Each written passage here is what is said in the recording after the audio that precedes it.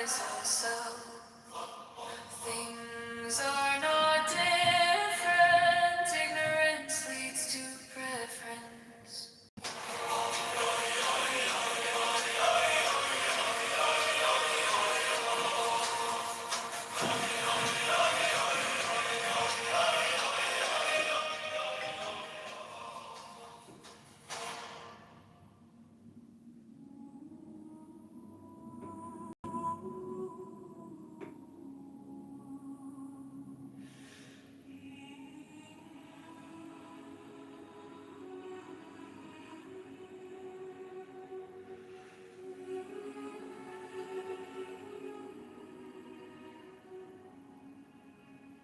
Best way not to fit you. It only excuses picking and choosing. Once you stop loving and hating, it will enlighten itself.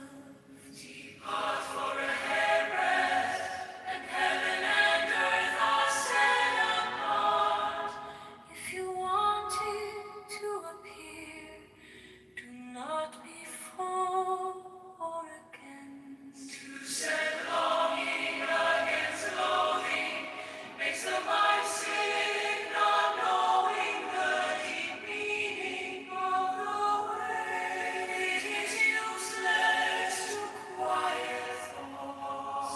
Complete it is like great vacuity, with nothing lacking, nothing in excess. When you grasp and reject, there is no suchness. Do not follow conditions, do not dwell in emptiness, cherishing oneness in the earth. Everything will stop by itself. Rest to stop motion, and rest will move you again. If you are merely there, how will you know oneness? Now understanding oneness, you will miss in two ways. Expelling beyond you without it, following emptiness, you're always behind it.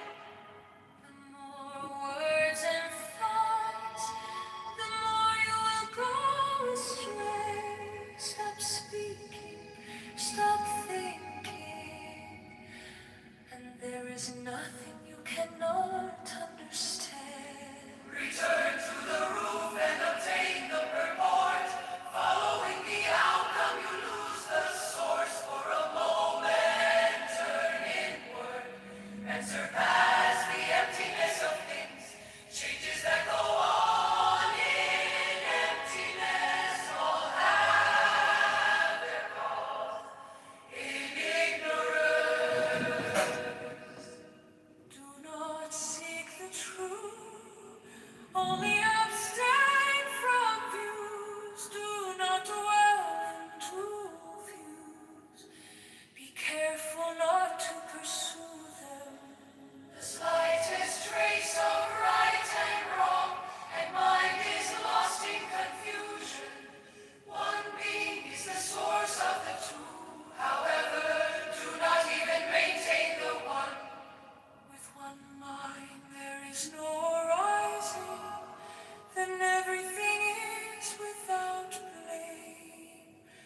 No blame, no things, no horizon, no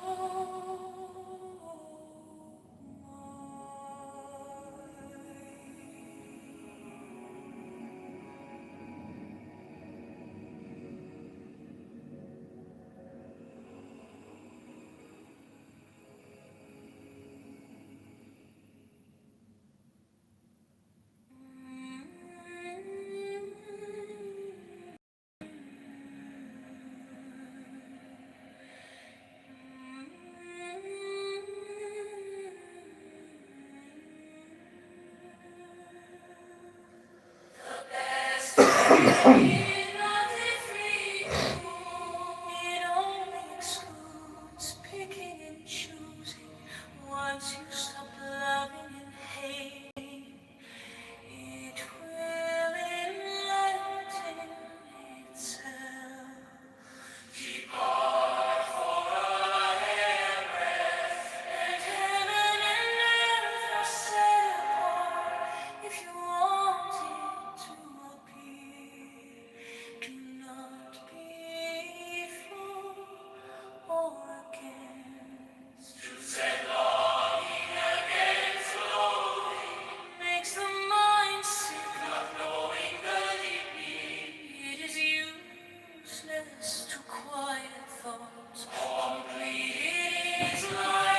vacuity with nothing lurking, nothing in excess. When you grasp and reject, there is no such mess. Do not follow conditions. Do not dwell in emptiness. Cherishing oneness in the earth, everything will stop by itself. Rest to stop motion, and rest will move you again. If you are merely in ether, how will you know oneness? Now understanding oneness, you will miss in two ways, expelling beyond. You will without it, following in peace. You are always behind. The more words and thoughts, the more you will go astray. Stop speaking, stop thinking, and there is nothing you cannot understand. Return to the roof and obtain the purport. Following the outcome, you lose the source. For a moment, turn inward and surpass the emptiness of. You are here. I'm the library of Alistair Crowley, technical library, liberals, subfigured all of the trace liberals, subfigured all of the Shiny bar, metadata, Alistair Crowley, liberals, subfigured fiat, concordat, Alistair Crowley, liberals, subfigured fiat. Alistair Crowley, liberals, subfigured the law of the strong. This is our law and the joy of the world. Shall be the whole of the law. Thou hast no right but to do thy will. Do that, and no other shall say nay. Every man and every woman is a star. There is no God to man. One man has the right to live by his own law, to live in the way that he wills to do, to work as he will, to play as he will, to rest as he will, to die when and how he will. To man has the right to eat what he will, to drink what he will, to dwell where he will, to move as he will on the face of the earth. Free man has the right to think what he will, to speak what he will, to write what he will, to draw, paint, carve, etch, mold, build as he will, to dress as he will. For man has the right to love as he will. Take your fill and will of love as ye will. When, where, and with whom ye will. When, where, and with whom ye will. Five man has the right to kill those who would thwart these rights. Slaves shall serve. Love is the law. Love under will. All life he said. You are here on the library of Alistair Crowley, technical libers of the liberals, subfigure olive feet. Trace liberals, subfigure olive feet. Cited bar, metadata, Alistair Crowley, liberals, subfigure olive feet. Concordance, Alistair Crowley, liberals, subfigure olive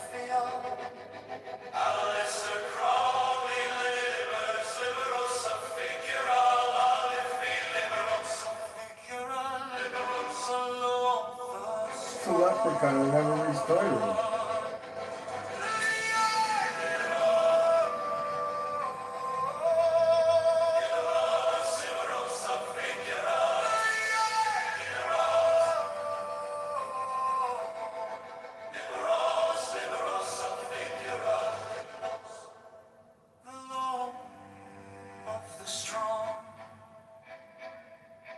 This is our law and the joy of the world.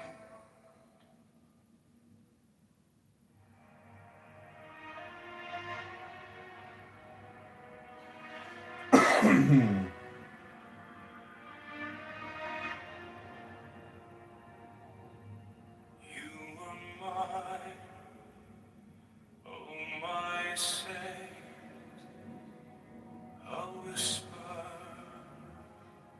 a flame, a soft restraint by the scars we create. I called your name. I sealed our fate. Though I fall, though I faint, though I choke,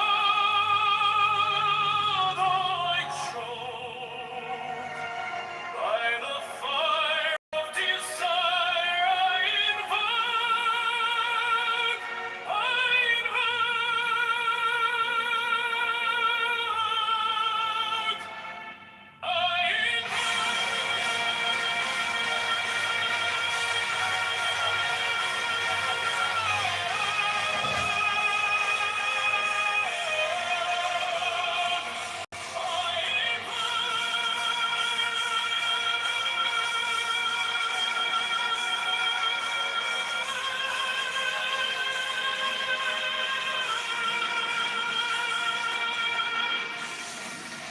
Your shadow lingers, your breath still warm, a tempest rising, a breaking storm.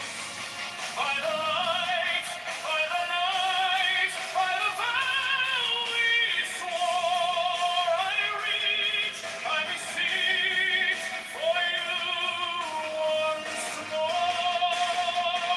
Though I fall, though I faint, though I choke,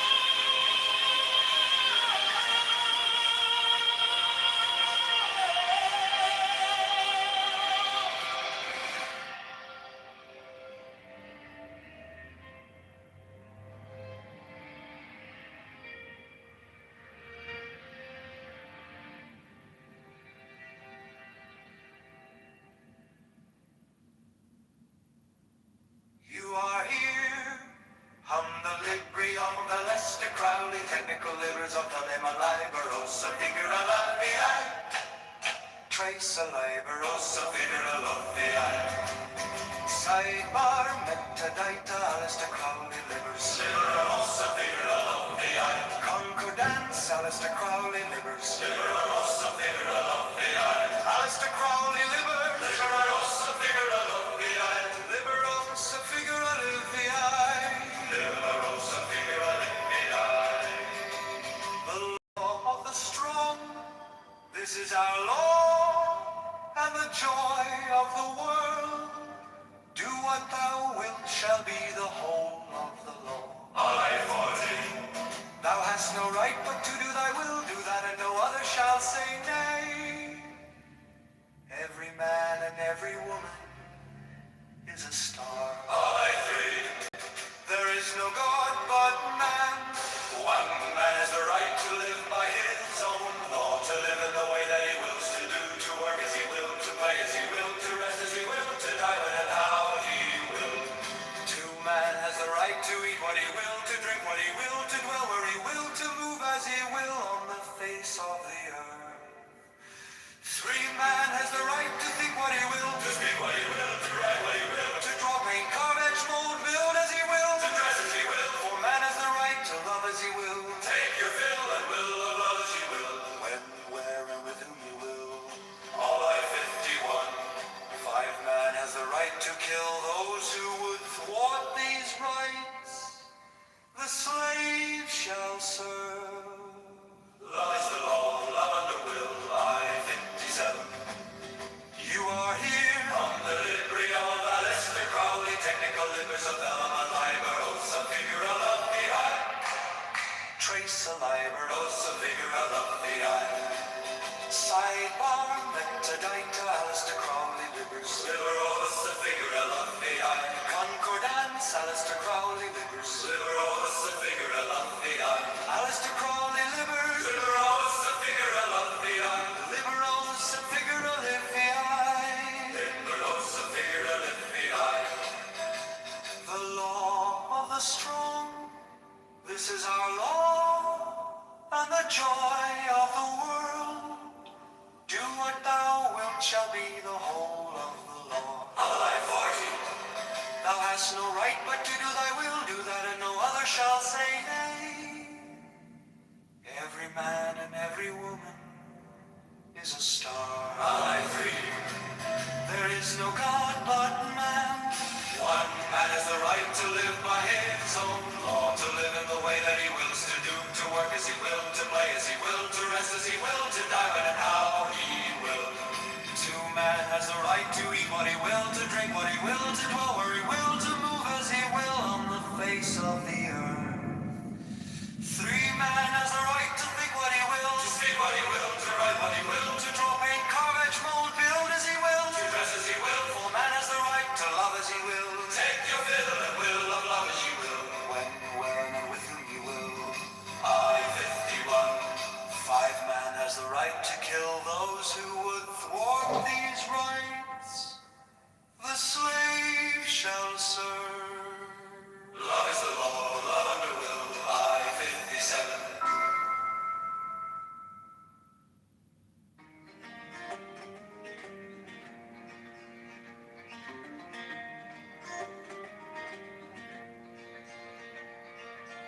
You lost a coin, it rolled away. Let the moon trade silver for the day. What's gone will find a home anew, in drops of rain or morning dew.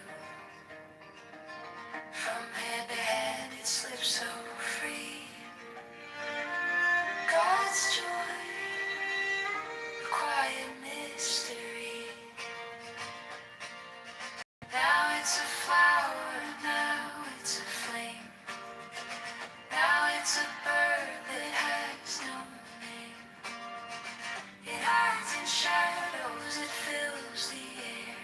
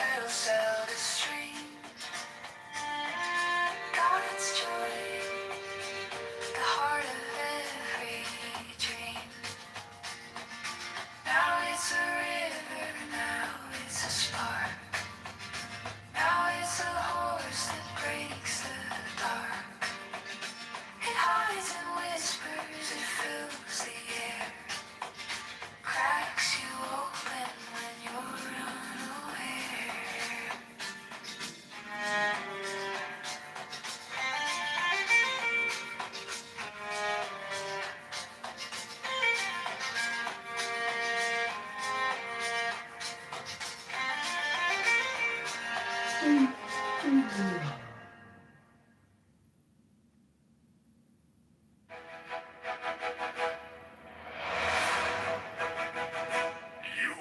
here, the Libri of Alistair Crowley, technicalibers of Therimal Liber, os subfigura lepsia, trace liberos, subfigura lepsia. Alistair Crowley, libers, liberos, subfigura lepsia. Concordance. Alistair Crowley, libers, liberos, subfigura lepsia. Liberos, subfigura lepsia. The strong, this is our law, and the joy of the world. Do what thou wilt shall be the whole of the law. Thou hast no right but to do thy will, do that, and no other shall say nay. Every man and every woman is a star. There is no God but man. One man has the right to live by his own law, to live in the way that he wills to do.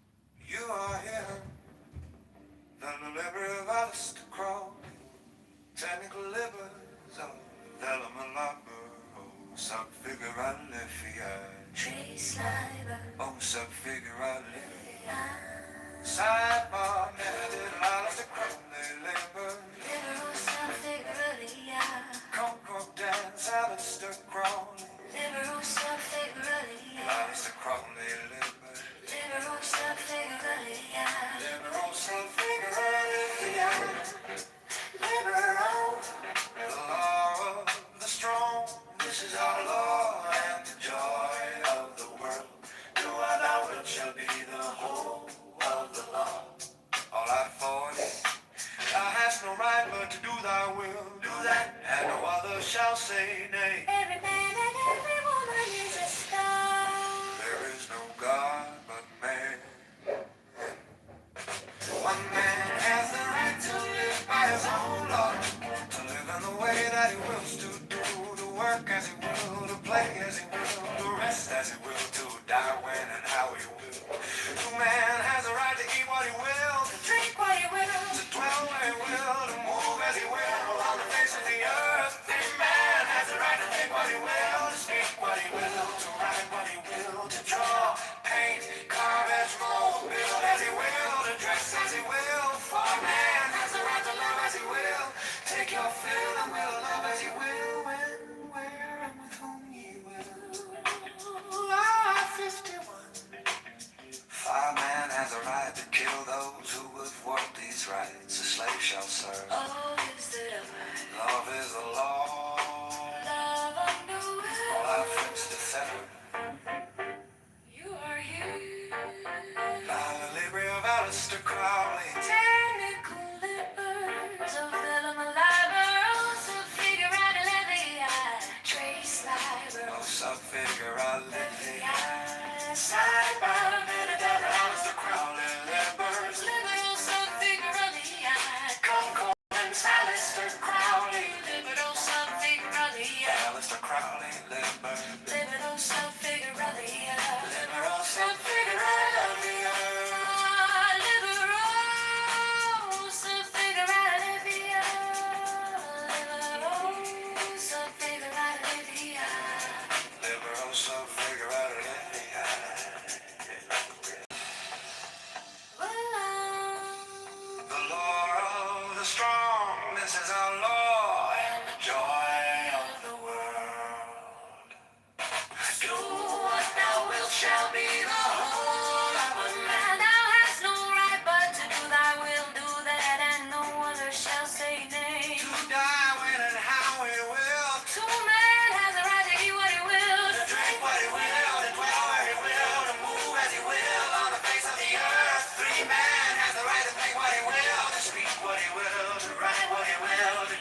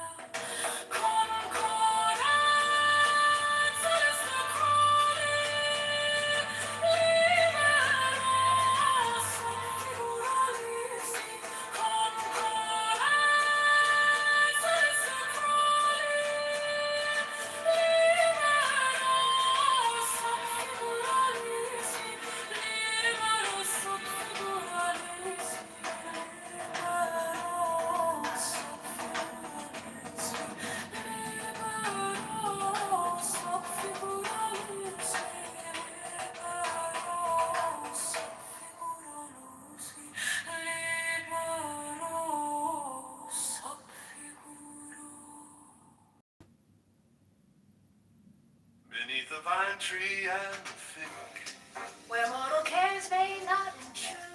on melon and on sucking pig, Although their brains are bright and big, banquet the great white brotherhood. Among the fountains and the trees, that fringed his garden's glowing border, at sunset walked and in the breeze, with his disciples took his ease, an adept of the holy order.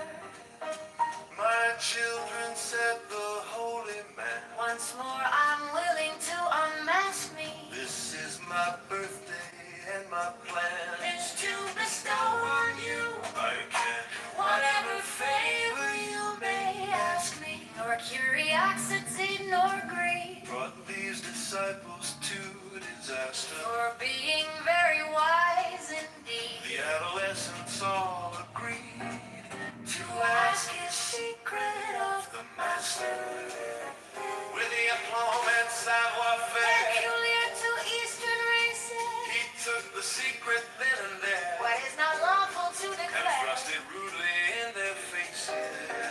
A filthy insult screamed the first, the second smiled ingenuous blind, the youngest neither blessed nor cursed, Contented to believe the worst, that he had spoken all his mind.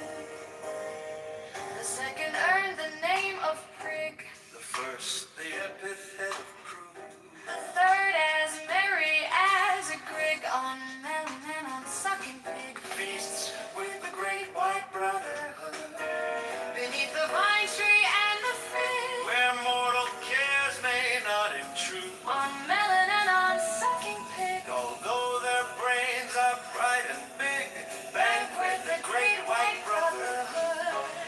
among the fountains and the trees that fringed his garden's glowing border. At sunset walked and in the breeze, with his disciples took his ease, an adept of the holy order. My children, said the holy man, Once more I'm willing to unmask this thee, is my birthday and my plan. is to bestow on you I can, whatever favor you may ask me, nor curiosity nor brought greed, these disciples to disaster. for being very wise indeed, The adolescents all agreed to ask his secret of the master, with the aplomb and savoir-faire. into Eastern He races, took the secret then and there that is not lawful and to thrust it declare. rudely in their faces. A filthy insult screamed the first, the second smiled ingenuous blind, the youngest neither blessed nor cursed, contented to believe the worst, that he had spoken all his mind. His mind, his mind, his mind played the worst.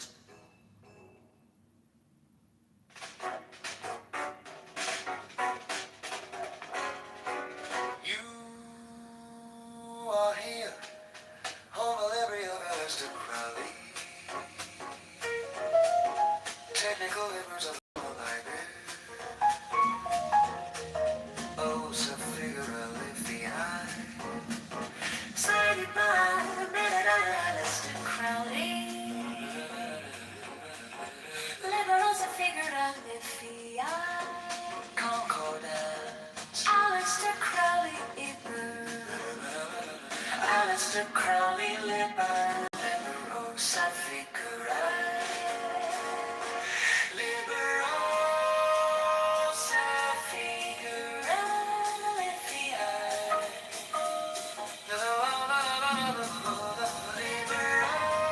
Liberosa figurante. The law of the strong. This is our law.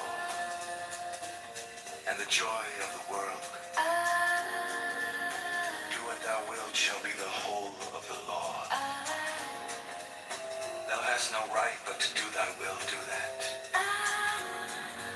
And no other shall say nay. Every man and every woman is a star. There is no God but man. One man has the right to live by his own law, To live in the way that he wills to do, to work as he will, to play as he will, to rest as he will, to die when and how he will, two man has the right to eat what he will, to drink what he will, to dwell where he will, to move as he will on the face of the earth. Three men has the right to think what he will, to speak what he will, to write what he will, to draw, paint, carve, etch, mold, build as he will, to dress as he will. Four men has the right to love as he will. Take your fill and will of love as you will. When, where, and with whom you will. I-51. Five men has the right to kill those who would thwart these rights. The slave shall serve. Allah is the law. Love under will. I-57.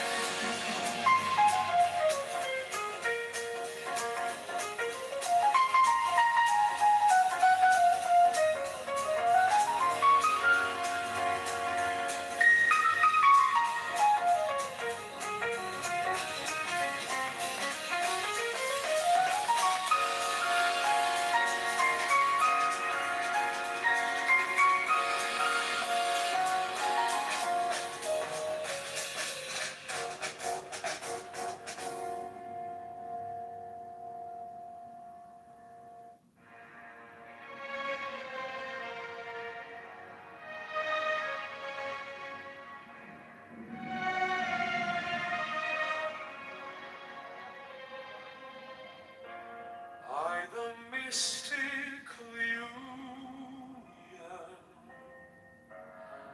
of fairy and found, unspoken, unbroken, the dust to the dawn, a secret communion, unmeasured, unsound, the listless, resistless, tumultuous tongue, through shadows that shimmer, through whispers that hum, an echo eternal, a heartbeat, a drum, a secret communion, unmeasured, unsound, the listless, resistless, tumultuous tongue. Beneath moonlight's mirror, where stars softly weep, the vow that was uttered, still buried so deep,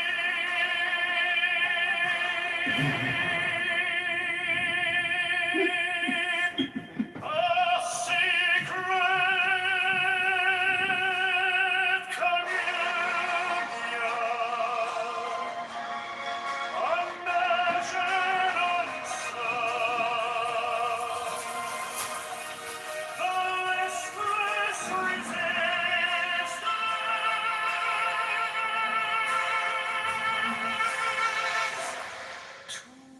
tumultuous time.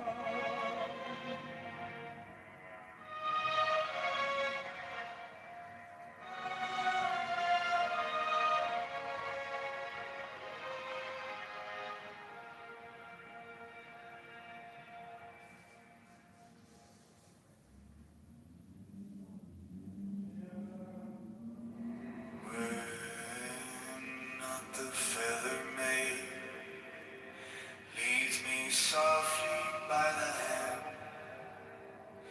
whispers me to understand. Now and through the world of weeping, light at last starrily creeping, steals upon my big new sight. Light, oh light that is not light. My mouth, the lips are like a stone on my sepulchre. Seal my speech with ecstasy till a babe is born of me that is silent more than I, for its inarticulate cry hushes as its mouth is pressed to the pearl her honey breath, while its breath divinely ripples the rose petals of her nipples, and the jetted milky light from the soft delicious pop, sweeter than the bee-sweet shower in the chalice of the flowers, more intoxicating than all the purple grapes of Pan.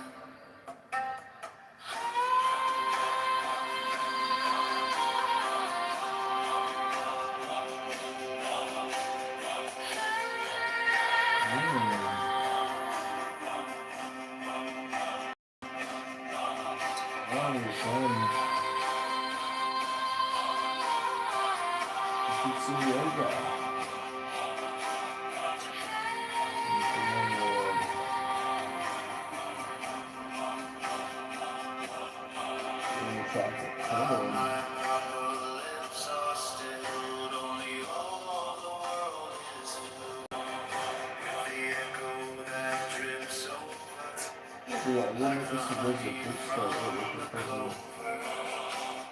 Passion penetrates and pain, see their mother's womb again, and are born the triple treasure, peace and purity and pleasure. Hush, my child, and come along, where the stars are velvet soft.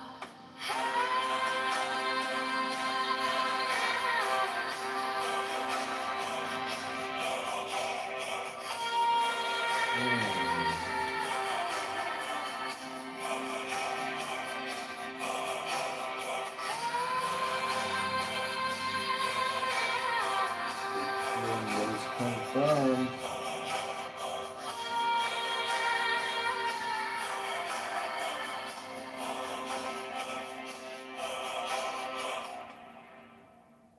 You are here.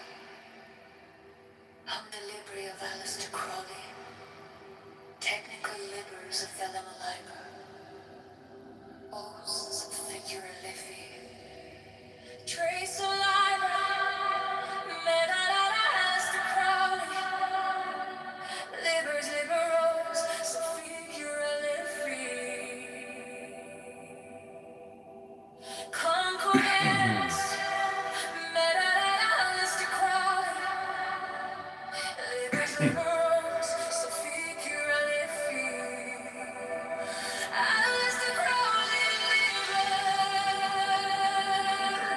Adrian Deadman Cage.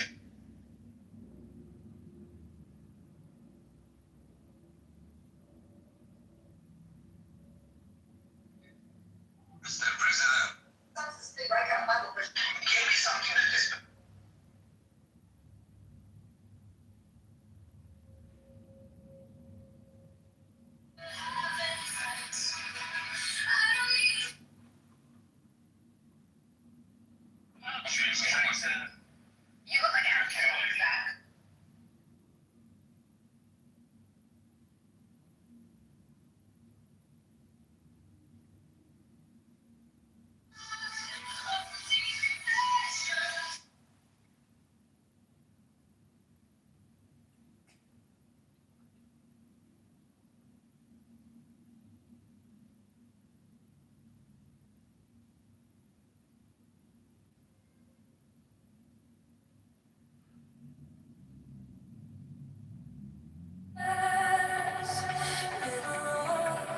And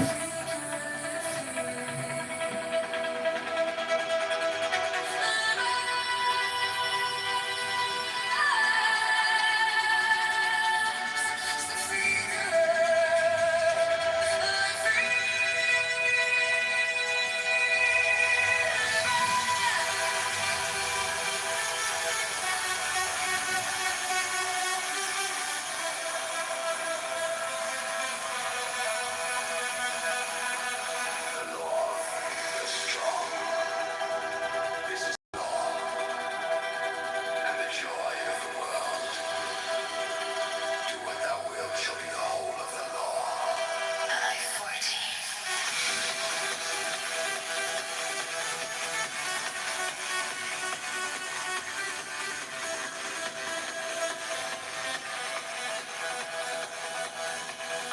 Thou hast no right, but I will do that, and no other shall say nay.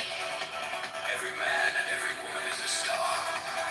There is no God but man. One man has the right to live by his own law, to live in the way that he wills to do, to work as he wills, to play as he wills, to rest as he wills, die when and how he will.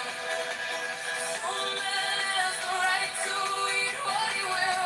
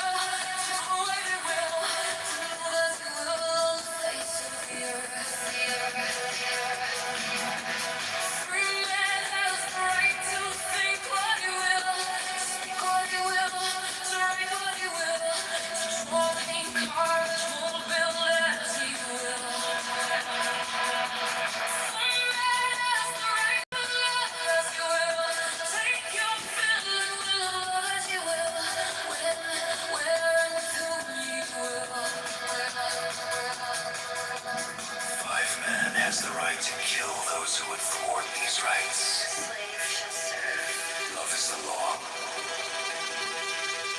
Love under will. July 57.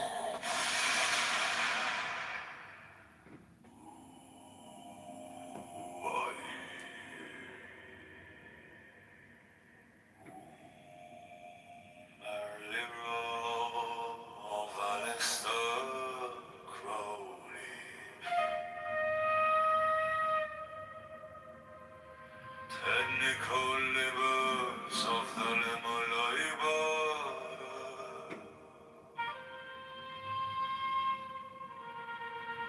Rose of figure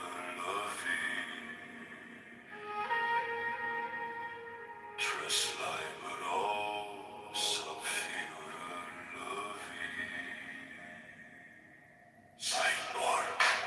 Eternatalis necroli libers liberos of figure Concordans celeste crowley libers liberos of figure libers crowley libers liberos of figure liberos of figure liberos of figure libero of the strong. This is our law and the Has administrative authority to reassign cases afterward for workload balance, conflicts, complexity, or other reasons, per the Code of Judicial Review. Thou hast no right but to do thy will do that, and no other shall say nay. R.I. 43. Every man and every woman is a star. R.I. 43. There is no God but man.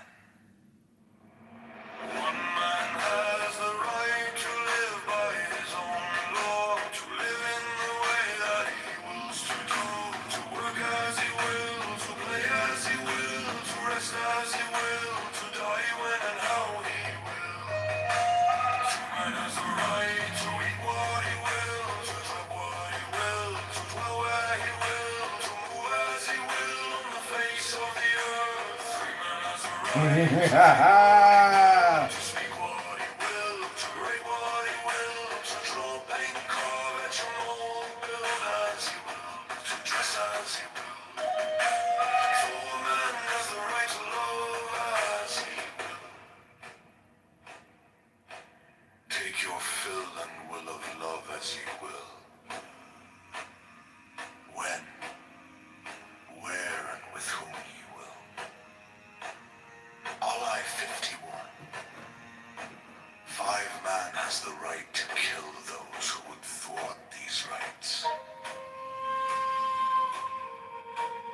The slave shall serve. Love is the law. Love under will. R.I. 57.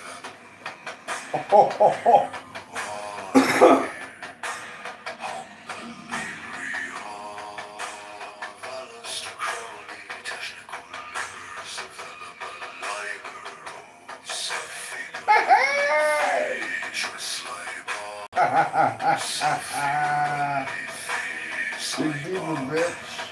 Let me tell my whole fucking story usage.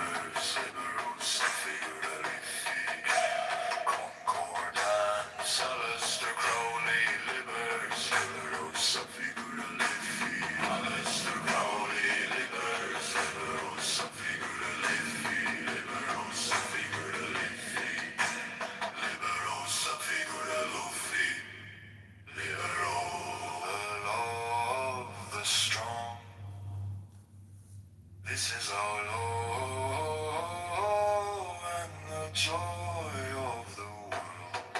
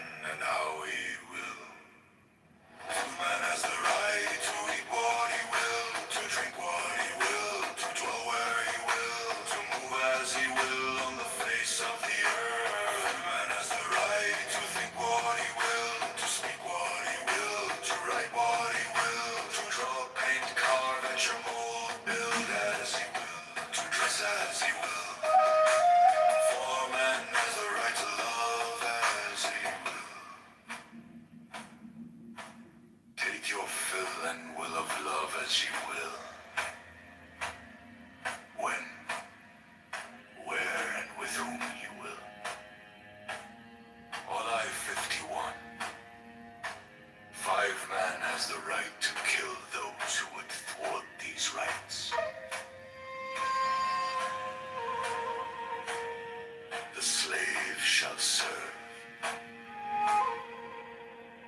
Love is the law. Love under will. All I-57.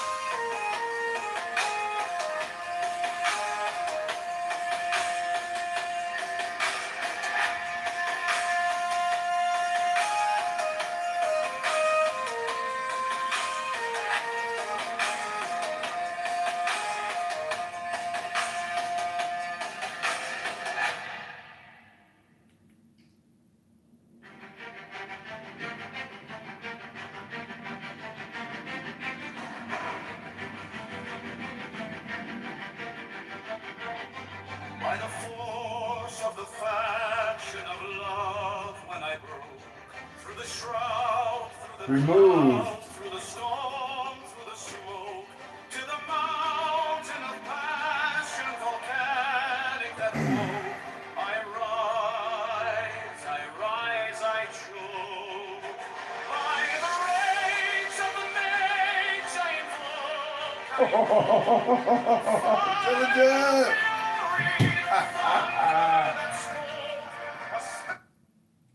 So he got kicked from an X space by a diligent citizen. It's pretty wild.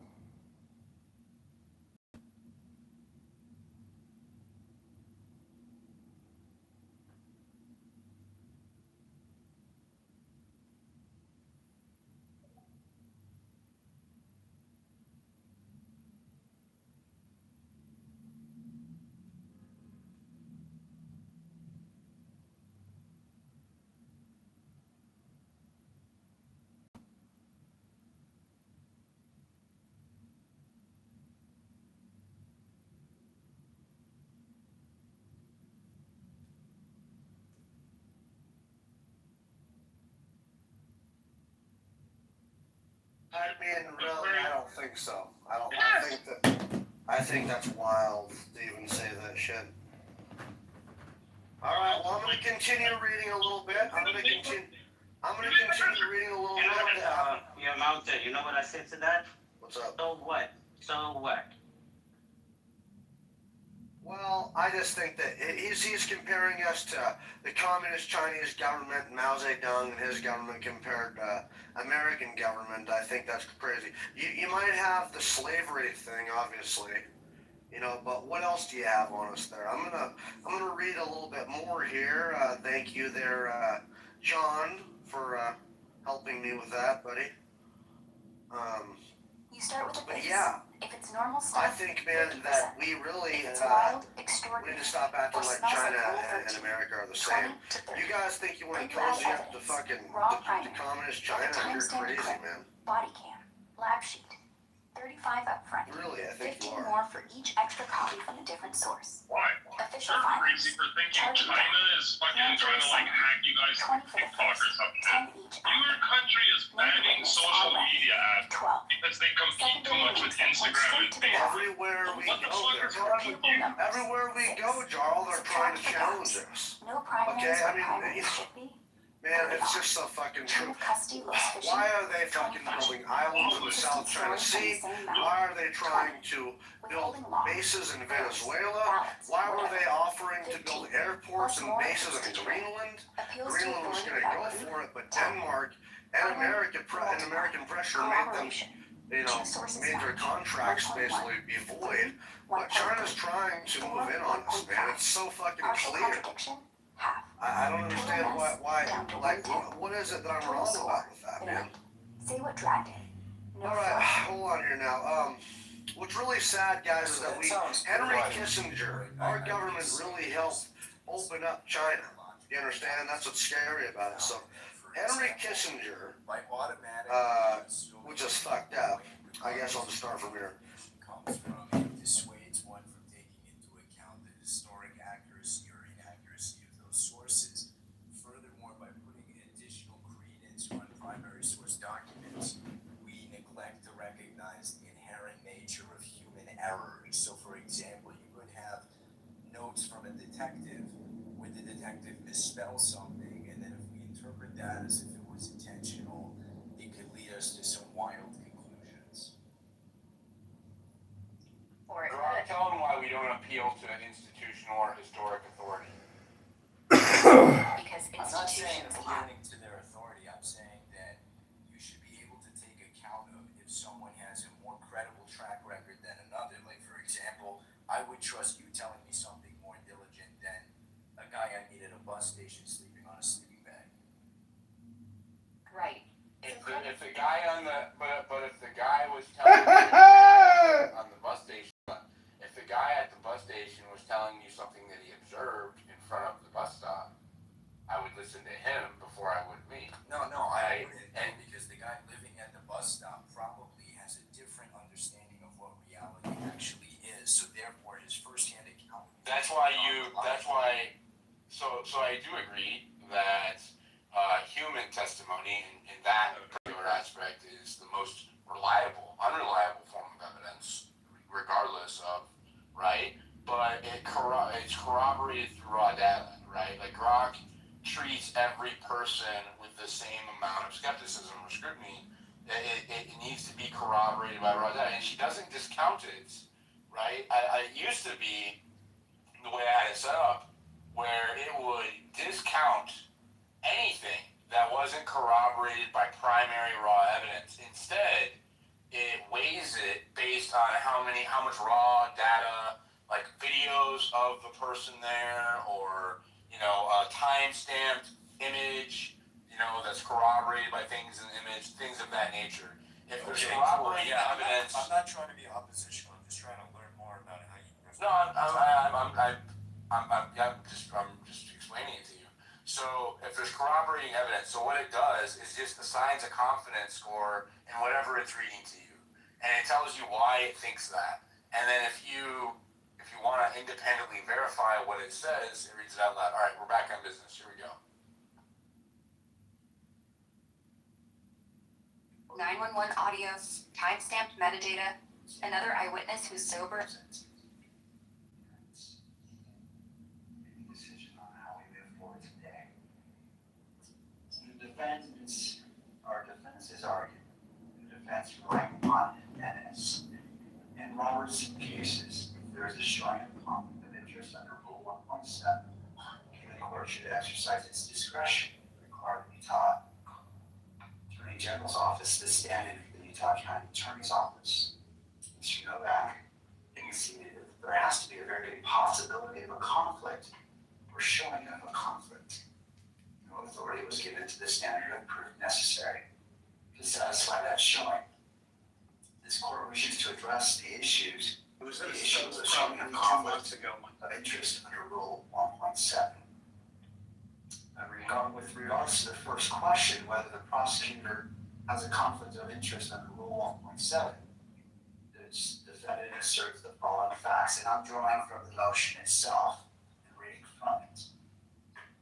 One of the prosecutors on the case was a family member who, along with approximately 3,000 others, attending Turning Point USA and UV on the day of Charlie Kirk was shot and killed. The family member texted the prosecutor almost I can't speak today. Heinously. I said that word right. With the event, it shared that they had heard the gunshot. They had run with the crowd without reactions. Thereafter, the prosecutor went to UVU and investigated how far away his family member was to the shooting. The family member had left the gun.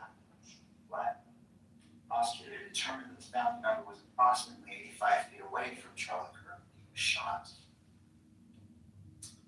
In my view, those are the alleged facts that the court must consider to answer the first question.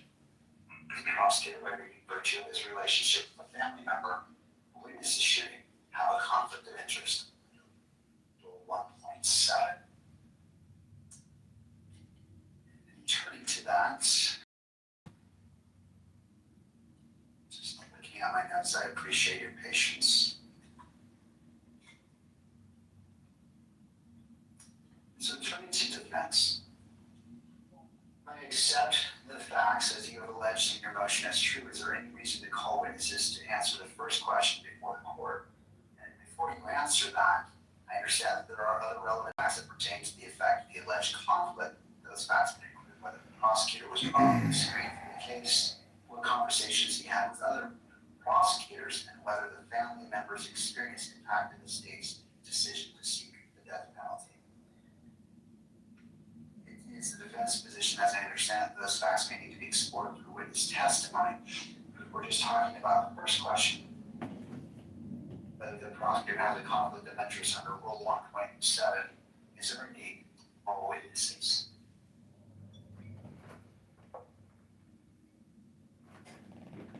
Yes, Your Honor, I understand that the court is trying to get to the threshold question that we have put before it with respect to who should be representing the Utah County Attorney's Office in this motion.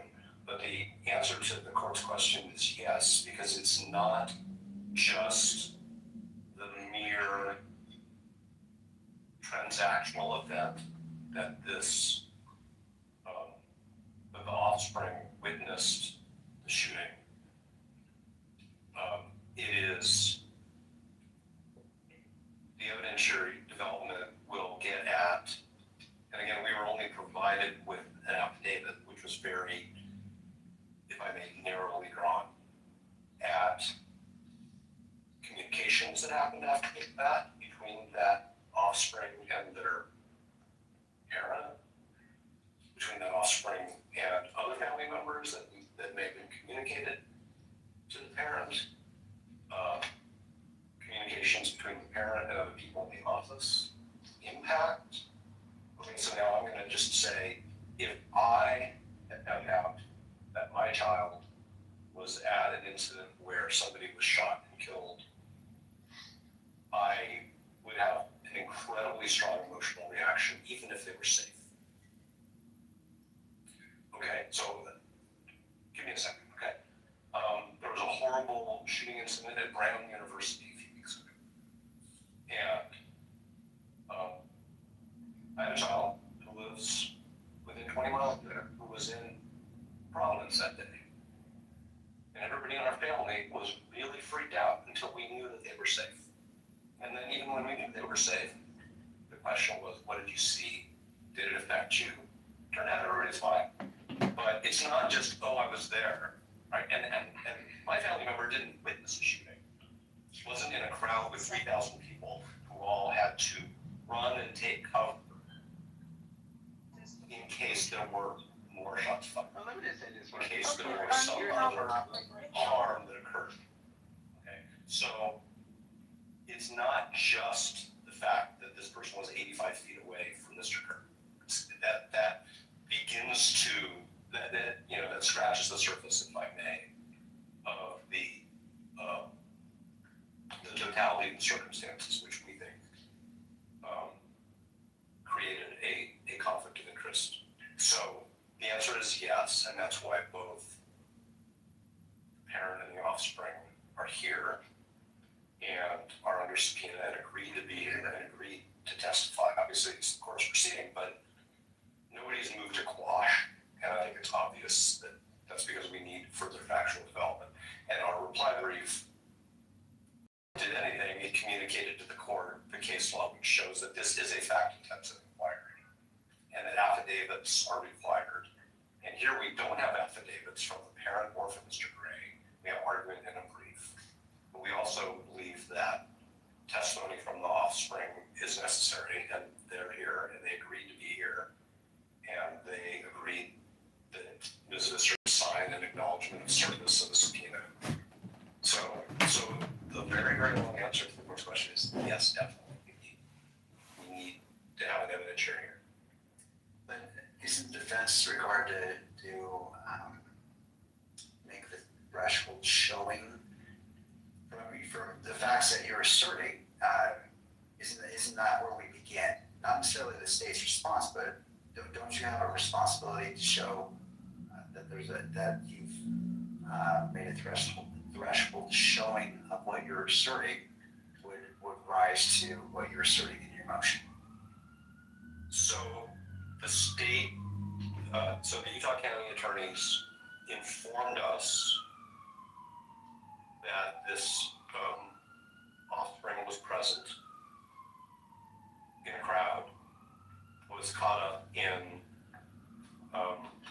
the heard a shot fired, had to leave their belongings behind, witnessed the trauma of other people.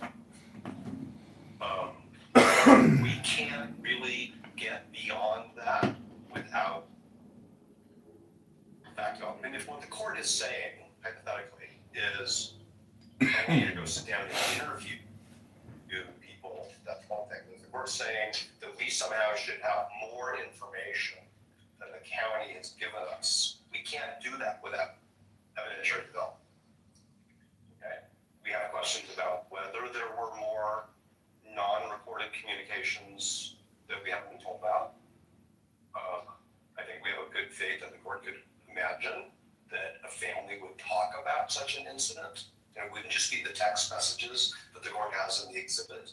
And I don't purport to say anybody should run their family the way my family operates. I'm just talking about what I think would be natural, which is family talk about these things because we want to take care of our kids, and we want to make sure they're okay. And then we need to make sure that our responsibilities to the public and to justice aren't impacted by our personal experiences. And I think that we can only get at that, Your Honor, through evidentiary development. All right. And that's why, and I think that the state would agree with that, because that's why they provided the court with some affidavits and some facts in the course of it. So I think that it needs to be fully developed through the very limited number of witnesses that are present. I understand. Let me turn to the state. What's the state's position? So I want to make sure I'm understanding your question. Question is, there's two layers here, right? The first layer is when an alleged conflict arises, does in this case, the county attorney's office have to conflict the handling of that allegation to another special prosecutor, attorney general's office, right? Your question is, doesn't the defense have to make an initial showing before that first conflict has or occurs that requires that delegation? Yes. Okay. My answer is yes. I mean, otherwise we have to have a hearing to determine if another entity has to handle the substantive issue. And then you have to have another hearing to determine if there actually is a conflict. I think there has to be at first a showing that there is, a basis for a conflict. Otherwise, someone can come in and say, I think there's a conflict without any evidence whatsoever, or not evidence that's credible. I think, and for that reason, I think the court should be able to make this threshold showing based on the affidavit, right? The affidavit and facts that have been proffered. I think there's enough there for you to say, yes, the county attorney's office can handle this motion on its own, or no, this motion needs to go to the attorney general's office, or whoever else, to handle the substantive issue of whether or not there's a conflict. I mean, I want to be clear. The only pants you'll want to wear this summer. Whether you're 50, 60, 70, or beyond, these are the comfiest pants that also keep you looking sharp. Made from super breathable silk cooling fabric, they feel light as air on your skin, keeping you cool and comfortable all day. With 360-degree comfort.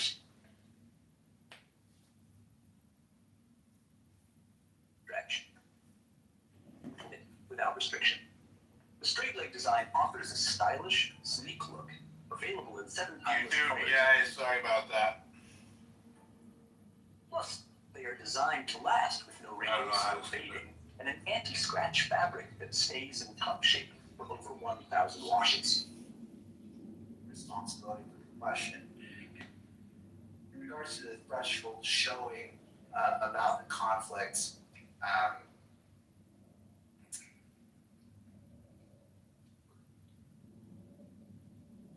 so the threshold showing of a conflict of interest under Rule 1.7. So the AG's it seems to follow up after in time to see if there's a conflict initially. So in regards to establishing that, defense, and I don't wish to speak for you, but my understanding is you wish to call witnesses to put that evidence on. Then I misunderstood the court's question. I don't think we need to take testimony in order for this court to make a finding on under 1.7 that conflict-free counsel should represent the state in this motion. I am not suggesting, I didn't mean to, that it be two hearings. That's not what, so if I misunderstood the court's question, I thought the court was saying, do we even need an evidentiary hearing on your motion to disqualify? It's not enough for the court to just read the papers. But that was not, was that your question? Well, and I'll take full responsibility on my question. That was really the push on it, because my understanding is that determination needs to be made based off what you told us at the beginning, that showing of a conflict of interest, there has to be very good possibility of a conflict, or showing of a conflict is the very first step before we go down the further road of addressing the AG's office. And so I was alluding to, based off that, does that require an evidentiary hearing from your perspective? I don't think that it requires an evidentiary hearing, but I don't want to predict or make assumptions about the court's view. I believe that the Utah County Attorney's disclosure to us on October 20th of this situation and our assessment that it creates a conflict of interest is not frivolous. It's not taken for the purposes of delay or tactics. It's a real potential conflict. I don't know what the threshold showing is that permits or requires the court to exercise its authority under what is now in juxtaposition to the Utah legislature changes its code so often, like we have to figure out all the new code numbers, but it's now section 17-68-304, which gives the court the authority to appoint the Attorney General in this situation for this purpose. 17-68-304, as opposed to the code section cited in the minutes. The law is the same, but the code section changed. But what I'm saying is, I don't want to predict or gamble with what showing this court thinks is necessary in order to appropriately exercise its discretion to make that move. And so, if the court says, I need more, then we should have an evidentiary hearing, because the important thing is to get it right. Not for me to bargain on whether our papers show enough. The only thing that we know Please repost the space. is what we were On the right corner, thank you. and what we were given. And we were given some text messaging between family members and maybe some other people. I mean, the court has that in today's exhibit. That's all we really have. And so I don't want to just say, oh yeah, there's enough there, and then have the court say, no, there isn't. Because it may be that the court wants to take some permit us to take some preliminary testimony in order to make that decision. But what I really think, instead of starting an evidentiary hearing on a motion to determine if there should be a referral, I think that there's a sufficient showing that there should be a referral by this court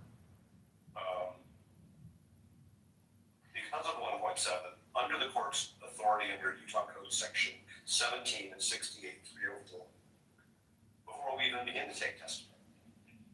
I mean, the fact that Mr. Gray is going to be the first witness we call already suggested, and that the state hasn't moved to quash because it's a frivolous subpoena or it doesn't have, there's no basis in the factual predicate to examine Mr. Gray about these things, suggests that there's a problem here. That Mr. Gray's office is representing Mr. Gray,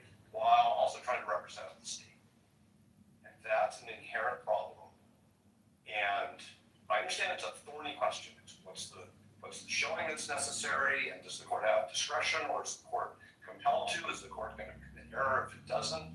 That's why I think that maybe some thoughtful briefing is an appropriate thing to do. Before we start an evidentiary hearing, and then realize that we got off on the hook for that, because there should be somebody else seated at the council table when two members of the state's attorney's office, who are members of the prosecution team, are two of the 4 or 5 witnesses in this hearing.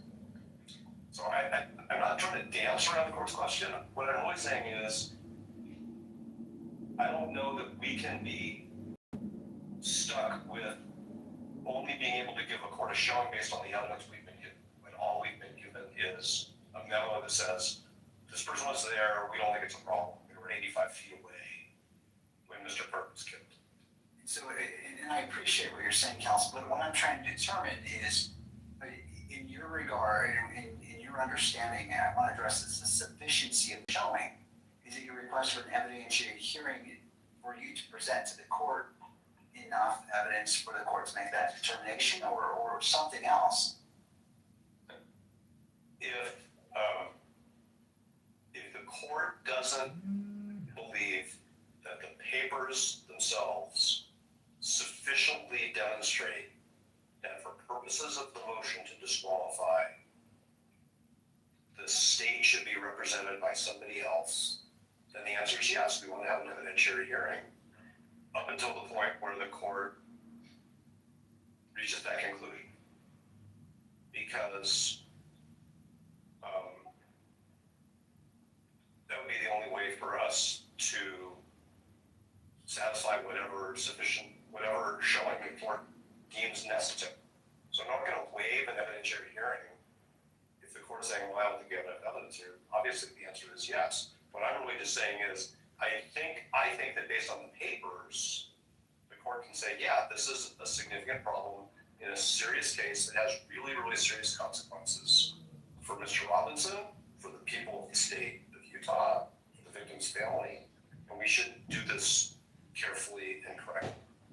And I think the way to do that is to have the Attorney General of Utah designate somebody in their office to represent the county for this limited purpose until the court determines the scope of the conflict. We think the conflict requires disqualification from the case, but ultimately, obviously, that's going to be the judicial determination. All right. Anything further from the state before the court makes ruling on this issue? I just want to clarify, you're talking about the need for an evidentiary hearing in order to determine whether or not the states of the county attorney's office can handle the motion to disqualify? Now, determining just an initial showing of a conflict that exists here, like it For what purpose? To disqualify the office, or to have the attorney general's office step in and handle the disqualification? to disqualify the office.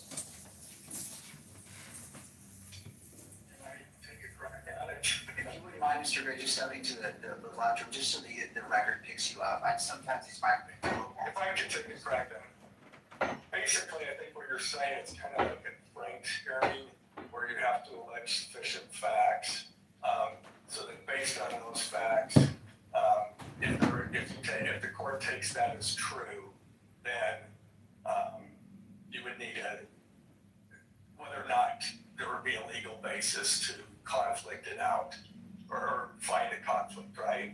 And so if they don't make that showing, then the court could rule straight white. But if they do make that showing, if what's alleged is true, then we go to an evidentiary hearing is out. But mostly it's the initial showing of a conflict, and what happens after that will be determined, because they're bringing this up for the first time today. Basically, like on the facial showing initially, is that what you're saying? Essentially. Okay. I think that's, I'll let you. Now, I appreciate your clarification. Mr. McBride. Nothing else. All right, as the court said, and I've read the briefing by all parties, listened to the argument today, and I don't believe a sufficient showing has been made for the court, just relying upon the briefing itself. And so I can't make that finding based off, I would find that threshold showing hasn't been met based off the briefing. And in to Mr. Novak, based off that finding of the court, what is your position?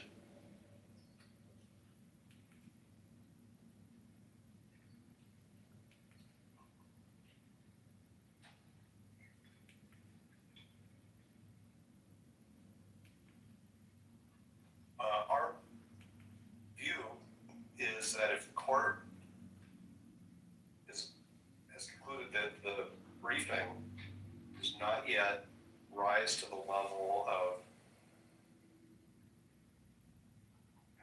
proof that the court should at this time make a referral, then the court should begin to take evidence. And there may be a moment where the court says, okay, I've heard enough, now I'm ready to make a referral, and we're gonna stop and pause, and wait for the Attorney General to engage, and then we'll have to see where that goes, but maybe that we have to finish the evidentiary hearing. But,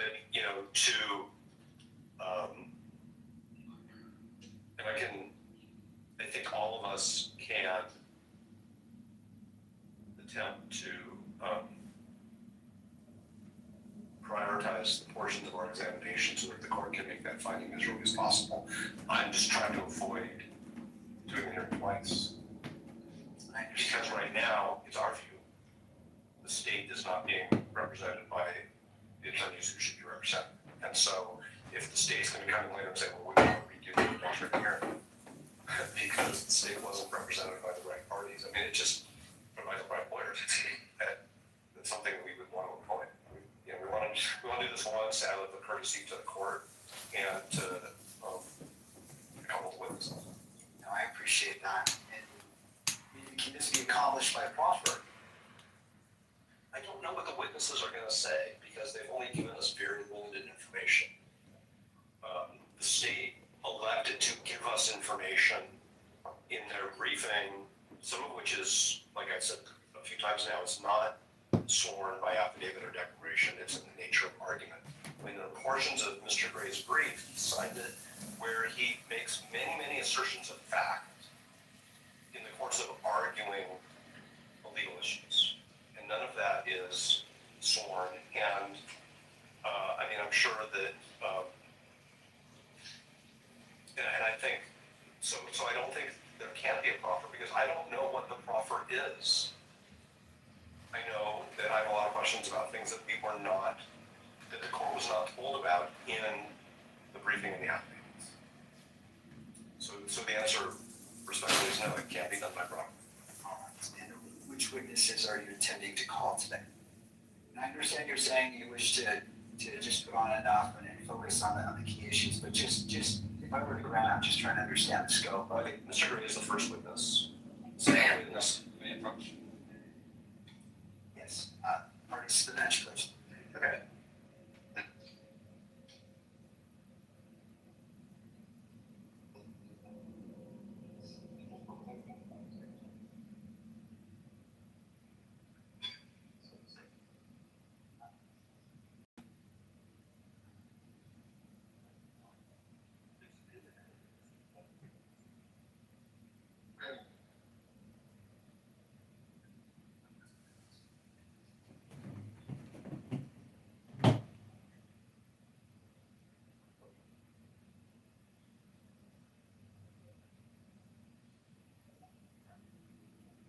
How much would you pay to be able to read his mind, Nazi?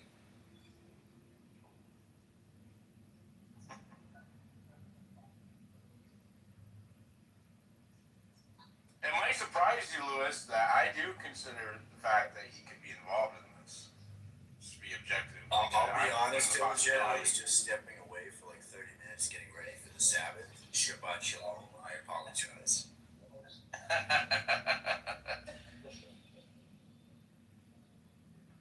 Thank you, counsel.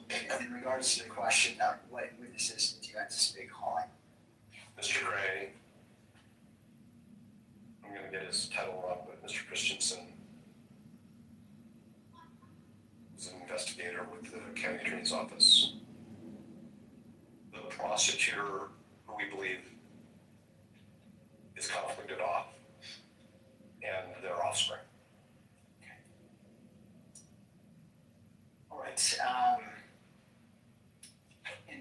state at this point? No. I'm assuming the next portion that we need to address is your motion in regards to the hearing itself, the evidentiary hearing, whether it's closed or open. Correct? I'm looking over my shoulder at Not meeting you. council. No, you. All right, there is someone behind you, but I was trying to look at you. That monitor's in the way, but I appreciate the clarification. When the county attorneys have informed us of this factual issue, and we told them that we thought that there was a disqualifying conflict, we had an agreement that we would file our motion privately, I think it's the correct term, so that certain identities were protected. And that was at the request, and we've continued to accommodate that, and we have been following with that. So we are not pushing for this hearing to be closed, but we totally understand why it's appropriate to do so. And it is, and Mr. McBride has verbalized this very well in conversations with the council. The record is going to be very, very muddy if we can't have examinations that use names and identities. It's just going to be super.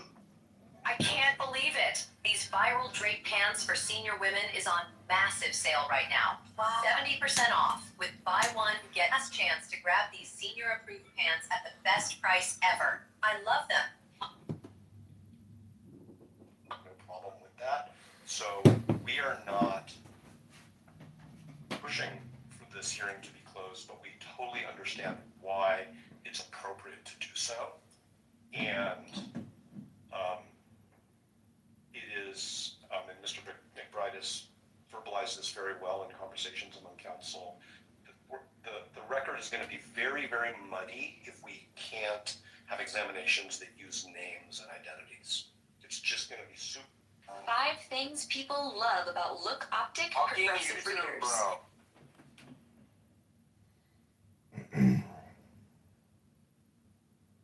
I can see clearly, like pop, and then on the bottom. Well, come on, you telling me you don't do YouTube Your Premium? Honor, thank you for the accommodation and courtesy to allow us to appear remotely. With me is my colleague David Ryman. We represent the Deseret News, KSL, KUTV, and other news media. We would like to speak briefly to the closure issue, if that's okay. All right, I'll hear from you. We did meet and confirm with counsel for the state and counsel for the defendant concerning closure. And counsel has explained that they believe it would be impossible to conduct this hearing or even portions of it in open court without causing prejudice to the privacy and personal safety interests of the family member witness involved. They've told us they believe it would not be feasible or practicable to approach this on a witness-by-witness basis or an issue-by-issue basis because they believe the names of the prosecutor and the family member would be used throughout the examination of witnesses. So we have no reason to doubt the statements and representations of counsel, and reliance on those would not be objecting to closure of the evidentiary hearing on the disqualification and the referral issues unless the court has a different view and believes that we could parse this on a witness-by-witness or an issue-by-issue basis. That said, Your Honor, we understand that counsel for the state and the defendant have agreed to review a transcript of any evidentiary hearing and make limited and appropriate redactions so that a public version of the transcript could be released. And with that, there are just a couple other brief points I'd like to make. First, we think that this should be the rare exception to conducting these proceedings in open court. There's a strong constitutional presumption of open and public court proceedings, and of course, enormous public interest in this particular case. That openness and transparency is an institutional value that serves this court, the participants, and the public well. The facts and circumstances of this particular motion, given the fact that it concerns a family relationship of the prosecutor, makes it a very extraordinary and unique situation that we feel, given the representations made can justify the closure. Although we do believe in most cases, just the fact that a motion will not be grounds for closure. Second, we just wanted to get on the record that we believe that release of a transcript is not an adequate substitute for the ability of the public and the press to attend and view the proceedings themselves. For this particular evidentiary hearing, that may be the only practical mechanism for the public to obtain some information about the case. But again, we would expect this would be the exception and not become a regular practice. And finally, Your Honor, it's our position that any oral argument on the disqualification motion or the referral motion should be conducted in a public hearing. As this hearing itself has shown, a lot can be done and argued without disclosing the names of family members or the witness at issue and jeopardizing those interests. Counsel can refrain from identifying the prosecutor or family member to protect the asserted privacy interests. And we experience counsel, they can be mindful of that issue during oral argument, and it's not unduly burdensome for them to take those steps, and any burden would be greatly outweighed by the public interest in learning more about the motion and having at least an open argument. So we do believe that the argument, and I understand the argument will be made at a later date, not today, but that should be done in open court. That's all I have, Your Honor. Thank you, Mr. Hunt. Anything further from the parties? Your Honor, as to the oral argument, it is our request that it be closed. The reason why is that we're not perfect. Names slip. It's happened in trials. It's happened in arguments before. Wow. And I'm concerned of the risk that can have if one of the attorneys were to slip and identify those who ought to be protected. With that said, a fallback position could be not live streaming the event and requiring any redaction should an inadvertent mention of a name be made. Thank you. Counsel, one of my biggest concerns is I have to make findings of fact that are very specific. I can't redact my findings when I issue an order, and I will have to cite to the relevant facts. And quite honestly, the name of the prosecutor is a relevant fact. I can't simply glaze over that and make an assertion. It's important because it relates to various factors that you may address and which has been brought up in briefing.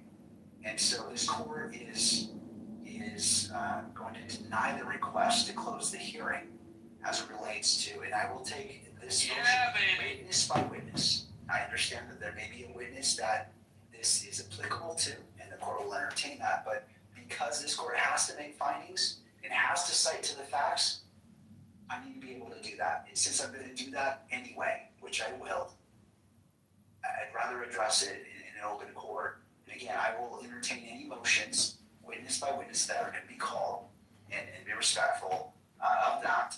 But going to Mr. McBride's point, you both have that duty. It's in regards to how you present, and if you're talking about a name that needs to be protected, that's on you, on how you speak. I can't.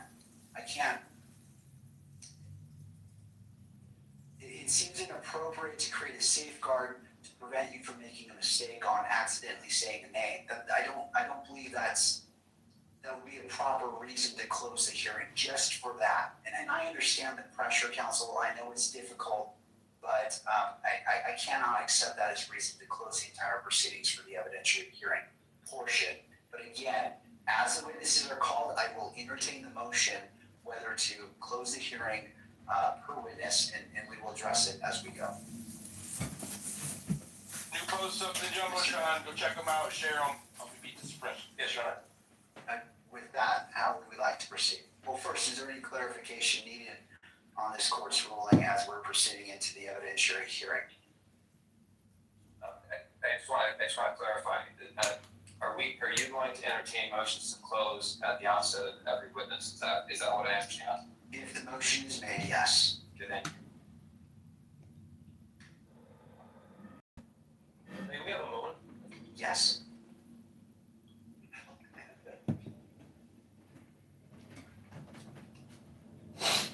They were trying to have their cake and eat it down. Why is he huddling? They're huddling with the defense. What is going on here? The prosecutors and the defense are huddling away from the defendant. There's no fucking way. Sidebar. I think that's a pretty common form. That sidebar is usually held up by the judge, They'll have so that it's on record. It's just the attorneys talking to each other, the judge, so it's not necessarily abnormal. Alright, I'll double check that later. I know that a sidebar is a deal, but usually I think it's done by the clerk. I may be wrong. No, you're probably right. I probably used the wrong term, but like these sorts of conferences do happen from time to time. Maybe they're trying to come to an agreement and then approach the judge together with like a joint conference or something.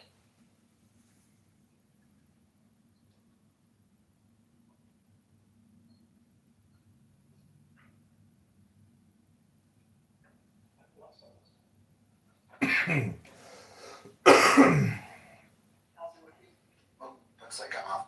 Would it be easier just to go into a brief recess? I don't want to make you feel rushed. You have obviously important conversations.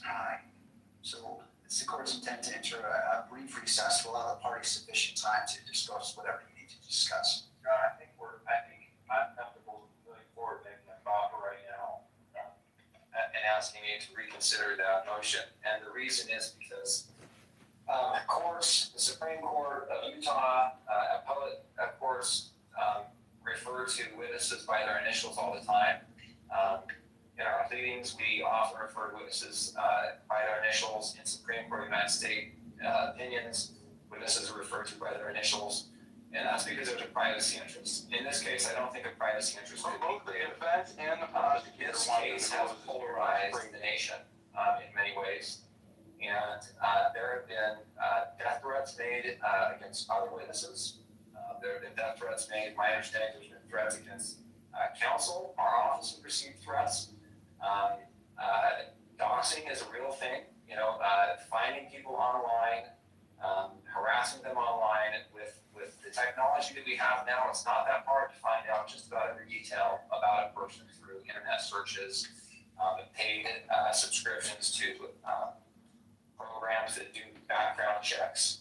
And we are extremely Are you concerned. serious right now? We will have Oh, sorry. a person that does not need to be subject to death threats, to harassment, to doxing, to all of Say those his things name, that can dude. be avoided. We're very concerned that will happen and happen to this person for no other reason than this person's father is a prosecutor on the case.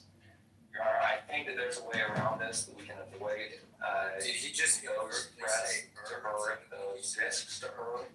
And I think it's by referring to substitute names like we have in the public pleading. So Your Honor, I would just really ask you to please reconsider your opinion. There's a stipulation from the media to shut this portion of the hearing. There's stipulation to the defense. I think the court in its ruling can refer to the prosecutor's prosecutor. I think it can refer to child as adult child. I think that would be adequate. I think in a record, there can be references to names. That would be my request, Your Honor. I can't ask more adamantly than I am. It's defense. We take no issue with anything the council has said. That's why we completely deferred to the state attorney's, the county attorney's initial rebuttal of the briefing as much as possible. Be under seal and then redacted. Thank you. One of the points that when I was considering this as a potential issue is that both parties filed a public version of your motions. And you used a mechanism to convey that same information. And I understand that that makes it tricky, but it was the choice of the parties to do that, to issue, to publish those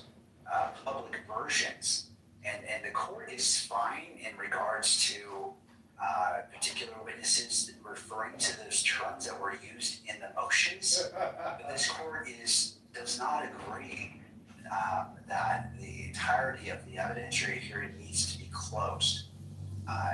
It's a very broad approach to a narrow issue. And I understand and I respect the concerns made by Mr. McBride. I mean, I understand that, and the court is going to go witness by witness. If you feel that a particular witness that needs to be closed, the court will entertain that. I understand the issues of safety, and the court feels the urgency and the importance of that has been stated, but this court cannot find that the closure of the entirety of the evidentiary hearing is proper, given the motions that have been filed publicly online. And I have to leave it to counsel in deciding how you present the evidence, how you state the names. I'm willing to abide by the format used in those public motions, but this court denies the request. Hearing, and again, witness by witness motion. If that Let's hear the juicy details. Show us what you got. Show us what you got. Hello? Hello? Hello? They're scrambling. The court's ready to begin the evidentiary hearing, what we would call Jeffrey S. Gray as the first witness. Oh my gosh, they're calling Jeffrey! The courts can move forward. If parties need a break, I'm happy to give a break. I know we're switching gears here.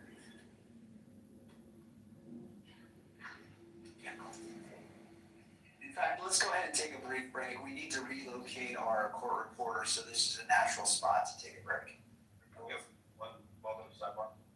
Absolutely. He already made his ruling, bro. You ain't gonna talk him out of it. They're sidebarring before they dismiss, and they're relocating. They're really trying to, like, hide as much of this as they can, it seems like. Both the defense and the prosecutors. That's wild. Well, we're gonna see witness testimony, guys. Day 1. This is the first, like, big hearing. It's not even a real, like, we haven't even gone to the preliminary hearing where he's gonna be arraigned yet. This is kind of like a peek under the hood of what we can expect witness testimony to look like in this case really early. Because the preliminary hearing for the arraignment and the presenting of evidence and probable cause isn't until May when they've gone through discovery. So, yeah, we have a minute here. I got to get there at the end, right? I realize, listening to these lawyers drum on back and forth isn't particularly interesting for a lot of people, but it's incredibly important to this trial, right? These decisions are going to impact the outcome of this trial, which is probably the most significant, high-profile assassination political case in, nearly 100 years. So I think that it merits our attention. And so I had committed to hosting this and broadcasting it, and we're going to stick through it. It looks like we're going to be here for the long haul. So, that being said, get your girlfriend, get your drinks, get your refreshments, get your popcorn. Get you to felon. Grab your Bible. I would do some praying. Get you to felon ready. Our country We're gonna needs a lot of prayers right now. We need true justice. We're gonna do a live to felon astral projection. I think that a lot of Oh, I got my tefillin and a ribbon. Ribbono shel olam. case, one way or another, and Woo! it's crucial. Oh, here we go.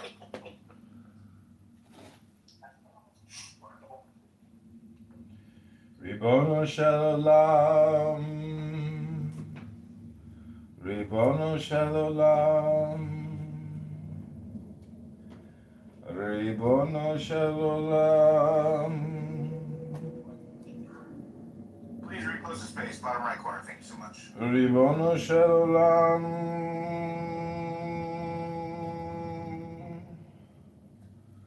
Ribono shel olam. You know, I think he just has one of those faces where he almost looks like he's always grinning a little bit. So I'm like, is he smiling? Ribono shel olam. It's kind of his face. Ribono shel olam. Right, court is back in session. Counsel? Ribono shel olam. Yes, Your Honor, we're going to ask the court to exclude all witnesses during the testimony of other witnesses. All right, and to the state, any input? We agree. And at this time, would it be convenient to just take a brief recess? Yes, please. All right, it's 3:20. How about we come back at 3:30 and resume on the record? Sounds good. All right, court is in recess. Sounds good. Did you hear that? Break. Did they just say they're going to exclude the witnesses from the hearing? Actually, there. I believe it just means they're going to exclude other witnesses from being in there while a separate witness is testifying, I believe. So not more than one witness in the courtroom at a time. Ribono shel olam. I could be wrong about that, but. Ribono shel olam. I'll look it up. Ribono shel olam. Get Noxie back in here. Wait, is she in here? She's showing as in here. Oh, here we go.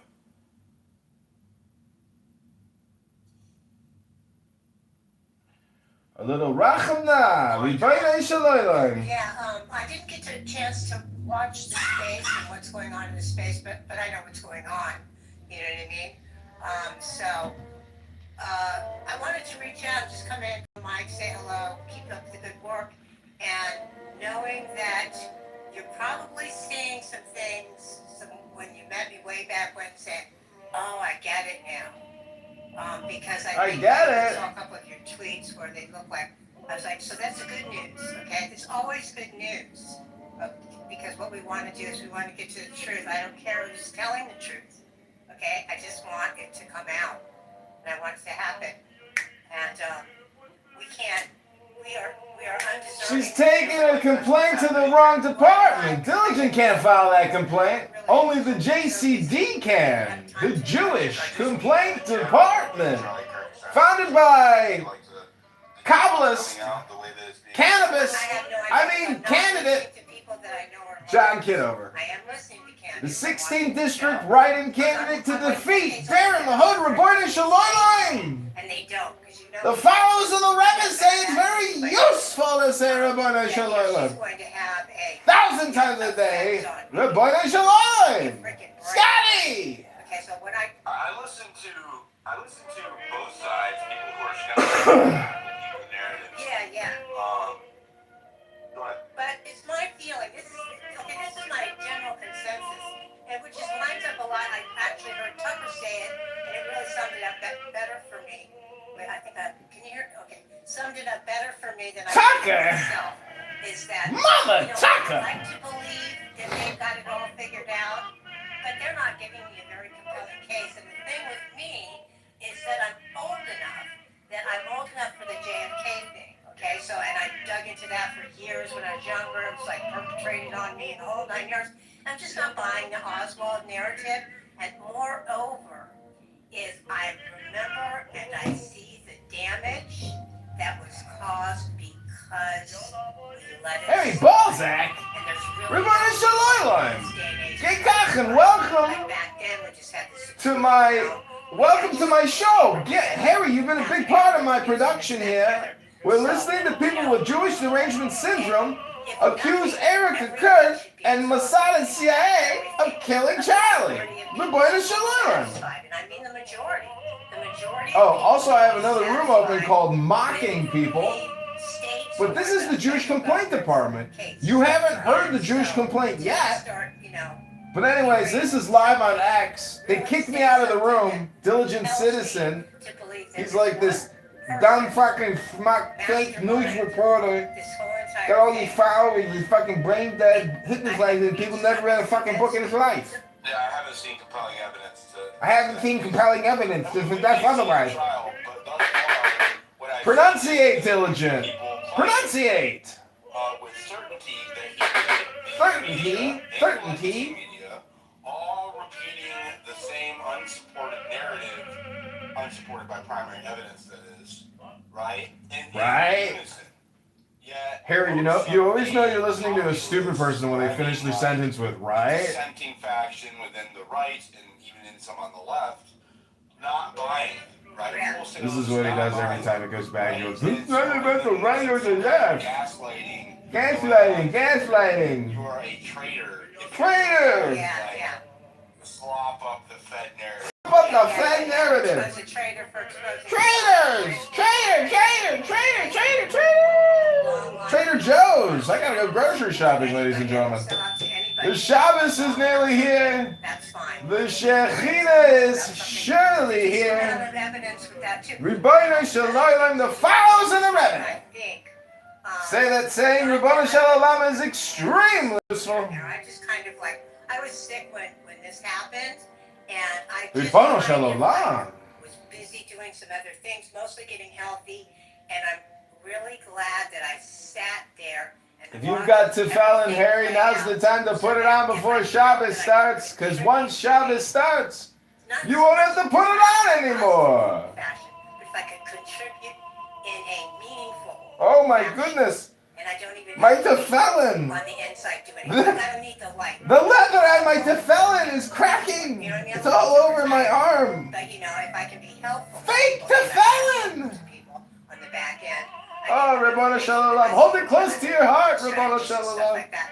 So I just haven't had time to come in, and I wanted things to calm down a bit. You and I don't have the entirely best background relationship, but we don't have a bad one either.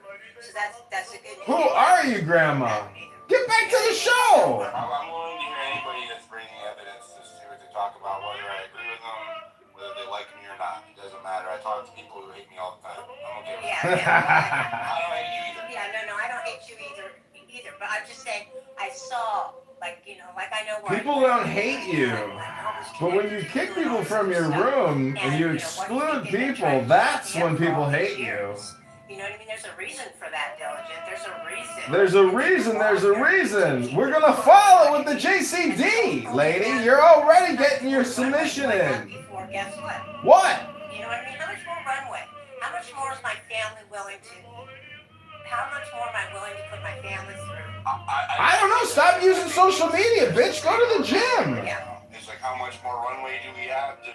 The apostle has arrived. Obfuscation or opacity. Yeah, this is it. Right? This is it. In my opinion. This is it. I'm like you. I talk to whoever, and I ask them. I don't tell people my opinions. When I go out. You ask them. You don't tell them. Across the board, I don't care what. Right? Okay? Right? I ask them about this, and I tell them. You ask them about this. So we can't let this go. We can't. You can't let it go? What is it you're talking about? And who are they? Hello? You're not saying anything specific, lady. Hello? Finding out what happened. What happened? We're listening to the fucking evidentiary trial, bitch. Shut up.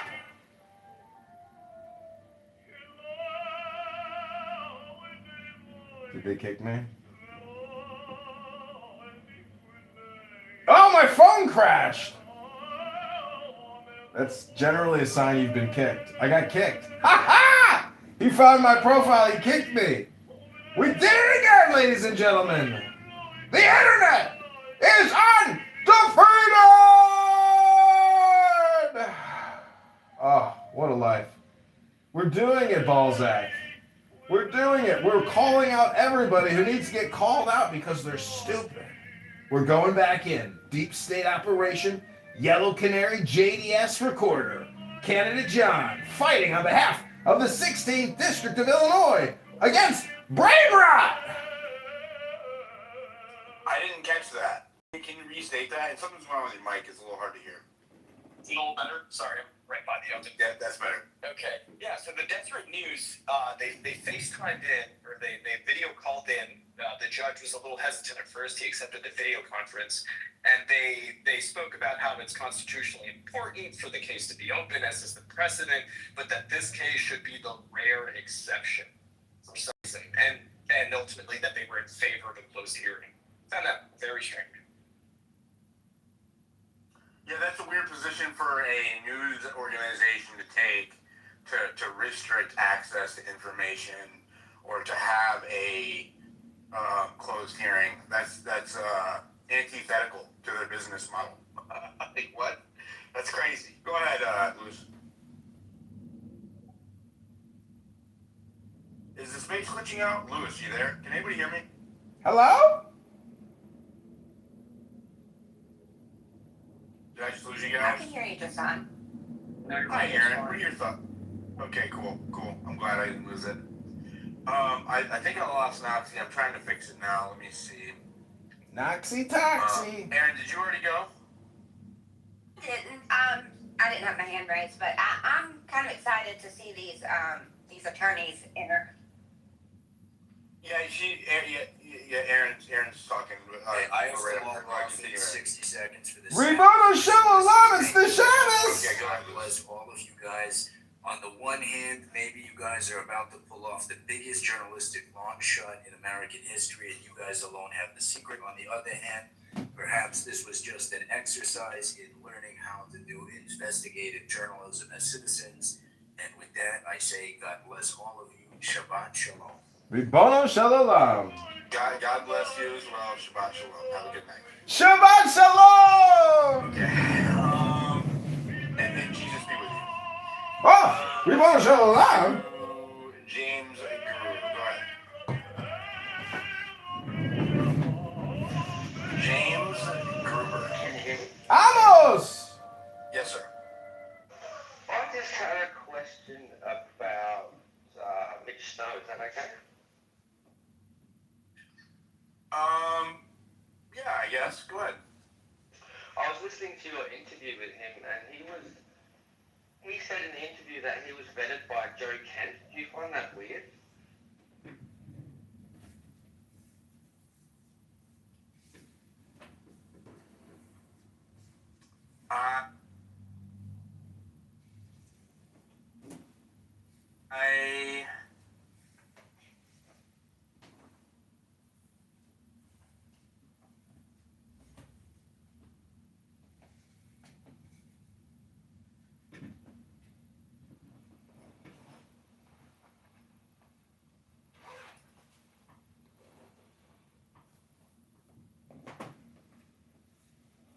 The work is complete.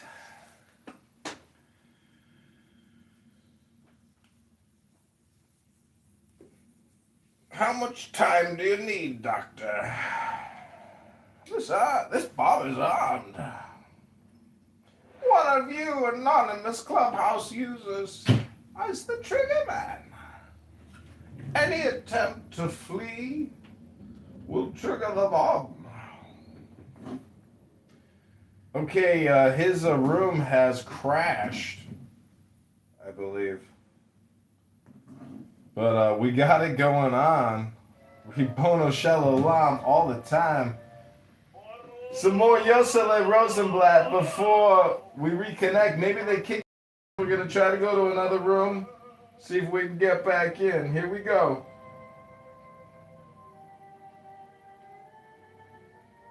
Oh, his room is down. Oh, it's back. Here we go, Ribono Shalom.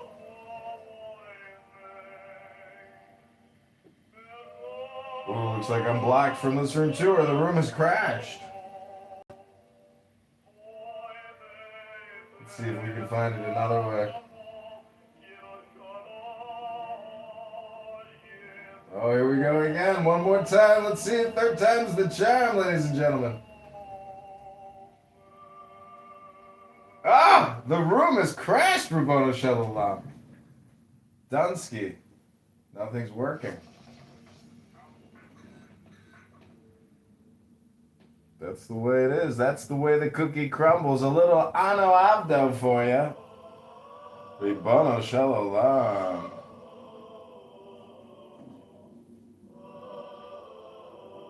Oy vey, another Shabbos. Just want to quote Erica Kirk and say good Shabbos.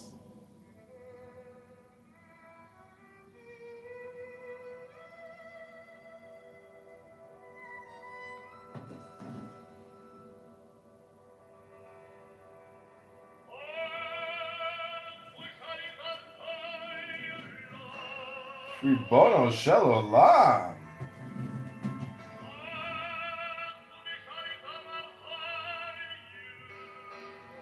I think they actually killed.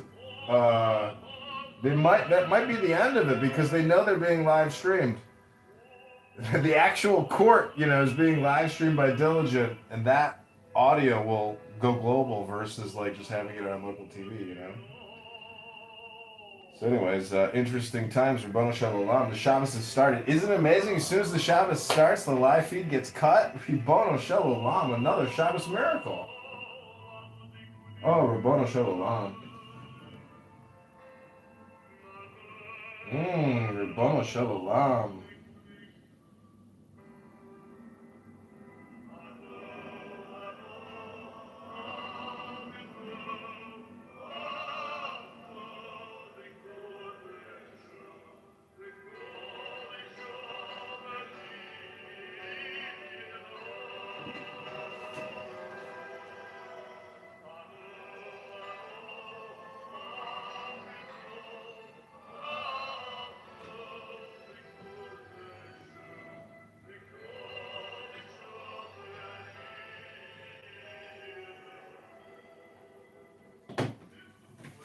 Ribono Shalom.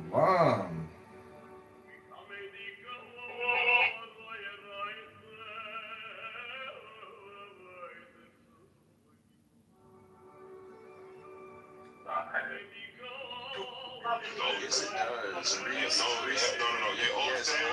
They all say that Jeremiah, bro. Any version that says no, if it's Jeremiah, bro, like just put it in there. It's a Jeremiah. I'm cool with Jeremiah, but like, no offense, but we don't know what you're talking about here, and you're kind of obfuscating the discussion. No offense. So I don't want to respond to that because we're gonna get carried away. So I want to go back to Surah Al-Imran.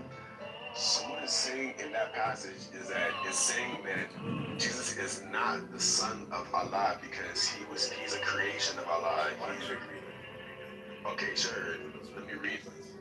Okay. I'll shut it down. I'll just show you exactly what it's talking about. Because it's not about if Jesus is God or not. God. That's not the The argument. legend has returned. The preservation of the human race. Sounds he. Ribono Shalom. I believe do work for you. I don't believe in societal no. Let's go. Hello? What brand is? Like, donate.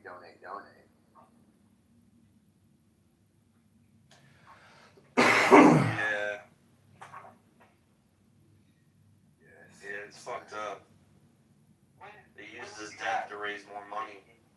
Yo, wow. This is something. It is something. So, hey, have you been to Guys, it's John Kitover. No, I haven't heard of that. It's like a cool little it's like, think of like a bar, like you know how they have like the Barnes and Nobles, like the cafe car. It's like that, but you can like. What does that mean? Ribono Shalom Hussein.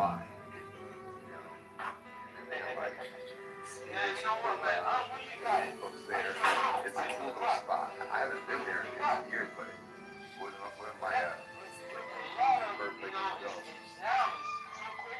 I'm looking it up now. There's 1 mile and about 1.3 miles away. They got a few.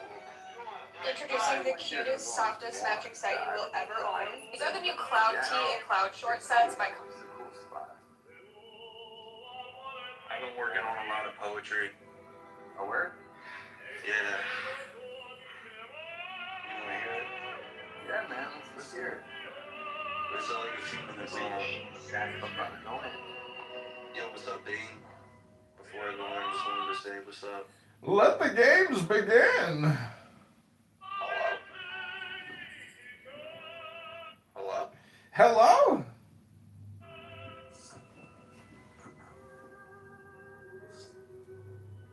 Yeah, I wrote this winter.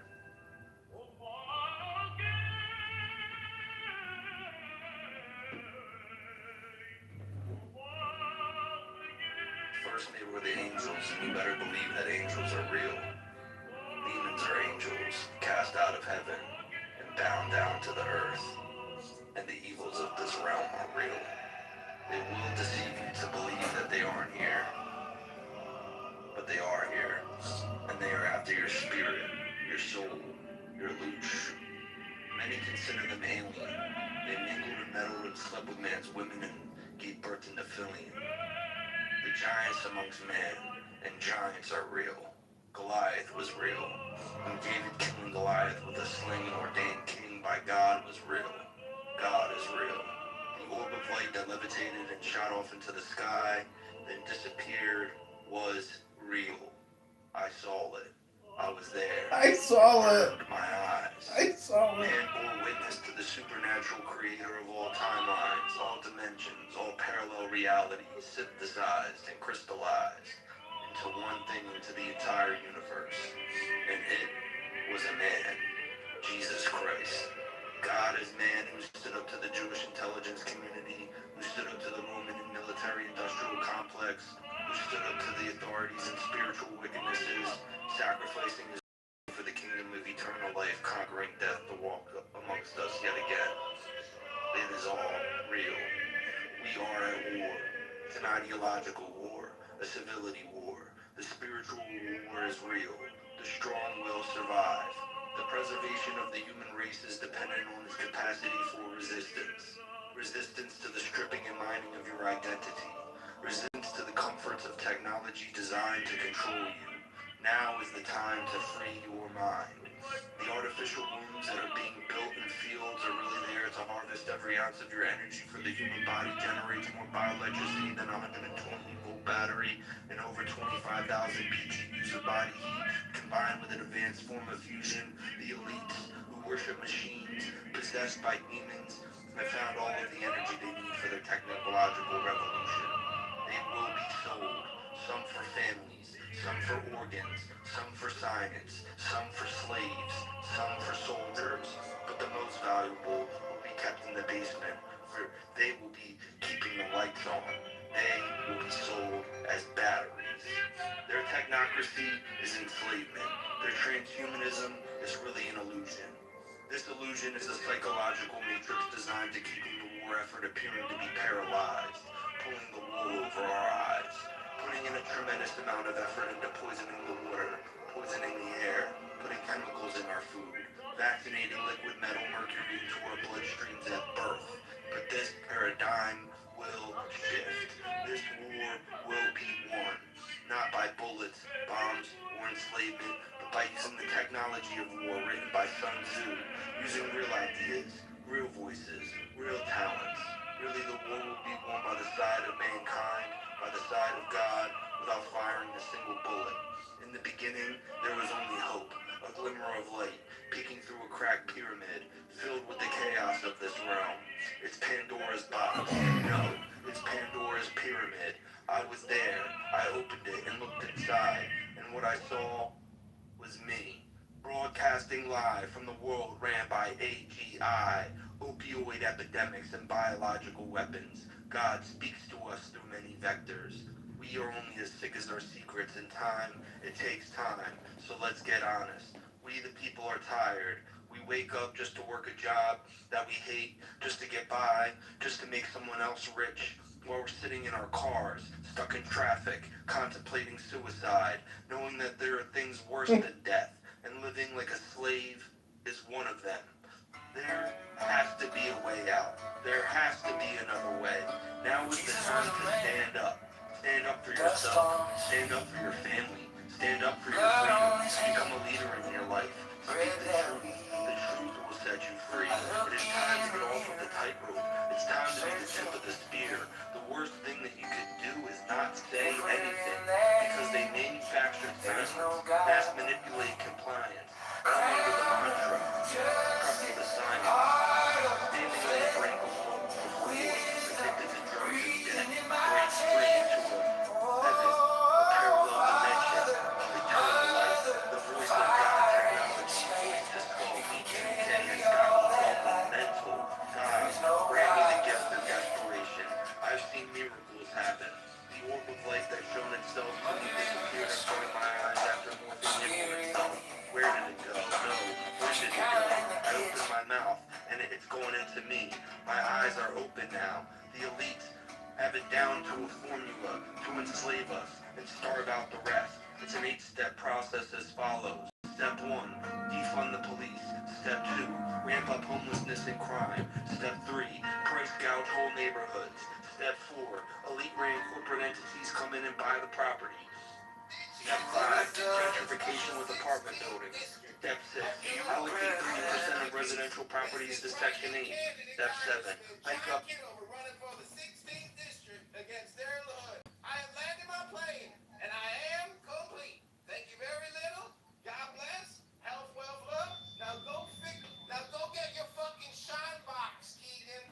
Go get your motherfucking shine box. And get your tester. And go find out what the light in the fucking dashboard is saying is wrong with the car.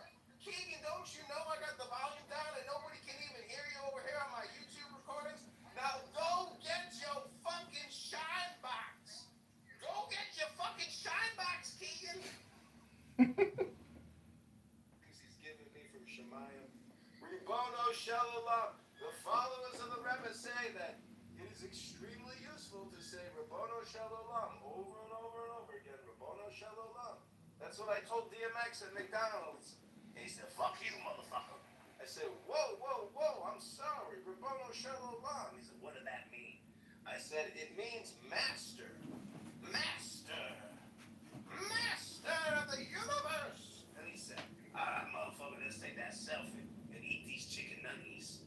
What you get? And I said, I got the number 6. I always get the 2 cheeseburgers. He said, are you Jewish?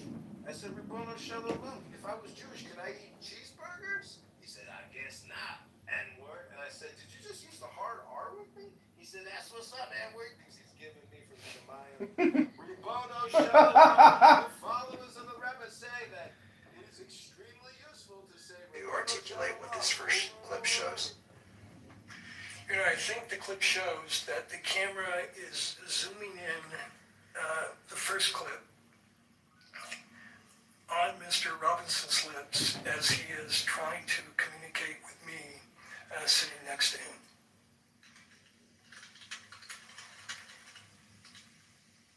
Thank you. If I may reapproach with the second video here. Yes.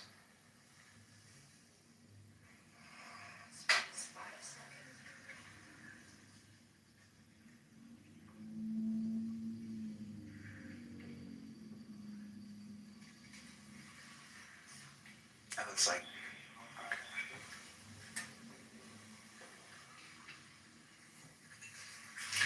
and Your Honor, the second video is a clip from a court TV posting showing Mr. Robinson's lips moving as he's attempting to speak to Ms. Nesta.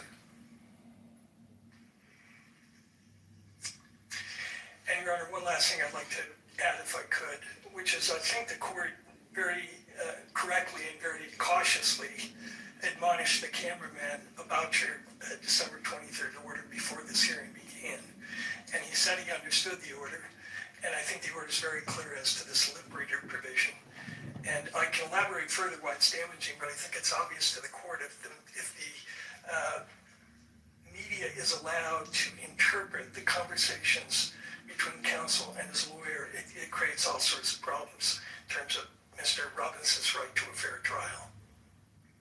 Thank you, Mr. Burke. Thank you.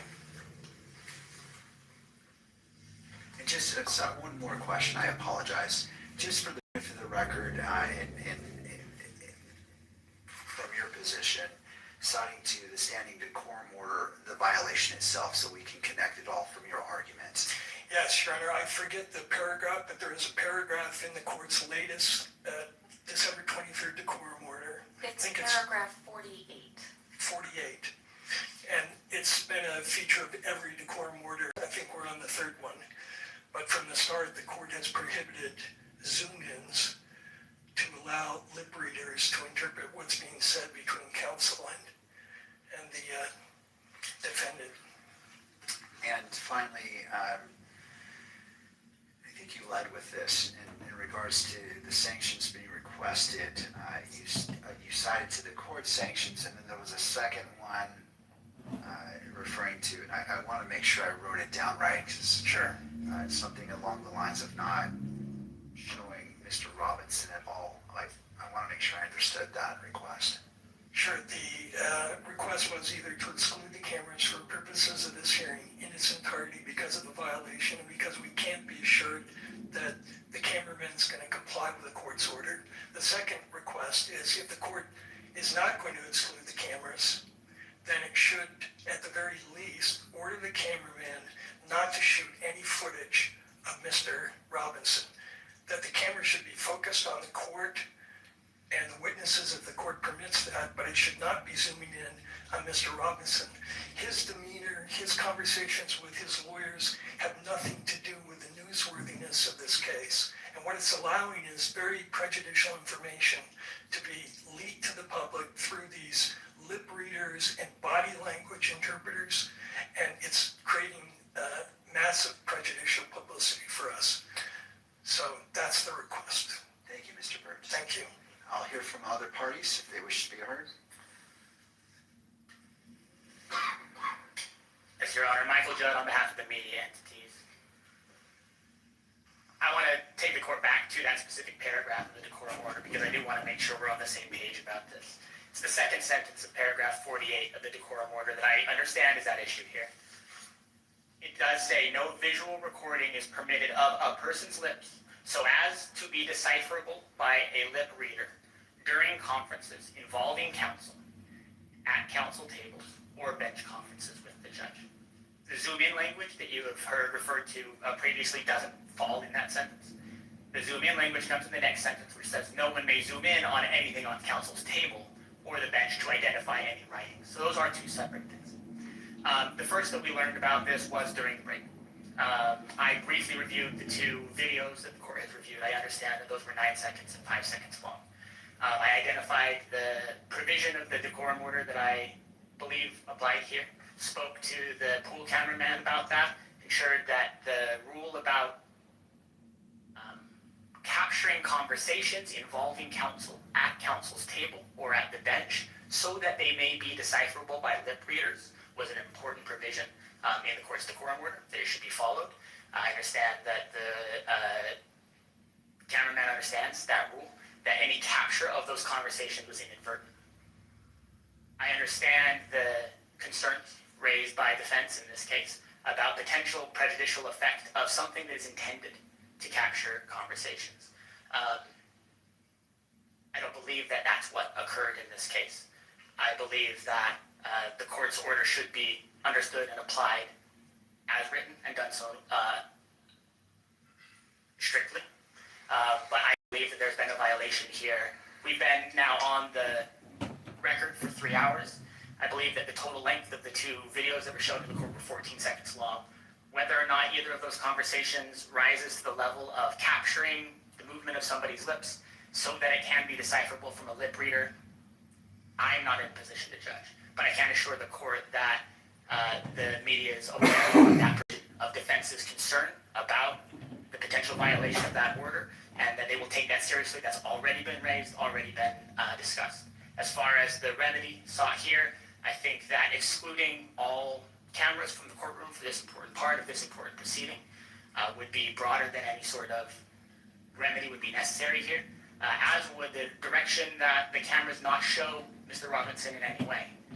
I understand that potentially any shot on a still camera, on a video camera, of a defendant in a criminal case could potentially be twisted or used by some to try to impute some sort of thought or some sort of idea. But I don't believe there's anything in the court's rules. I don't believe there's anything in the ruling so far to date that suggests that the way to address that kind of concern is to say that a defendant, a critical figure in a case like this, and one that the decorum order clearly allows to be photographed and videoed, be kept off camera altogether. The media continues to take this seriously. Before every single hearing, we speak about the decorum order and what it requires. We recognize the importance of doing it and that there can be consequences if that's not kept. The media understands and hears that, and do not believe that any further reprimand or any sort of further exclusion is necessary here. Thank you. Well, before I turn to you, I want to turn to the stage. I want to give all parties an opportunity, and then that allows you to respond to whatever they say. Your Honor, we have nothing to add. We'll submit the issue. All right, Mr. Burns.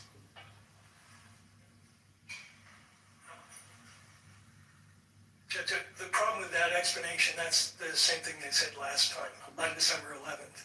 And on December 11th, there was a same violation. Lip reader, I can pull up for the court what the electronic media did with the prior violation. They hired a lip reader. The lip reader purported to derive a confession from the incident, and they posted that. It's still up there. So it's great that they apologize, but once this kind of damage is done, it is irreparable. And we can't continuously have violations where the media gets up and does this mea culpa, and they just continue to do the same thing. And I point out to the court, this is the same pattern that happened in the Korberger case that's discussed in the motion we filed today. And eventually the court there had ordered that all coverage of Mr. Korberger's face was prohibited. And we attached that order to the motion that was just filed with the court. And I understand the media's desire for dramatic coverage. I understand how they want to incriminate Mr. Robinson, but that process is supposed to happen in a trial, not in the media. And it's a serious violation. It's one that the court should not just blink away and say, I accept the apology, especially after the court was so clear this morning. Calling the cameraman up, asking if he had read the December 23rd order, and his response was, I'm good to go. Meaning he had read it, and presumably he read that provision about zooming in on the lips. There's no excuse for it. The court should take some action. Thank you, Mr. Thank you. Anything further from any of the parties before this court makes a ruling on this issue that's before it? I just want to make one note, Your Honor. Those clips that I showed you are just small portions of much longer footage that was available in the live stream. That was just what we needed to compartmentalize to get it to Your Honor, but it was a much more extensive period of time. All right, I appreciate this being brought promptly to the court's attention. This is an important issue, and the court takes it very seriously. As it relates to today, well, first, I did put on the record very clearly that there would be potential consequences for any violation of the court's December 23rd, 2025 standing decorum order. For the first part, well, and I've also had a chance to view the two clips that was presented. It was shown to all parties. The first appeared to show an attorney, Mr. Robinson, speaking for about 9 seconds is what my memory showed, tells me, or reminds me. The second clip was for about 5 seconds. I believe it was from a slightly different angle, but it also captured that. And in both instances, I could see Mr. Robinson's lips moving, and I don't remember about the second clip, but I believe in the first clip it also showed counsel's lips moving, but notwithstanding that was in place. I also refer to the statement made by the counsel for the news media, and it is paragraph 48, and I will read it in its entirety.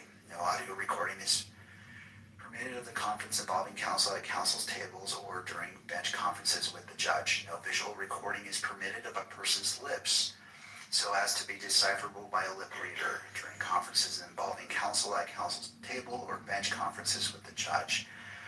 No one may zoom in on anything on counsel's tables or the bench to identify any writings. Now, in regards to the zooming, I know there was a representation, and it's easy to, as you're reading, to kind of combine it, but I'm not finding that zooming in relates to the lip reader portion, but that's not material. I do find that, and I'm not a lip reader, so I don't know what the standard is for lip reading, but I do note that 9 seconds in that first clip, one could see his lips moving, and it is a significant time as it relates to this particular issue. It wasn't a passing shot. It was focused on these two persons, and so I find that the decorum order, as it relates to section paragraph 48, as it relates to no visual recording is permitted of a person's lips so as to be decipherable by a lip reader, I find that has been violated. In regards to the second clip, 5 seconds, where it shows Mr. Robinson and I believe one of counsel, that I was able to view Mr. Robinson's lips moving. It wasn't a passing shot that it just so happened to capture. It was focused on them. I find that is a violation of paragraph 48 as it relates to no visual recording is permitted of a person's lips so as to be decipherable by a lip reader. Turning to the next section, finding that the violations have been shown as the court has reviewed the purported evidence of these two violations. I turn to the sanctions. Previously, I stated that under Utah section 78B-6-310, if the court finds a person guilty of contempt, the court may impose a fine of up to $1,000, order incarceration in the county jail for up to 30 days, or both. I find that applying this sanction would be disproportionate to what the conduct was in those 2 clips. And the court notes that it is the court's discretion on whether to apply or not. I find that the court will not issue this sanction. In addition, the other sanctions the court stated earlier today. In addition, the court may impose the following remedial measures if warranted: immediate suspension of video transmission of the hearing, with proceedings continue only on an audio-only basis for this proceeding where the violation occurred, and disqualification, if necessary and narrowly tailored, of the news organization that filed the request in order for the electronic media coverage of the court proceedings for the hearing in which the violation occurred from providing pool camera operator services in this matter where the court determines such a measure is required to ensure compliance with the standing decorum order and protect the rights of the parties. The court also stated that before making a decision, it would allow counsel to make argument or statements, which the court has done, and that the court's actions are not intended to have a chilling effect on the open and transparent courts or on responsible news gathering, and that the court is fully committed to the presumption of open proceedings under the applicable rules. That being stated, and as the court was listening, Mr. Byrd has suggested that one of the potential sanctions is that for the camera for the remainder of the hearing, and not to show Mr. Robinson at all as a sanction for the remainder of today's hearing, and so the court considered that as well. This court does not wish to make a disproportionate decision on the actions, and it does note and does not minimize the violation.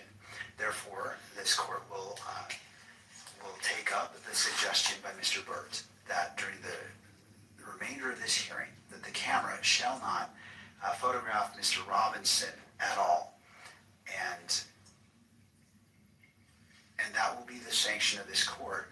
I will allow the pool camera operator to reposition the camera to adhere to that. Well, first, sir, I'm going to ask you to come forward because I want to make sure that's even a possibility. And again, I don't mean to put you on the spot. I'm simply, I don't want to set anyone up for failure. I don't want to make an order, and if it's not possible, then further sanctions could apply. And I recognize that it wasn't your anticipation to be on your own camera, but as it relates to not showing shots of Mr. Robinson for the remainder of this hearing, what are your thoughts? I can do that. From where I'm positioned now, I can shoot this lectern, I can shoot the bench, and I can avoid the attorney tables altogether if that is what is desired. All right. Do you need to do any repositioning of the camera to accomplish that? And I'm willing to give you that time to accommodate that. I just, again, I don't want to set you up for failure given what's happened. And so, what are your thoughts? No, I think the position I'm in, I am okay to avoid the attorney tables at this point and just shoot, this forward part of the courtroom. All right. Thank you. Thank you, sir. All right. Turning to the parties, any clarification needed about the order of this court and the sanction that is imposed? Your Honor, I only have one. It sounds like this issue is specific to video coverage and that the order not to take any imagery of Mr. Robinson would not apply, for example, to the still photographers. Do I have that correct? Well, I'll hear from the parties before I offer that clarification. Do you wish to weigh in on that issue?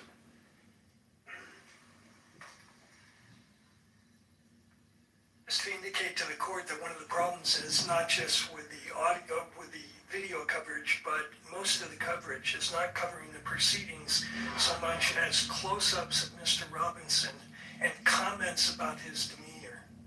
So if they catch him in a moment speaking civilly to his attorneys, and he happens to smile, that then is twisted into evidence that he's some sort of a remorseless killer.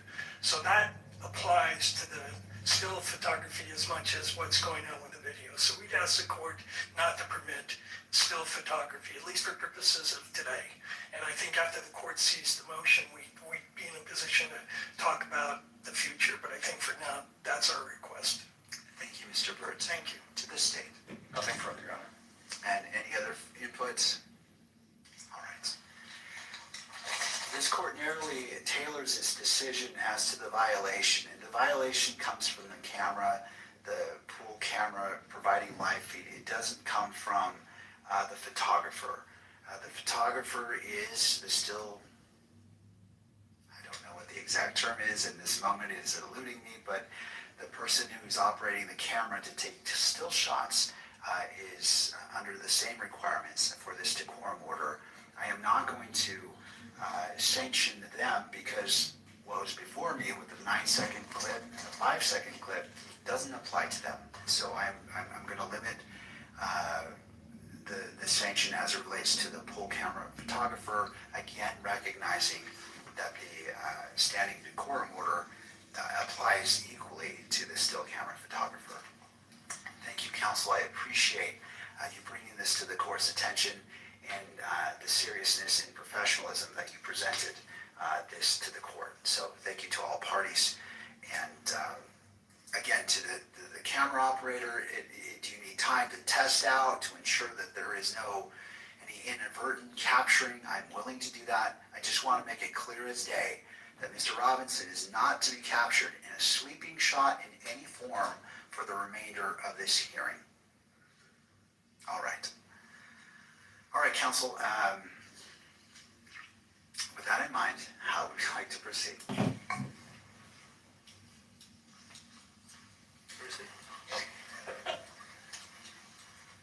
We'd ask the court to swear in Mr. Gray.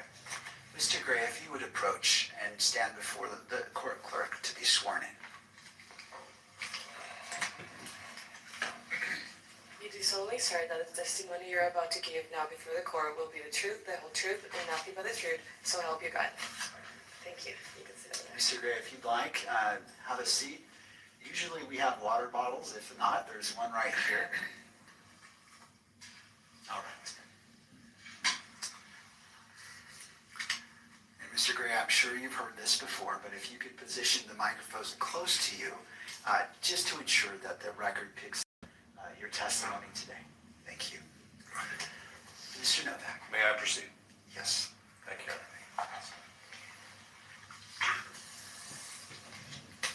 Mr. Gray, how long have you been associated with the Utah County State Attorney's Office? 3 years. Okay, and it was 3 years ago that you were elected to be the prosecutor of that office? Yes. All right. And had you ever previously been associated with the Utah County Prosecutor's Office in any other capacity? I've defended on criminal appeals. I was a criminal appeals attorney for the state of Utah for 23 years. So I represented the state of Utah on those criminal appeals, which would include Utah County. Okay. And did you ever have any professional relationship with the Utah County Attorney's Office in any other capacity other than the appellate work you did before you were elected? Not to my recollection, no. Okay. Because we're in an open session and based on some of the guidance from the court, I'm going to ask you questions. Well, let me back up. How many prosecutors are in your office right now? Well, that are with our courts that are actively engaged in our court system is 3 to 30, and then we have screening prosecutors as well, and that would be another 7 or 8. Okay, so I'm going to I should stop because I also, my executive team, they don't have courts, so there's another 5 of them as well. Okay, so let me ask a better question. How many prosecutors in your office represent the state in felony matters? Well, all of them that I just described. 30. I mean, even the screeners. Yes, the screeners, my executive team, they are assigned to special cases. Usually my executive team, for example, aggravated murder cases, some homicide cases. So they also are prosecuting and represent the state in trials. Can you explain what you mean by the executive team? The executive team would include, obviously myself. I have 2 chief deputies, one chief deputy, another chief deputy's general counsel, and then I have a division chief over major crimes and a division chief over general crimes. So is it fair to say that there are at least 24 prosecutors in your office who have substantial experience prosecuting serious offenses? 24? I don't know that I'd go as far as 24. Okay. Certainly all my SVU attorneys have that experience. Most of my violent felony attorneys have that experience too, but not all. Okay. And do you know how many attorneys in your office have actually participated in homicide litigation? I don't know the exact number, but I would say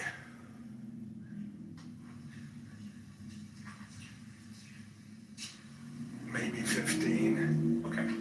But I guess I should clarify, not all of them have the experience in aggravated murder cases. And that's why we specially assign those attorneys. Understood. And how many do you believe have experience in aggravated homicide cases?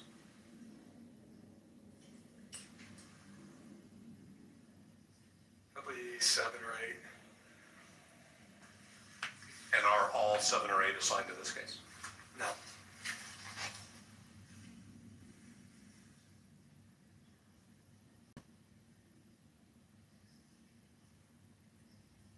Are the 5 5 other than you who are assigned to this case experienced in aggravated felony cases?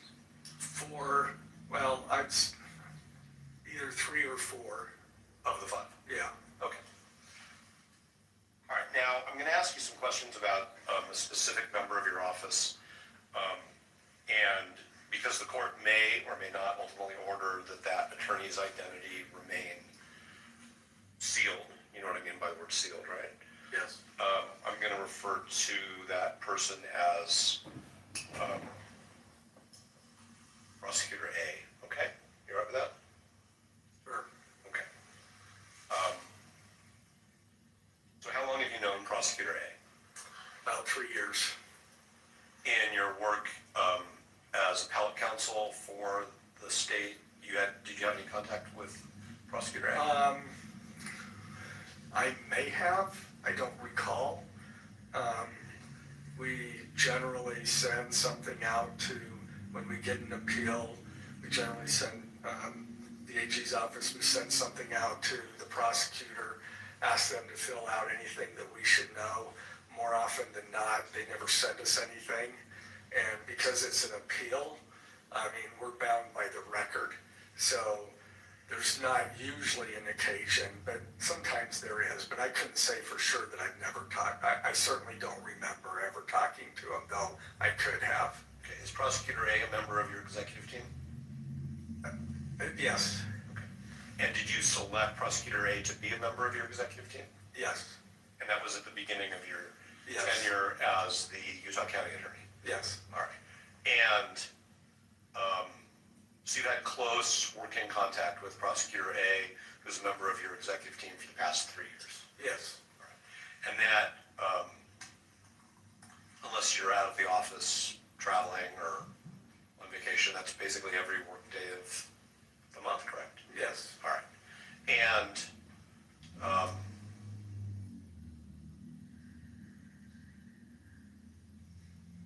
have you met members of Prosecutor A's family? Let's just start with ever. What's that? Ever. Have you ever met members of Prosecutor A's family? I have met his wife. Okay. I don't know if I've met his kids.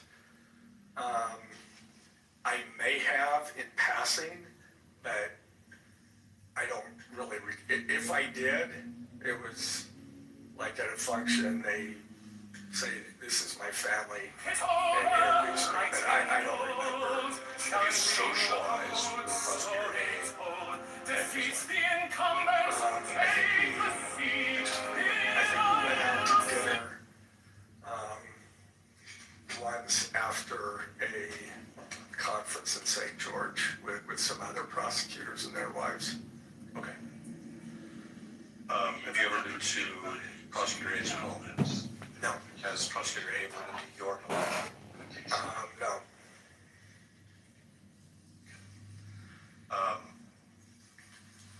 Do you engage in recreational activities in any way with Prosecutor A? No. Whatever you do, running, pickleball? No. I need to do more running, but unfortunately I don't. I understood. Okay.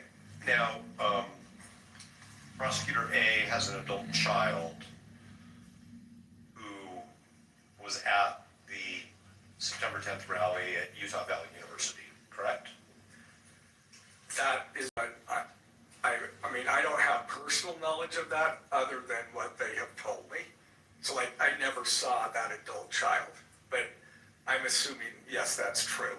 Okay, but on September 10th, 2025, at the moment that Mr. Kirk was shot and ultimately died from that shooting at Utah Valley University, you were in Davis County, right?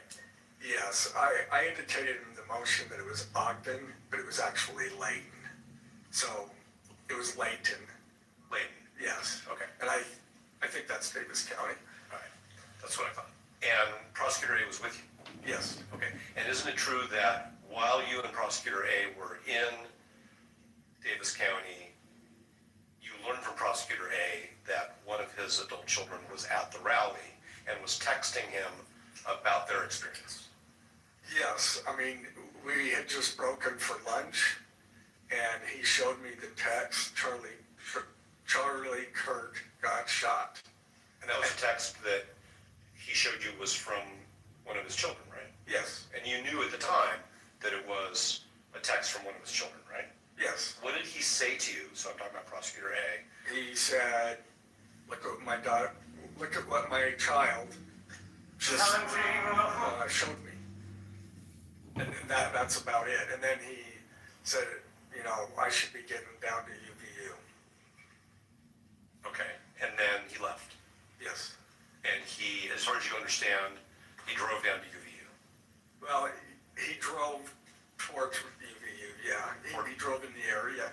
Okay. Ultimately, I met him and then we drove together to UVU. Okay, so you, according to the pleading that and you authored the pleading that was filed. Yes, I did. Okay, so that, for the court's benefit, that's the state's opposition to the motion to disqualify. You Yes. authored that, correct? Yes. All right. And in it, you said that 10 to 15 minutes after Prosecutor A left the event that you were at in Davis County, you left. Yes, Did you also head in the direction of UVU? yes, Okay, and then you and Prosecutor A met up somewhere, yes. and then traveled to UVU together in your vehicle or in Prosecutor A's? I guess there's a third alternative, which is you met somebody else and traveled with No, I don't remember whose vehicle it was. All right, did you talk to Prosecutor A? It was my vehicle, I'm pretty sure. Okay. So, And was that just about logistical convenience, like let's just go in one car, or was there Yeah. some specific reason? yes, no, that was no other reason. Okay. And on your way to that, what I'll call the meeting point, did you have any conversations by telephone with Prosecutor A? Well, yeah, because we needed to meet. He left. I thought I would get some lunch first before I went to the command post. I got about halfway through that and said my mind was not on it. I needed to go to there, and so then we called. I believe I called him or he called. I'm not sure who called who, but then we hadn't arranged that when he left. Understood. But did he convey to you any more information about his child's experience in those conversations? No, Okay.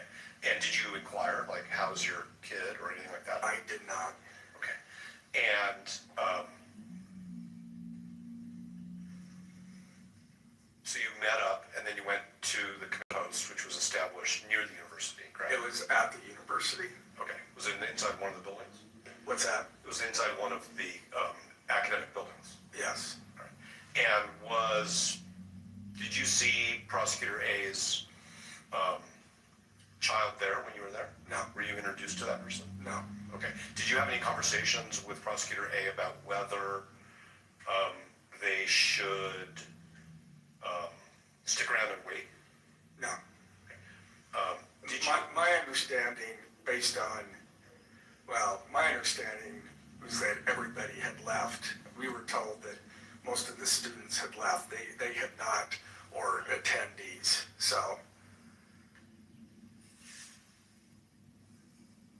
Okay. So as far as you know, Prosecutor A's adult child had left the university before you.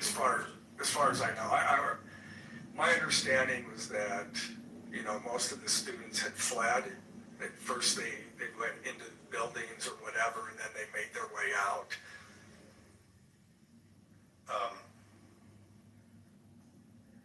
You are aware, I'm sorry, that's not a question. Give me a second, Your Honor, if you would.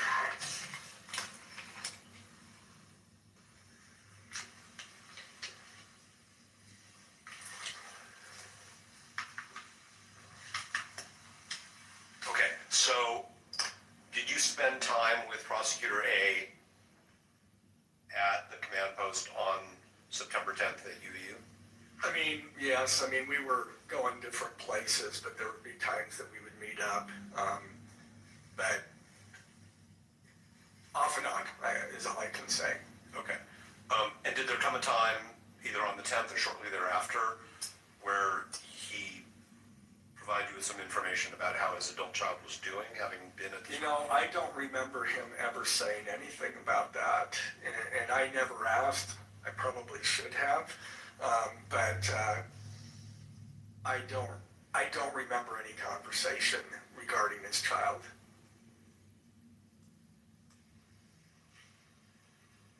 Was there anybody else at the rally who you are friends with, or is a relative of yours, or a close coworker that you're aware of? I know that there were some people in my LDS ward whose children were there. Okay. And when you say some people, could you be a little more specific? Like how many different families? Members of the ward. Sure, but do you know how many different families that would be? I think I was told about 2. Okay. And who told you that? One of the families. Okay, so one of the families in your ward informed you that one of their own children had been there, and then another one had been there? And then somebody else from the ward had been there. I see. And do you know who those people are by name? I'm not asking you their names. I just want to know if you came to learn who they are. Yeah, I came to learn who they are. Yeah. Okay. And are you close with those people? I mean, we're casual friends with one of them. But I think I learned that until well after we had filed the information. Understood. When did you learn that? Sometime after. I don't know.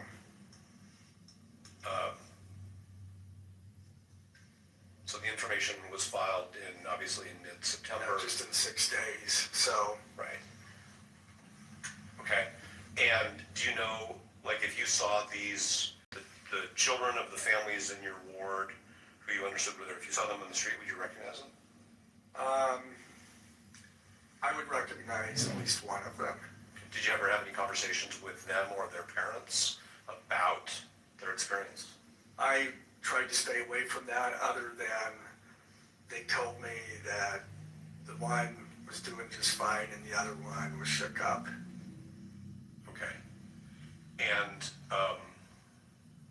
the other one was shook up. Is that the term used, or is that just your way to summarize? That's my way of summarizing it. What did they tell you? Having a hard time with it, or something of that nature. I'm sorry I interrupted you. So somebody told you, somebody who you know from your ward, told you that their child is their child a student at UVU?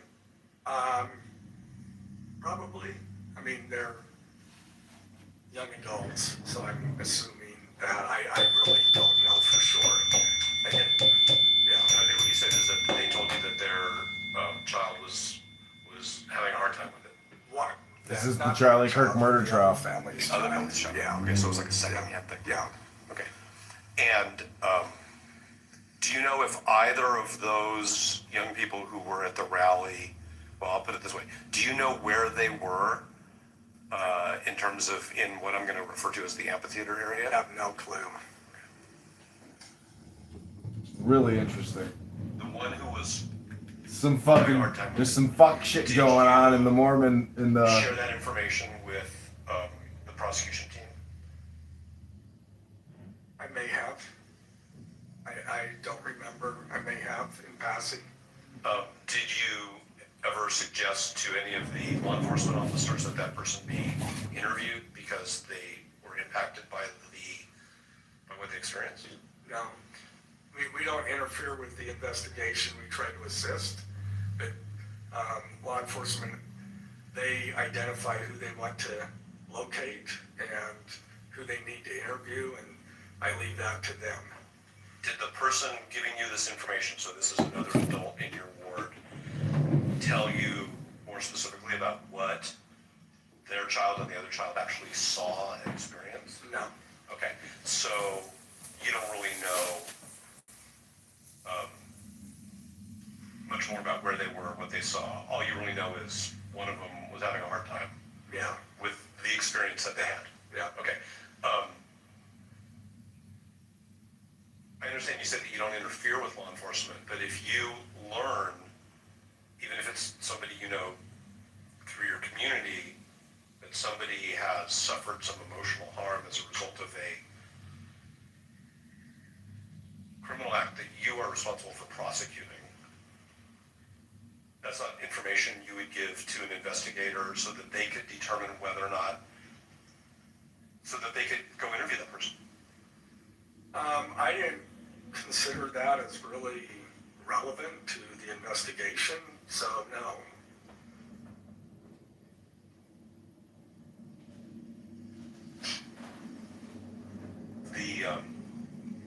The fact that this young person was having a tough time with what they is what you're saying isn't relevant. I mean, lawyers use the word relevant. We got to. Well, it's relevant to them. As far as relevant as to our case, I don't believe so, no. Okay, understood.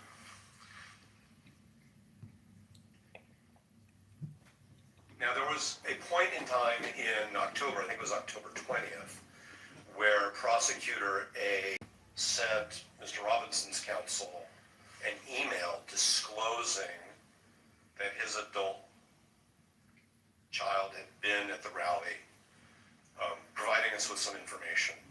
Yes. And so my first question is, were you part of a decision to disclose that information? Yes. Okay. And were you part of a decision as to how that information would be disclosed, or how much information would be disclosed? Like what led to that email? Well, there was no decision needed as to how much. The decision was to provide the information that we ultimately provided you, and that is not because we believed that there was a conflict of interest, but that was out of an abundance of caution. I understand that's your position, that you don't think that there's a conflict of interest. I think that's clear. All right. Did the entire prosecution team, as it was constituted on October 20th, discuss this bundle of information that was being disclosed, or was it just you and Prosecutor A? I know that me and Prosecutor A discussed it, and he may have discussed it with others. I don't believe anybody else was there. When you discussed it? When we discussed it, one of them may have been, or two, I don't know. But the information that you obtained, sort of if I may, in the heat of the moment, back on September 10th in Davis County, that Prosecutor A's child had this experience. And the text messages that went back and forth in the family, that information was shared with the prosecution team, correct? Everybody knew eventually. Eventually. Sure. I mean, yeah, eventually. Okay, so. I mean, I only knew the fact that she was there. At the time, I only knew that she was there and that she left. That's all I knew. Okay, but is it fair to say that you didn't set up any, but I'm going to use a term like firewall, to keep the rest of the prosecution team isolated from this information that one of their colleagues' children had this experience at UVU on September 10th? No. Is there a written policy in your office, either that existed when you arrived or that you've prepared since then, for how to evaluate whether one of your prosecutors needs to be screened off from a case? You know, I'm not sure. I mean, we have those conflicts that come. I mean, the biggest thing on screening for us is if there's a potential conflict where information that the defendant has, one of our prosecutors has, because that's why you screen cases, is to make sure that shared confidences aren't also disclosed to, shared confidences with the defendant aren't shared with the prosecutor. But you could agree with me that there are other types of conflicts that can arise other than what we might call the, privileged communication. There may be. I mean, I think there can be. I can't think of any right now, but I think the rules are pretty clear with respect to shared confidences. You can't, screening isn't the end all of of how you treat conflicts. I mean, generally speaking, we will just conflict out to another office if we feel like we need to. One example, well, I won't go into that, but I mean, we've been threatened before, and there was an investigation. Of course, we conflicted it to a different prosecutor's office, because in that case, we were potential targets of this individual. Understood. Okay, so you're not sure if there's a written screening protocol, but what you're saying is when we know when we see it. Well, sort of what I'm hearing you say. Sometimes we do. Sometimes I've had attorneys that felt like they couldn't talk after they've been conflicted out to at least know the victim, but notify the victim that that we were going to switch the prosecution. But there may be, I just honestly don't know. We keep an eye on those things and rely on our attorneys to notify us when there is a conflict. But you knew as of September 10th that Prosecutor A's daughter attended the rally, correct? Was in the crowd, correct? Yes. Heard a shot fired, correct? At that moment, I don't know that I knew that. But you know it as of today. Sure, I know it now. Their affidavit. Sure. Which says that. Well, I knew it. Once all of that information was disclosed to me. And that they had to, with many hundreds of other people, run for cover and get out of the open space where they were, correct? Yeah, I don't know that they had to, but that's what they did. Well, you've seen the video of, you've seen many videos of that day, right? Yes. And weren't there law enforcement officers basically directing everybody to leave the open space so that they could? I don't know that I remember seeing any of those videos of the students or attendees leaving. I mean, I know that they left. I know that they ran away. What we learned later is that the shooter left immediately after the shot. So, but at the time of the shooting, you don't know how many shooters there are, if there's going to be follow-up, if there are explosive devices, like all those things, right? Sure. Okay, so let me ask you these questions about, well, instead of giving you a headline, I'll just ask the question.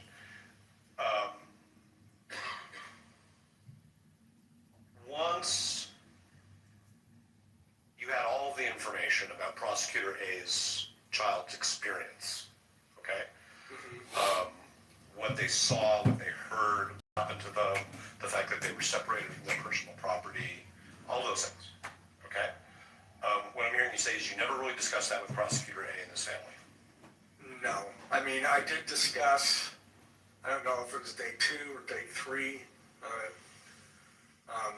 Law enforcement was there on the day of the shooting, the next day, and I think into Thursday or Friday. I don't remember exactly which day. And at some point, I was told that Prosecutor A's child left the bag there. Okay.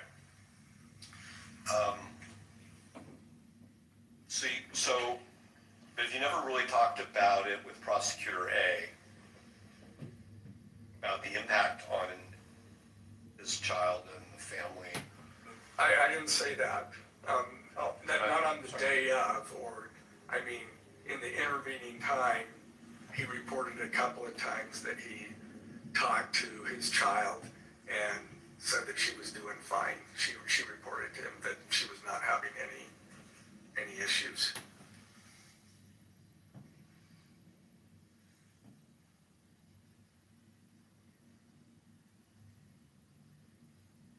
ever ask him, well, what about you? I mean, your kid was at this.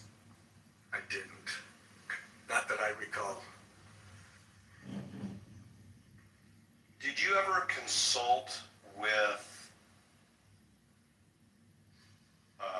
anybody in the Attorney General's office concerning whether prosecutors A's child's experience raised a potential conflict of interest for your office? No, that's what I did for 23 years with prosecutors, is consult on that.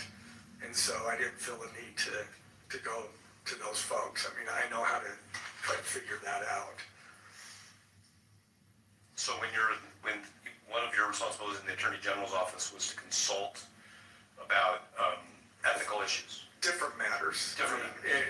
It could be a variety of things. Okay. And I mean, if you're talking about ethical issues in particular, I don't know that the Criminal Appeals Division was the right folks to consult, but I'm not even sure of who from the Attorney General's office would. So. Okay, but you worked in the Attorney General's office for a couple decades, right? Yeah. And what you're saying is that in your role as an appellate lawyer for the state, you would talk to prosecutors, I guess it's somewhat more informally, about ethical issues. Yeah, every once in a while, yeah. Sure. And so my question is whether you reached out to anybody in the Attorney General's office about this particular issue. No. Okay. Did you, and when I say you, I really mean you or anybody in your office on your behalf. Okay? Because you're the chief prosecutor, right? Yeah. So when I say you, I mean you and Okay. and people who work for you. What about the Utah State Bar? No. I mean, they give ethics guidance to attorneys on all kinds of issues, right? Yes. Okay. But no reach out. Other county attorneys in Utah, in other words, your colleagues who are elected chief prosecutors in their counties, did you discuss this with any of them? No. Are you a member of organizations of what I'll call chief prosecutors? I'm a member of the Utah County and District Attorneys Association. Okay. UCDAA. I'm actually the president of that organization. Member of SWAP, which is the statewide association of public attorneys and prosecutors. I'm actually the president-elect of that organization. That's a lobbying organization. Okay. And do these associations have any mechanism for providing ethical guidance to their members? No. I mean, when we have questions, we may shoot out an email and ask about things. Did you do that in this situation? I consulted no one other than my team. Okay. I'm going to ask you 3 more categories just to be clear. Okay. Did you reach out to any law professors who purport to be ethics experts? No. Did you speak with any judicial officers about it?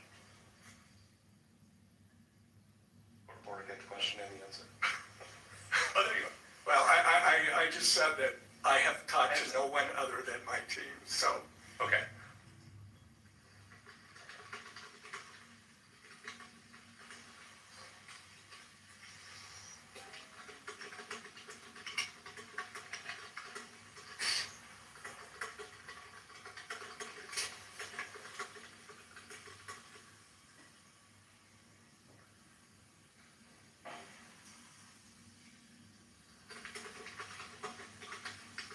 Did you ever discuss with Prosecutor A whether his child should or should not be interviewed by law enforcement?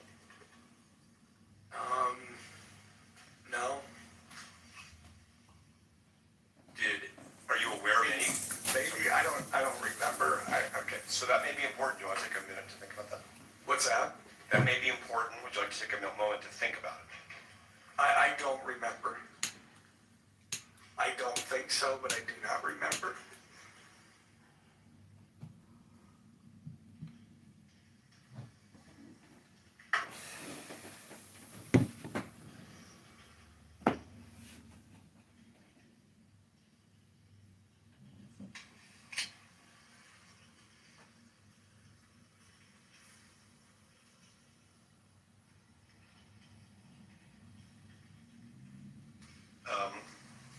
The brief that you filed on behalf of the state, I'm sorry, the opposition to the motion has a couple affidavits attached to it, right? Yes. Okay.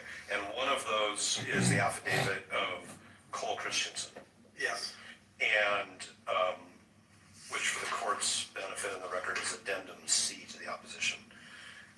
Special Agent Christensen writes in his affidavit that you and he in mid-December, so that's after the motion to disqualify was filed, Yes. went to UVU and basically conducted some observations and measurements, right? Yeah, he was investigating that part. I did go with him because it doesn't involve trial. It's never going to come out in trial. So I did go there and assisted him. But he also had another officer there so that anything that I did could be corroborated by that officer. Okay, but isn't it fair to say that basically what happened there is you said, generally, Mr. Robinson's defense counsel had filed this motion to disqualify. I want to have some measurements done because I want to figure out what risks there were to Prosecutor A's child based on where they were and where you believe the shooter was, right? Yeah, we have very good evidence of where the shooter was. Okay, so and it was based on Prosecutor A's child indicated where the location that they were, I'll use they, and based on the evidence of where the shooter was, so we wanted to confirm that. Now they didn't know where, obviously where the shooter was, but we wanted to confirm based on, we knew where the shooter was, and so we wanted to confirm that that they weren't in the line of fire. And that was important because that's critical to the state's case, is whether or not someone's in the line of fire. Okay, so there's a few things there I want to try to make sure I cover. And if Your Honor, if there's any point in time where the court or the staff need a break, just tell me, because I can break whenever the court needs it. We'll be taking a break shortly, but I appreciate that, and if any of the parties do need a break, please indicate it as well. I want to be respectful to all parties. Thank you. So the first thing I want to address, Mr. Gray, is that you knew that the defense had filed this motion to disqualify based on the relationship between Prosecutor A and somebody who was at the rally and had the experiences that the court has already heard about. And so you basically went out with a law enforcement officer and you did an investigation and took a number of measurements. He did, yes. Okay, but at your direction, right? Because you're the one. I asked him to do that, yes. Okay.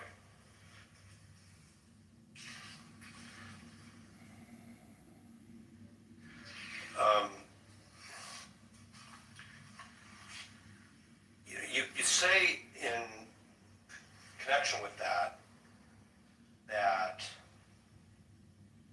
there are some uncontested issues in this case. Yes. That's a term you use in your brief, right? I'm sure that you will tell me where they're not contested, but. Well, every issue is contested, right? I mean, So, okay, go ahead. I'm not trying to have a argument because the court reporter doesn't. I stopped, so I'm not. And I'm bad at that too, and I have been for a very long time. But your measurements, as documented in Mr. Christensen's affidavit, especially Mr. Christensen's affidavit, are of things that you say are uncontested, but sure. So, can I clarify that? I never said that the measurements were not contested.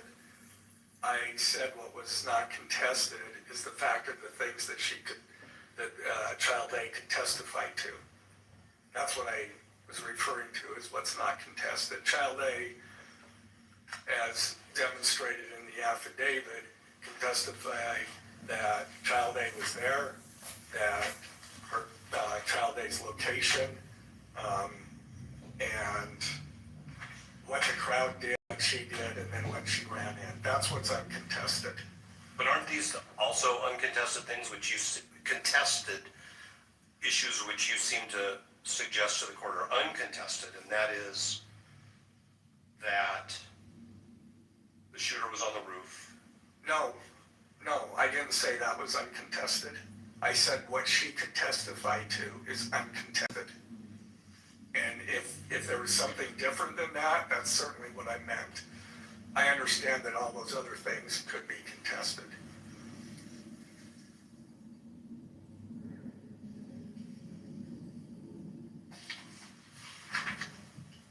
Okay. You've made yourself a witness to evidence that you've used to try to advocate to the court that there's no conflict of interest, right? I mean, you basically, even though you're representing the state, you went out and you participated in a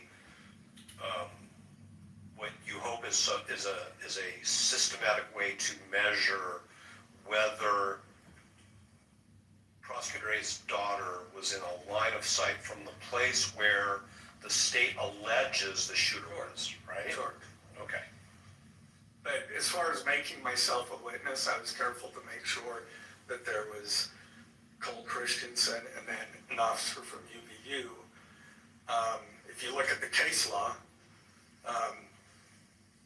says that prosecutors can participate in these interviews and so forth.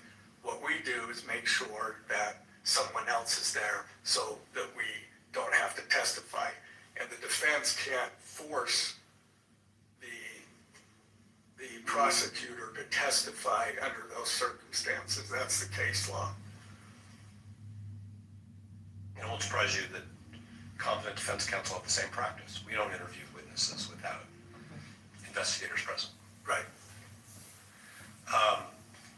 And this was no different than that. Understood.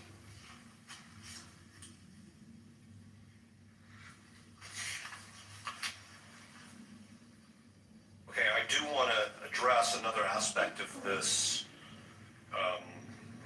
line of fire situation. Okay, so it's the state's theory of the case, if I may, that the shooter was on a rooftop, correct? Yes. Okay. And what's the name of the building that the state believes the shooter was on? I don't recall. Okay. And so these measurements that are in Special Agent Christensen's declaration, you're saying were designed to basically, if I may, I'm not trying to put words in your mouth, rule out whether the child of Prosecutor A is in some ways a victim of this incident.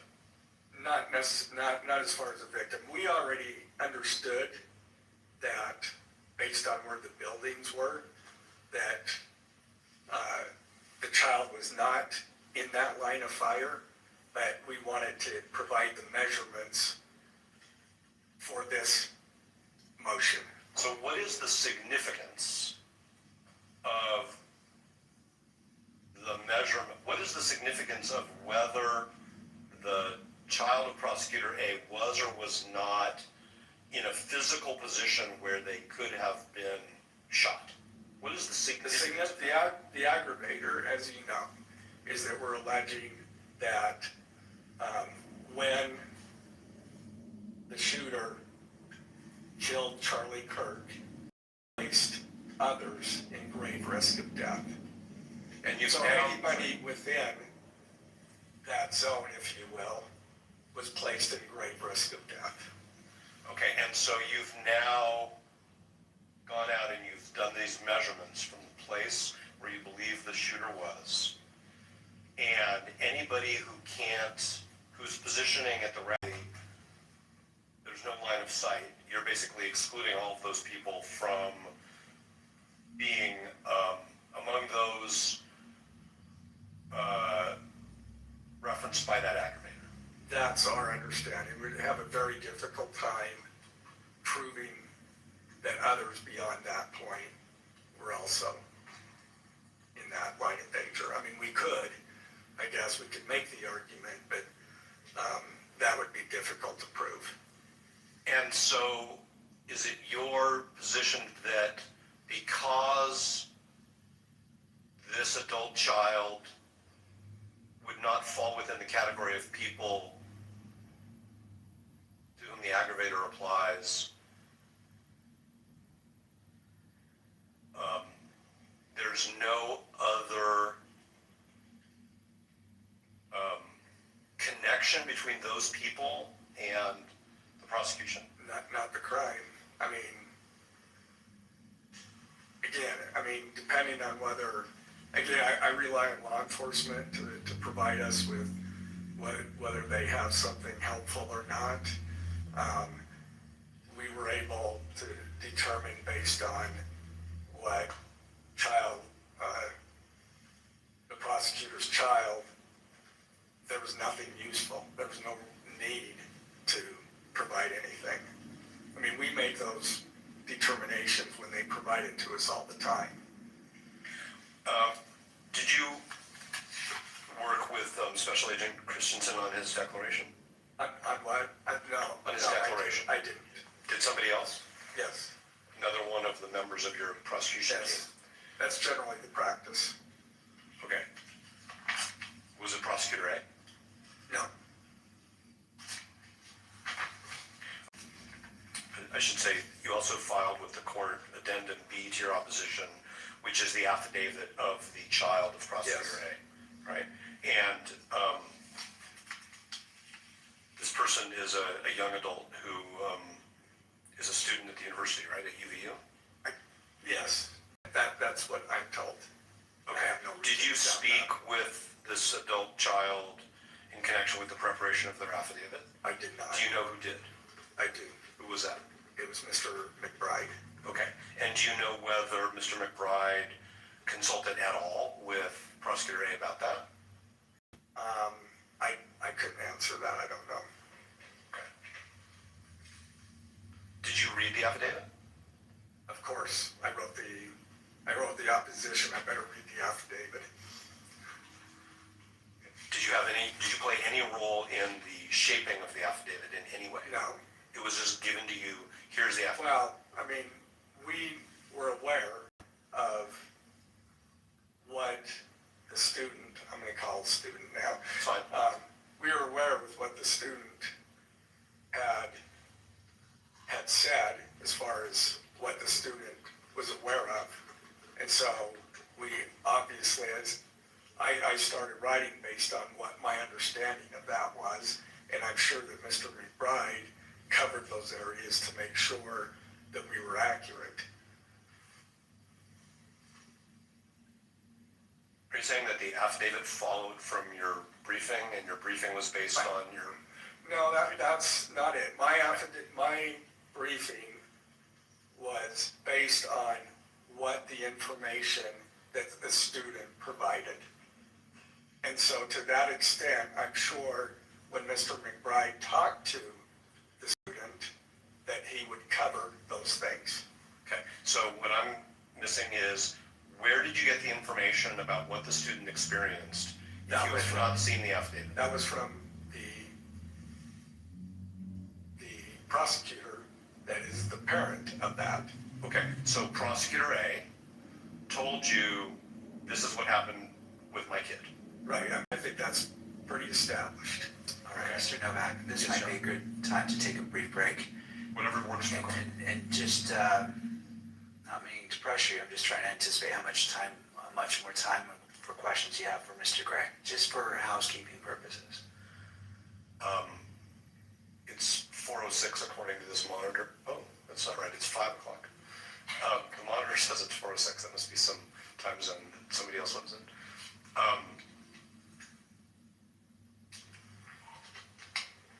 least another 20 minutes.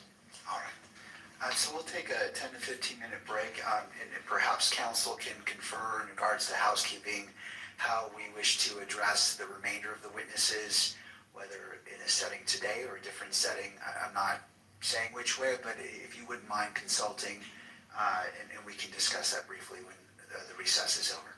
That's fine. Do you want to give us some guidance on what works for the court and its staff? Because, like, I didn't know it was 5 o'clock, but it is. Right. Go ahead and discuss that, and I'll talk with staff as well. That it gives me time to speak with them, and then we can confer on with that. All right. Court will be in a brief recess for 10 to 15 minutes. All right.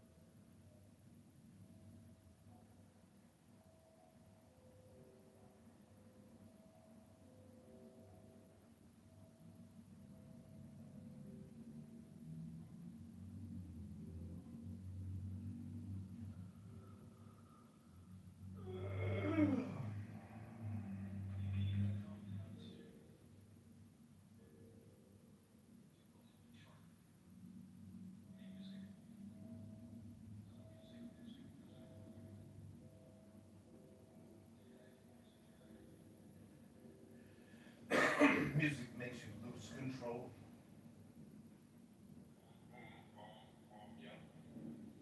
It's a very interesting phenomena. Yes, the effect music has on the human body. Incredible. Music makes you lose control.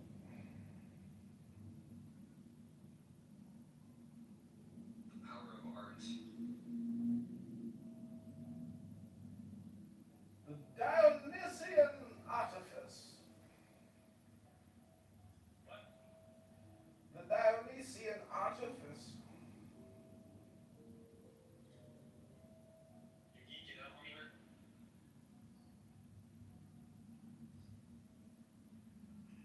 I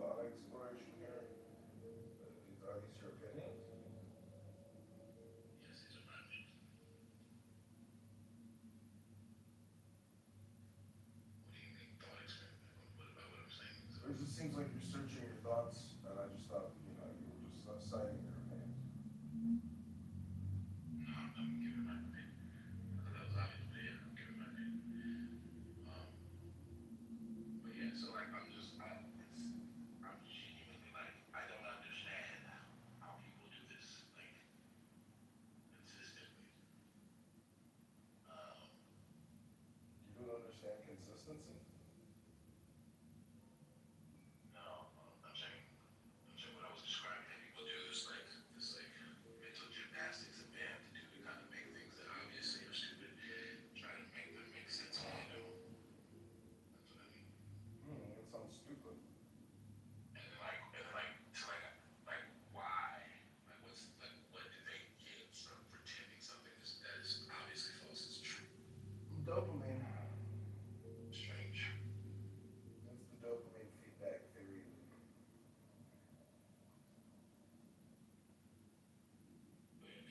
So I'm inviting us to have a discussion about it, you know, it's centering on something that happened recently, but this is something that recurs. I mean, Senator Hawley in the hearing that is described at the top of the room. But I mean, that was like what, 2 days ago. But like, you know, sooner or later there's gonna be some other manifestation of this weird perspective. Nigga said weird.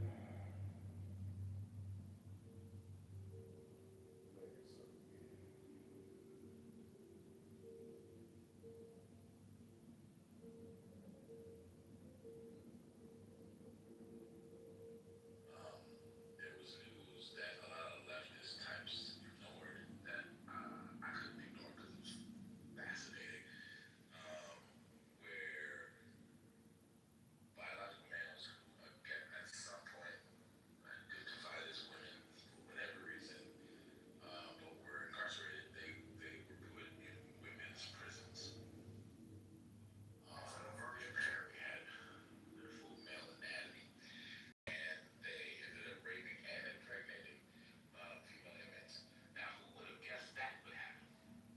Literally anybody with a brain, but yet it happened, and it happened in the real world. And like people who take themselves seriously justified this decision to put biological males in women's prisons because they said they were women. That's that happened in real life. More than once, actually, several times. And like, you can look it up, you know, like,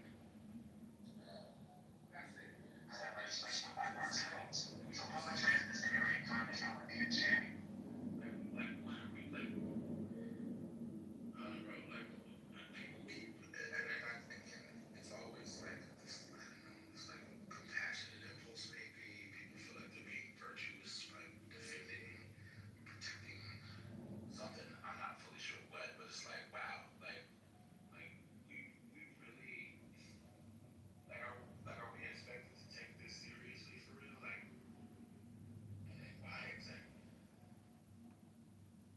I don't get it. It seems like there's an easy answer, but instead of just giving the easy answer, what do you call it? What is it called? There's a term for it. I can't remember a term. But you kind of like try to like Confirmation bias? push. You know what I'm saying? Like it can't seem to like disingenuous. Yeah, I mean that's what because it's kind of just this is what the flat earthers used to do. It's the same shit, but it's like ideologically motivated. Now it's funny. And it's really designed or devised to protect some core dogma that can't be defended on its own merits. And so you avoid being challenged directly, or you avoid it being made absolutely clear how untenable the position that you really want to hold is. Sounds like you're describing politics. Religious people do this a lot. And that's why I think it's associatable with religion. That's why I describe it as the religiosity of ideology, but like this one is a particular one that doesn't. I don't understand. Are you gay? Are you bisexual or transsexual, Black? Are you LGBTQ? No. So how could you understand an LGBTQ issue if you're not LGBTQ? Link is in the chat. What just happened?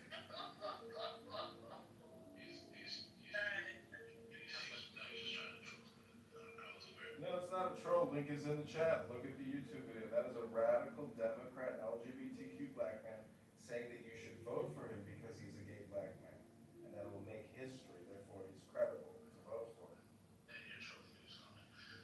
troll. I don't think you understand anything. It's just my opinion, of course. Just my opinion. Oh, weird. He probably has some weird thing about the fact that my dick is bigger than yours, but like, Weird. calm down, Sparky. Back to the topic. Like, Weird. the left won't give this up. Like, this is something this is a hill they don't need to die on. It's literally an issue that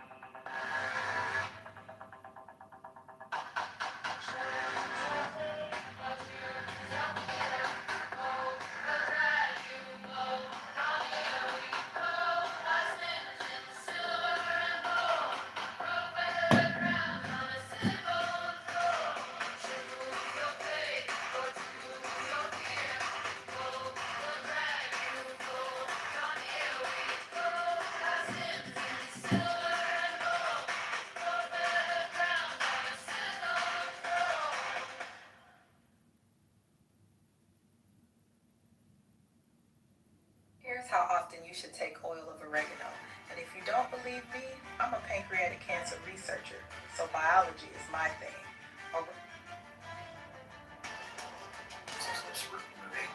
But no. I was an officer and we did an investigation and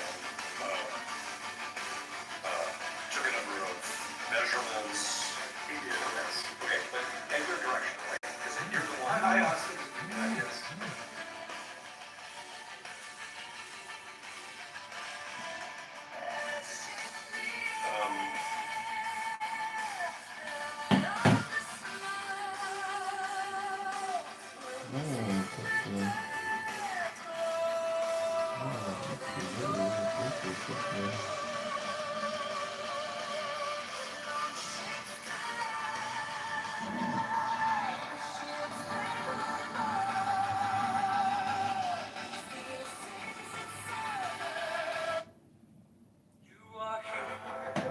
I'm delivery of anesthesia, technical livers, my bros, so figured all of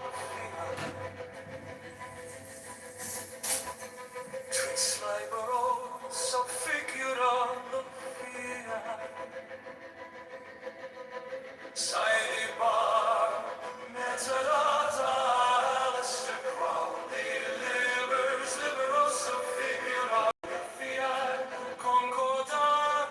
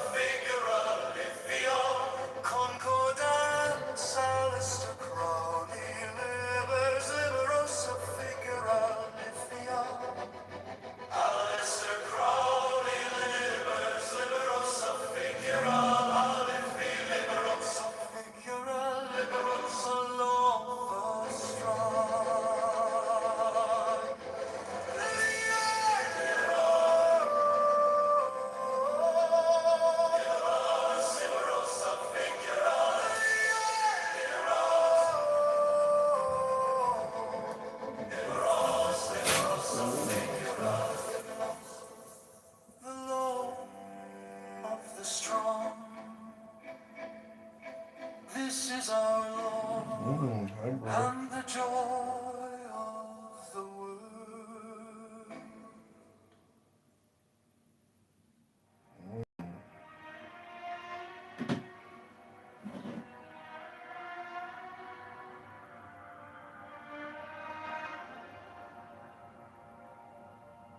You are mine, oh my say, a whisper, a flame, a soft restraint by the scars we create. I called your name. I sealed our fate. Though I fall, though I faint, though I choke,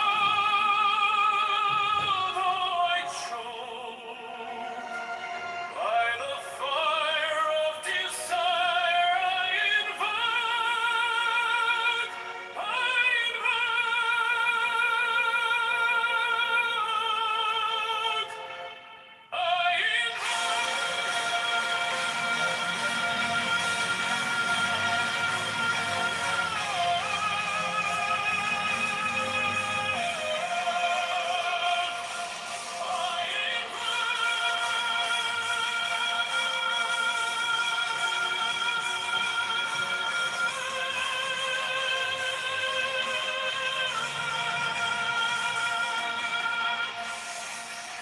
your shadow lingers, your breath still warm, a tempest rising, a breaking storm.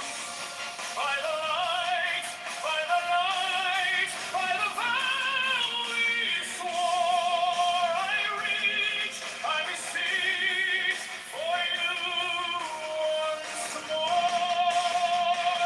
Though I fall, though I faint, though I try,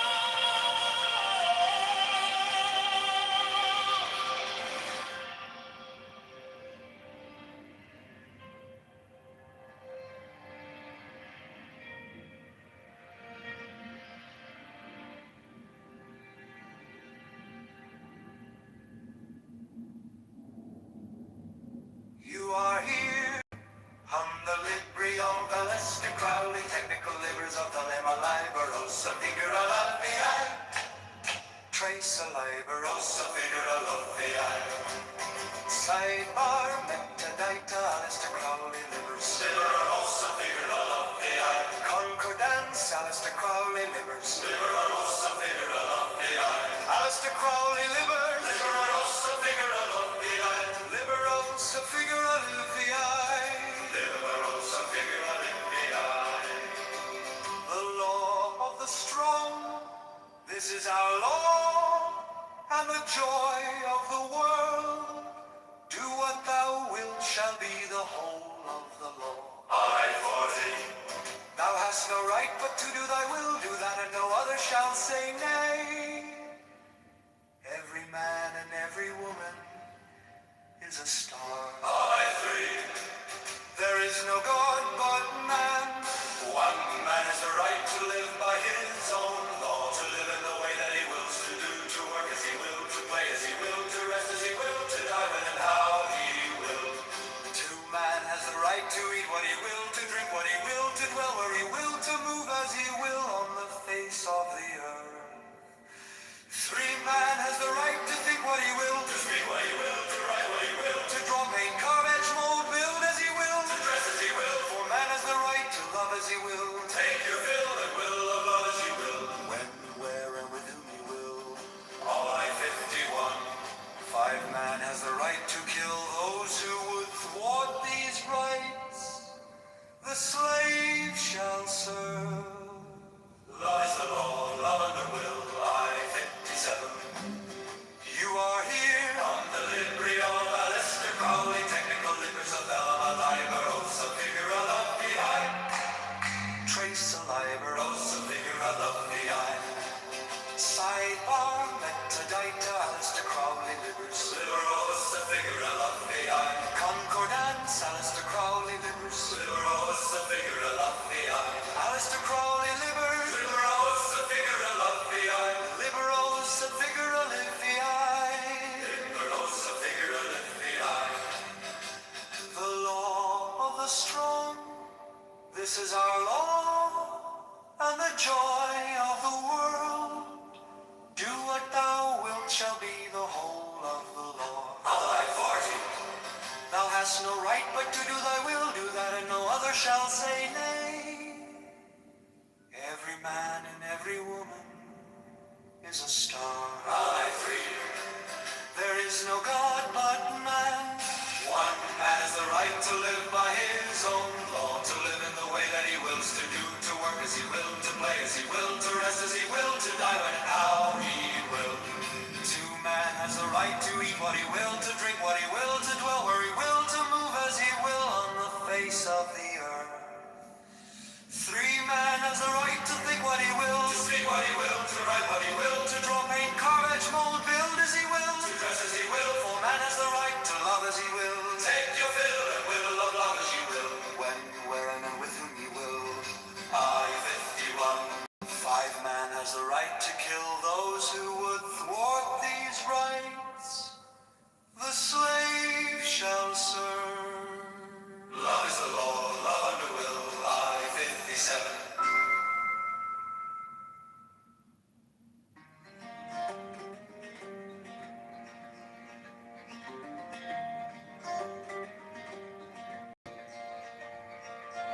You lost a coin, it rolled away. But the moon trades silver for the day.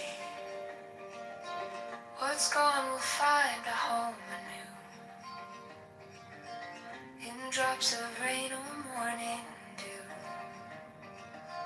From hand to hand it slips so free.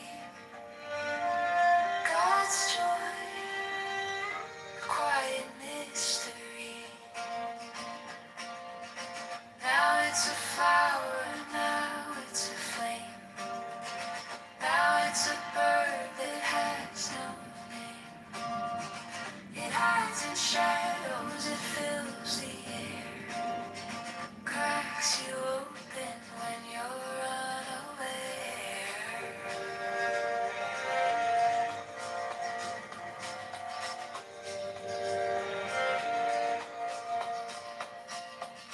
The Milky Way now flows as wine. The bitter turns to something fine. The cliff wears vines like emerald lace. And sorrow smiles with a different face.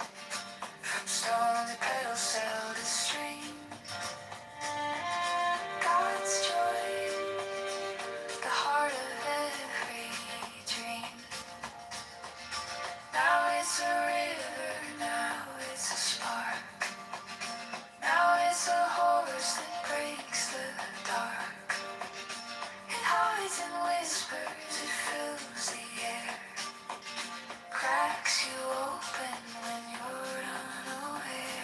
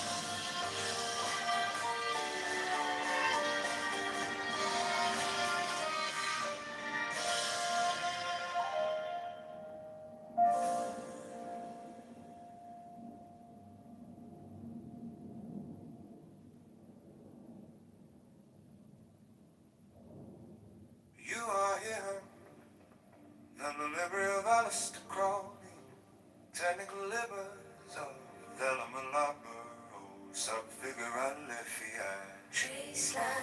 oh, sub figura sidebar, meditate, Alistair Crowley, labor, Concord dance, Alistair Crowley, Alistair Crowley, labor, liberal self-figuralia, liberal, the law of the strong, this is our law, and the joy of the world. Do what thou wilt shall be the whole of the law.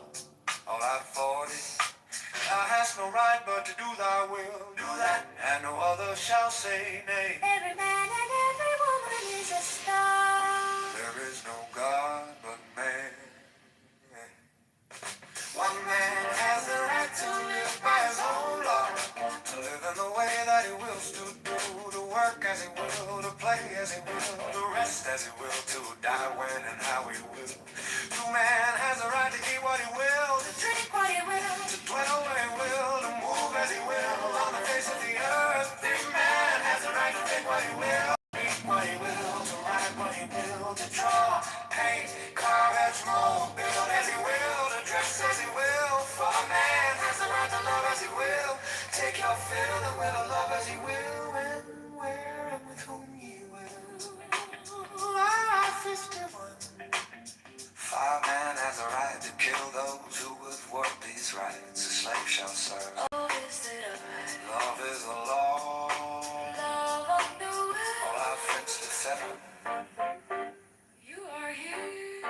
By the liberty of Alistair Crowley. Technical livers of Velma Labros, of figure out a levy, trace liber, Of sub-figure side by meditate, Alistair Crowley, libers, liberal sub-figuralia, Concord dance, Alistair Crowley, liberal sub-figuralia, Alistair Crowley, libers, liberal sub-figuralia, liberal sub-figuralia. liberal sub-figuralia, liberal sub-figuralia. Liberal sub-figuralia.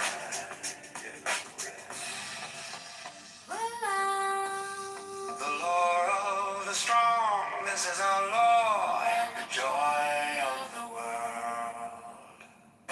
Do what thou wilt shall be the whole of a man. Thou hast no right but to do thy will, do that, and no other shall say nay. To die when and how he will, To man has a right to eat what he will, to drink what he will, to dwell where he will, to move as he will on the face of the earth. Three man has the right to think what he will, to speak what he will, to write what he will, to draw, paint, carve, etch, mold, build as he will, to dress as he will. For man has the right to love as he will, take your fill and will of love as he will, when, where, and with whom he will. all are 51. Five man has the right to kill those who would work these rights, a slave shall serve. Elvis the way, Love is the law. love on the will. I 57.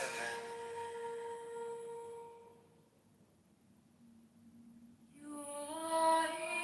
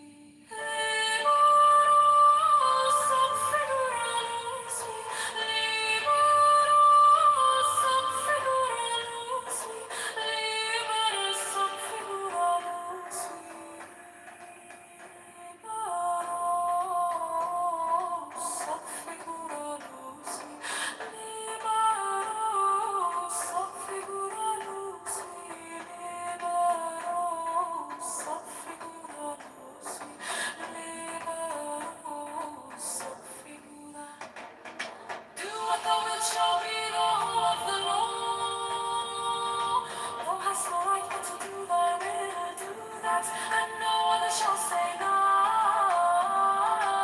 Every man and every woman is a star.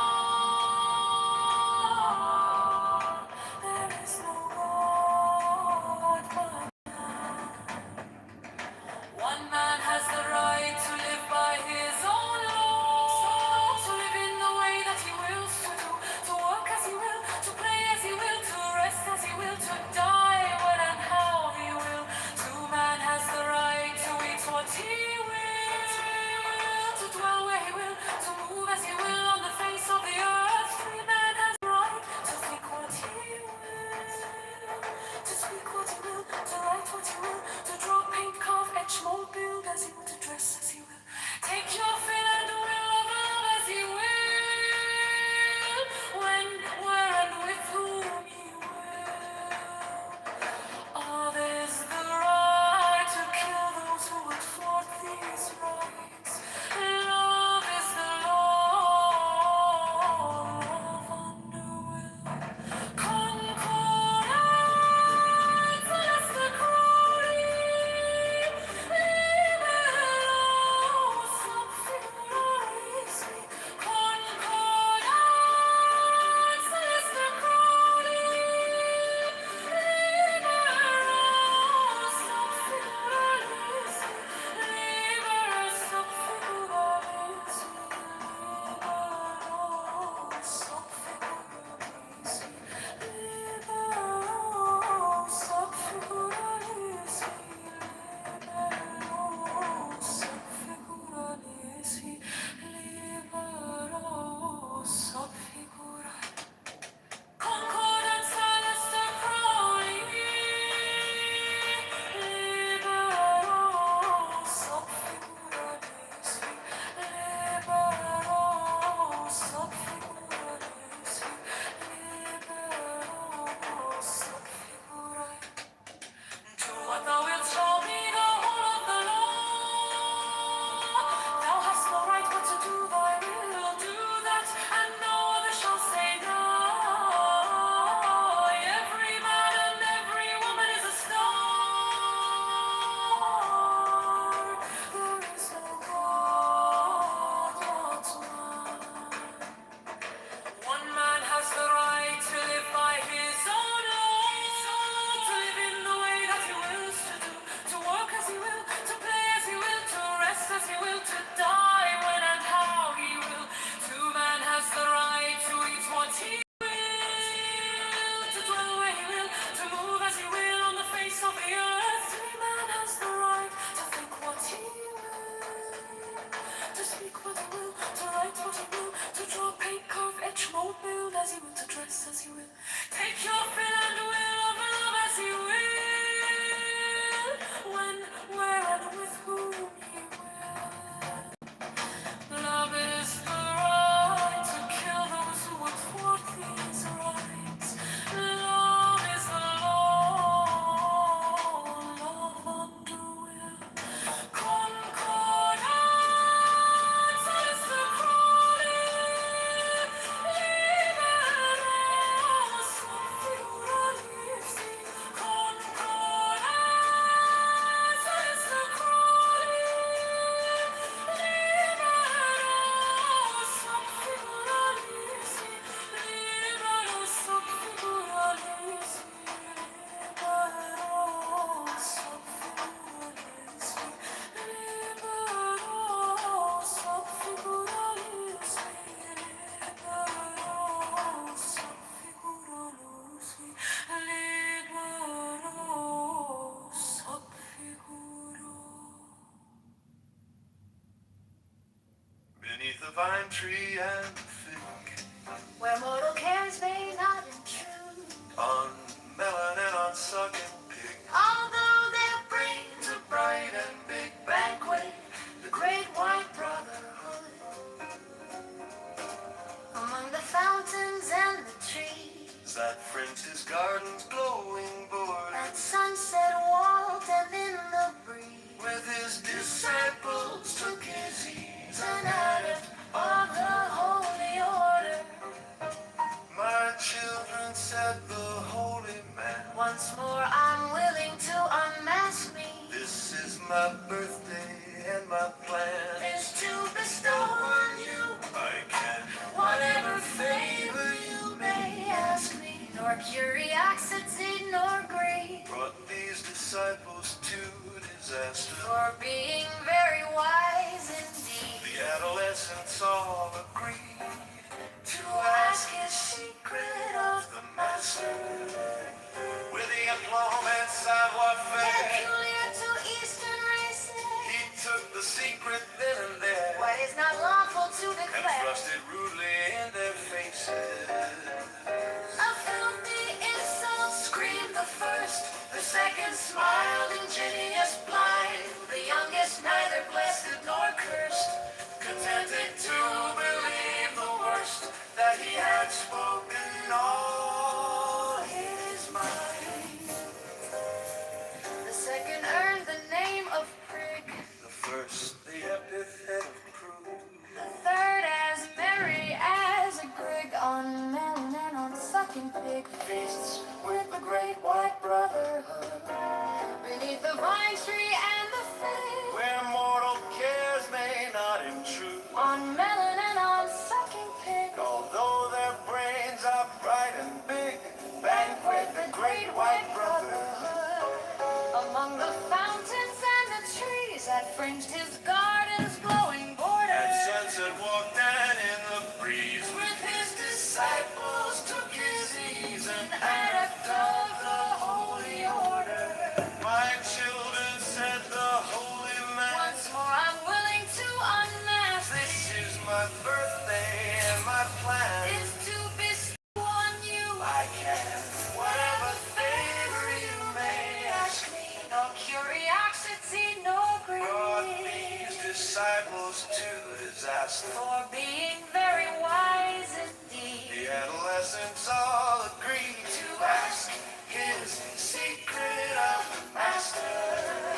With the aplomb and savoir-faire, to Eastern he races, took the secret then and there what is not lawful to and thrust it declare. brutally in their faces. A filthy insult screamed the first, the second smiled ingenuous blind, the youngest neither blessed nor cursed, contented to believe the worst, that he had spoken all his mind. His mind,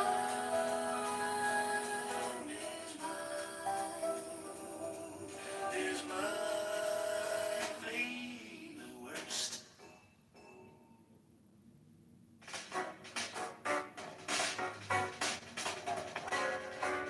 You are here, home of every of Aleister Crowley. Technical livers of the label library. Oh, so figurally behind. Slidey by, Mr. Crowley. Liberals have figured out with fiat. Concordance. Alistair Crowley Ibers. Aleister Crowley Libers. Liberosa figurae. Liberosa figurae.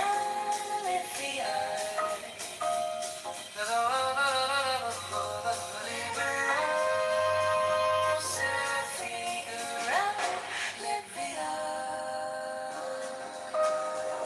The law of the strong. This is our law. And the joy of the world. Do what thou wilt shall be the whole of the law. Thou hast no right but to do thy will, do that. And no other shall say nay. Every man and every woman is a star. There is no God but man. One man has the right to live by his own law. To live in the way that he wills to do, to work as he will, to play as he will, to rest as he will, to die when and how he will, Man has the right to eat what he will, to drink what he will, to dwell where he will, to move as he will on the face of the earth. Free man has the right to think what he will, to speak what he will, to write what he will,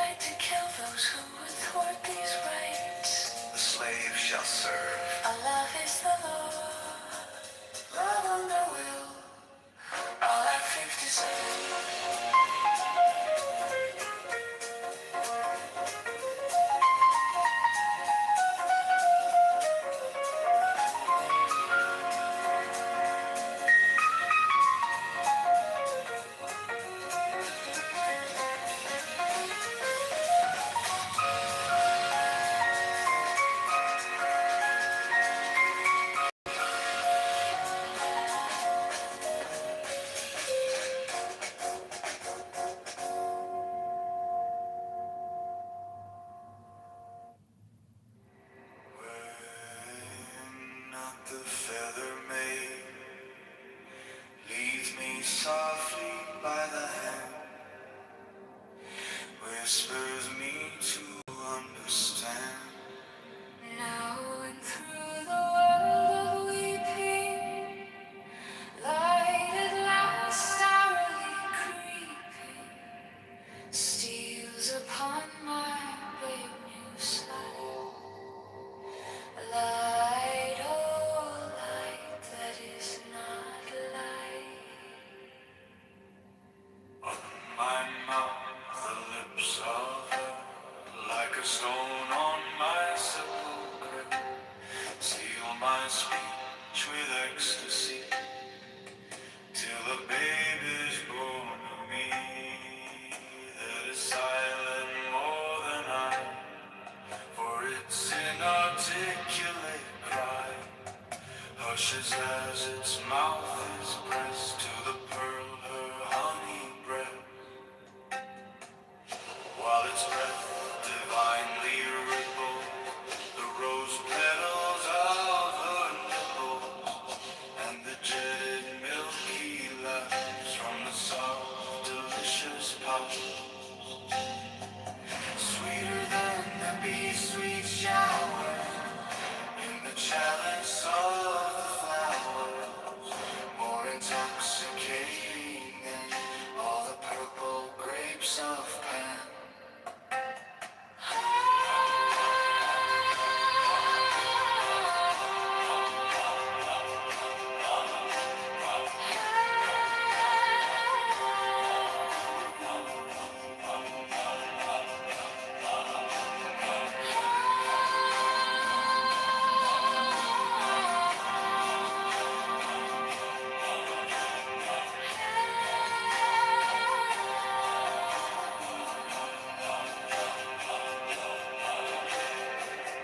My proper lips are stilled, only all the world is filled with the echo that drips over, like the honey from the clover.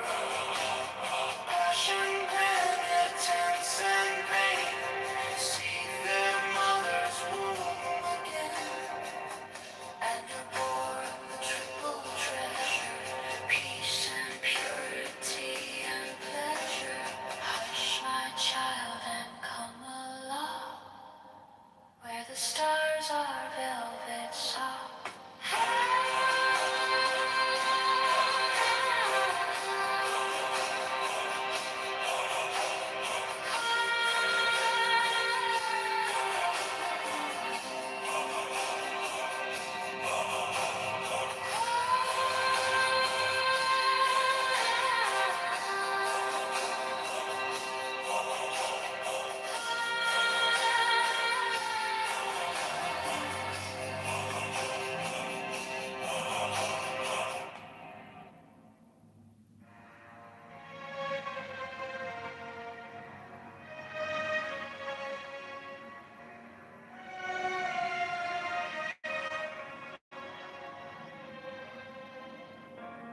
By the mystic union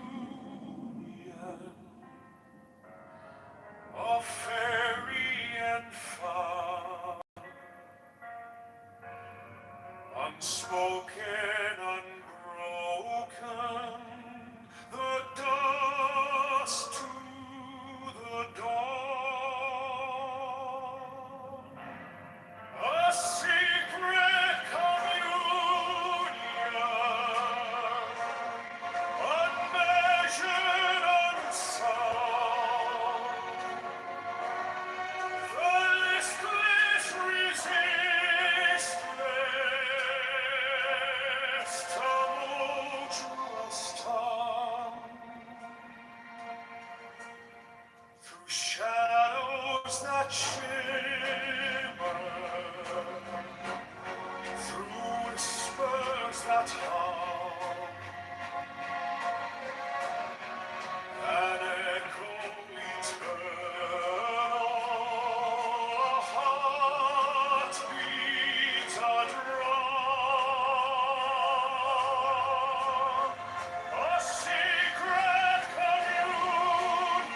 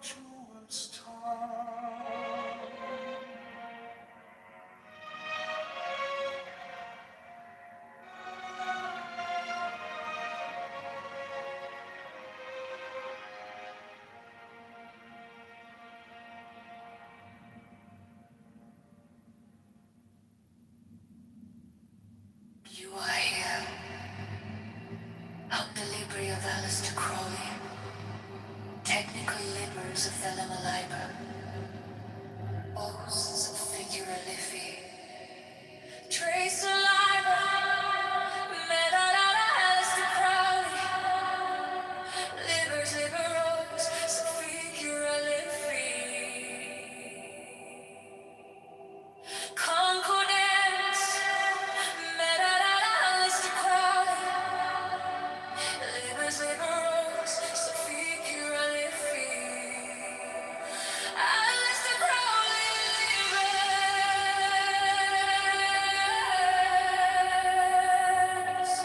liberals, so figure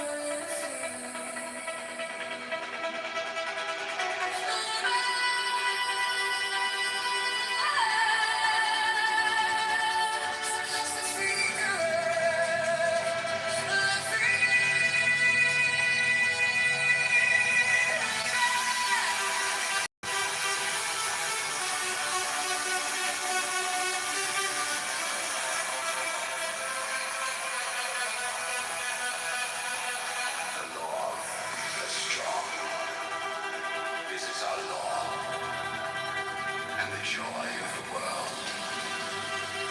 Do what thou wilt shall be the whole of the law. I-14.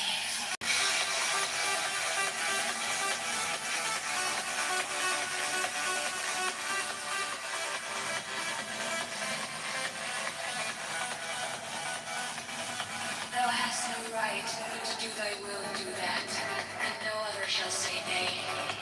Every man and every woman is a star. There is no God but man. One man has the right to live by his own law, to live in the way that he wills to do, to work as he wills, to play as he wills, to rest as he wills, to die when and how he will. One man has the right to eat what he will, to drink what he will, to dwell where he will, to move as he will on the face of the earth. Free man has the right to think what he will, to speak what he will, to write what he will, to draw, paint, carvage, mold, build as he will, to dress as he will.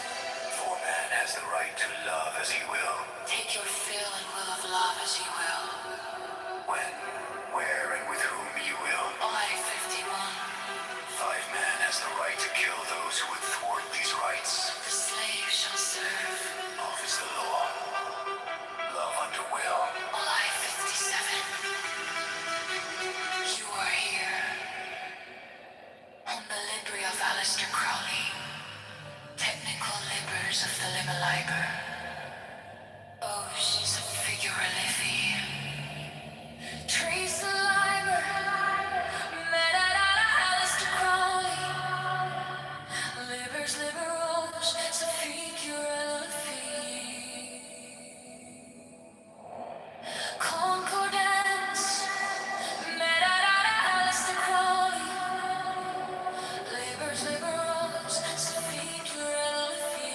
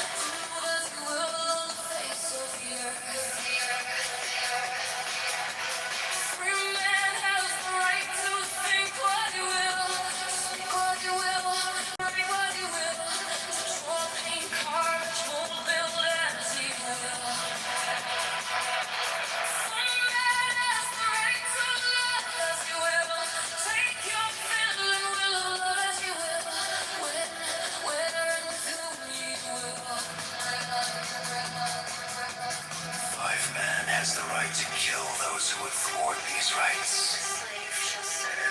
Love is the law. Love under will.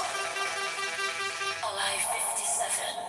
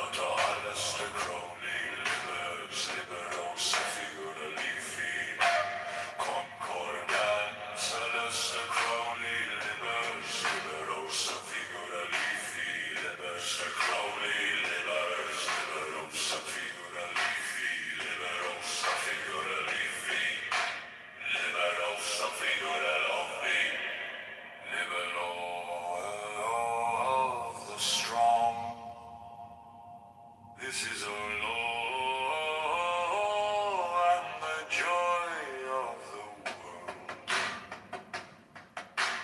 Do what thou wilt shall be the whole of the law. R.I.40. Thou hast no right but to do thy will, do that. And no other shall say nay. R.I.43. Every man and every woman is a star. R.I.43. There is no God but man.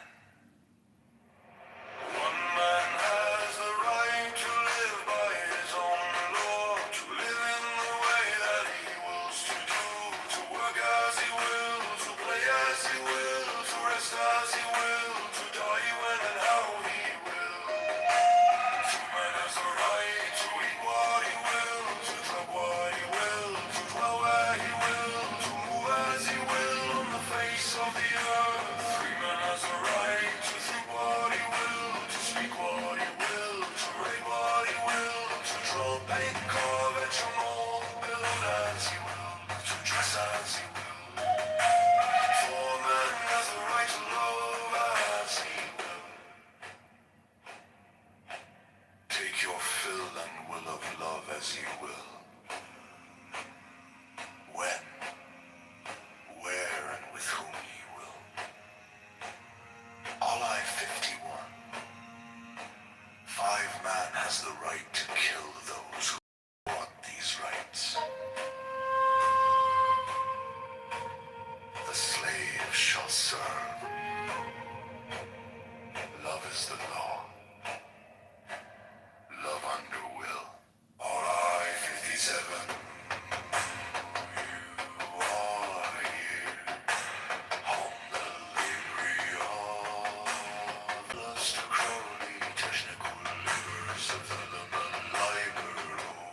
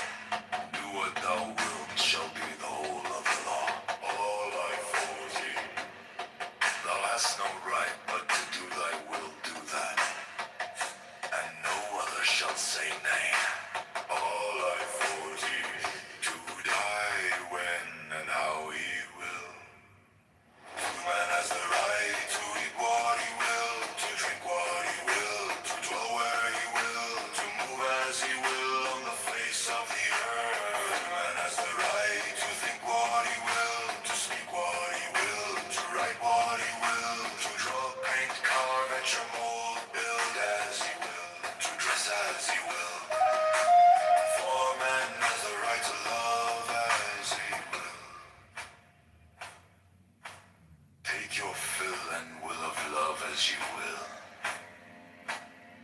When, where, and with whom you will. On I-51, 5-man has the right to kill those who would thwart these rights.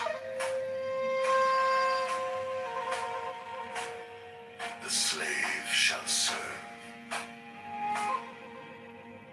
Love is the law. Love under will. On I-57.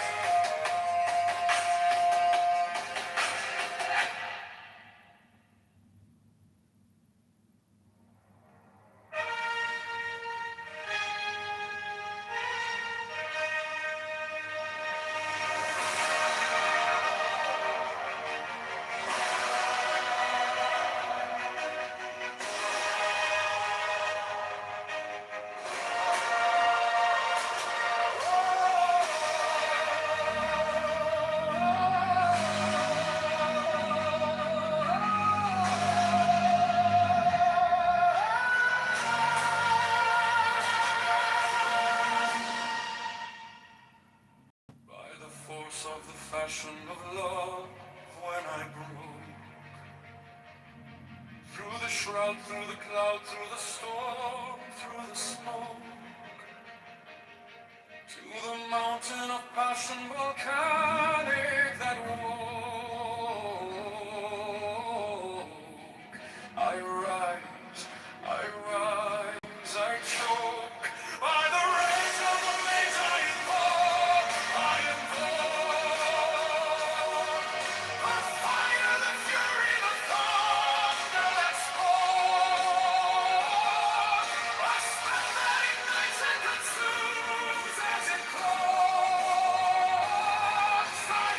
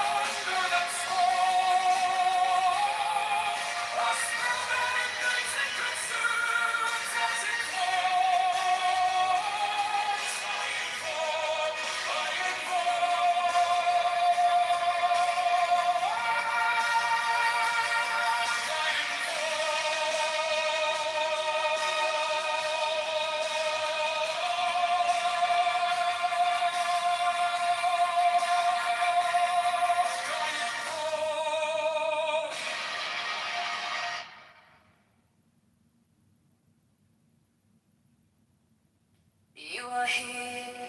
I'm the library of Alistair Crowley. Topical livers, a venom liber. Oh, so figure I love me. Trace saliva. Oh, so figure I love me. Sidebar, metadata.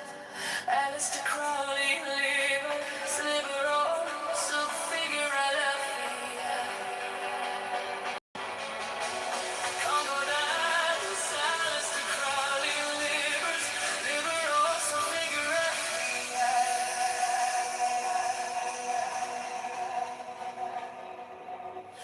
Alistair Crowley, liver, oh, so figure I love me.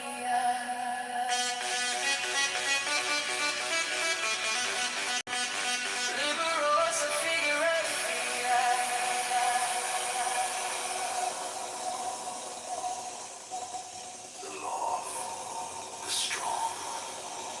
This is our law and the joy of the world. Do what thou wilt shall be the whole of the law. I 14. Thou hast no right but to do thy will, do that, and no other shall say nay. Every man and every woman is a star. There is no God but man.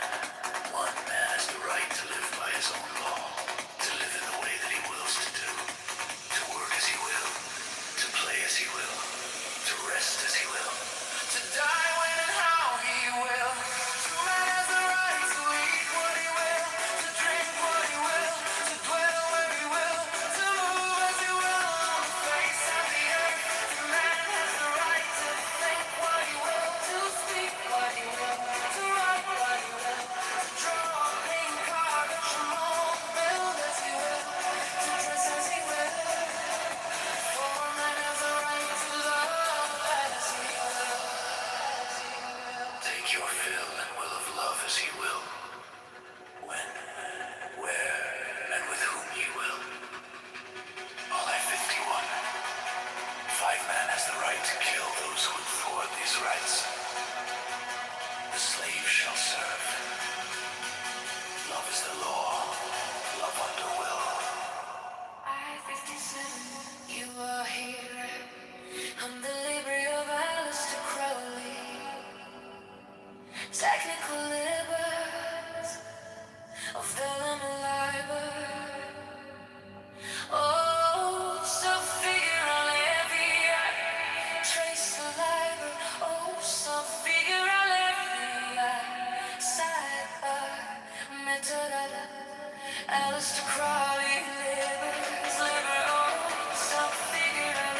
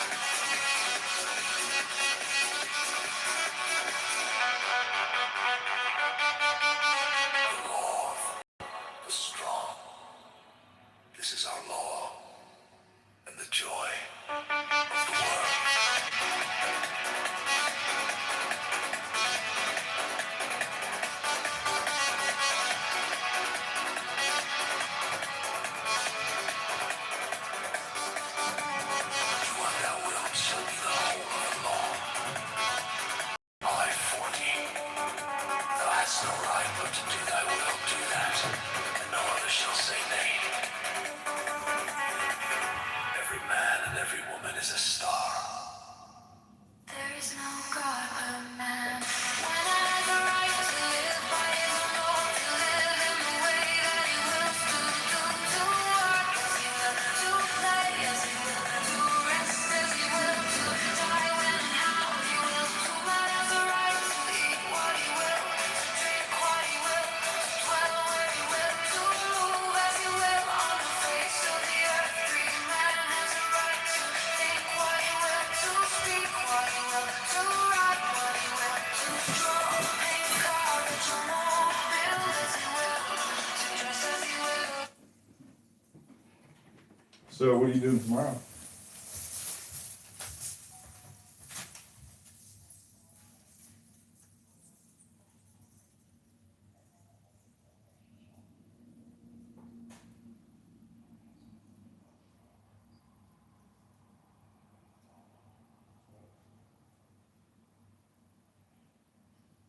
Just the gym and then just work at home. I'm fine, so just go out for the night and forget about to take it to dinner. Okay, cool. Let's do the Wicker Park or Westwood.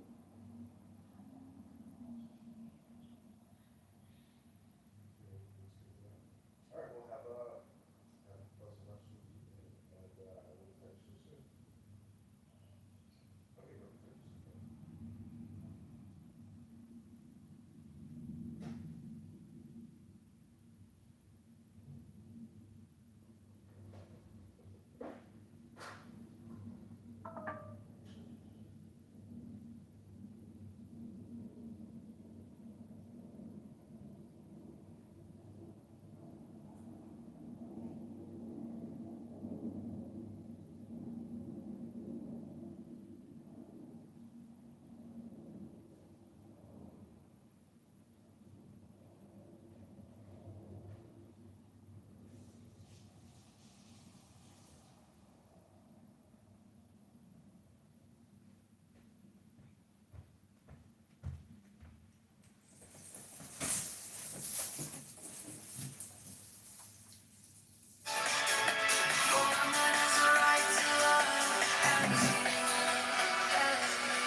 Take your fill and will of love as you will.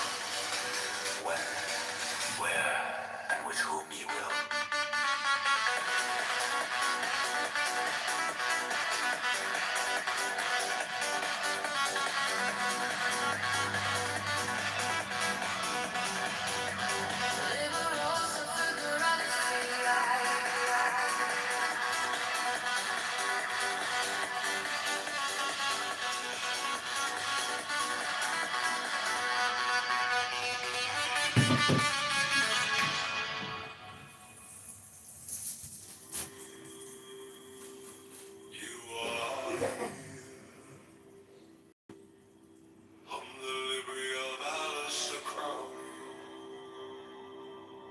Technical labors of the Himalaya rose.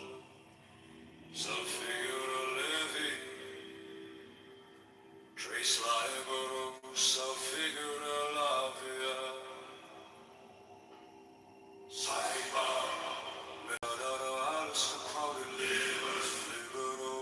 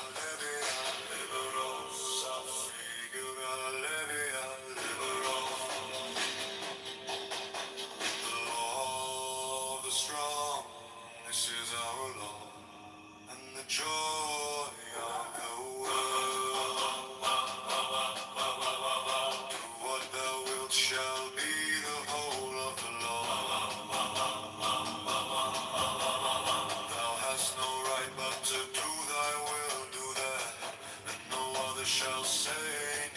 All I 42, 3. Every man and every woman is a star. There is no God but man. One man has the right to live by his own law, to live in the way that he wills to do, to work as he will, to play as he will, to rest as he will, to die when and how he will. To man has the right to eat what he will, to drink what he will, to dwell where he will, to move as he will on the face of the earth. Free man has the right to think what he will, to speak what he will, to write what he will, to draw, paint, carve, etch, mold, build as he will, to dress as he will. For man has the right to love as he will. Take your fill and will of love as you will. When, where, and with whom you will. All I 51.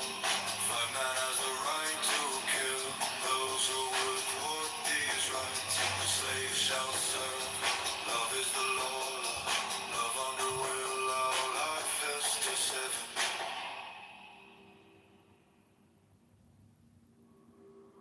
You are here, and the liberty of us to cross. Technical libers of element life, a roses of figure trace of life, a roses of figure Simon, minute on the list, the crowley, liber, roses of figure Concord dance, let's the crowley, liber, roses of figure Alice the crowley, liber, roses of figure liber, roses of figure liber, roses. The Lord, the strong, this is our Lord, and the joy of the world. Do what thou wilt shall be the whole of the law. Thou hast no right but to do thy will, do that, and no other shall say nay. Every man and every woman is a star. There is no God but man. One man has the right to live by his own law. To live in the way that he wills to do, to work as he will, to play as he will, to rest as he will, to die when and how he will. To man has the right to eat what he will, to drink what he will, to dwell where he will, to move as he will on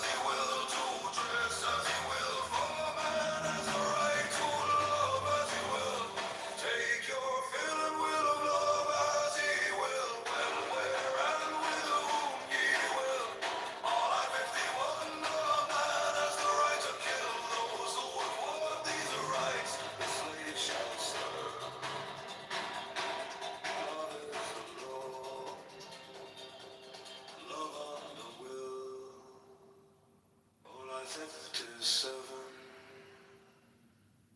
You are here on the library of Aleister Crowley. Technical libers of the Lemolibros of Figura la Vie. Trace liberos of Figura la Vie.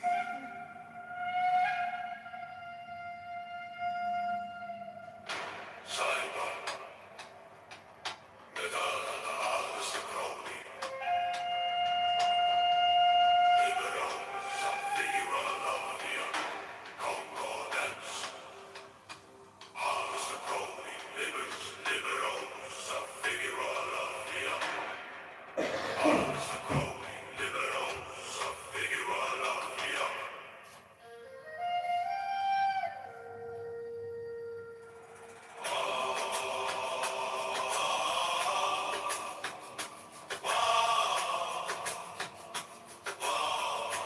Liberos of Figura la Vie.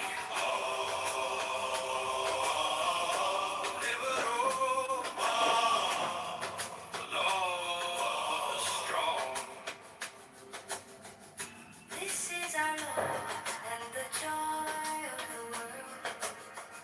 Do what thou wilt shall be the whole of the law. Thou hast no right but to do thy will, do that, and no other shall say nay. Every man, every woman is a star. All I three. There is no God but man, and one man has the right to live by his own law, to live in the way that he wills to do, to work as he will, to play as he will, to rest as he will, to die when and how he will.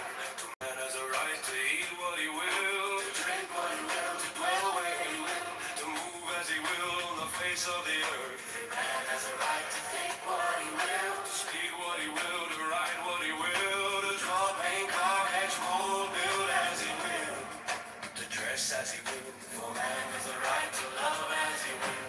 Take your fill and will of love as you will, when, where, and with whom he will. All I 51. Five man has a right to kill those who thwart these rights. Slave shall serve. Five man has a right to kill those who thwart these rights.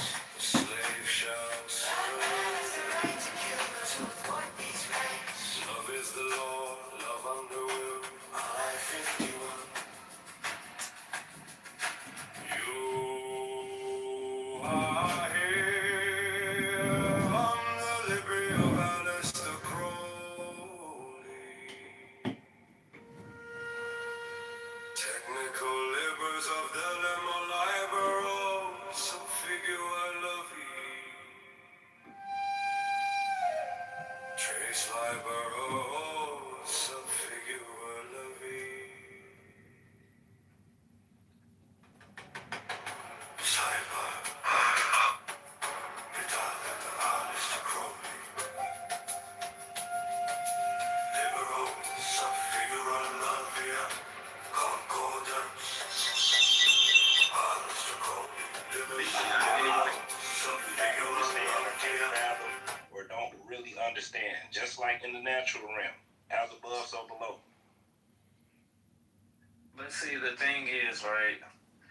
The thing is, there's certain things that just I feel shouldn't be touched, right? By all means, I feel like I'm an indigo child. Indigo child is someone that believes that they have powers beyond blase, right? But there are some things that just should not be touched. That's just what I believe. All that futuristic speaking and stuff like that. Y'all ever seen that? So Raven, right? Y'all know what happens every time that Raven saw a vision? To something that you already have a bone to pick with, and you're trying to do the religion thing. I understand what you're trying to do, but I don't mind it too much because it is kind of relevant. But like, to what you just said is another way of saying what I just said. I just named it as a criteria of correctness. You tried to describe it a little bit loosely. It's like it involves warrants and it involves, I don't know, some kind of like mechanism whereby people, I don't know, check that like, they accept the warrants or yeah, they reject them. yeah, okay, cool. But usually I like to use the term to cash the check. they recognize, it's because they recognize some criteria, though, right? There's no way to do this without having some kind of criteria in mind, right? So like, you have to have a criteria of correctness in order to like assail or deny the identity claim. I think the criteria are pretty difficult to get your hands on. Seems to me that Not really, because otherwise, otherwise we wouldn't be able to tell the difference between like, I don't know, a baker and a non-baker, because the criteria would be fuzzy. Like, but that, we don't have a problem with that, like, at all. Right? Like whenever we're accepting somebody's identity based on just they say it, name it, and claim it, right? I mean, that's the weakest kind of identity. But then there's kind of perform it. That's not always like you said, the baker, they perform their identity. The violinist performs their identity. Well, only insofar as the performance of the relevant action is a part of the criteria of correctness. Like, it's hard to imagine a baker who never bakes anything. But is there really, what is there, a body with an elected leader who decides what the criteria of correctness is? Seems to me like usually for legal purposes, yeah, for like official things like being like a doctor, yeah, we have a bunch of like legally sanctioned apparatus that it becomes a part of the criteria of correctness. So, you know, like I wouldn't be able to call myself like an official teacher in California unless I had certain credentials that enable me to say that, and like that has to be recognized by the state. If it's not recognized by the state, I am effectively not a teacher. And not only that, I can't get hired anywhere unless it's under very unusual circumstances. Yeah, but if you were a religious person, you could have a school still funded by the state under a voucher program. Well, you could be a teacher there, for example. All you'd have to do is have some but then the criteria, absolutely asinine bullshit cosmology, and suddenly you're a teacher again. So I don't know. That's not quite how it works, but yeah, like I get you. Again, you're doing the thing. You're leaning hard into I hate religion. Like I get it, but like usually the criteria of correctness would be different because then the criteria would be defined by the uncomfortable even naming because you recognize how much control they have. Does that would that be concerning to you? So like you if you meet their criteria, you kind of got you. Like that's what I'm saying. Like they don't just allow. The Catholic Church doesn't allow anybody to beg. Let me just they're using a lot of the same mechanisms, right, which are I don't want to name drop terms that people aren't ready to hear, but we do have terms in philosophy for these, and one of them that you could use is called status functions. Like even religious entities use status functions, and this is actually very common, no matter whether you have a religious or theocratic state or a secular state. Like all of those mechanisms are the same, right? So fancy hats, I think, is what you're talking about. No, I'm talking about status functions. Fancy hats. No, status functions. That's just a fancy word for fancy hats. No, it doesn't mean fancy hats. It means something completely different. But if you want to like, I don't know, like oversimplify it, you could do that. But like, there's just these mechanisms. If you don't understand the nuances, you're not gonna understand the distinctions I'm trying to make between them. We should keep it really simple because people get really confused very easy. I don't know if you're being sarcastic, but it's more like it's not that difficult. I was being serious, actually, unfortunately. Okay, I can't tell sometimes. But like, yeah, I rather not have this devolve into this thing you do where you're like, religion sucks for all these reasons. Like, I get that you think that it's not really that relevant. So we can get off religions for a minute. Can I just leave you with a thought on this topic from Congressman Mueller? I don't know if you're familiar with him, but he wrote a piece that talks about prophelicity, authenticity, and sincerity. And it deals with identity as dispensational, meaning there was a time when our identities were authentic, there was then a time when our identities were sincere. In other words, if we really believed ourselves to be big, we were that thing. Benjamin, I appreciate that you posted that in the chat. I had already saved it to listen to it later. Yeah, he's kind of fun, and I like his framing. And now we've transitioned out of that into a playground world where identities are just like hats. I mean, you have a whole closet full of them. You wear one to school, you wear one to work. You've got one for the internet, one for your kid friends, one for your girlfriends. Whatever you need, you got a profile, just like you guys address. And everybody has tons of profiles, and we're moving through them in a fluid way. So nobody is anything in particular except contextually in that moment. Like here, you're a philosopher, and I don't know, I'm the guy who always upsets your room. But at work, you are a teacher of different things, and I'm an engineer. We just have a different role in those ways, right? So we just wear lots of hats and other things. But not everybody is moving through the dispensation at the same rate. Some people. That's just a metaphor for we have different statuses, different contexts. Right? So like that's what status functions is about.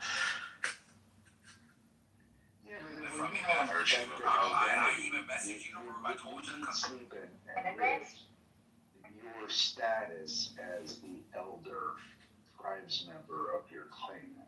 There's no time when you take that off or put something else on. It is just your authentic identity, right? There was a time when we had very persistent identities, and we don't have that. But that doesn't seem to make sense because we still have examples of identities that we don't shed in any real way. Like I'm a human being no matter what I do.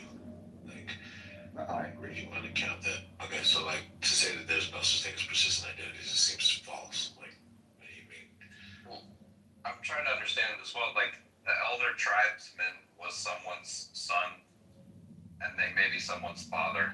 They're going to fulfill those roles regardless of whether or not they're the elder tribesman. I'm not quite following.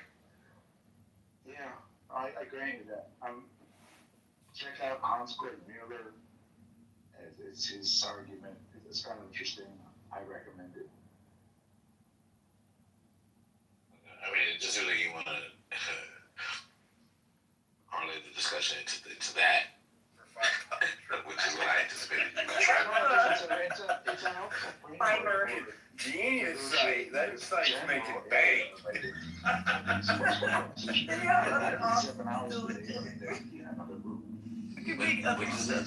This is not a room of generic concept of identity. It implicates identity in a very specific context and a very specific issue. And it's gender identity specifically. And the criteria of correctness, what the dispute involving what the criteria of correctness for correct attributions of the gender category to people might even be. That's what the topic of the room is mostly. And as it you agree though that people are only back and forth with Dr. Nisha Myrna. Go ahead. Wouldn't you agree that people are only struggling with this issue because they are generally struggling with the management of identity in a world of identity politics? No, I don't think that's the core of the issue. I actually think the dispute over the criteria of correctness is the core of the issue. One last thought. I think the Democrats do make a strategic mistake when they center these identities in this kind of unmanageable way, and they say that they're trying to protect people, when the way in which they politicize these issues has exactly the opposite effect. Every single time after done that they've done. I think if they really cared about people, they wouldn't use them as political pawns. Well, I think the impacts are actually more complicated. Like, a lot of times the Democrats have a desired impact, and that desired impact actually happens the way they want it to. And that desired impact is they want to signal to certain people who interpret what they're doing a certain way, that they basically have the back of a vulnerable population of people. And that among a subset of the electorate, it actually does land exactly that way for them. The problem is if the majority of the electorate doesn't feel that way, then they might get outvoted, like what happened, I think, in the 2024 election, and what might happen in some elections in the future if the Democrats don't change their strategy. I think you're partially right. I just think you kind of didn't explain very well why you're right. I don't know. Identity politics is fascinating to me because there is a way to do it where it's valid. The left is silly about it for reasons that I regret.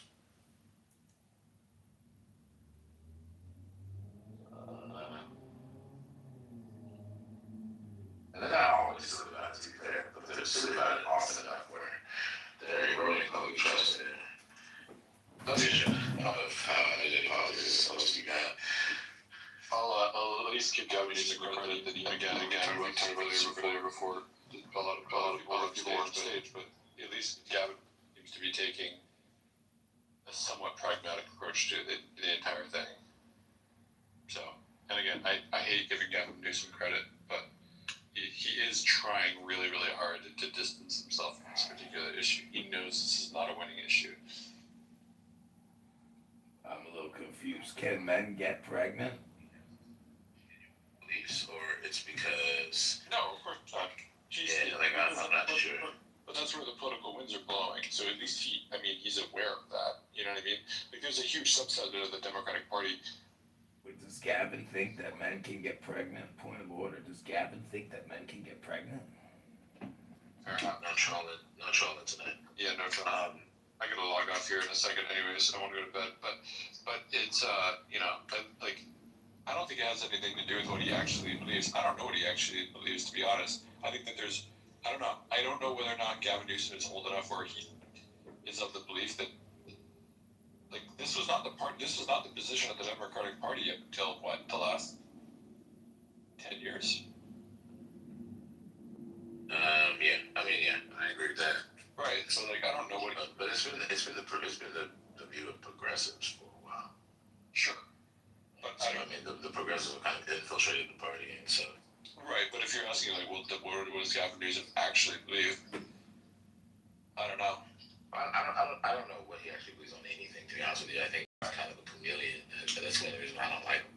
But, he's got, a kind of snake oil salesman vibe. Like, he's kind of got charisma that he can leverage in a way that, people who aren't hip to his games will fall for, inevitably. So we'll see what happens. I don't know if he'll win the presidency, but he's clearly ambitious in trying to win that shit. And he's positioning himself as the left's version of Donald Trump, which is interesting to me. In many ways, be better than Donald Trump. Because Donald Trump is, not a gifted orator or rhetorical person, and he says dumb shit regularly. It's not the same thing. Getting caught in the crossfire is like getting hit by accident. You didn't choose no side or nothing like that. Or you might have been a good person, you just got caught in the crossfire. No, we're just in the direction of his target that he's committed to destroying. I think what Michaela is saying, if we hold on to it, I think that there is we just go right with it, which brings up that point. Conditions.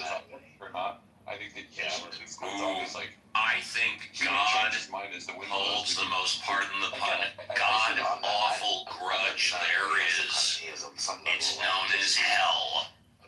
God created hell. Now, true, if you're Christian, you can repent all your sins, you will go to heaven, no problem. If you're Catholic, maybe not. But God will hold an eternal revenge and eternal consequences. And, I'm sorry, God holds the greatest judge of anybody. Well, for those who think that God does not have a hate on those who, I'm going to say, intentionally sin, and I have to be very precise on that. When I say intentionally, I'm not talking about those who came into the knowledge of knowing better. Aries. Oh my God, I'm too slow.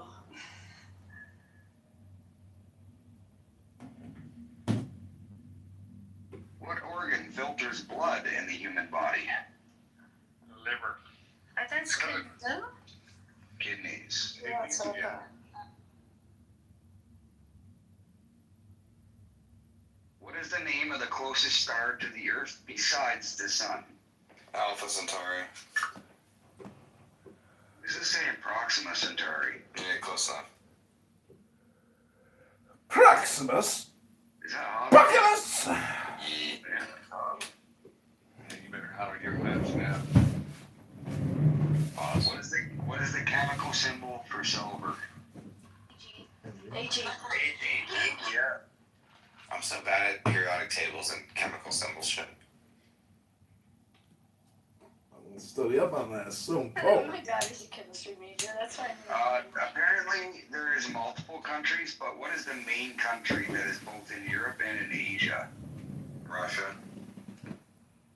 Apparently Turkey. But I don't know how do you say the main one. I don't know if Russia would be, but I don't know. What gas do humans exhale? CO2. Carbon dioxide.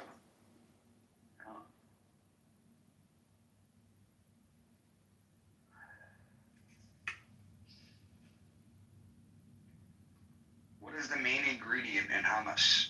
Chickpeas. Garbanzo beans. What animal Sweet dreams. sleeps the most? Sloth. No, it's probably something different. Up to 22 hours a day. Pandas seem really fucking lazy. It is the koala. Grace got it once again. Those motherfuckers all have herpes, but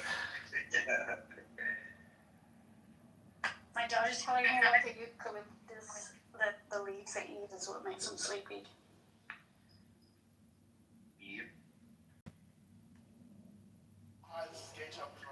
Which famous physicist wrote A Brief History of Time? Hawking.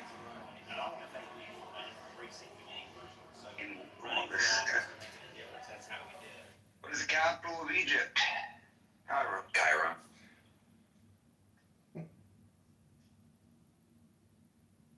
What country has the most lakes in the world? America? No. Canada. Soon to be America. That's only because you guys are claiming half our legs. No, Bullshit. Those are our legs. those lakes you could take from us. We still have way more lakes. Those are a lot of the water, but not a lot of the lakes in numbers. They just have a lot of ice up there. They call them lakes, though. Dude, this guy was frozen dead. What is the capital of Argentina? Buenos Aires. What year did the iPad first launch? 2010? Correct. Mm-hmm. What is the largest species of shark? Great white. Whale shark. Let's figure it out. Oh, yeah. Whale shark. I think that thing is more of a whale than a shark, though. What is the name of the first artificial Earth satellite? Artificial Earth satellite. I don't know why it needs the artificial. Sputnik? Yeah, it's Sputnik. Yeah. Which country has a red dragon on its flag? Chinese's. It's not China. Sorry, Grace, what did you say? The Welsh flag? Wales, yeah. Yeah. What is the only letter missing from the names of all U.S. states? Q. Oh, we did this one already. Q. Yeah. What animal has the longest lifespan? Tortoise. Coral. Turtle. It is the Greenland shark. Yeah, they live like 300 years. What about the black? There are Greenland sharks alive that were alive during the American Revolution. Yeah. Is that not fucking crazy? That is crazy. Don't them octopuses be living along forever? What is the most abundant gas in the sun? Helium. It is hydrogen. Hydrogen.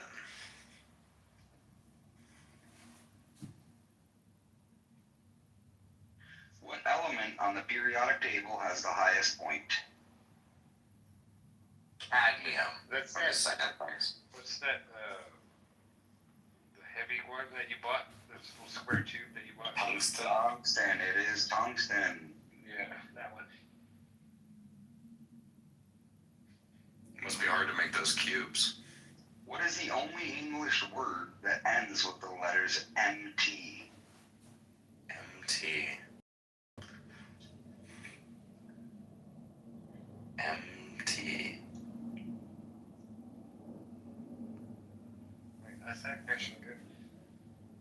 What is the only English word that ends? Oh. No. MT. MT. No clue. It is dreamt.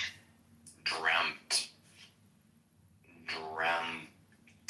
Yeah.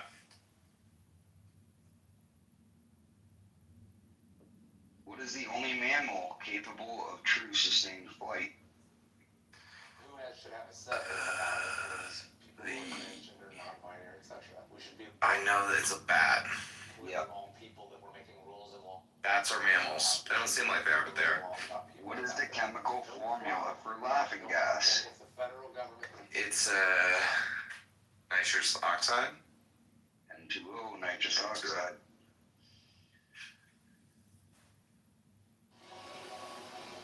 Who is the only U.S. president to serve 2 non-consecutive terms? Trump. Before Trump. Grover Cleveland. Yeah. What deepest point in the ocean? Marianas Trench. The Challenger Deep. Challenger Deep, yeah. It's in Marianas Trench. For too long, we have. Which country has 3 capital cities? 1 administrative, 1 legislative, and 1 judicial. Nonviolent. It is South I bet it's Cape Town, yeah. It's Pretoria, Cape Town, and Bloemfontein. Trying to. What is the only number spelled in English with its letters in alphabetical order? The only number spelled in English We're in the heart of the 45th Ward in Portage Park. Watching. with its letters in alphabetical order. I'm telling you, folks, they're trying to 4. demonize eyes. It's 4. We work with a It is hand 4 in glove every 4 day. T.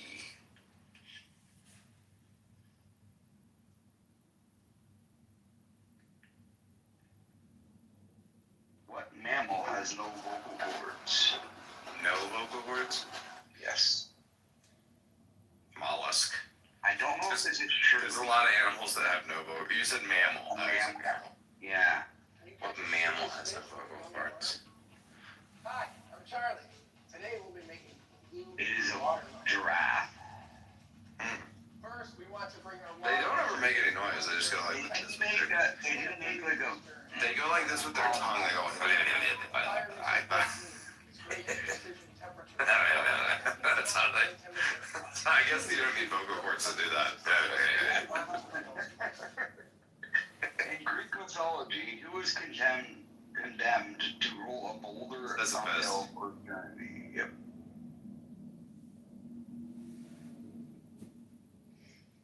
What is the only English word that is pronounced the same way when it is spelled forwards, backwards, and turned upside down?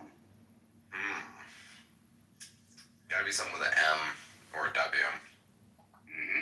Mo. It is swims. Swims. Swims. Yeah. Yeah, I guess that does work.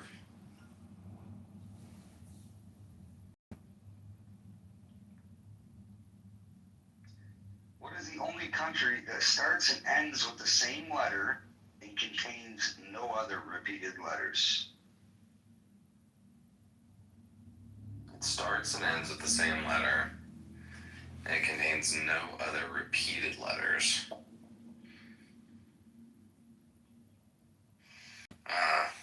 No clue. That's a hard one. Angola. Angola. That's some shit you only know if you're from fucking Angola.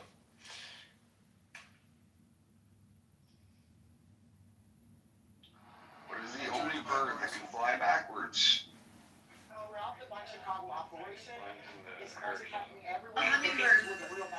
Hummingbird. Makes sense. Which U.S. state is closest to Africa? Florida? Maryland? Or Maine? It is Maine. Quaddy Head is the closest point. Wait, Maine is closer to Africa than Florida? The Mercator projection really fucks me up sometimes. Yeah. I gotta look this up. I don't even believe it. How do we get a free What is the longest English word that can be typed using only the left hand on a standard QWERTY keyboard? Fuck your mama. That was three words, but Stewardesses. I just did anti-disestablishmentarianism. So, with only my left hand. So it's lying. Which element has the lowest boiling point? No. It is helium. Helium. Interesting. In what year did the Gregorian first replace the Julian calendar in most of Catholic Europe? 1100. 1582. Yeah. It was definitely in one of them here.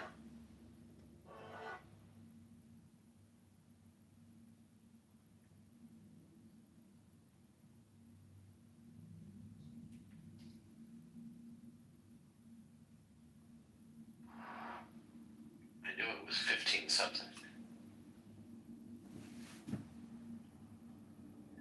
What is the capital of Tasmania?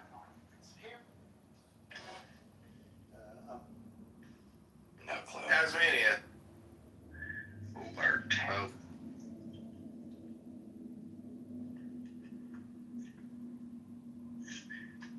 In what year did the Soviet Union officially dissolve? 1989. The wall came down. It didn't Wall officially came down in dissolve. 89. Yeah, until December 26, 1991. Took a while. Yeah.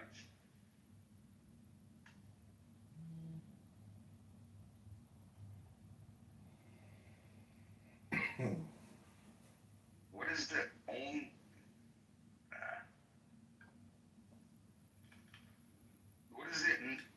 only English word that contains all 5 vowels exactly once in order? Cabinet officers and captains of Eggs Benedict and Ramos Gin for his breakfast. But for the most part, stories about what happens in these redwoods are hard to come by. A statue reminds Bohemians to keep their mouths shut about the Grove. I've had a lot of good music there.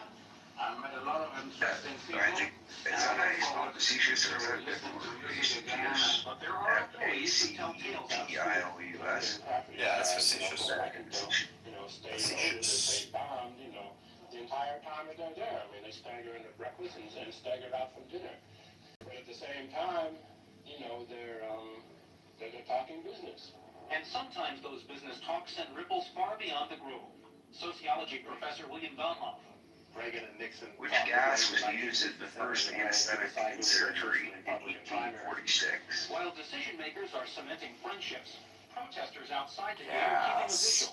Is it just nitrous oxide? Grove is an all-white, all-male, undemocratic policy-making arm of the government. They want the Bohemians to go home.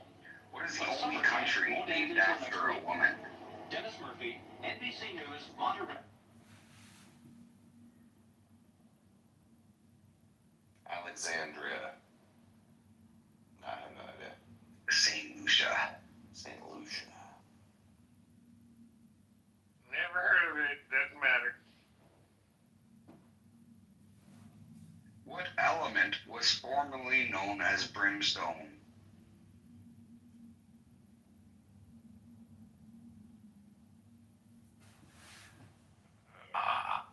Iron? Sulfur. Sulfur.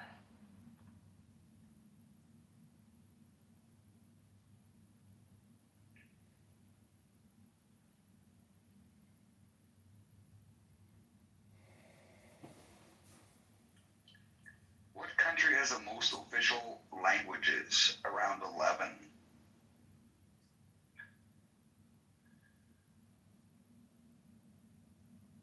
It's gonna be some Middle Eastern country. It is Zimbabwe.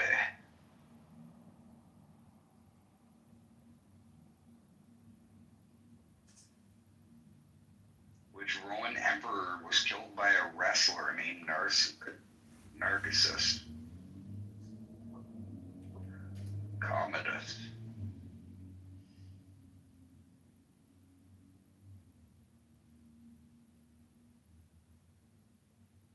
What is the only number whose letters are in reverse alphabetical order? The only number? Mhm.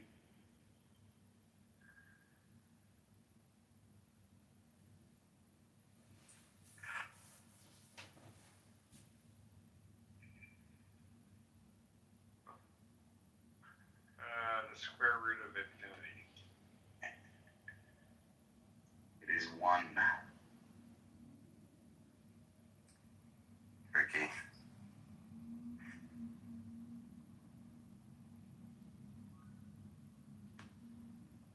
What year was the first successful ascent of the K2?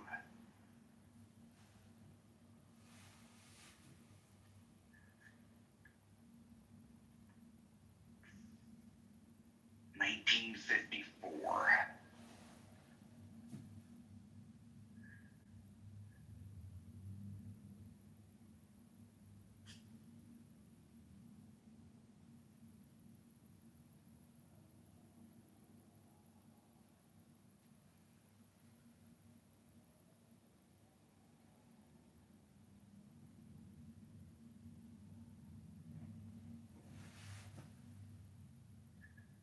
What element has the atomic number 79?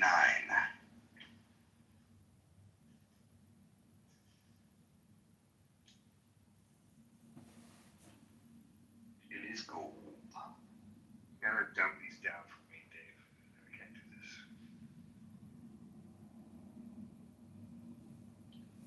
Which African lake is the longest freshwater lake in the world? Courtney, this is your chance. Go. Hey, fuck you, Richard. You're familiar with the territory. I don't know the answer. You go there all the time. You visit that place. It's a continent, Richard. I don't even It's not leave a the country. I don't even leave America. Like you travel to. It is Lake Tanganyika. Never heard of it. Jesus Christ. Okay, well, no, yeah, I know it's a continent, but Jesus. Oh, here's a good one for everyone. What is the capital of Greenland? America. Trump. It is Nook. What's their population, Dave? I don't know. I thought it was like, I don't know. I thought it was like 100,000 or less.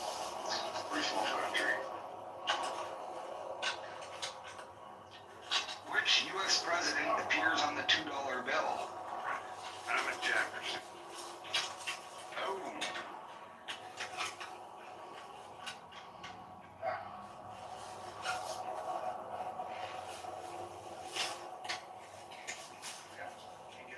What is the only English word that uses all 6 vowels exactly once, including Y?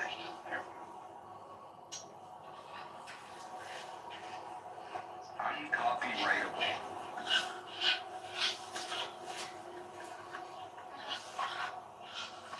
Beautiful.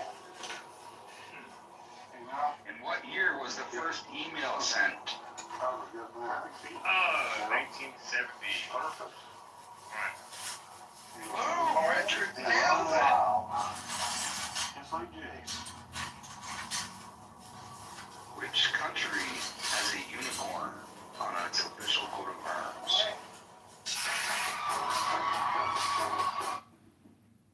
United Kingdom. Yeah, United Kingdom, yeah.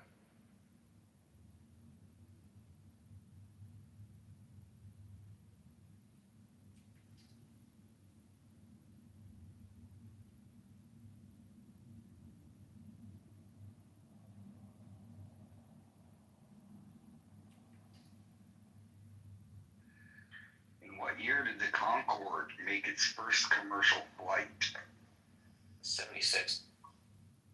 Bam, Sam. It's a good name.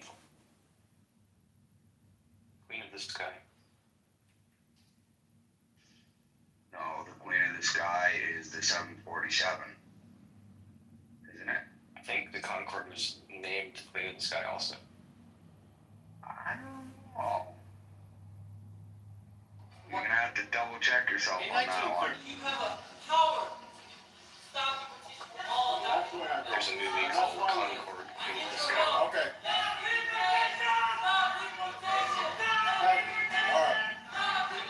What I'd like to do. Which gas was the first noble gas discovered? Okay, let me finish.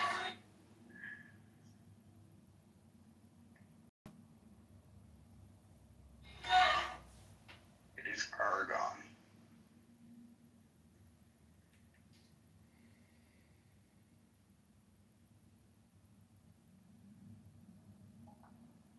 Because what we're seeing in Minnesota today Well, is a that's it for community trivia, folks. defending. Thank you, Dave. Appreciate that. Dave, one for you. What was the ethnicity of the first K2 crew to summit successfully? Good guess, but it was Italian. Oh, damn it. My dad's got the book.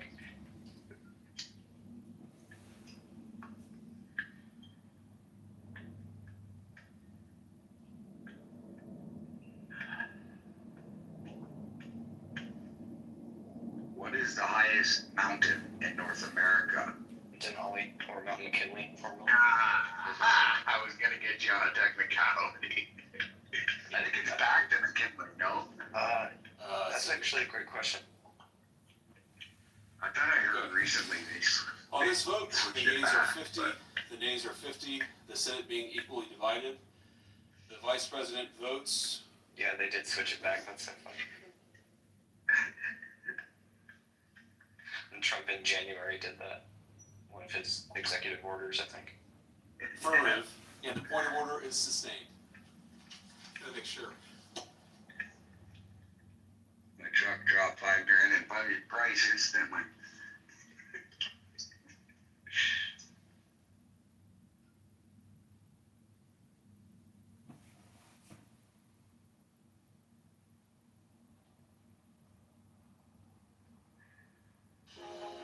Would be a tricky trivia question since the mountains changed names so many times.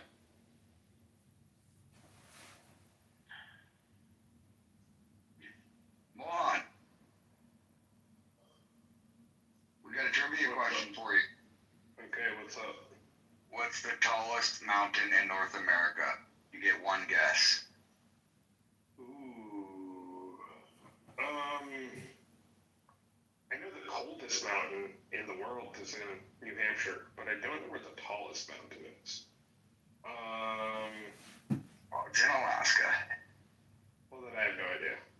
It is McKinley. Oh, I've heard of that, yeah. And it was named Denali, and now it's back to McKinley. Is there an Air Force base there? I don't. McKinley sounds like an Air Force base to me.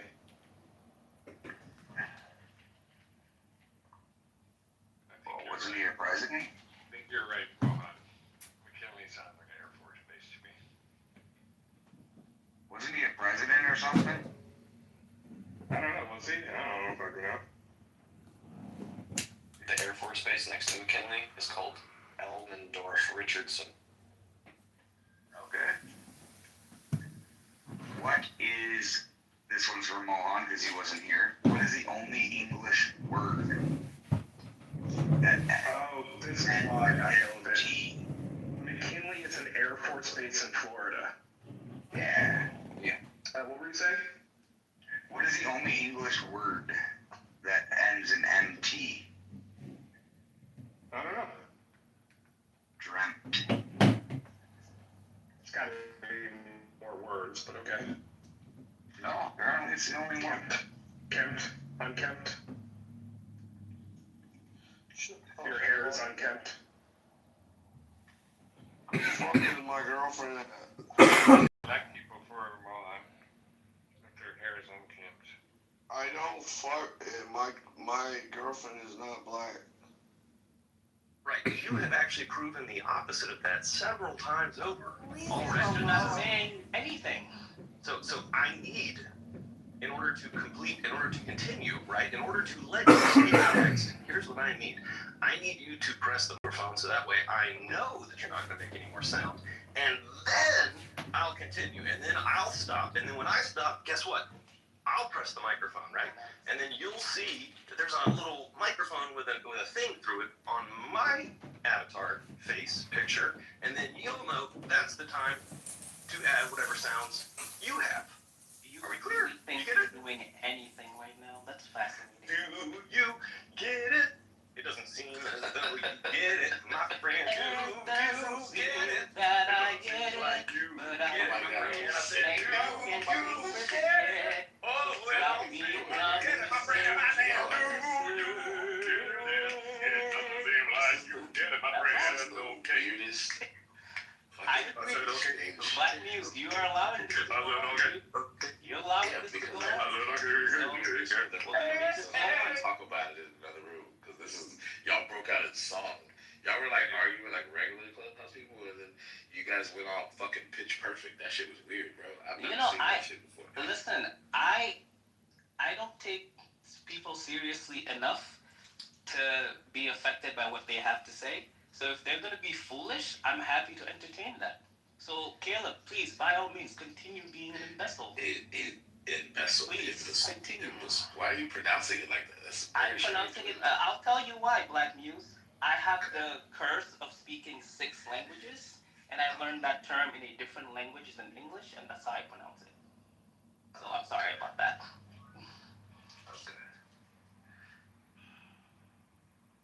It just sounds hilarious when you say it like that because ironically, it's imbecilic to say it that way.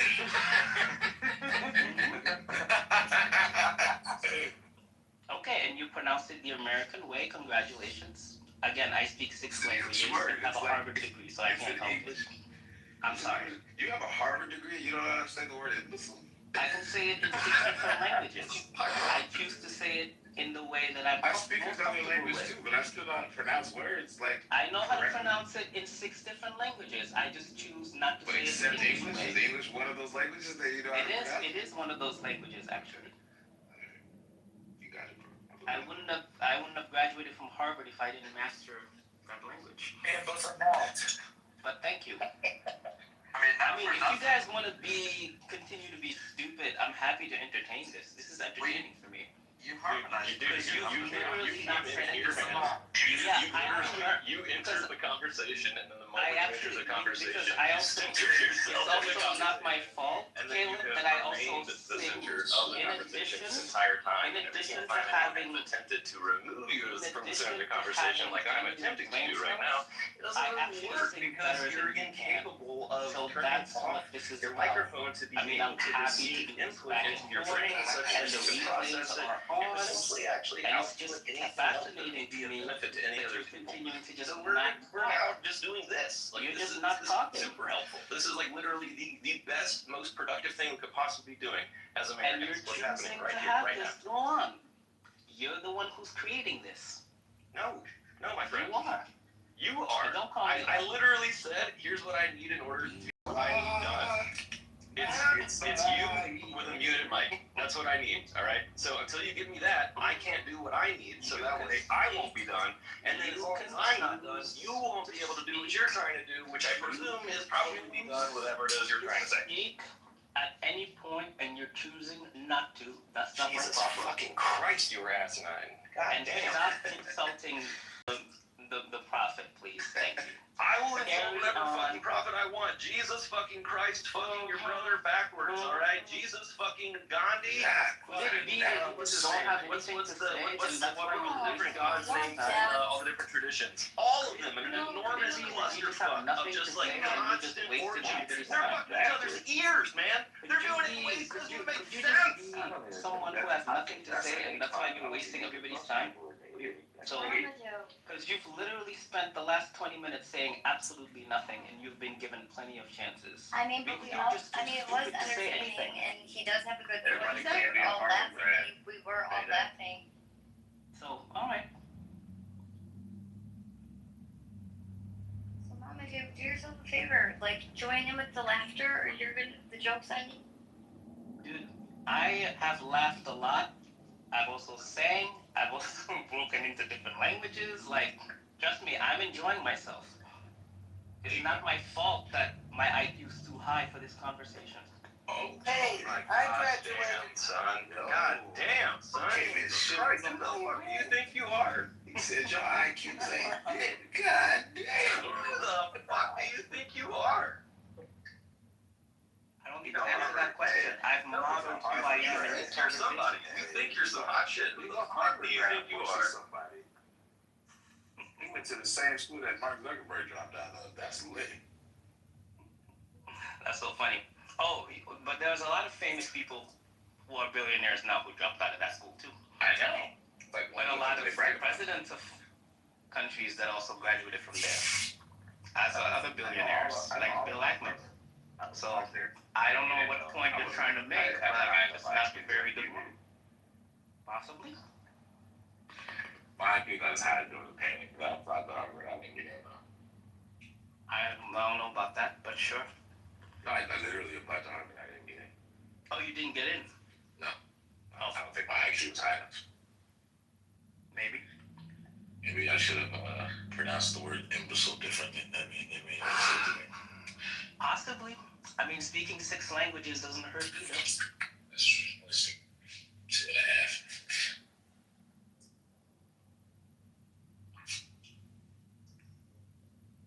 Hey, back to the transgender issue. I think it's important that the number of young people identifying as trans is going. It's higher. It's about 3% right now. I think the natural level that people talk about is like less than 1%.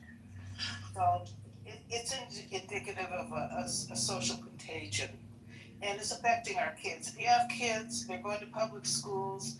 They're going to be introduced to the possibility that they might be the opposite sex at an early age.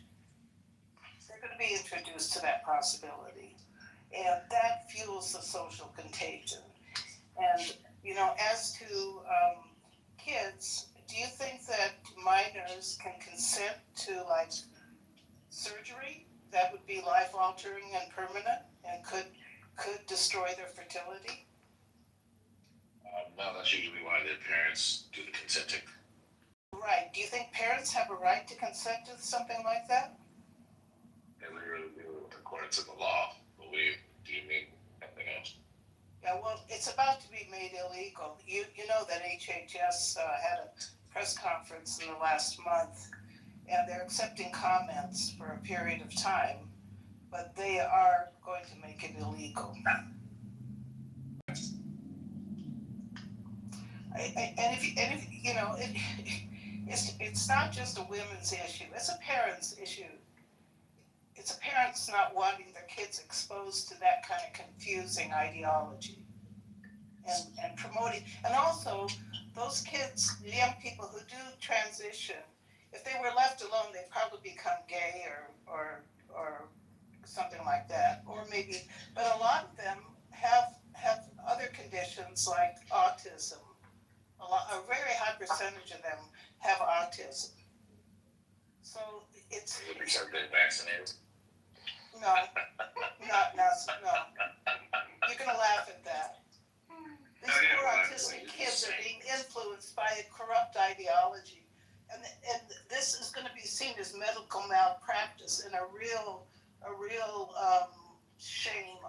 medical establishment that's allowed this.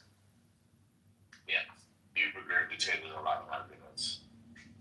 Well, I've listened to them, and I'm trying to express them. I'm trying to express them in as few words as possible. No, you're just regurgitating what you heard. Well, why do you say I'm regurgitating as if I hadn't studied this? You haven't. You don't know I what haven't. social contagion means. Yes, something like kids when they started cutting themselves, or girls when they started starving themselves. Yeah, but actually what social contagion means. What? That's actually what social contagion means. Just the way it sounds. It's descriptive. It's a descriptive phrase. Do I have to talk like a sociologist now? It's in English. It's English. You're just demonstrating you don't know what it means. And that's my point. Like, you're just regurgitating. Well, just like wokeness is a social contagion. Wow, okay. So, transgenderism is like wokeness. It's based on an ideology that is contagious. Communism is a social contagion. Oh my God. Well, I'm thinking out loud. I am not a professor, okay? I'm thinking out loud. I could tell. Oh, you could tell. Oh, you're so superior. Hey, by the way, I graduated Muhammad, I graduated from Berkeley when it was rated higher than Harvard. First of all, it's Muhammad. And second of all, good for you. And she just shit on your Harvard education on that, go ahead and shit. Yeah, because that what she just said contradicts it. All right. If y'all want to think that, that's cool. I have a BS. I didn't study sociology. Yeah, you have BS. Congratulations. I have a Bachelor of Science. Yeah, you're full of BS. That's true too. Thank you. Like wokeness and trans being the same thing. That's wow. a real good job. Repartee. Oh my gosh, she tried to say a French word. Look, what is this room? Just making fun of people? How about addressing the issues?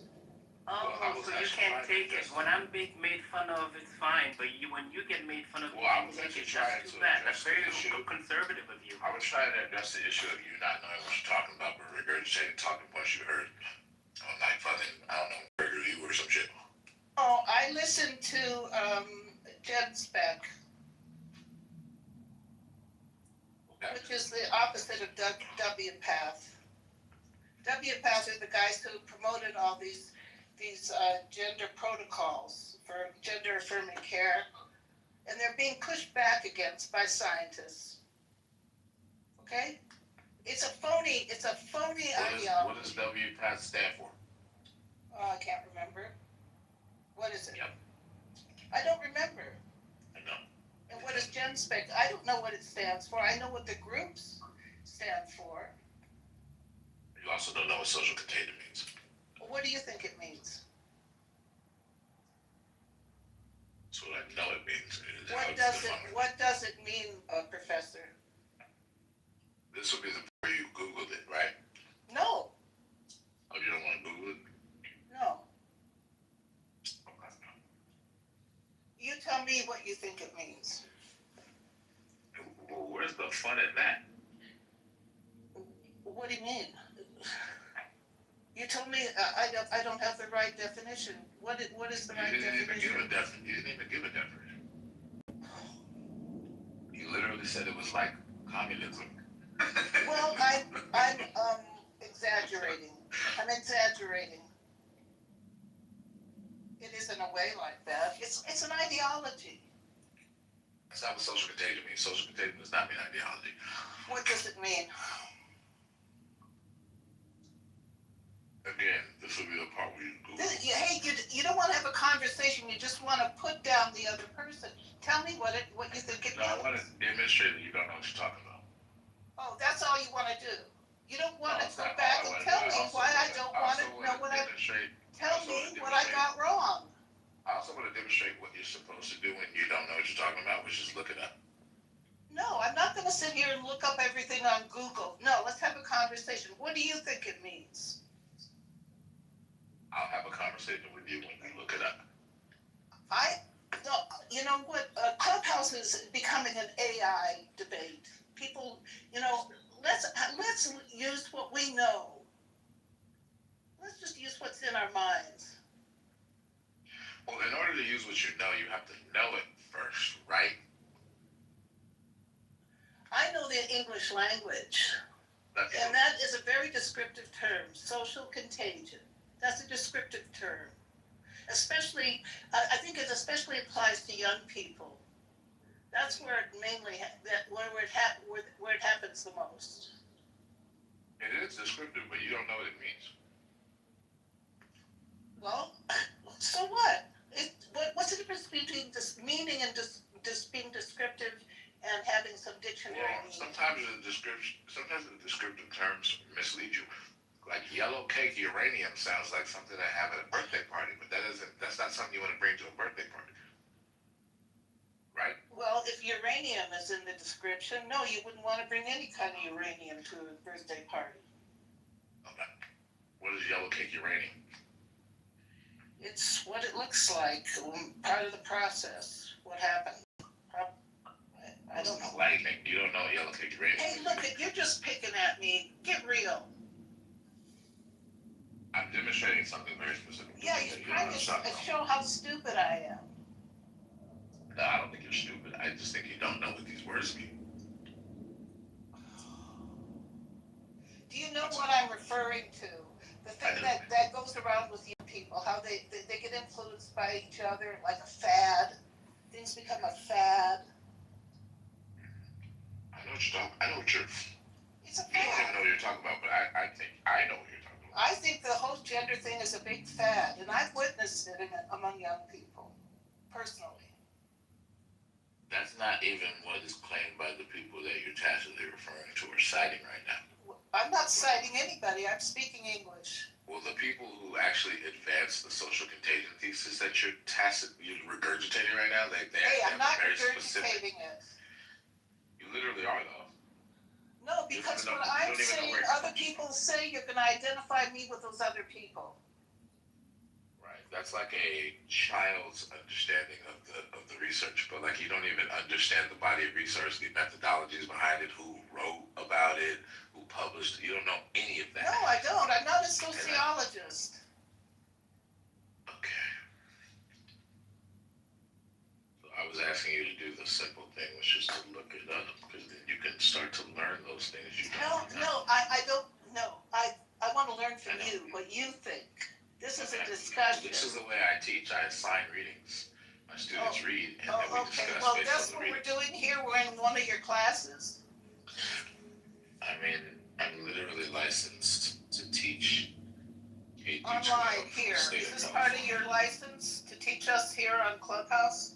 I can teach anywhere in the state of California. I'm licensed. Okay.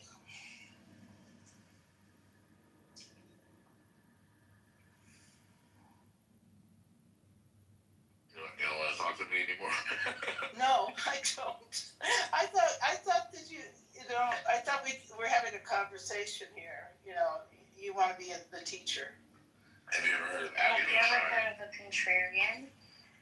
Have you ever heard of Abigail Schreier? Yes. You're a contrarian. Who's Abigail Schreier? I forget, but I know her name. If you remind me, I'll remember. He's gonna say, I'm old. I don't remember everybody. I'm okay. What's wrong with what she said? She said that she's heard of her, but remind her she's heard of her before. What's wrong with that? Nothing wrong with what she said. I'm just laughing because she has no idea of the connection between the questions I asked her at all. Okay, Abigail Schreier. She's a feminist who is against trans stuff. Is that right? Am I remembering? Pardon? Kind of.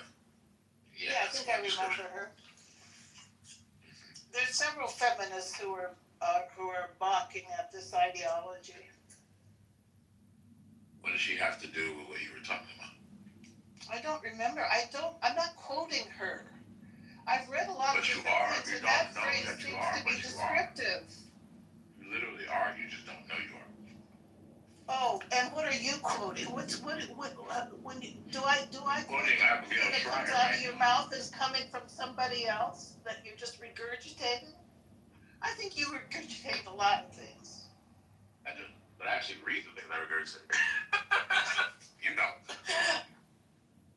I've read things, I haven't read the dictionary definition of social contagion or the I sociological. wasn't asking you to read Or a sociological dictionary. definition. I was Is talking about Abigail the body Fryer of the one research. who invented this term? Did she invent this term? I don't know if she invented it, but she definitely used it. Okay, a lot of other people use it too. That's true. I'm talking about she applied it specifically to the theory that you just evoked. She applied it to this issue? To the theory you just evoked about the social contagion theory. You don't even know where it comes from. That's all, I'm helping you. You just don't know I'm helping you because Okay. you're too lazy End to of read. discussion. If you don't want to really discuss the issue, which is. I do. I just want you to like look it up. I am not going to be forced. You're not going to force me to, teacher. I can't force you. Give me an F.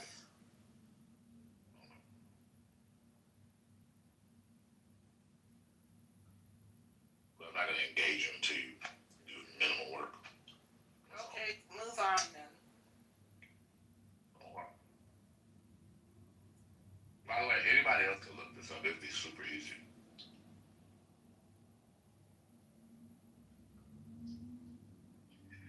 I just think it's interesting how you're comfortable being completely ignorant about something that you have such strong opinions on. It's crazy to me. Completely ignorant. Yeah, you don't know shit about what you just evoked. Why? Okay, leave out the phrase social contagion, okay? Okay. How about,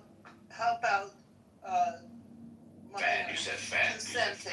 How about minors consenting to surgery that can destroy their fertility, their reproductive functions?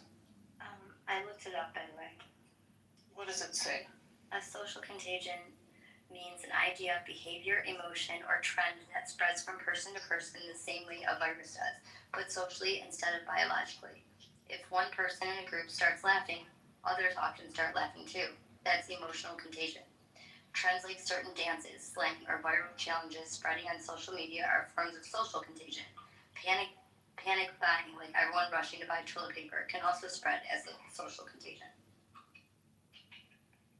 That seems to go along with how I was using the term. It does. Great. You've proved I was right in using it. I just didn't know. I didn't say you were quote wrong. some experts. I didn't say you were wrong in using it, did I? You wanted me to read that definition, which confirmed how I was using it. Well, no, I didn't really want you to read that definition. I wanted you to know the body of knowledge or research you were revoking. So you wanted more than a definition. You wanted me to bring up different authors. No, the reason why I asked you about the definition was to demonstrate you don't know what you're talking about. Okay, you think you've demonstrated that. I think you haven't. Oh, okay.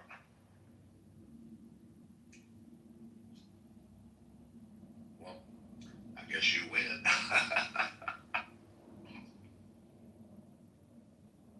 Do you think parents should be, no, the big thing also with the trans thing that Jen Speck talks about, and they debunked what WPATH is saying.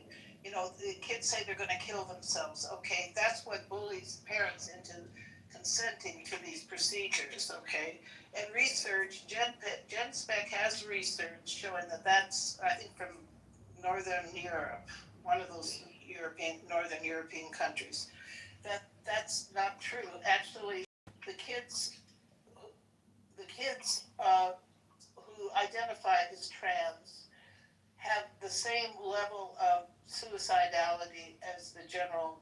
I think as other kids, maybe other kids who have similar psychological issues, if not the general public. But after transitioning, trans people have a higher rate of suicide than the general public. It it's not something that solves their people always underlying have a higher rate problems, of why they decide to become trans. Trans people It always doesn't have a solve higher the, rate of suicidality what? than the general public. Say again, what? Trans people always have a higher rate of suicidality than the general public. Or suicidal ideation. In the general public. Yes, that's a fact. Maybe it's not the general public, maybe it's compared to other kids with other, problems. And what's the reason behind it? What? No, I was asking you. The only thing that you said that I know is true is there have been some studies that purported to show that the rate of suicidality was higher after transition. Yeah. But very good. You don't even know the nuances of that either, and why those studies are questioned at all. The thing is, I don't think they've done the long-term research so they can say that they can scare parents into that. And also, you know, that in my state, they're not, the psychologists are not allowed to do anything. That too, that's from that. What? Wait a second. In my state, psychologists, therapists are not allowed to do anything but gender affirming care for kids with this problem. Okay? My issue with you, Michaela, is that you're just intellectually lazy. Yeah, well, like, if you actually want to seriously engage with these ideas, you totally could. Well, I don't have you wouldn't be good enough botching memory these as, arguments. no, I'm not, I really It's admire not a bad lot of, memory, it's intellectual laziness. You're not even looking up things. You don't even have to remember it when you look it up. You just look it up. oh, you want me to quote, just read it off the internet right now? Is that what it is? It's a lot better than regurgitating it from your fuzzy memory and botching it and getting it partially right, partially wrong. Well, I can't go back and forth with you very quickly if I have to be spending minutes, you know, finding the best Take your studies. time. These rooms are never short. I got plenty of time. Should I have all this bookmarked so I can just pull it up? It would make it a little bit more reliable information. Okay. I think she's out. Okay, well, you've called me names and that I'm stupid and all this stuff. Not stupid, but you called me some names without All I called you with verifying it with data off the internet. I literally called you intellectually lazy. That was about Intellectually lazy. Okay, I never have been one that could quote a lot of things. I've never had a good memory and it's getting worse, okay? I have general impressions, I put things together in my head. Michaela, those are excuses. Okay. I admire young people who can quote every movie and plot of every movie they've seen, all the songs they've heard, etc. I can't do that, I never could do it. And men seem to be better at this. That, like, you know, they talk about baseball statistics and all this stuff. Better. Yes. Wild. Yeah. They are. They are. Look how men sit around and quote football statistics and remember all the different football games and stuff. Women never do that. They never do that. Yeah, I mean, that is true. What you say to me is that men do have, like, That's not true at all. Men have better stats foresight. just like men. Let's hear it. What do you say, Ann? Yeah, I think that it is true that men have better foresight than women do. What do you mean better foresight? What does that have to do with? Talking about hindsight. What does foresight have to do with memory? What? Because she was talking about how you guys have a talent of being able to predict things. Like She was talking about predictions. She was talking about memorizing. She was talking about memory. She was talking about. Okay, so she also brought up football. She was making her reference. Yeah, she's talking about memorizing stats and stuff in sports. Okay, so I'm sorry. Then I misheard. Regardless, I still stand by what I said. It's true too. I actually think it's wrong. I think studies have shown that women typically have better memories than men. I have memories. I was talking about foresight. No, I'm talking about Michaela. Michaela was trying to argue. I think women remember different things than men. I think that's true. That's true. Like what? I think I remember reading. Let me look this up. Let me do the thing that Michaela will never do. But I think I remember reading this.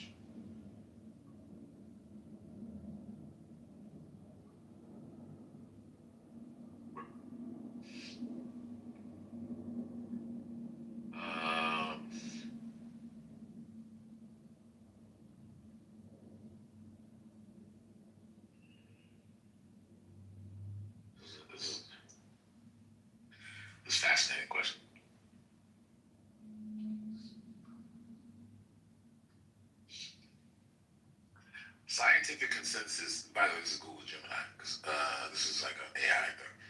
Scientific consensus indicates that neither sex has an overall superior memory. Instead, strengths are task dependent. Okay, Michaela's directionally right. Women generally excel in verbal and episodic memory, remembering what, where, and when of life events, while men tend to perform better on complex visual spatial memory tasks. Compelling meta-analyses and studies. Karolinska Institutet meta-analysis in 2019 analyzed 617 studies with 1.2 million participants.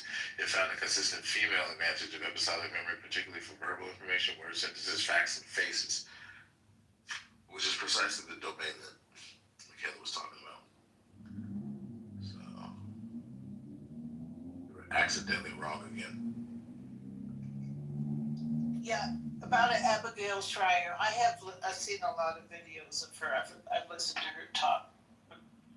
Now that you've jogged my memory. Yeah, What did she say? Well, she was out ahead of her time. What I just pulled up, I can't put everything. As she spoke, I thought, I agree with that. I'm not sure what specific point she was making. Was she talking about social contagion? She published a book that was this one article I just pulled up. The Free Press is saying she's vindicated. She's been vindicated. What was the name of the book? They didn't say. That's just the headline that came up. I'm trying to remember. What was the book? Bad Science. Was that it? Bad Therapy. Bad Therapy. She might have wrote that book, but there's another one that's more germane to what you were talking about before. Yeah, but I like that Bad Therapy. I really like that. Okay. I'm sure several things, but.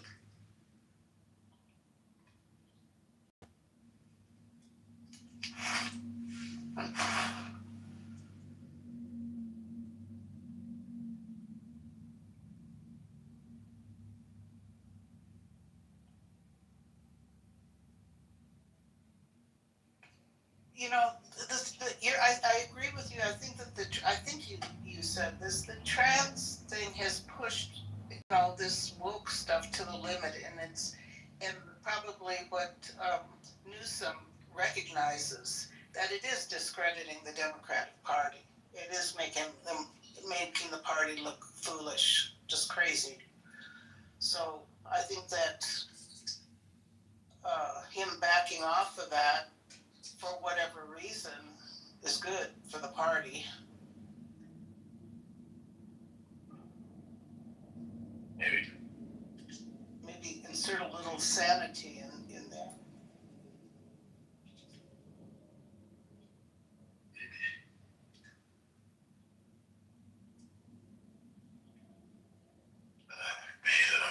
Man. Michaela, have you actually looked up stuff when you spoke in these rooms? I feel like you'd be a little more. I hear people talk and I start looking up stuff as they're talking when they're referring to things. But when I'm talking, I'm not going to slow down and stop and start looking up things. And also, there's usually, it's research. You got to look at many different references. You got to find the best one, and when you just It tends to make you more epistemic humble and careful with your words. Well, it just takes a lot more time. It's not conducive to conversation to stop and say, okay, I'll be back in 5 minutes when I'm done. Shutting up and a lot less blabbing first. But what you wanted me to look up, it was proven. She looked it up, and I was using the term correctly. I never said you were using the term incorrectly. You just wanted to give me a test to see if I could, define the term more precisely. No, that was not what I was testing you. That wasn't what I was testing. What I was testing was whether or not you were going to continue just asserting things without actually understanding what you're saying. But I understood what I was saying. But you didn't.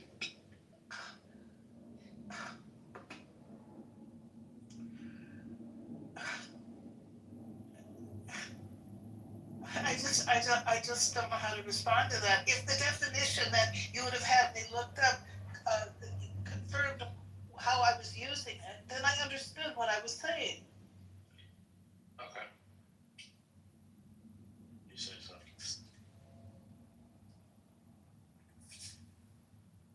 Does anyone else, Caleb, does anyone else want to talk?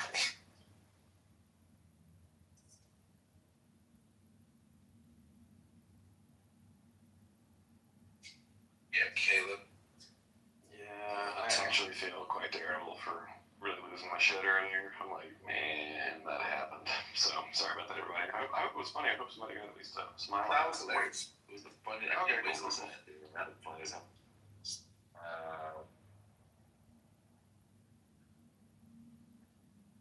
Like, does anybody else understand what Michaela doesn't get? Yeah, jump on me. Yeah, does anyone, yeah, I'd like to hear it. She's gonna rely on you to relay information. She's too lazy to look up for herself. It's crazy. So when we were talking about social contagion, I was like, what does that even mean? And then I looked up more into it and I was like, so how do memes fit into this? And the answer, from what I gathered, is that memes are like carriers, carriers of the social contagion. It's like a method to pass it's not sickness, but the social sickness or whatever. I was like, oh, okay, cool. So I guess, Mathematics was in some sense supposed to be like an analog to genes and genetics and passing of genes. That was kind of how it was originally devised by, was it Richard Dawkins? I can't remember that. I think it was Richard Dawkins. Yes. Yeah. I know that. No, you don't. Yes, I do.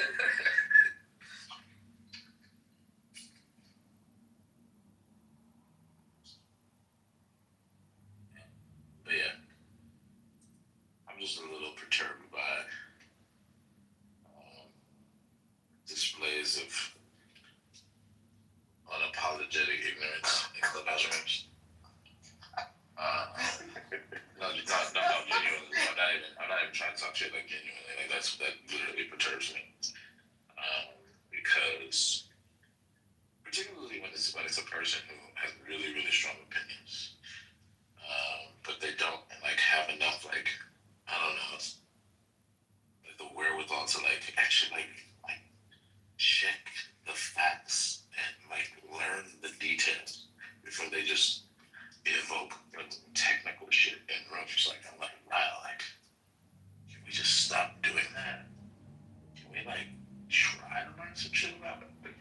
I'm not asking you to be a PhD sociologist or shit. I'm just saying if you're gonna evoke social behavior theory, then that's what's going on when it comes to exploiting you identifying as trans. There's the theory you evoke, but you don't know who authored it, the people who are famous for advancing it and arguing it, what their methodologies are. You don't know any of that. You just said it because you heard it somewhere. And it's bro, your argument would be stronger if you knew these details, or at least you could make it stronger if you wanted to.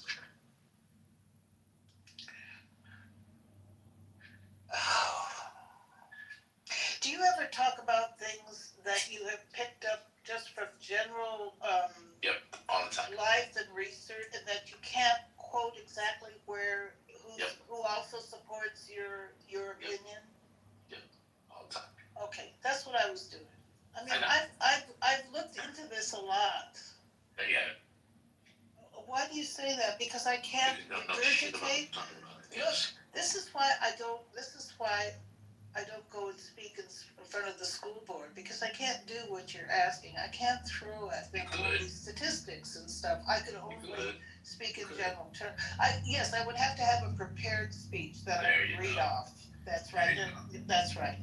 And I've been too lazy to do that. We have a big fight in our. Now we're growing. Yeah, we have a big fight going on in our town over this kind of stuff, and we do have people going to the school board, and they haven't allowed us to. You care, you clearly care. You just don't. What? You care about these issues. You just don't care enough It's actually Well, research. You just you care I've done enough the to talk shit. research. I haven't put it together in a 5-minute speech, that I can be quoting everybody on. I've been convinced by the research I've done that I've been and that of what I just said to you, that it's a social contagion. I've been convinced of that. But you don't even know how to evaluate the veracity of a claim like that. It just coincides with your bias. Hey, You're like, yeah, look I at agree. the American, all of the main medical associations go along with this stuff. Okay, they all go along with it. So they without any basis in research or long-term research. Okay. So I can quote the long-term research hasn't been done. Okay, so. Well, that's just, but you don't, okay. So. You got it, bro. So, if I'm going to be quoting some research, none of it's going to be. It has to be more. I don't know. Does Abigail Schreier quote? Does she back everything up with research? Mm-hmm. That's probably why I suggested you read her shit. Okay, I will. I'll look up and I'll rely on her for the research. So when I go make my. Her, she's just one person, one example. Like I wasn't saying only her. Okay. She's like, she's not the only person who wrote this stuff, by the way. Or who like advanced that theory. She was one off the top of my head. I could look up more for you. I don't want to do your work for you. Yeah, no, I know there are more. I've read them, and again, I can't. No, you haven't read them. Stop saying well, that. I haven't read the whole book. I've heard them talk on the internet. Okay, that's not the same as reading them. Just like I've done some of the research. Okay, I'll give you one book. Okay, it's called Irreversible Damage. Yeah. Transgender Craze Seducing Our Daughters. Yeah, that's a new one, isn't it? No, it's not that. I mean, no. Relatively new. Maybe 2022. Yeah, it's newer. Yeah. Who's that by? That's a good one. I think I've seen that referred to. By Abigail Schreier. Oh, it's her. Okay, fine. Okay, God help us. Okay. Right. Have you read it? Part of it. Part of it, like the introduction or something, or? Oh no, I got several chapters in. But and also the one I had is digital one. I pulled it up on my iPhone just now just to see where I left off.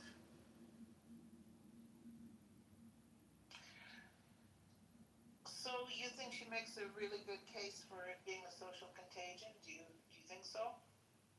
I mean, I don't know. I haven't finished the book yet, but I mean, yeah, it's interesting. It seems compelling so far, but I have to account for the fact that I'm not an expert in the field. There's still stuff even I don't know. So I care very much about like what would be the objectively proper way to evaluate the claim. I've read some like counter arguments, and they seem compelling too. So what's compelling about the counter arguments? There was some methodological stuff they pointed out. I don't remember the details, so I don't want to even try because I don't want to say things that are wrong. What I do remember is that there was some kind of methodological thing that they basically were arguing were flaws in her search study. There was a lot of like technical stuff that they were saying, but again, I don't want to like botch it. So I'll leave it at that. Because I would have to go find those things. This is stuff I read like months ago. It was actually in preparation for a club. I was going to actually bring it to a room and talk about it.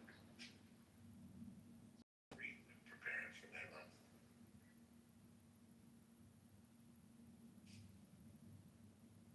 What am I doing?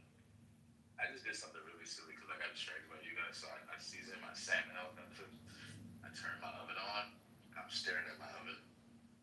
The salmon is sitting on my counter. I'm just staring at the oven. I forgot to put the damn salmon in the oven. It's so fucking stupid. I can't believe I just did that shit. Just wasted like 10 minutes. What, you overcooked it or undercooked it? No. It was just, I didn't cook it at all. I didn't even put it in the oven. I turned the oven on, but I was distracted by conversing with you. Oh, you didn't put it in. Okay. Yeah, it was sitting on my counter. I'm staring at the oven like I normally do when I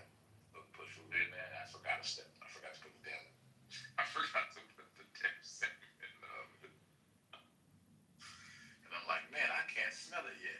I hope it's not gonna take forever. And I'm like, oh, it's probably because I didn't put it in the oven. I was so stupid. Wow. Well, it doesn't take very long. You don't want At to all. cook it. I'm about to broil this, so it's gonna be really quick. Also got a pot of veggies on. I also ate a shit ton of grapes, so I'm actually like a little less hungry now.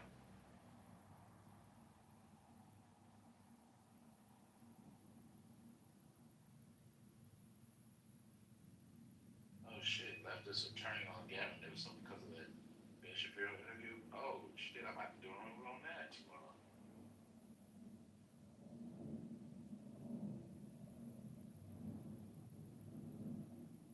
Oh shit, Minnesota's gonna lose a congressional seat over deportations. What? What, you mean being for them or against them? What? Oh, because deportations, their population's going down. The Somali population, is that it? I think that's the argument, yeah. No, not the Somali Oh, population. yeah. Yeah, it would be Somali. Yeah, it would be Somali. No, there are Somali. First of all, there's a significant amount of Somali in Minnesota, but it's the deportation in general. It's not just Somali. Right, because they're legal. Somalis are legal. Well, some of them, maybe. Yeah.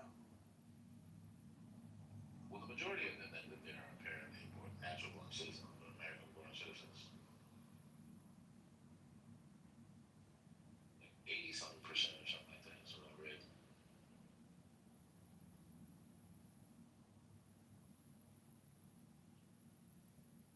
I can't believe they've deported that. Well, people are self-deporting because ICE is not getting that many people. That would affect a congressional seat. They have to battle just to get one or two out, and they're just going over I think they're just going after the criminals, the ones with criminal backgrounds. I don't know if that's true.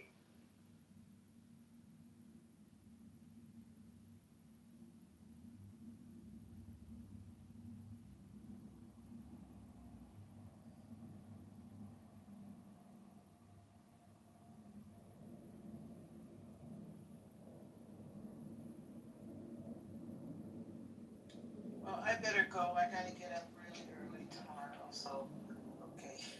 Good talking to you. Night, night.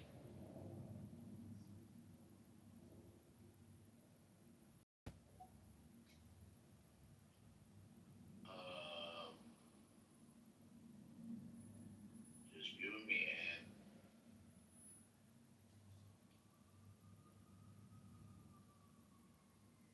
well, nah, maybe it's just me.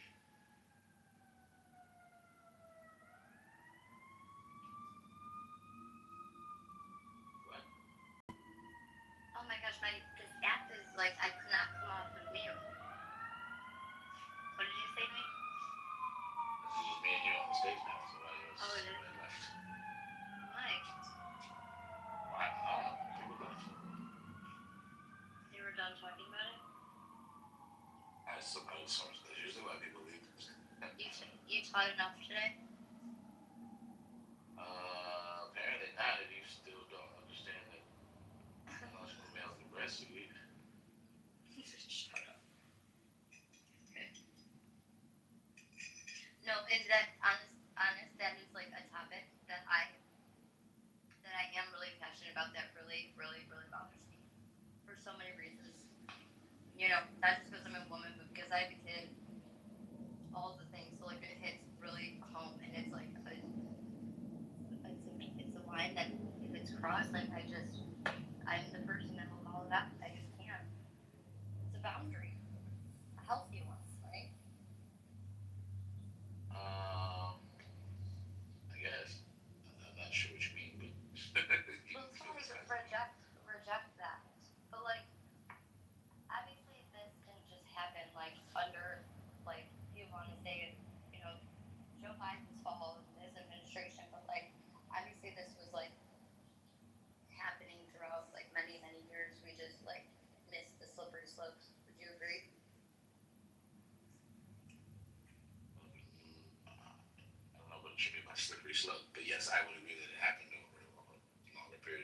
just Joe Biden's Right. tenure in office.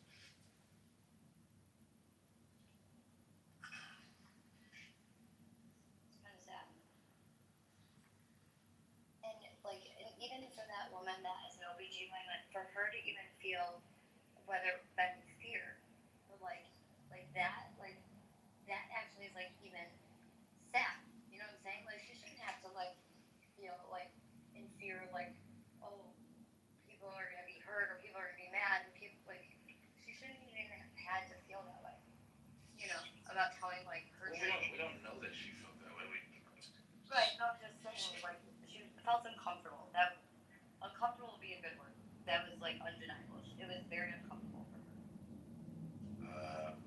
I mean, it seemed that way, but I don't even know. I can say that for sure. It seemed like she was uncomfortable. I mean, I guess that's the most appropriate word without like. I mean, I don't know what she was feeling that inside of her body, but it Being uncomfortable, I feel uncomfortable with that. Being uncomfortable with yeah. hostile to the bloodshed and someone who's seen Yeah. suspicious of the motive behind the public opinion. Right. Mostly what I'm saying is because she kind of more or less explicitly did those things. Prior to got cut off a lot. And did it all was very aggressive.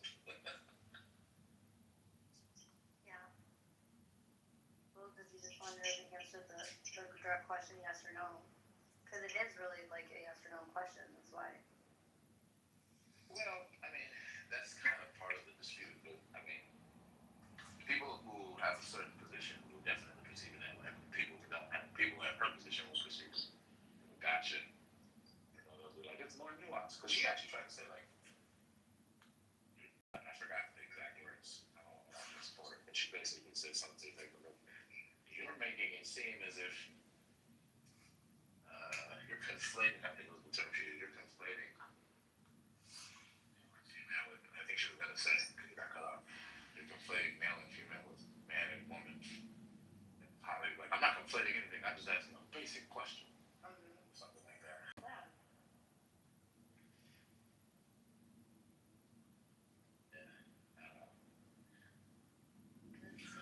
It was like really, it was cringe. Yeah, definitely. The whole exchange was very awkward. Yeah, it was like uncomfortable to watch. You know what I mean? Yeah. Oh, look who decided to show back up. Marshall's back. I did the schizophrenic thing where I change channels all the time. I love the rooms, but I also love my ADD more. You love your what? ADD more. I'm blaming my inability to like sit still on ADD rather than what it really is, which is I don't want to sit still. ADD was tantra. I'm also kind of stoned, so well, I'm not kind of stoned, I'm really stoned. You are? Oh, dude, super stoned. Super stoned. Stoned or high? Both. Oh, those are synonyms. What are you talking about? No, they're not the same. Yes, they are. No, they're not. They literally are. I'm person right now. I'm high. I'm also stoned. Okay, so what I'm saying is that like, so like obviously if you smoke sativa, then obviously sativa would make you high, not stoned. What's the difference? Yeah. Marshall knows. No, I don't know. Marshall agrees with me, so how does he know? Just explain it. Unless you, I mean, I can look it up, but I don't think there is a difference. Yeah, let's look it up. Look it up. But sativa is more of like a so like when I say stoned, it's like someone that's like chill and like, oh, like I just want to eat. Where sativa almost like gives you that energy where you're like laughing and giggling. There's different, and I don't know what the other kind is. Oh no, you're talking about the moods. I don't separate, dude. I'm either high or I'm not. No, I know there's a difference in between the two different kinds of weed. I know sativa's the one. I don't know what the other one's called. Indica. Yes, indica. Yeah. No. I get all that, but like when people say we're getting stoned or I am stoned. Oh, you're saying the way that you say it, just like it means the same to you. Exactly. I get what right. They're as Jason said, they're synonyms. I use them as synonyms. In college, we used to call it getting safe. Really? Yes.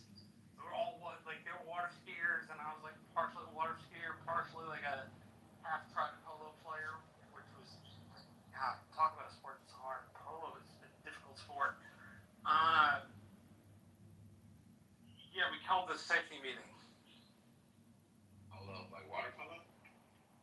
No, like on horses. Oh, like this. Yeah, you get like the clothing brand, like there's a little horse on there. No, you wear grubby ass shirt. No, I know, but like the polo shirts have the little horse insignia. Oh yeah, with the mallet. Yeah, that stuff is like surprisingly harder than it looks. Yes. It looks like they make it look majestically easy. It's hard as shit. You gotta get the horse going at like a near gallop. And then you gotta like stand up in the saddle, bother to grip the horse while you do all of this, keeping your eye downfield while the horse, like while you're holding the horse's reins in your left hand, or if you're good enough horseman, just using your knees. And then you gotta take that damn mallet, swing it over your head, and drop it to the ground. And like the number of times on this was more than the number of times I managed to hit the chucker in the first place. It was a difficult sport.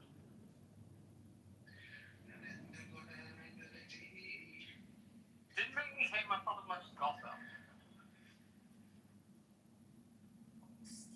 Also, like that. Well, I think people love that shit. That's a rich people sport. Well, I think golf is the only sport you can play where you hate yourself more at the end of the game than you did at the beginning. There you go. The only sport. I'm talking about a rich man sport. Like my roommates will water skiers. You guys have some if you watch. I wanted to try it because it looks like it could be fun. Oh, dude, it's So will they drag you behind a boat? yeah, dude, it's a bitchin' good time. I think I went on a jet ski Get all the before way the up to Bahamas. smooth sailing. Oh yeah. I went on a jet ski before the Bahamas. But you gotta be like Spider. Rufus Taker and go outside of the way. Not ride the way.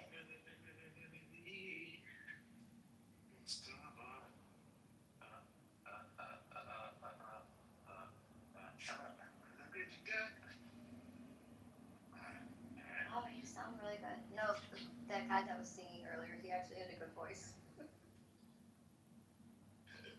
When he was just like being funny, you could tell that he can carry a tune. That's his character in that moment was perfect. Just as a teacher, how do you feel about the way they teach history today? At like a grade school, high school level. I got my former student, but like, what's your impression as a teacher? Like how? I give you an example. Like my history was woefully inadequate in the Indian Wars and Reconstruction. Woefully inadequate. I mean, it depends. Like, I don't think history is taught the exact same way everywhere in the countries. No, I'm just curious, like in your place, like how's it being taught now?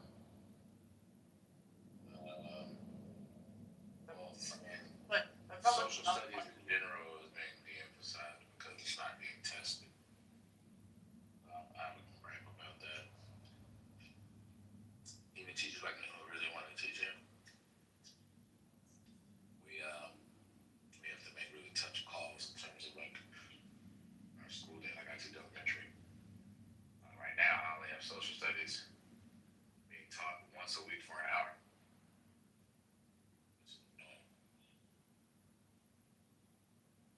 Because I have to dedicate all this time for math and reading because that's what gets tested.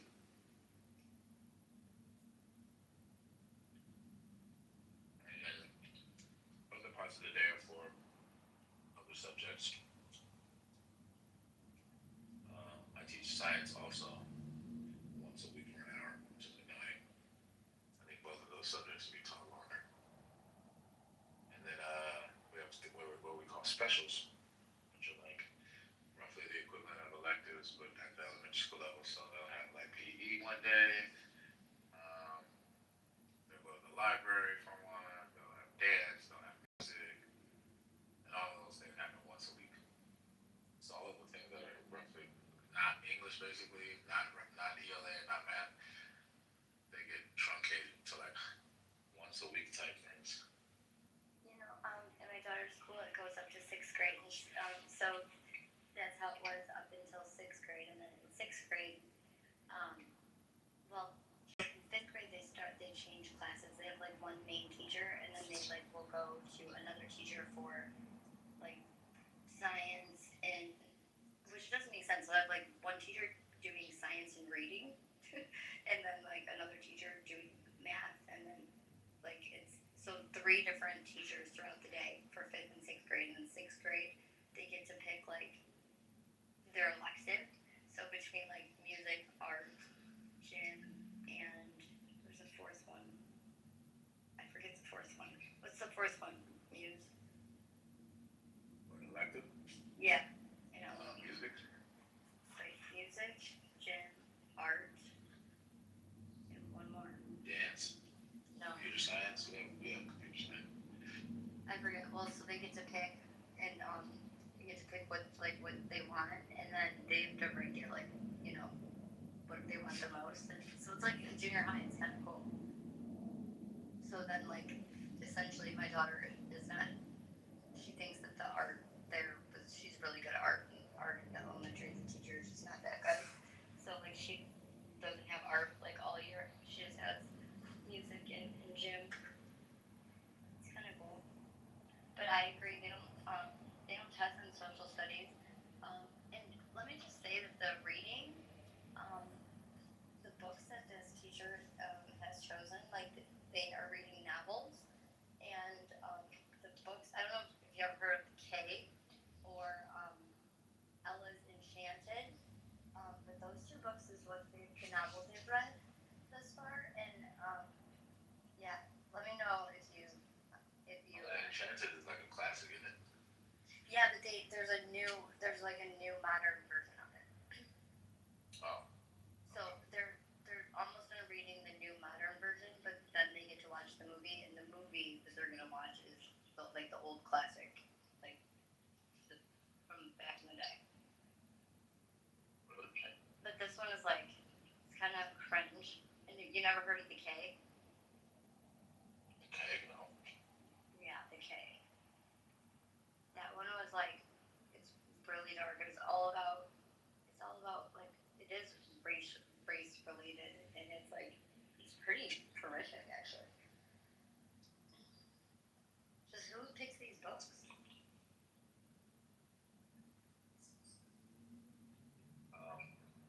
Usually the people who make the curriculum. Yeah.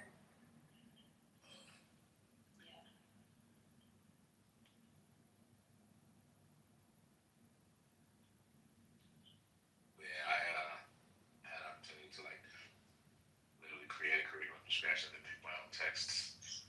A lot of like, I was proud of the text that I picked some really good texts. Really? That's awesome. Well, you didn't hear how I picked my text. What? Well, I picked only black and brown authors. And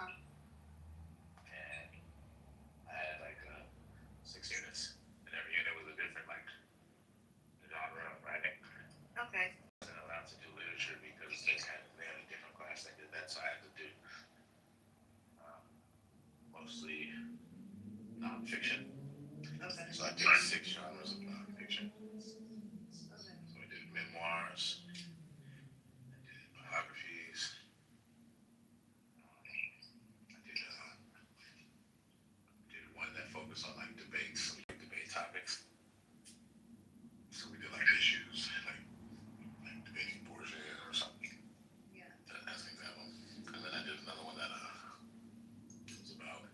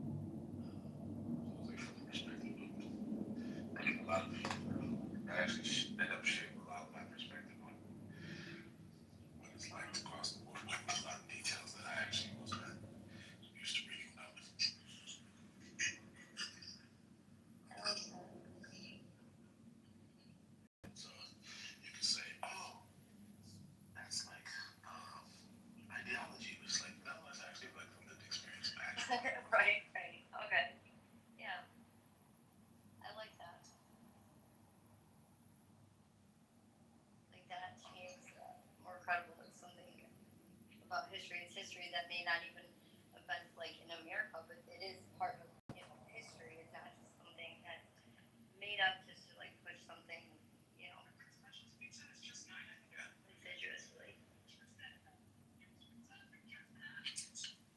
In history, you must see its whole when looking at reoccurring, my impression, looking at reoccurring emotions. The facts don't repeat themselves necessarily. That's why they say history rhymes. It's not because it rhymes, it's because it's emotional. At least I think so, anyway. Emotion connects humans in a very visceral way. That book, that memoir, The Distance Between Us, I recommend. Man, I wish so many more people read that book. I think they would be less inclined to demonize immigrants.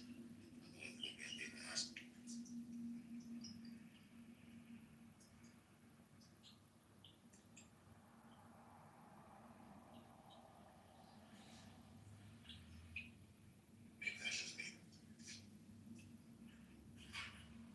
I would agree with you. I haven't read it, but I've heard some stories like it.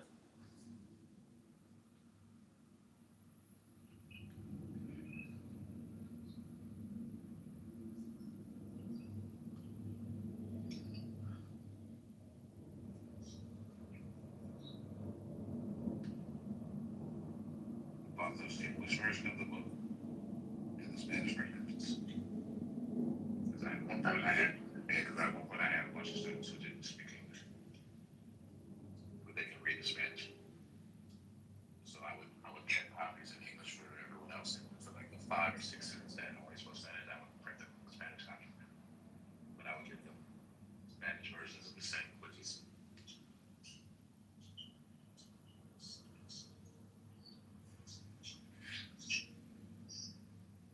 And I would ask questions in class. And like a point system. My students were like always for answering questions. But if Spanish speaking students answer questions, they got double points. If they answered in English, they got triple points. So really, there was a way to incentivize them to practice speaking English. Yeah, I like that. That's cool. It also motivated my Spanish speaking students who also spoke English. I love that. To like help them. Yeah.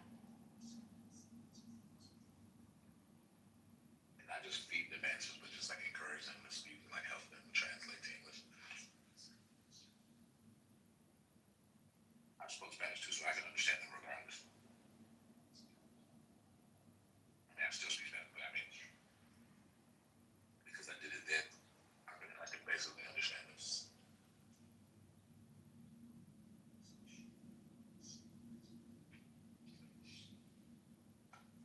seem like the kind of the teacher, like when I coached cheerleading, like I was so passionate about it, and like that girls that I had coached, 10 years later, they would be inviting me to their wedding or whatever, and I just can imagine have students that come back and thank you for being such a positive influence in their life. I could see that. Actually, tomorrow, one of my former students, I meet up with them online,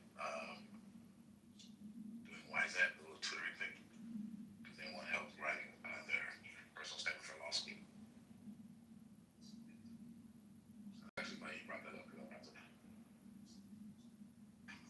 That's so cool. And isn't it awesome to see like how much they've grown from where like you had them as students? Like it makes you proud, right? Yeah. Yeah. It does. Yeah. I was fast Congressman when it comes to like nervous for her. She gets a really good score. That's a really good idea. Yeah.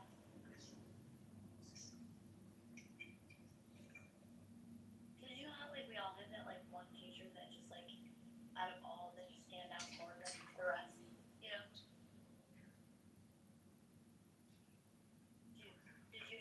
teachers, like I can remember like my 9th grade algebra teacher. Yeah, my 9th grade algebra teacher by far was like such an influence. And but how All my English teachers, I have like 3 English teachers. I don't remember her names. One Miss H, but her full name was Overton. Everybody called her Miss H. My other one was Linda Mulder. I had Miss H in 10th grade, and then Miss Linda Mulder in 11th grade. And then as a senior, I had Miss Snuckle. Those were my, and so Miss H was my honors English. Great honors English. Miss Linda Mulder was AP. It was AP English in 11th grade. I was terrified of that class. English too. Yeah. And Miss Snuckle was AP. Was AP English and Society, AP Lang in 11th grade, AP Lit, I believe in 12th grade. Yep, AP Lit in 4th grade. Honors English in 10th and 11th grade. Right? Yeah, and then AP Lit in 4th grade. At 9th grade honors, 10th grade honors, and then AP. Was the 9th grade in the high school for you? Yeah. Okay, so 9th grade is not in the high school for us. It's weird. I never heard of 9th grade not being in high school. Yeah, no, so like ours, so K through 6 for elementary, 7 through 9 for middle school, and then 10 through 12 high school. It was called junior high, not middle school. Yep, junior high. Yeah, I had junior high too, but I've never heard of 9th grade being in the middle school. It's just the first. Well, yeah, now you heard it. You heard it first. We had 4 years of high school.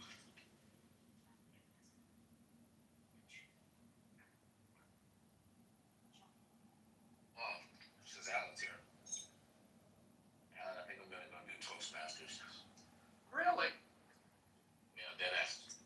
Well, good for you. Alan, can a man get pregnant? No. Okay. You know, Black, you will have an advantage as a teacher because you're already used to speaking in front That's exactly of right. That's exactly right. I'm looking forward to that. Yeah. But they will be adults. Yeah, but it's the transferable skill that I'm. Oh yeah. Also, I'm on Clubhouse so much. I actually think that's going to help me too. I talk to adults, even though it's not in person. I still talk and converse a lot. Well, yeah, but here's the thing. If you're not even Clubhouse, you know that you have to always, you will get interrupted if you pause too long, or someone will jump off the mic. When in Toastmasters and generally in real life, you know, like if you've got 7 minutes to speak, you can pause for dramatic effect, etc. Exactly. Yeah. Well, I do my monologues at the beginning of almost all my rooms, so I do have some practice. But anyway, It's good because it will frame things in a way you may not have thought about, and you know it's been around, I don't know, 100 years, so they know what they're doing. Yeah. So congrats, enjoy.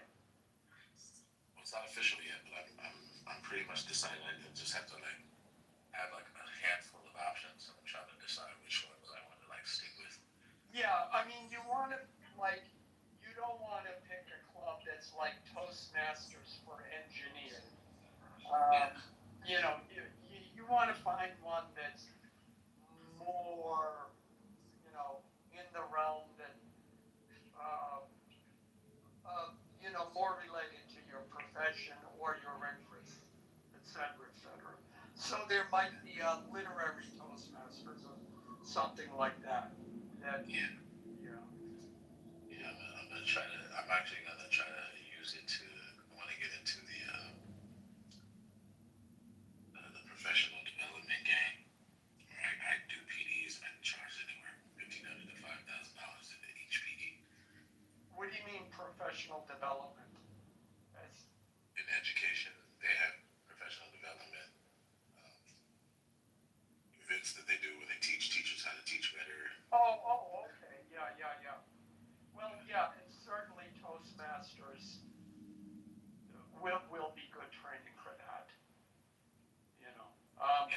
because there are people who go through Toastmasters. It's kind of rigorous, but they become, there's like a professional speaker or professional, something like that, designation where once you get that certificate or degree or something, you can, it's similar to what you're talking about. You can charge an arm and a leg to speak at an event, but you really, I mean, they expect you to be really polished. You know, not like Tony Robbins, crazy level, but you know, you should know what you're doing. But but enjoy.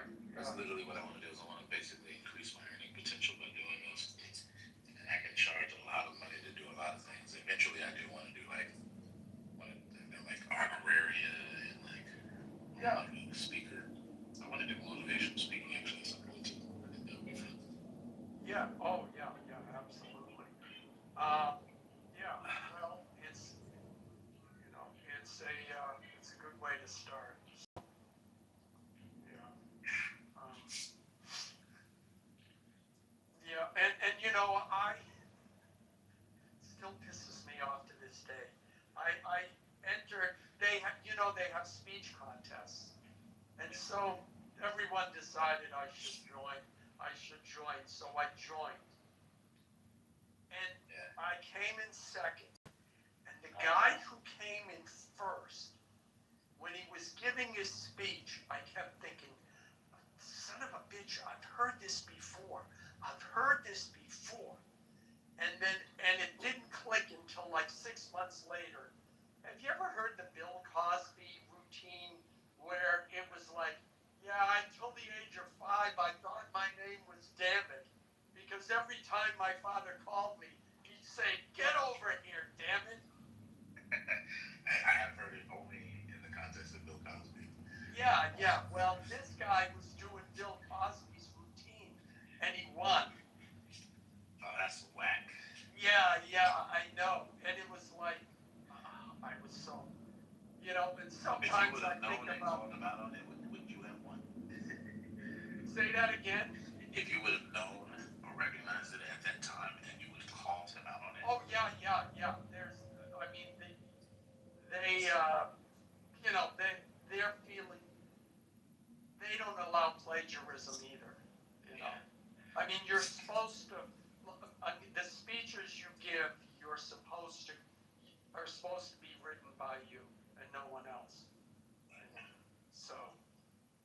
I took a speaking class in junior college. I loved it. I was actually pretty good at it. Yeah, well, I mean, the thing that's great is because everyone there everyone's been in the beginner position. So it's a very, what's the word? Not comforting. Jesus. I'm tired. Where everybody supports each other. Say that again? Jovial? Not jovial. So it's a supportive environment. That's what I want to say. Cathartic? No, I'm not cathartic. Supportive is the word. I want to say.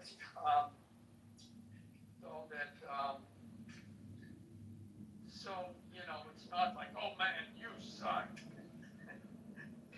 Which certainly, coming from where I came from, having never spoken in public at all, it was very helpful. Nice. At this point, I've probably given, I don't know, let me think about this, 20, probably about 60 speeches. So it's helpful. Anyways, what have we decided about our topic of the evening? Or has it all been discussed out? I don't want to rile anything up.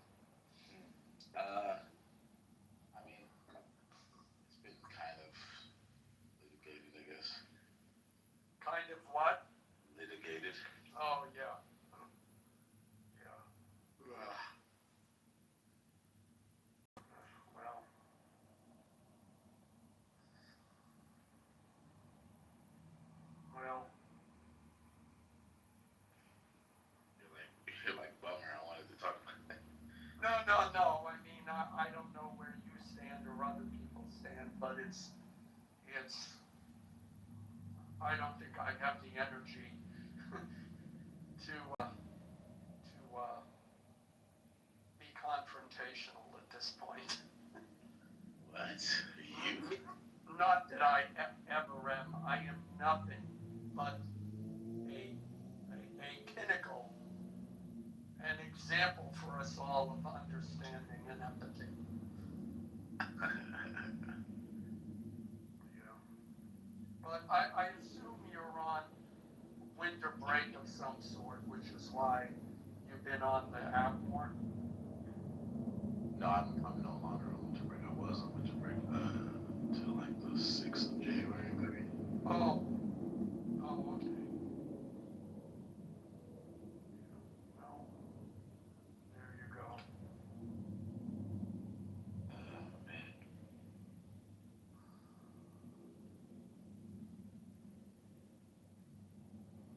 Have you gone in the politically correct room? No. Well, GOAT, aka MAGA, aka Dan is now his name. Doing his usual shtick. I figured it would be people like him in there. I didn't know that he changed his name or whatever. Yeah, I don't know. I think there's some significance to it, but But yeah, they typically have like titles that seem to be chastising MAGA or whatever. So. Oh yeah. It kind of was obvious what that room was, but I didn't know he was in it. Yeah, I think about 4 or 5 months ago he started going and quickly became a favorite. So, yeah. Have you ever taken the Myers-Briggs personality test?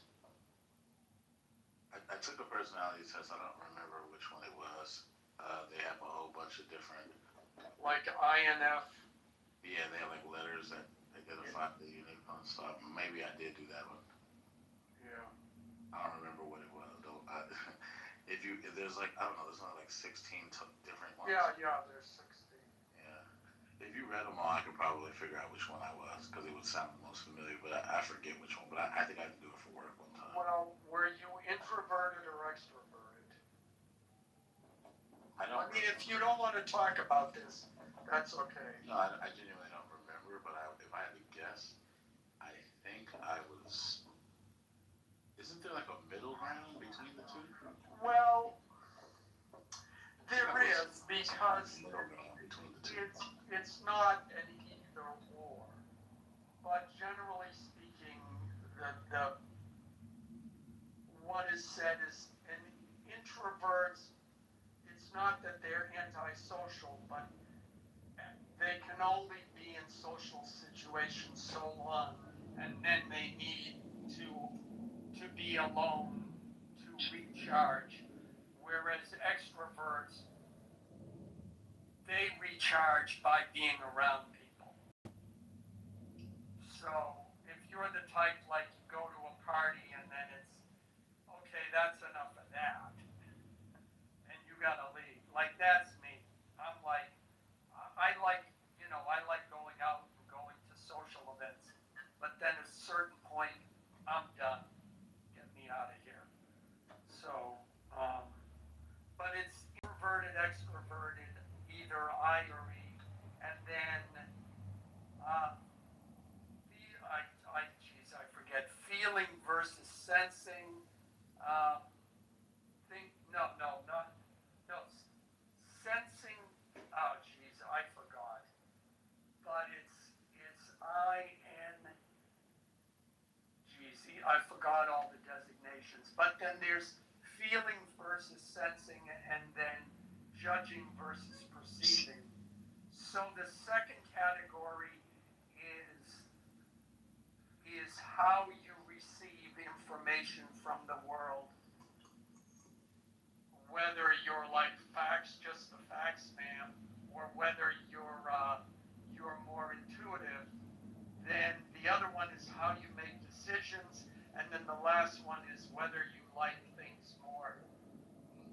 more free or you like more structure. So,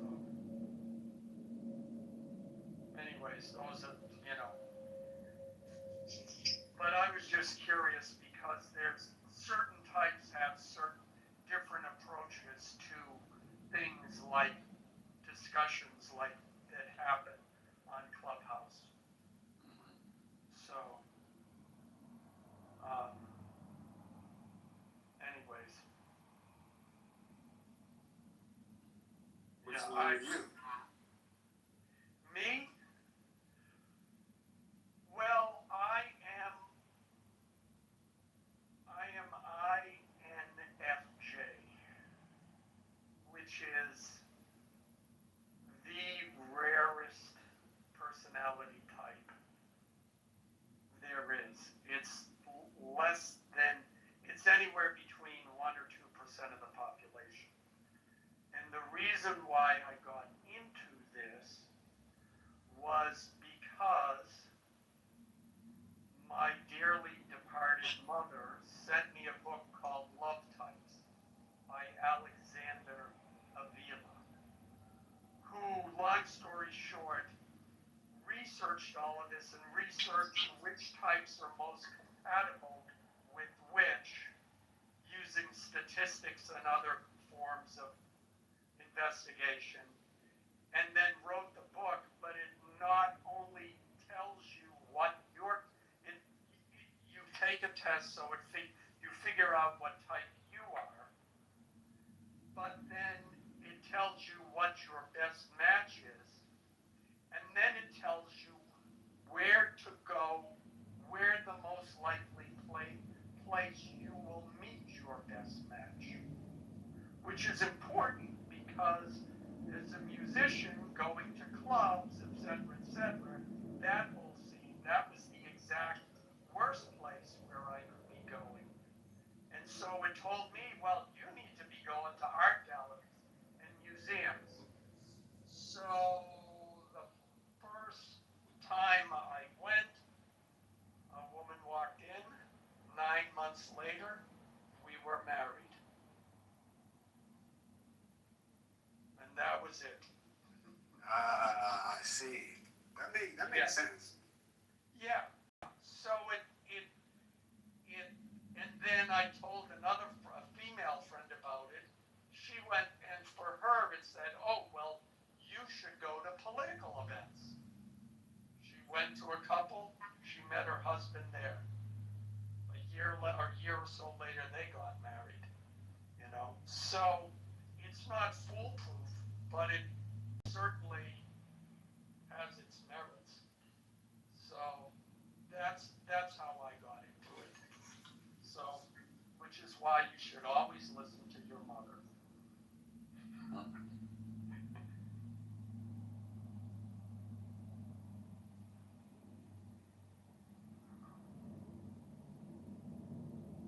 Yeah, I remember yesterday, Alan and Marshall I was in the same room with you guys. And you guys experienced what I experienced about a week ago, talking to, being up here on stage. And do you remember what they were talking about? I just remember it was a lot of mayhem. It was the discussion of right-wing versus left-wing political violence. Yes. And I just remember first it was Marshall, and Marshall was having to deal with going back and forth with like 5 different people, right? And having to have 5 different conversations. And then I missed that. You came up, and you were having dialogue, but you bowed out, like, not quick. You said what you said, right? And you made sense, and you said your point, but it was obvious people were being very disingenuous. And you were just like, yeah, you know what, I'm out. You were just like, I'm going to go on mute now. Well, yeah, I mean, I stated my position. What was funny about that is that the room, they were saying, the mods were saying, Well, there's much more right-wing political violence than left-wing political violence. So I posted an article that essentially confirmed that, and they didn't know what to do with themselves. They were like, oh, they were expecting I was going to post something to try and contradict that. And when I didn't, they still couldn't believe it. That's exactly what happened. You posted that Axios article, right? Yeah. And I think the first thing one of them said was, "Oh, Axios? No, oh no, we already know." Yeah. You know, and somebody's like, "Did you even read it?" And then as you guys are reading it, yeah, it confirmed what they were saying. And then all of a sudden, they were saying, "Oh, he's not. That was not serious. That was not serious. He's a." Yeah, and I kept saying, yes, it confirms it. Yes, I know. I agree with you. They were still mad at me. It was the funniest thing. I was just like, yeah, it was interesting yesterday, just listening to all of that, right? Yeah.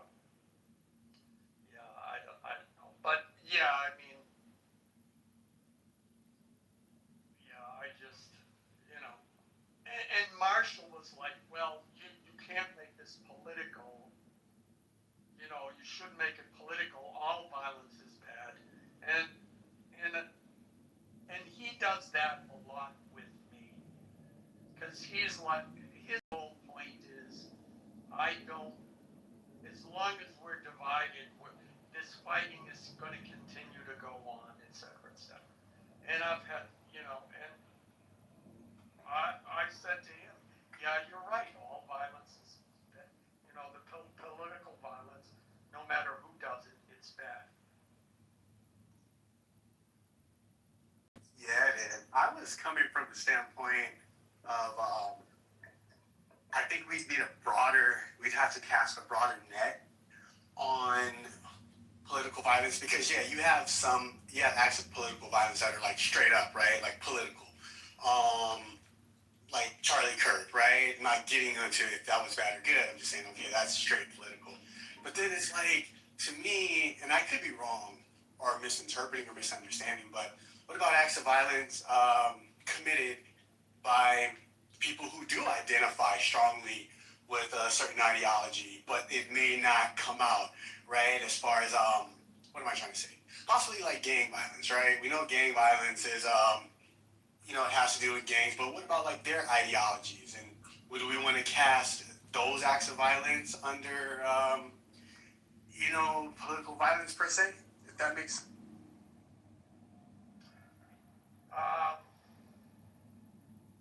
Well, if you're asking me, that's where things get messy. Because, you know,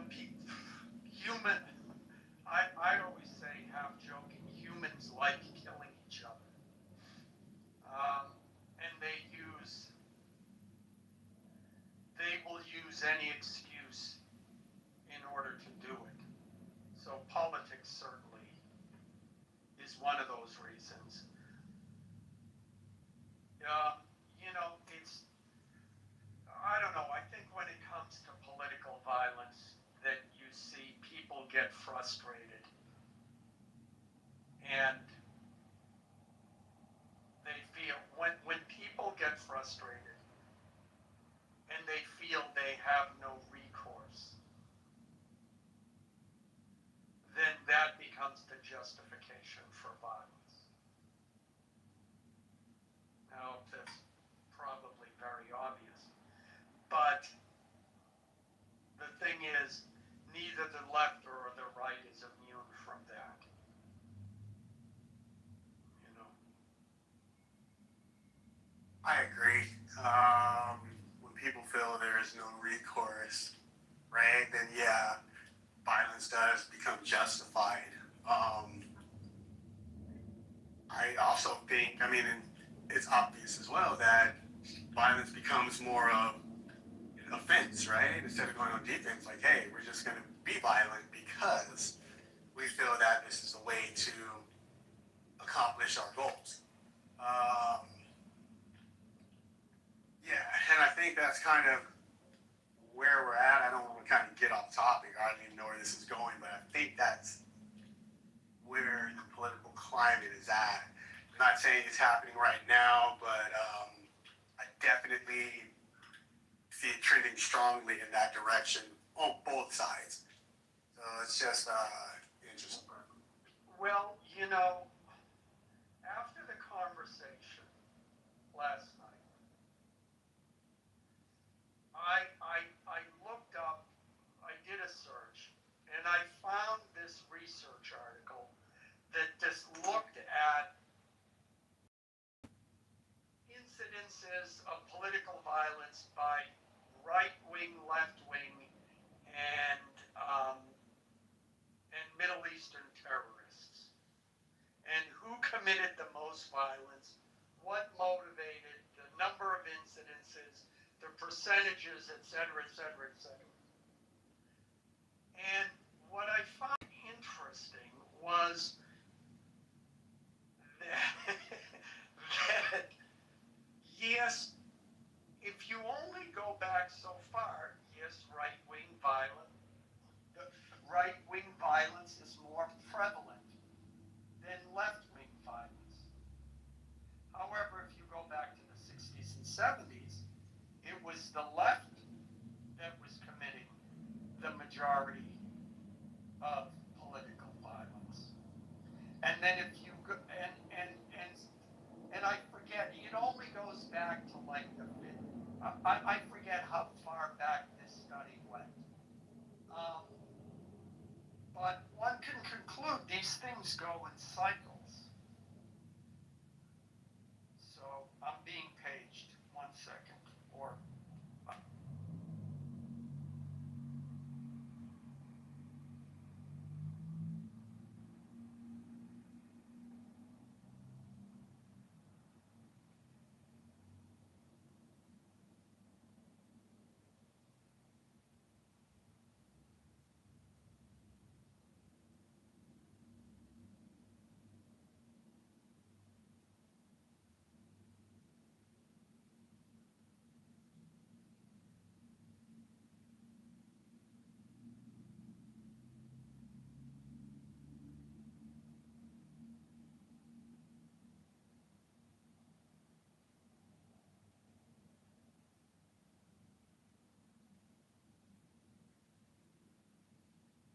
I'm back. Well, I have a question, which maybe you could opine on, Black, or what are you going by? Muse, excuse me, or Sean. My argument would be that when it comes to right-wing extremists, like neo-Nazis, like the Klan, and I don't know, pick any of the other extremist views. Don't include, I would not include anti-abortion, the anti-abortion movement in this. That generally the majority of the right rejects those groups. Now with the anti-abortion groups, I would not argue that they reject their actions. Because, in general, the support of anti-abortionists on the right is pretty well known. So it would be hard to argue that they reject, the attacks that they've made on abortion clinics.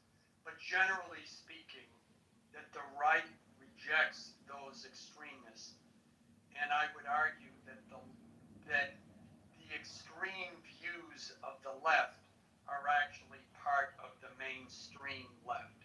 So the trans ideology,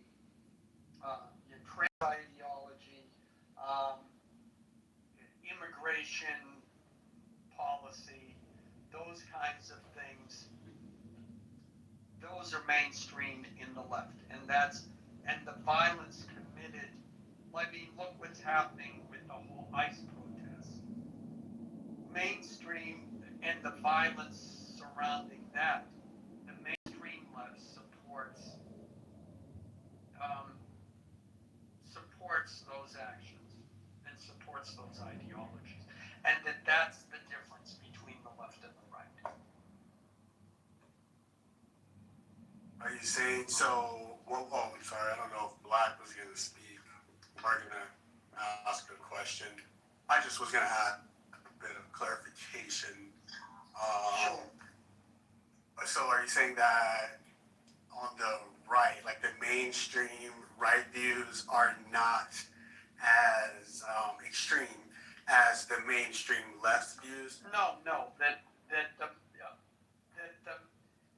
the extreme right wing groups like the Klan or neo-Nazis or other hate groups that are considered right, extreme right, that generally speaking, the Republicans and conservatives reject them and don't endorse their actions. So if someone from the Klan commits racial violence, the majority of the right is going to condemn their actions. Whereas on the left, you see this violence that's being committed, against ICE agents, and that, or what's happening with the whole transgender issue, and that violence that's committed related to those beliefs and ideologies, that's a majority belief on the left, and so the support between the right and the left about those acts of violence is different. Yeah, I think yes. For one, I do believe that the extreme views on the left are very mainstream for that side, and it's obvious they are supporting. I'm not, saying this is a good or bad thing. I'm just saying it's very obvious they are supporting violence and a lot of the extreme views. As far as the right, like your typical Republicans, right? I think that they do support the extreme right views. However, I think that maybe your typical kind of what would they call them? Your neocon Republicans, right? Like maybe your George Bush Republicans or whatnot. I think that because of the time maybe they came up in, meaning when they were getting into office and the political climate, it maybe was more advantageous for them to maybe be a little bit extreme, but not super far extreme. Even if they agree with it, it might not have been a good idea to kind of be with it. And I think that's where they're at. I think they agree. They do side with the extreme right. They're just not as vocal about it, right? They're just like, hey, yeah, we see what they're doing. We're not going to be in favor of it, but we're not in favor of it. That's kind of what I see, and I could be wrong, but that's my view of it. And I think there's some truth to that as well.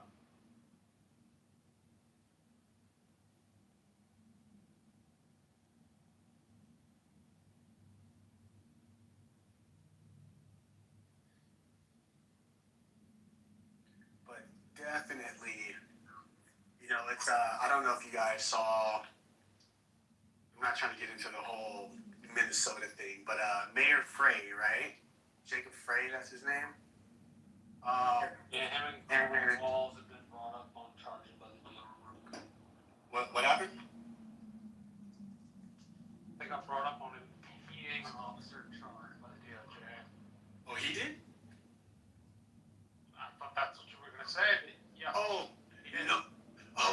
I didn't know that. Oh man. The mayor, he got brought up on impeding an officer. Oh, that's crazy. I gotta check that out. I was saying, I don't know directly, but there was somebody at a press conference who got in trouble for, like, the point of the press conference was to say they got in trouble for impeding an officer. oh wow. Yeah, I gotta check that out. It's yeah, I'm gonna check that one out. I think what I was gonna say is you saw where he was I saw this clip where he was giving a speech, right? Or just this was yesterday or maybe early. I think it was yesterday, and he was saying that his constituents, right, or the people, the citizens of Minneapolis or whatever, they were asking him to send out local law enforcement to go fight ICE. Right? He said this. Did you guys? I saw that thing where the police officer he didn't say go out and fight. He said we're not gonna go out and fight. Oh yeah, he said he did say that we're not going to go out and fight, but he did say that he had citizens asking, requesting. Yeah, for ICE to go out and fight. The cop like raises his eyebrow like, yeah, this is not happening kind of thing. Right. But the fact that he mentioned that, I could be looking too deep into this, but to me that was a call of like, hey, this is where we're at. And I saw there was something there where he was saying, hey, if law enforcement were to do that, you have this, the citizens would have your back on this, right? Because he said, hey, the citizens are calling for local law enforcement to fight ICE. It's not going to happen because and then he was just saying stuff like, oh, we think we do have legal grounds to arrest federal officers, but it's just so many more of them than it is us. Like, he was saying this stuff, and I'm like, what is it? They're allowed to say most of that stuff until they're allowed to say a lot of that stuff unless it leads into action. And unless people then take action on their words, that's when it becomes a problem. They're allowed to be as incendiary as they like. But don't you, to me, well, am I looking at this incorrectly? I think that's what he's calling for. I think there's something there where he's saying, hey, police officers, local police, if you were to take this stance against the federal officers, the citizens would have your back if you wanted to. Like, to me, that's what I was reading. That's what I was reading. I think it reads a little too far into it, but that's just me. I mean, well, then when he says, we think we do have legal ground to arrest federal officers, it's just so much more of them than it is us. State troopers do not have the right to arrest federal officers. They do not. 100% supremacy clause reigns supreme, right? But this is what he said, and I'm just looking at it, and I didn't watch the whole speech, so I could just kind of be having a knee-jerk reaction to this. I put it back, and before we discuss the rest of the speech, you take a look at it. Not because I'm trying to poke you, more because your first impression is important, but your considered thought once you've seen the thing is even more important. So how about you look that up real quick, if you don't mind. I feel like I'm putting you on the spot, but I'm doing it for a good reason. Oh no, you're saying to go watch everything he said? Yeah, if you only watch part of it, fast forward through some of it, right? I'm not everything. All I'm saying is go give the thing a perusal real quick. Aside from the curse frequency you gave it. Oh, 100%.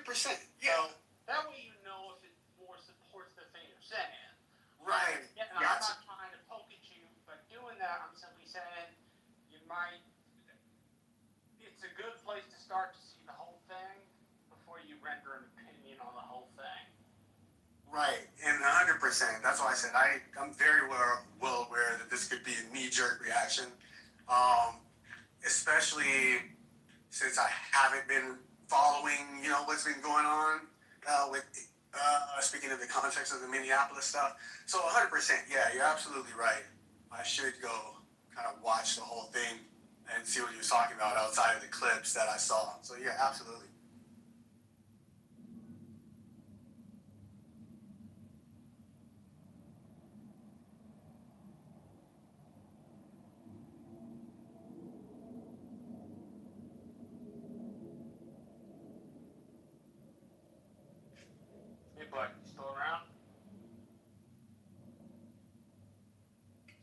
you say? Sorry, Jason was asking if he was still around.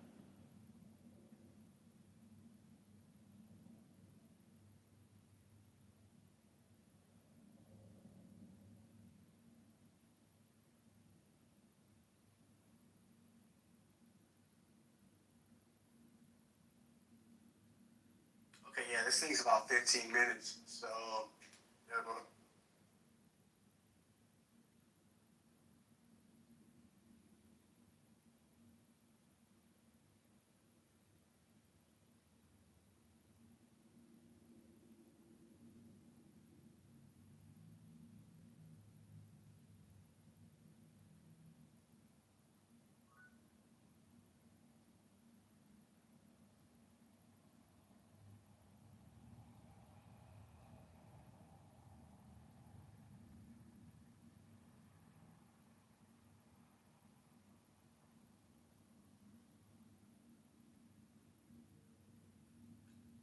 I just think the Democrats are going to be yelling and screaming and kicking for the next 4 years. That's my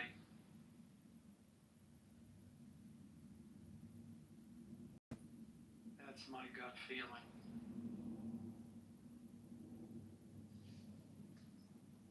Yeah, they're gonna escalate. It's they're gonna escalate for sure.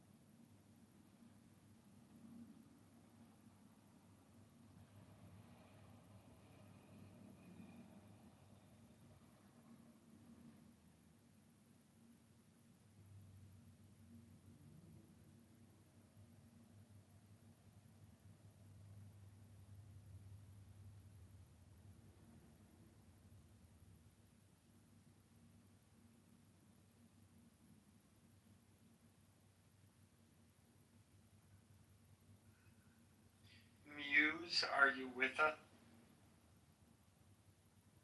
Yeah.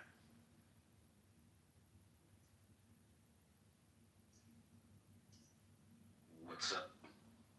Well,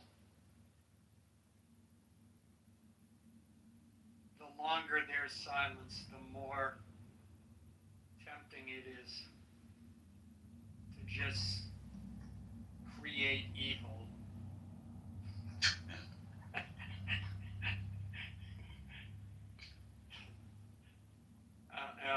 I'm trying very hard not to do that. Seems like that's all you want to do.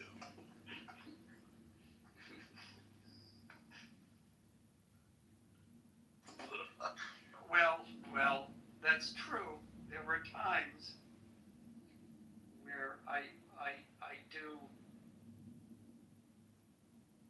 No, I'm innocent. I'm always innocent. I can't admit that because then it'll be used against me at a further date. I'm innocent. Everything I say is genuine. I'm only interested in creating meaningful dialogue for the betterment of all mankind. There you go. Yeah.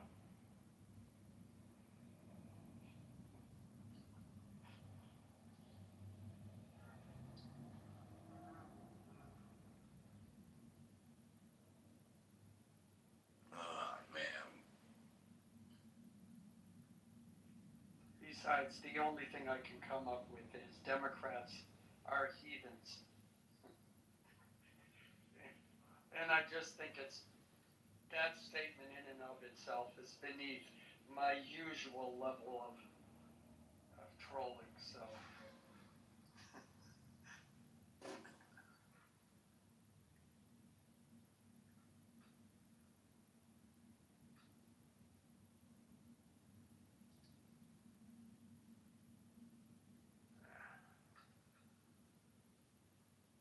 Do you miss Hawaii? Yeah, sometimes. was actually thinking about that like not too long ago.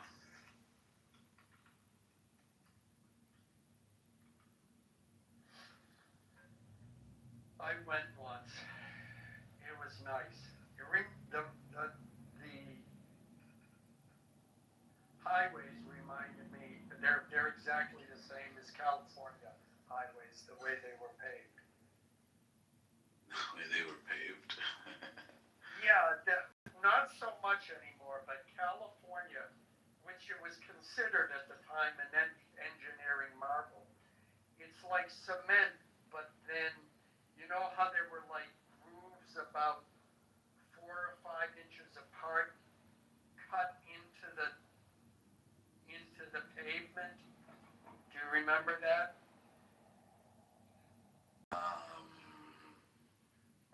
Kind of. Well, anyways, I guess they did the same thing. They used the same kind of techniques in Hawaii as they did in California. And you can still find freeways in California that have that. The idea was that it rains and then the rain goes into those grooves, so it's less slippery.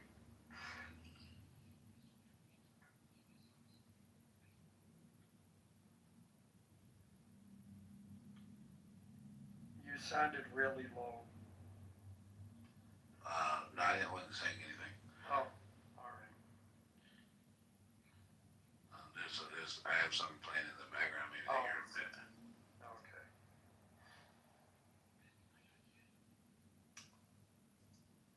Okay. Yeah. Sorry guys. I watched it on double speed. Sorry, was I interrupting something? No, go. You're good, man.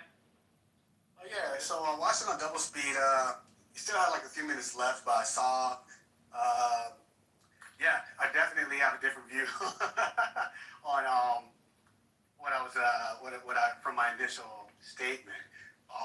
The police officer and Mayor Frey both acknowledged that there was an unlawful protest. They were talking about the second shooting, I guess, that just happened. And so they were both acknowledging that there was an unlawful protest happening, and they were talking about the initial reports of the officer-involved shooting. And Mayor Frey was saying that to the people who are protesting lawfully, he's like, I commend you. He's to everybody else who's not protesting lawfully and taking the bait, you're not helping, and you're not making this situation any safer for our undocumented immigrants here in this in our city. And then that's when he says, I have people calling me, asking me to use law enforcement to fight ICE. And he goes, that's just not going to happen. So it's like, yeah, he's acknowledging, like, okay, we definitely have a problem here. And that this situation, specifically with the shooting, was lawfully. So, yeah, I definitely am looking at what he said a lot differently. That's true. At the end of the day, I think what you're saying is actually correct. And look, Marshall has read a lot of books.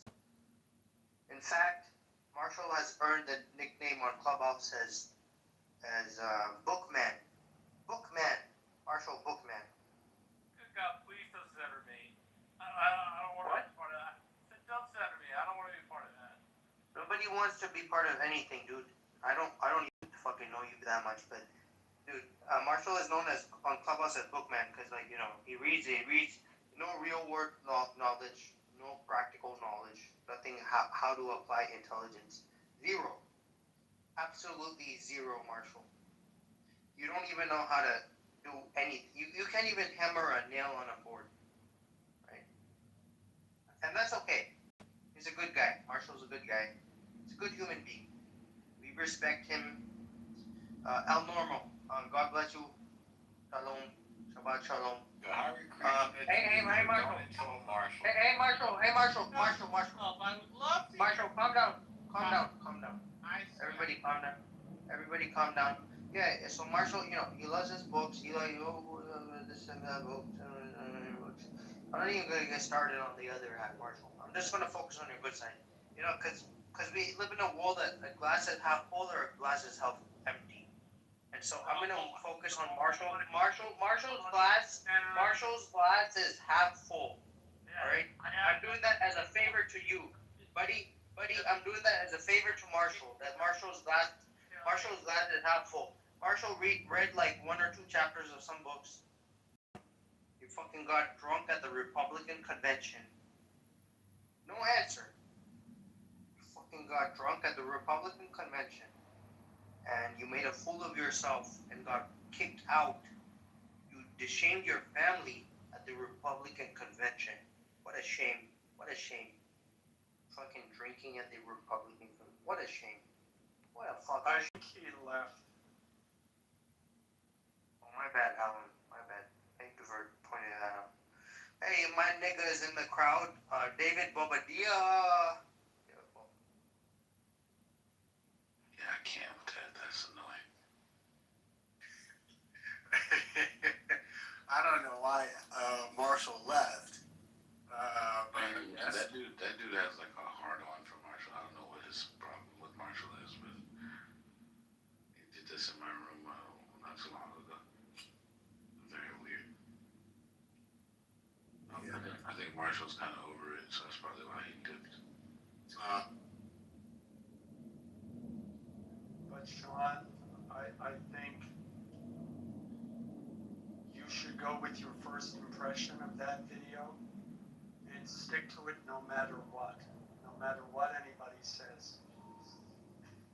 Even though viewing the whole thing changed your perspective, definitely stay with your first impression. Well, yeah, like to be honest, I definitely view Mayor Frey as certainly Mayor Frey. I definitely view him a certain way because of just all the 2020 stuff. So yeah, then nothing will kind of change that. But just seeing the video, I'm like, okay, I like that he did acknowledge, that there were unlawful protests, and that's what led to the officer-involved shooting. I like that he acknowledged that, there are issues there. He's definitely drawn a line in the sand, when he said, hey, you guys aren't making it safer for our undocumented immigrants here. So he's definitely drawn a line in the sand there. But yeah, just in that context, it did change what I thought he was saying. But it doesn't change how I view him at all. Like, I still think he's on the wrong side of this.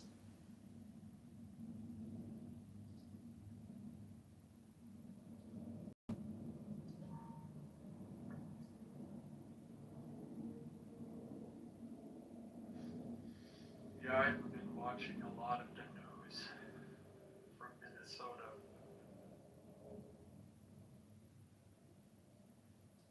Yeah, I haven't watched a lot of it either. I'll just never forget how just Minneapolis burned, in 2020. I think that was kind of like the epicenter of it all, right?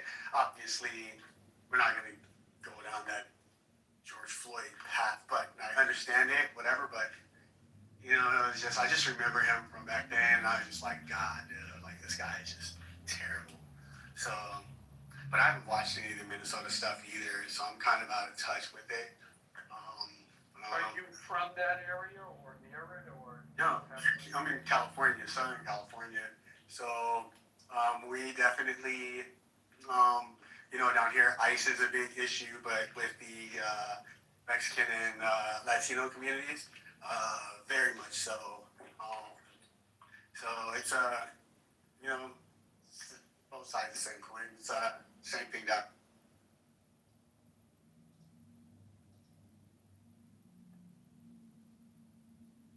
Are you anywhere close to Minnesota? No. I'm in California too, so.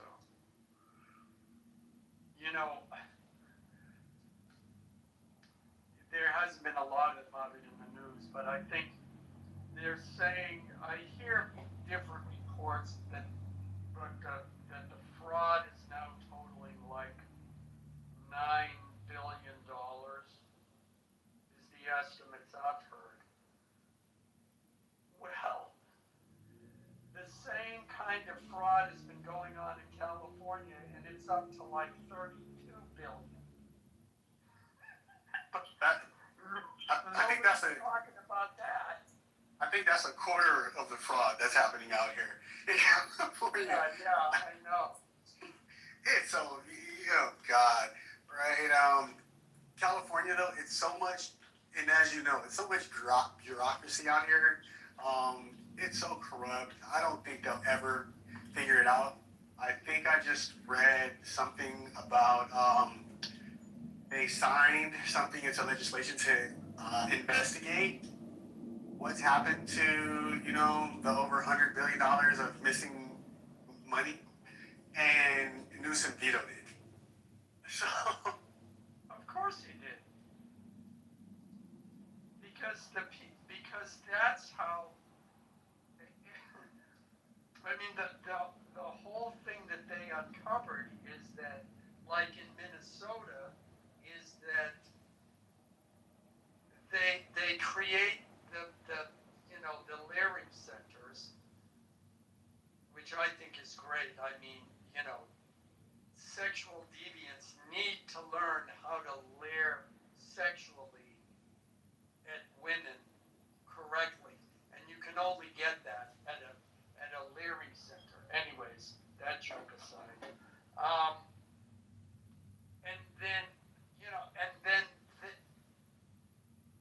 and then the family, like you will have families who are like a family will be going to one child care center, and they'll say, well, you're only, and they get kickbacks, but then they'll negotiate. They'll say, you're giving us $500 a month kickback, but the other place will give us $1,000. We're going to take our kids out of your place and go to this other's unless you match it. But then those centers are donating to the Democrats, which in turn supports, their political campaigns. And I think Newsom, he vetoed it because if they find out, and this is just my guess, if they find out where the money is going, it's all the people that support and the various companies that support the Democratic machine in California. So, yeah, of course he vetoed it. right, it's like, you're absolutely right. It's kind of like two things, right? Especially out here. Remember when all the PPP money was flying everywhere during COVID and unemployment money? And remember how a lot of that money was going to people in jail? Remember there were prisoners getting, this is a fact, prisoners in California were getting unemployment checks. And so because of that, right, because that happened, I don't know if you're aware, but California had to take another $30 billion loan from the federal government to cover that fraudulent stuff going on with the PPP money. And we're the only state that has not paid that back. How are we paying it back? We're effectively eroding the unemployment tax credit that employers get. So California somehow was sending money to people in jail, asked the government for money to kind of cover it, can't pay it back, but we're making the small businesses pay it back. And then we won't even talk about the train to nowhere, right? The 2 blocks of track that was laid, and that's cost $30 billion, I think. What is it? That created 16,000 jobs. It's terrible. Over 100 billion. Let me check. It's terrible. Have you seen it? It's like literally like I don't. It's not even a block long. It's terrible. And supposed to 128 billion. And this thing created, they said 16,000 jobs it created. I'm like, to lay less than half a mile of track and you spend over $100 billion and it's creating 16,000 jobs. Where? Like how? And Newsom doesn't want to. He doesn't want to investigate.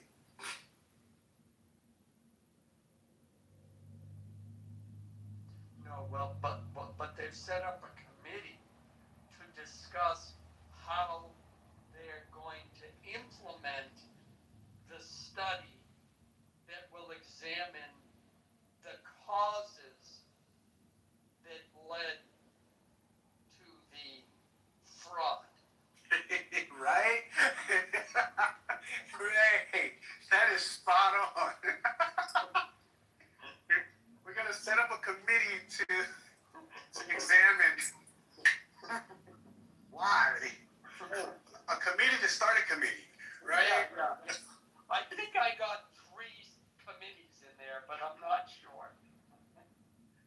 Oh man, yeah, it's absolutely Minnesota or Minneapolis. It's bad. California is it's no comparison. It's bad out here, dude. And they'll never figure it out because it's just so much bureaucracy. Like the money's just gone. Yeah. It's a crime syndicate. You know, really quick, at the same time that was going on in California, I mean, there was a private company in Florida which has already done that, has already built the tracks, has already had the trains, and they're already running service between Orlando and Miami. And they already have another private company that's already having the planning stages. Again, private company from Los Angeles to Vegas, and those things are running. Again, privatized. Meanwhile, you have all this public money going for this one operation for this imaginary rail between San Francisco and LA, which, like you said, has shown barely any progress at all, and they want more money. It's crazy. What about the in California the 24, 25 billion for homelessness? That's gone. And California has literally said we don't know what happened to it. That it's a joke. You can't. Even if you want to be mad, you can't be mad because it's just so in your face, just bullshit. You can only just laugh about it at this point.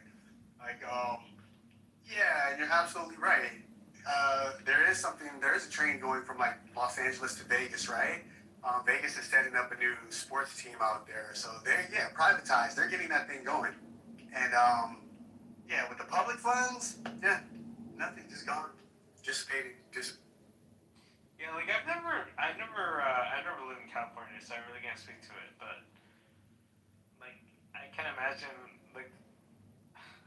so the people that live there who see what's been going on over and over again. I don't know why they keep voting for people who keep perpetrating this idea. I just don't understand that. It just makes no sense to me. Because we're all high on drugs. I guess so. No, you know what it is? Because LA County has 10 million people. I could be wrong, but LA County, LA and the surrounding areas, is 10 million people out of a state of 40 million, 44 million, I forget the number. And so, the large cities tend to be Democrat. So when it comes time, and then you've got San Francisco, which is really the mothership of the Democratic Party. So you've got those two hubs that really they just, in terms of overall, the most votes are coming from those two cities. So you look at the middle of the state, it's Republican. Well, it won't be now that they've redrawn the district maps to favor the Democrats.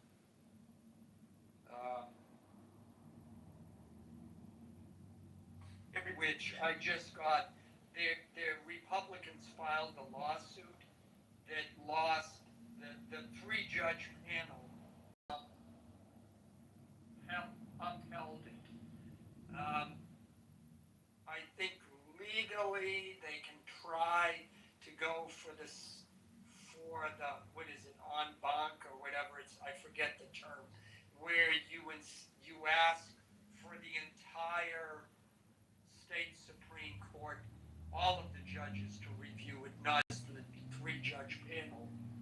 And that, I doubt that would have an effect because all but one of them is Arnold Schwarzenegger appointee, but the rest are all Democrat appointees. At least anywhere from 2 to 4 are Gavin Newsom's appointees. So, and it was his law, and it was his, he was the one that led the charge to redistrict California. So I doubt it's going to go anywhere, and I think the Supreme Court has been really hesitant to deal with these kinds of issues. They're dealing with the one in, is it Louisiana or I forget which southern state. There's actually 3 cases dealing with, no, not 3 cases, but there is that case they've heard the oral arguments about, and they're going to make a decision soon. But yeah, I think when it comes to redistricting, the way I interpret what's been done is that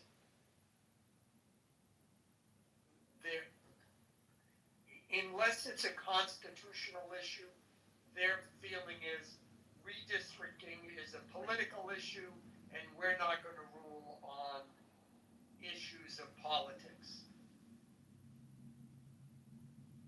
So,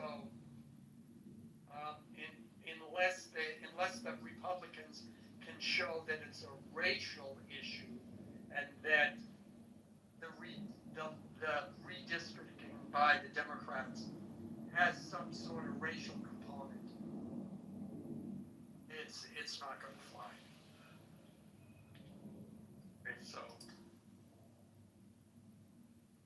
that's why California is so Democratic. Yeah, it was, I think that's what they're trying to do when you mentioned the racial issue. Last I checked, they were trying to say it was some type of civil rights issue. You kind of, you reminded me about that. They're trying to say it's a civil rights issue at this point. Yeah, you're absolutely right. And I still don't think it's going to pass because I still think they're going to uphold the new districts because it's California.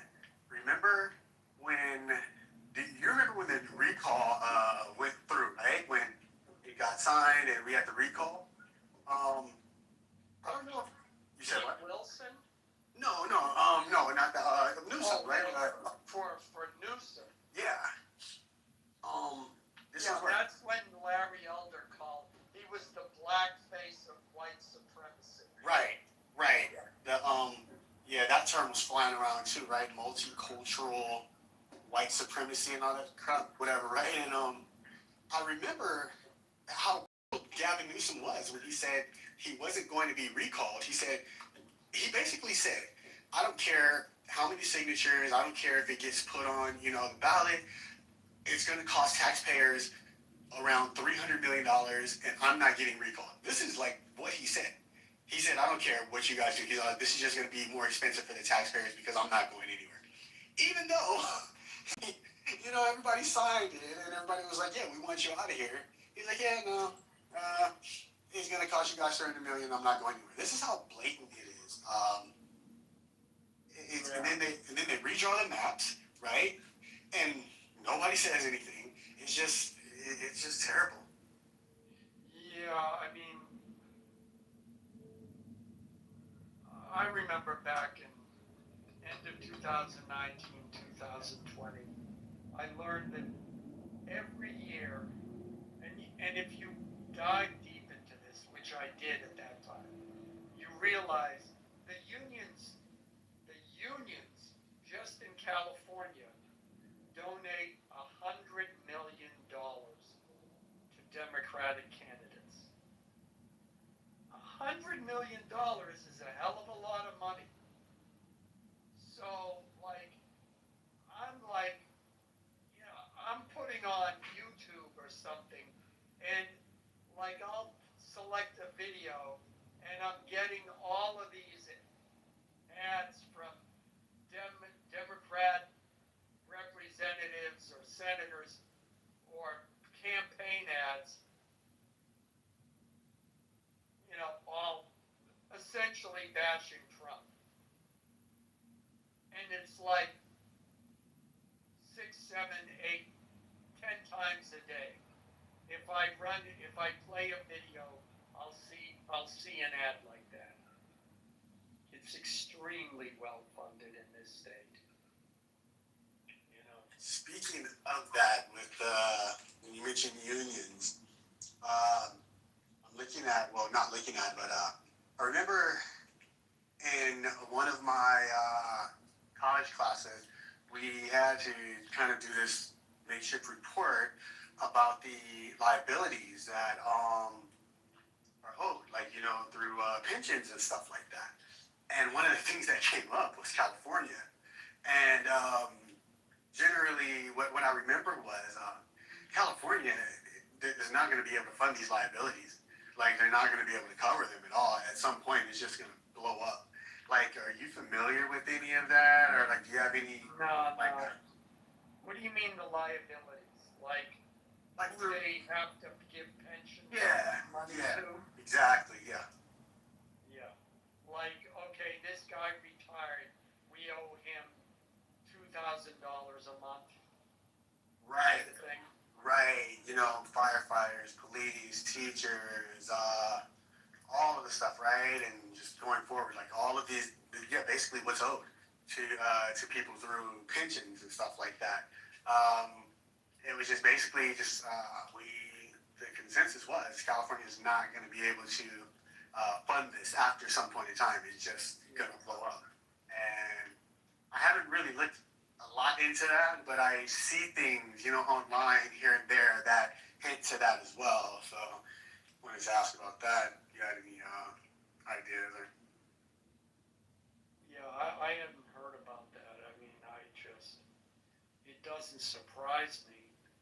And what's sad is the fact that all the money that they are wasting on things like,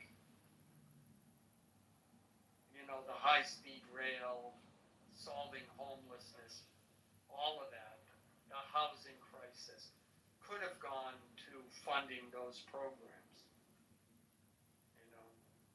And the thing is, I mean, it's always, look, helping homeless people is a moral cause. It's a just cause. That's not the issue. The issue is you want to do it in a way that actually helps people. And when you see that California has spent billions of dollars on trying to solve homelessness, and homelessness goes up, and you see that they spend billions of dollars to solve the housing crisis, and the crisis doesn't get any better. It's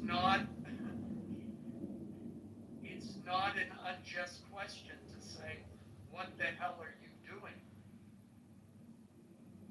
Right. But the response you get is, well, you don't care about the homeless people. If you oppose us, you don't care about the homeless people.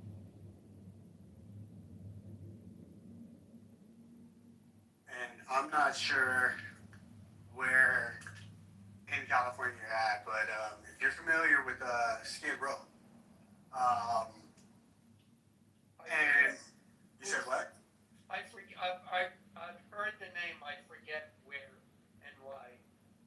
Skid Row is Oh, effectively. Skid Row. I thought Skid you Row. said Steve Row. Oh no, Skid Row. Skid Row. Yeah. Yeah, and anybody who if you've ever hung out down there or around there or just been in that area, you would know that it's more than just throwing money at the homeless issue that's needed, right? It's beyond money. But they keep saying they need more money for homelessness, and you're just like, you just go like, money is not going to fix this. Like there are way too many underlying issues that contribute to homelessness, especially in California. It's a lot of people don't even understand that other states send their homeless to California. Places like Chicago, when it gets really cold, and I'm not saying this is an absolute, but I definitely know this is a fact. Places like Chicago, New York, when it gets cold, right? Their cities, they have programs to where, hey, a homeless person can say, I got family in California. And throughout these programs, they'll get bus tickets or whatever to come out to California. And they'll hang out here by the beach and all of that. Those things contribute to, the increasing issue of homelessness out here. But then, the mental health issues, it's crazy. But money isn't going to fix it. But we keep throwing more money at it. And if you say, hey, we need to look at this from a different view, you're racist, you don't care about the homeless, you're a bigot, yada, yada. So I don't know. Well, it never rains in Southern California. That's I think it was Beach Boys. But yeah, I mean, absolutely. That's the thing. I mean, it is much simpler, trying to heat and house your entire homeless population in Chicago, whereas, I think the worst it gets here is 55, 50. Right, in the wintertime, exactly. In the winter, yeah. And it rains, there's like 10 inches of rain a year. So, yeah, it's much more conducive. And you're going to get, but see, the thing is, it doesn't excuse all of it. And the thing is, I've been in California long enough. You get tired of the excuses. And you would think, okay, that they would have, figured something out by now. But no. Anyways, first of all, Muse, if you're there, you've let me speak for a long time. So clearly, you're inebriated or you're asleep. Or you've suffered a mental break that is where you've let me speak this long. Also, it's very late. But I have to go. It's been good talking to you, Sean. Good talking, Colin. And Muse, if you're there, thank you. And no, men can't get pregnant. Just in case you were wondering about my position on the thing. And it is absolutely reprehensible that whatever the doctor's name, I saw, now I'm talking again, I saw a good take on it. The reason why the doctor would not admit it is because they want to define language.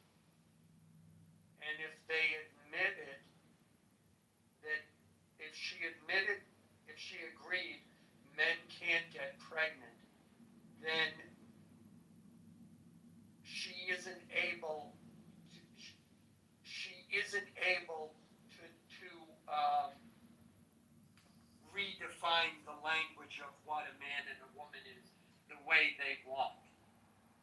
They want to be able to say, well, men can get pregnant because you have this, and you have these kinds of women, and there's other types, and this is a subset of women. And so, yeah, technically women can get pregnant. But the moment you try and pin her down, that Josh, whatever his name, tried to pin her down to say, can a man get pregnant? Can men get pregnant? That would go against what they're trying to say. Anyways, I'll leave with that. Somebody's calling. Good talking to you. Have a good night. Appreciate you. Have a good one.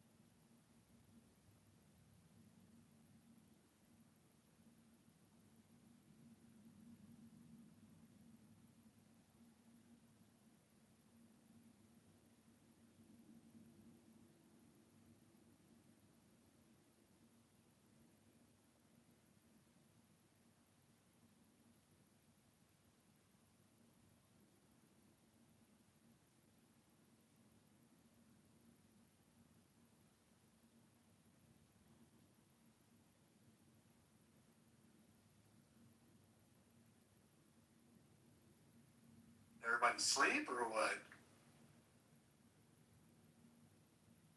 I mean, now I'm just trying to. I'm kind of chilling, but No. I'm just kind of letting people converse the way they wanted to.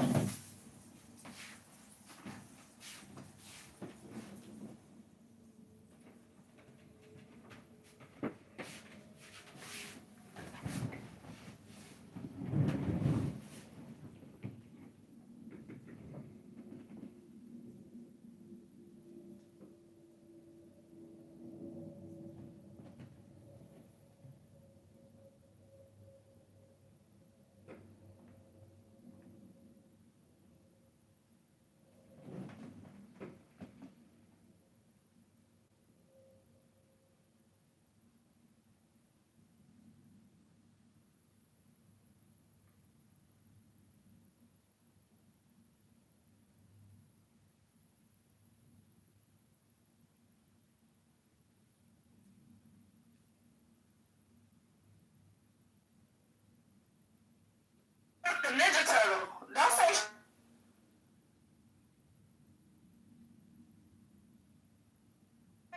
Look at you.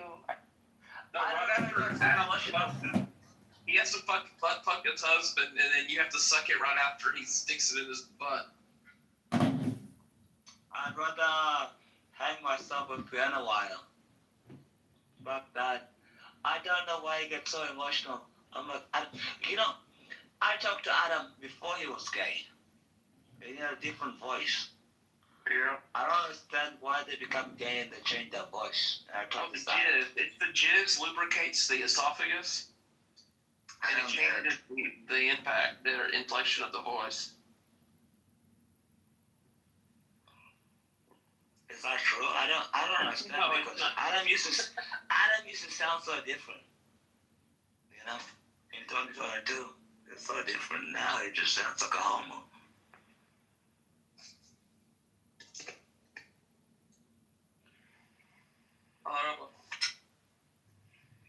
Do you know what I mean?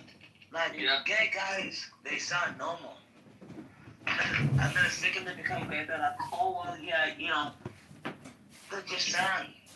I asked ChatGPT why gay guys have that lisp, and it said it's a way to, like, back in the day when they would have to, like, signal to each other they're gay, but they couldn't be open. And it's like a sense of community. So they have that gay, and it makes sense, but that's what ChatGPT said. What, they have to feminize themselves? Yeah, it's a way to, like, signal you're gay without, like, being open or talking about it. That's so bad. I don't care. You know, like, I was in the room before Roscoe, and I was like, you know what, like, well, yeah, that's the way it is. And people are just being terrible, you know. And I don't understand why they don't understand the difference. Nobody wants to be. I just think, well, I just don't like how you can't criticize Jewish people. That's my only gripe. But I don't like Muslims either. But what's the point with Jewish people? I just think, like... Muslims are way worse because they'll kill you. Yeah, I get that, but who's that chick in our group? What's her name? The one from Iraq. What's her name? Oh, that's right, Stevie. Oh, so bad. So, I don't know where she's from. I think she's Iraqi. You know, Kurdish Iraqi. I don't know where she's from. But the thing is, everybody can, you can criticize Jewish people every single day. Every single day people say death to the Jews. Like, what the hell? What's stopping you from saying that?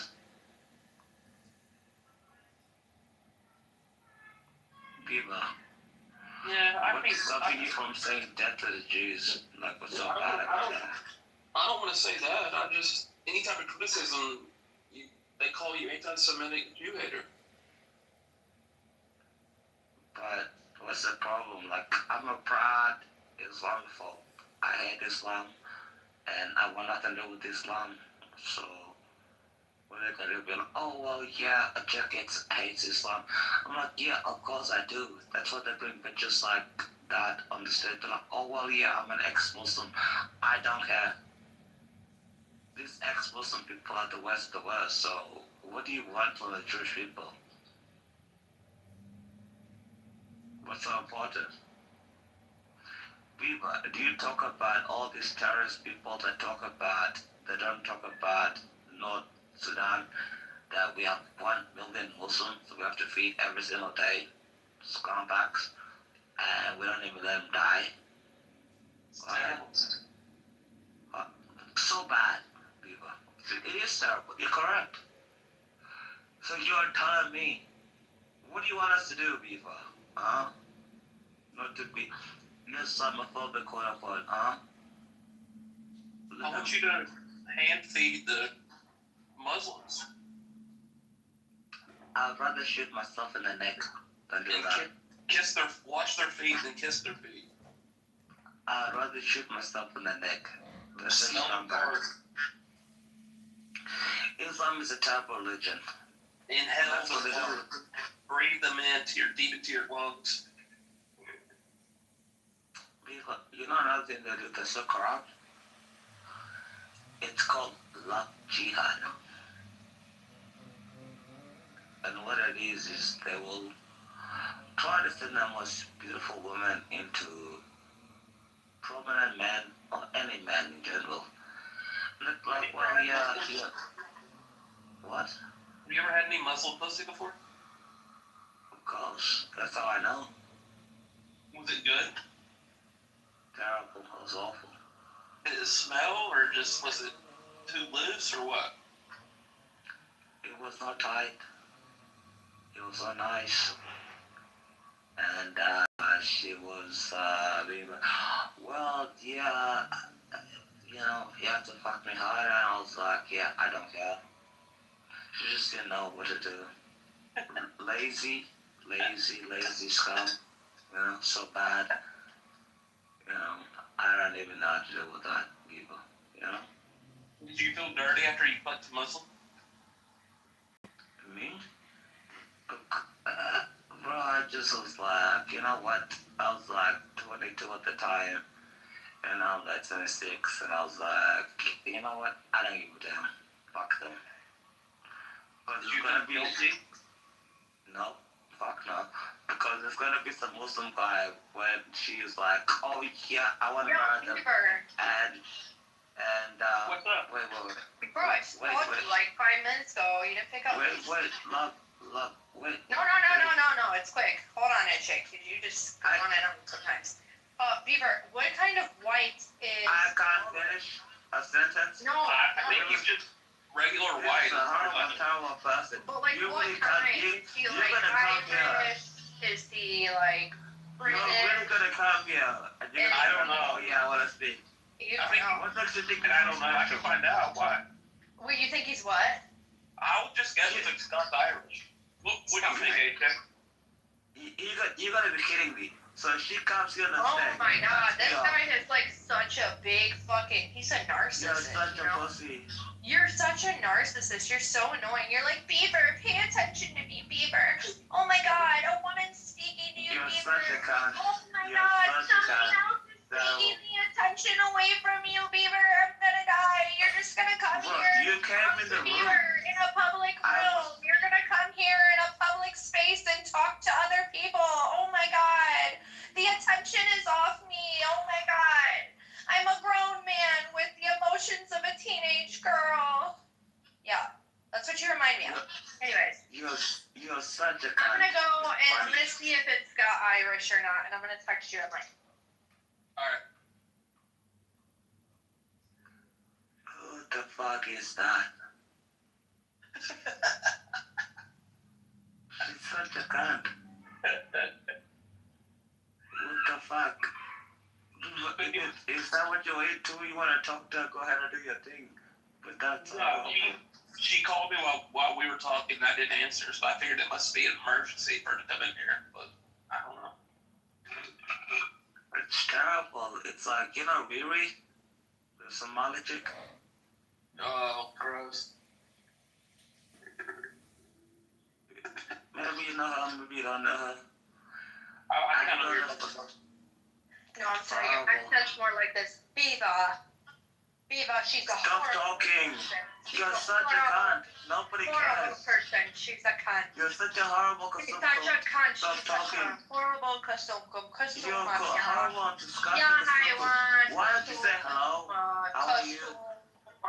How are you? Are you okay? You know, like, you're just... No, it's actually Kusumak. Kusumak. Delaba Kusumkum. And it's Kusumkum Delaba. Say it properly, say Delaba Kusumkum. No. I'm not speaking in an African dialect. I'm speaking in an Arabian. Just say to people, hello, how are you doing, love?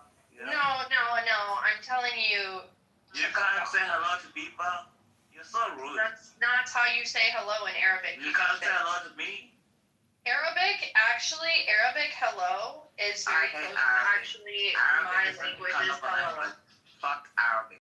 I They're, don't care they're, about Arabic. they say amin, Say and hello we say in English. amin. You can't say hello to me in Like the English. same fucking word, which is pretty cool. I hate Arabic. I hate Arabic. I know, you hate Arabs. I know. I do. I do. I know, you're Horrible people. traumatized from your childhood. I know.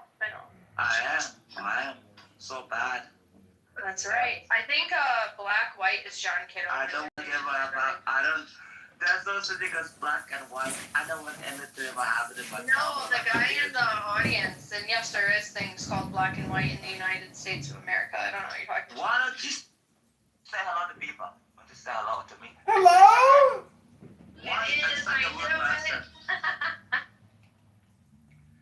Pumpkin, you're such a rude, You know, John, terrible they were person. saying a lot of horrible things about you. They were saying that, like, you got in trouble for, like, congressional fraud or something. You can't even say hello. No, I'm not talking to you. Shut the fuck up. Like, dead ass. This is what I'm talking about. Like, oh my god, the attention's not on me. The attention's not on me. I don't want your attention. Oh You my came to this room. Oh my I didn't search up. Oh my god, I'm gonna fucking seize out because the Oh my attention's god. not on Do you me. really think I searched up who Pumpkin was? Oh my god, And I you're was really like, gonna come to this room? Oh my god, you Kasoko. Oh my You're god. such a kasum because Oh you my came god, to this you're room. such a I did kasum. not come to bother you. I don't even know who you were. I'm not here No. for you, you clown. Shut up, Edgy. Shut up. Just mute You're up for such a a horrible, second. terrible, nasty Amazing. Amazing. Oh, yeah, anyways, I heard that you got, like, is that true, or are they just making up bullshit about you? It is a kingly thing to be spoken evil of. That sucks. Yeah, they went after him for election signature fraud or some bullshit. It's true. Oh, it is true. Yeah. Why are you saying you're lying? It's not true. My circulators, some of their signatures were out of district, and the Illinois State Board of Election, and that evil bastard John Fogerty, the lawyer of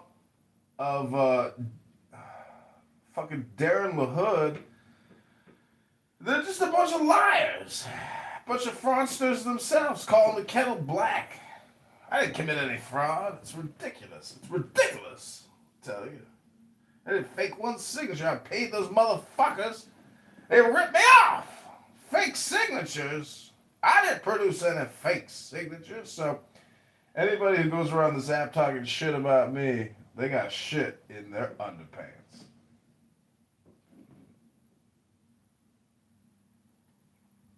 Yeah, I'd rather hear it from the horse's mouth. Great. Oh, you think there's What do you think credibility? of it? Do you think there's credibility in people that come on here and gossip instead of, I think he did, instead of but doing I think things? people just they're targeting him because he called out some stuff. So he's getting the treatment of the establishment. You think people at the establishment are on here? Or they're just puppets of the No, establishment? it's just psychology and philosophy. You're damned if you do. You're damned if you don't. You're damned if you do nothing. Like I'm telling you, you're gonna be attacked no matter what in this life. And I'm challenging extreme power. Like Darren LaHood is a very high-ranking and powerful congressperson, and his lawyers here don't fuck around, and the judges here don't fuck around. Nobody fucks around. You fuck around, you find out. But I didn't commit fraud. I didn't fake signatures. I was totally transparent. Everybody that worked for me, I onboarded them on Clubhouse. Literally, like I onboarded them here. Everyone heard people that worked for me, come through this app, and the whole thing is recorded. So if they want to charge me with something, that's great. Then it can go to a jury trial, and then I can countersue.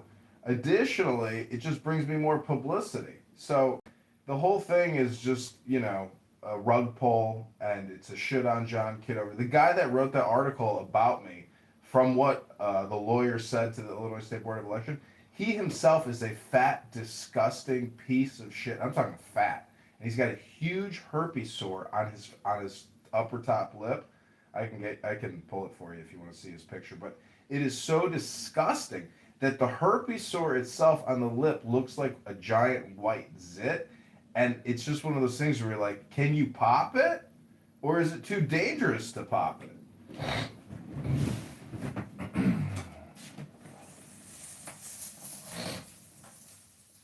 That's horrible.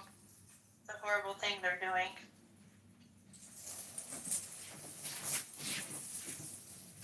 It's horrible, terrible. You know, I just like to quote Ashek. There are horrible, awful, terrible people out there. But I am not one of them. I'm actually being accused by an awful, horrible, terrible person. And what's amazing is if you go to Darren LaHood's X account and you see what he posts or what he puts on his Instagram, no likes, no follows, no retweets, no comments even, because he flies so under the radar, nobody even knows he's their fucking congressperson. And people who vote don't even know what district they live in. So the whole system is huge and confusing and scary when they start throwing terms around like fraud, widespread, alleged fraud. It's just like gossip on Clown House. Do you realize that they filed a complaint against John Kitover? And they said, here's a complaint. We'd like you to put it in your complaint file. We're not going to arrest you with anything. We're not going to charge you with anything. We're just going to publicly dox you, try to slander you on the internet to ruin your chances of ever running for office again or getting a job even. But guess what that turns out to be? Slander, defamation, and libel, and opens them up to lawsuits. So, I mean, the whole thing is just gossip and politics, and that's all it is. And people on this app are super gay, super lame, super low IQ, and John Kitover's just that cool guy that you can attack and beat up on because you have no self-confidence, you've accomplished nothing in your life, and it's all about who is the king of Clubhouse. Wait a second, you're talking about John Kitover, the son of a bitch, this homosexual faggot? And you come here and be like, oh yeah, John Kitover's such a kid, right? You don't see that on X. Get your whiskey right, Achek. Are you talking about some African warlord or something? Give me a break. He's not gonna get federal court charges.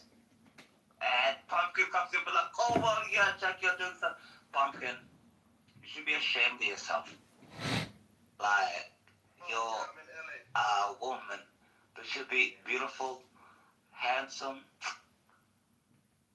Not, it's just terrible what you're doing, you know.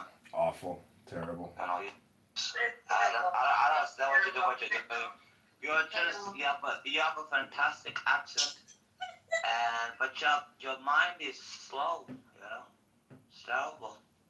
I don't understand why you don't understand what we're doing. That's a great observation. And you speak very slow. It's just so bad. You want to know why women are so slow? Oh my because God! They wait. I'll tell you. Because they wait for the men. Nobody cares, dude.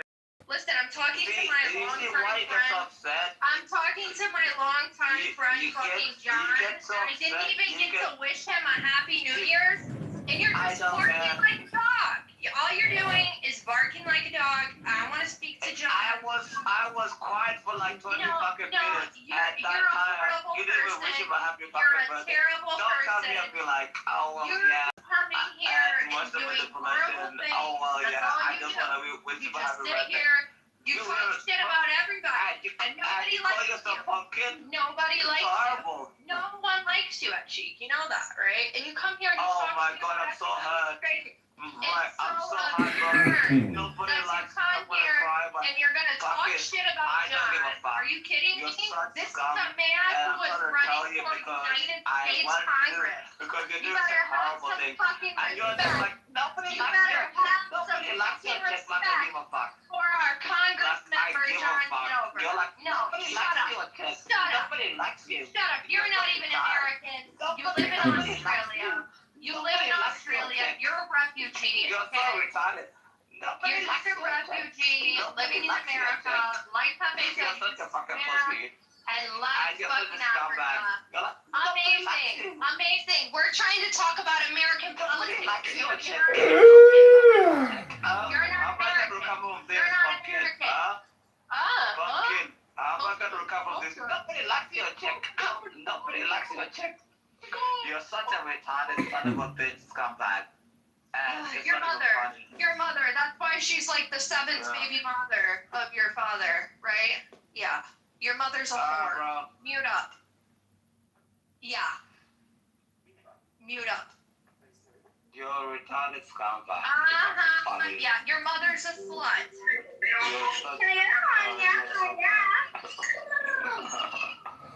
Yo, okay. Yo, I don't know why you're saying the mom. The mom was slut, but the mom still made life to the person you're calling slut, right? I don't care. And Pumpkin is like trying to act out. He's like, well, Pumpkin, you're such a retarded person. It's not even funny. You're such a retarded person, You're Edgy. so retarded. Honestly, You're so retarded. how many mothers does your father have? I don't care. How many baby mothers? How many? How many siblings do you have? Do you even know all of your siblings? How many children did your Do mother you want even know before all of she your siblings? How many did No, they real abort question. for Do you? you know all of your siblings? Where's his next meal? I do. 100%. Yeah, where's your? That's a great question. Where's your next meal coming from? I know all my siblings. Pumpkin is so retarded. She's so slow. And she thinks that people can give a shit about what she's talking about. I don't care. Yeah, your mother's a whore. Voiceover, stop simping. Nobody gives a shit. She's a horrible, terrible person. And she actually thinks that people give a fuck about what she's saying. You're a horrible, terrible person. Your mom failed to protect you as a child, and that's why you hate Muslims. I hate Muslims because they blow shit up. Oh, They blow yeah, shit no, up. because your mother failed to protect you. They're terrible She people. was too busy Look, chasing I around know your dad, I hate Muslims. who Get was on running mine. around between 7 other women. I hate Islam and I hate Muslims and they blow shit up. Amazing. What's your solution to blow shit up? It's the way it is. Maybe blow up I hate Muhammad. Muhammad is a pedophile, a child molester, a sex offender. Nothing to do about it. He's a criminal. Who is? Muhammad, the pedophile of Islam. He raped Aisha when she was 9. And Pumpkin comes here and want to talk shit about me. Can you imagine if Jesus Christ Almighty raped a 9-year-old girl? You'll never hear the end of it. But Muslims are like, oh, well, yeah, maybe at that time, like, oh, she might have been 18 years of age or 12. Fuck Islam. Fuck Muhammad. Fuck No, I'm not a Muslim, but you're I don't care. child of what? I don't care. What number child are you? Because you have like 20 fucking siblings, right? I'm number 3. Right. Okay. Out of 20 of like 7 different mothers, and then your mom failed to protect you as a child so much so that you hate literally like nations of people because your mom failed to protect you. It's not complicated. Chasing around your father. She was too busy chasing around your father. It's not complicated. I went to the military. No, it's funny My life that was you good. think I give a shit about what you Islam. have to say. Like your family is shit. You come from a shit family. I don't give a fuck what you say. Literally. Of course, it's a shit family, and I did well to come from a shit family. What's the problem? Yeah. Okay. You're a refugee. Wonderful. What's the issue? You don't get it. You're not I doing hate great. Islam. You're really not I doing hate great. Muslims. You're not and I'm doing winning great. in life. You're not. You're really not. So what do you want me to do? Be like, oh well, yeah. You come on this app and then you like trauma dump about like shit in your childhood. You're not doing I don't great. care. You ask me a question. No, you I do tell the care. truth, That's and why you the bring end it of up story. to strangers. It's just inappropriate. No. Yes, No, no. it is. You It's ask fucking a question. inappropriate. You're traumatized. No. And You know it's what? funny If I really because want you're to throw it down, I could be projecting. like, You're everything you throw it projecting. down. Wait, pop. You're pop, pop, projecting. I don't care. I do not care. I think Okay. of you like beneath me, like the scum on my shoe. You know what's funny? When you were talking about the Syrian struggle, and you were crying, and everyone was like, you'll be okay. I'm not And then you come Syrian. here You got and you the wrong act so person. proud You got the wrong and person. everything I'm not else like that. Syrian. I'm not You're such Syrian. a dumb bitch. I'm not Because, Syrian. you're You got the lying. wrong person. You're That's lying. not me. You're lying. No. You think you Beaver, forget it's people funny have a to long, keep long giving memory. me every I remember when you ethnicity came under on the this sun. app and you're like, oh my god, the Syrian people are dying and the genocide and No, blah I'm blah not we can't Syrian. win. I'm And literally now not you Syrian. come here and now I you am come not here like, oh even well Syrian. yeah, like What the fuck our are you people talking are so about? strong. What are you talking? I'm not Syrian. Are you retarded? Yes, I said Assyrian. You're such a I'm not scumbag. Assyrian In Iraq you are. either. I'm not fucking talking. Not any of these ethnicities that you're naming. You're gonna have to name all of the ethnicities under the sun to figure out what I am.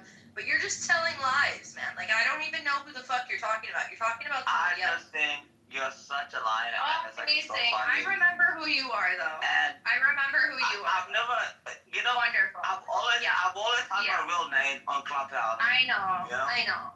Yep. Great. I've never changed my real name. Amazing. You know? I have nothing to hide. You can even search my name. My real name has always been a chick. And I've never changed it. I don't come here and be like, oh, well, yeah, I'm North Sudanese or whatever, blah, blah, blah. It's always been a chick pumpkin. So people like you come here and be like, oh, yeah, it's something to tell me. I have never changed my name. So Notice come how like he you wanted come here and be like, so oh, well, badly. yeah. You know what? This is what I was talking about when I entered the room. You need attention so badly, Angie. That I was having a conversation with my good friend, and you decided to insert yourself to just like start saying a bunch of hateful fucking nonsense because you're a low IQ bird brain booty scratcher, right? So, you know, just do the room a favor. Because you just started making fun of Assyrians and like Iraqis. I'm not even Assyrian or Iraqi. And then you made fun of their genocide, which, I mean, that is fucked up. But again, I'm not either of those races. You have no idea what you're talking about. So just do yourself a favor. Stop making a fool of yourself. I don't care. You guys have a good night. I'm going to go to dinner. Take care. Amazing. Okay. Bye. Goodbye.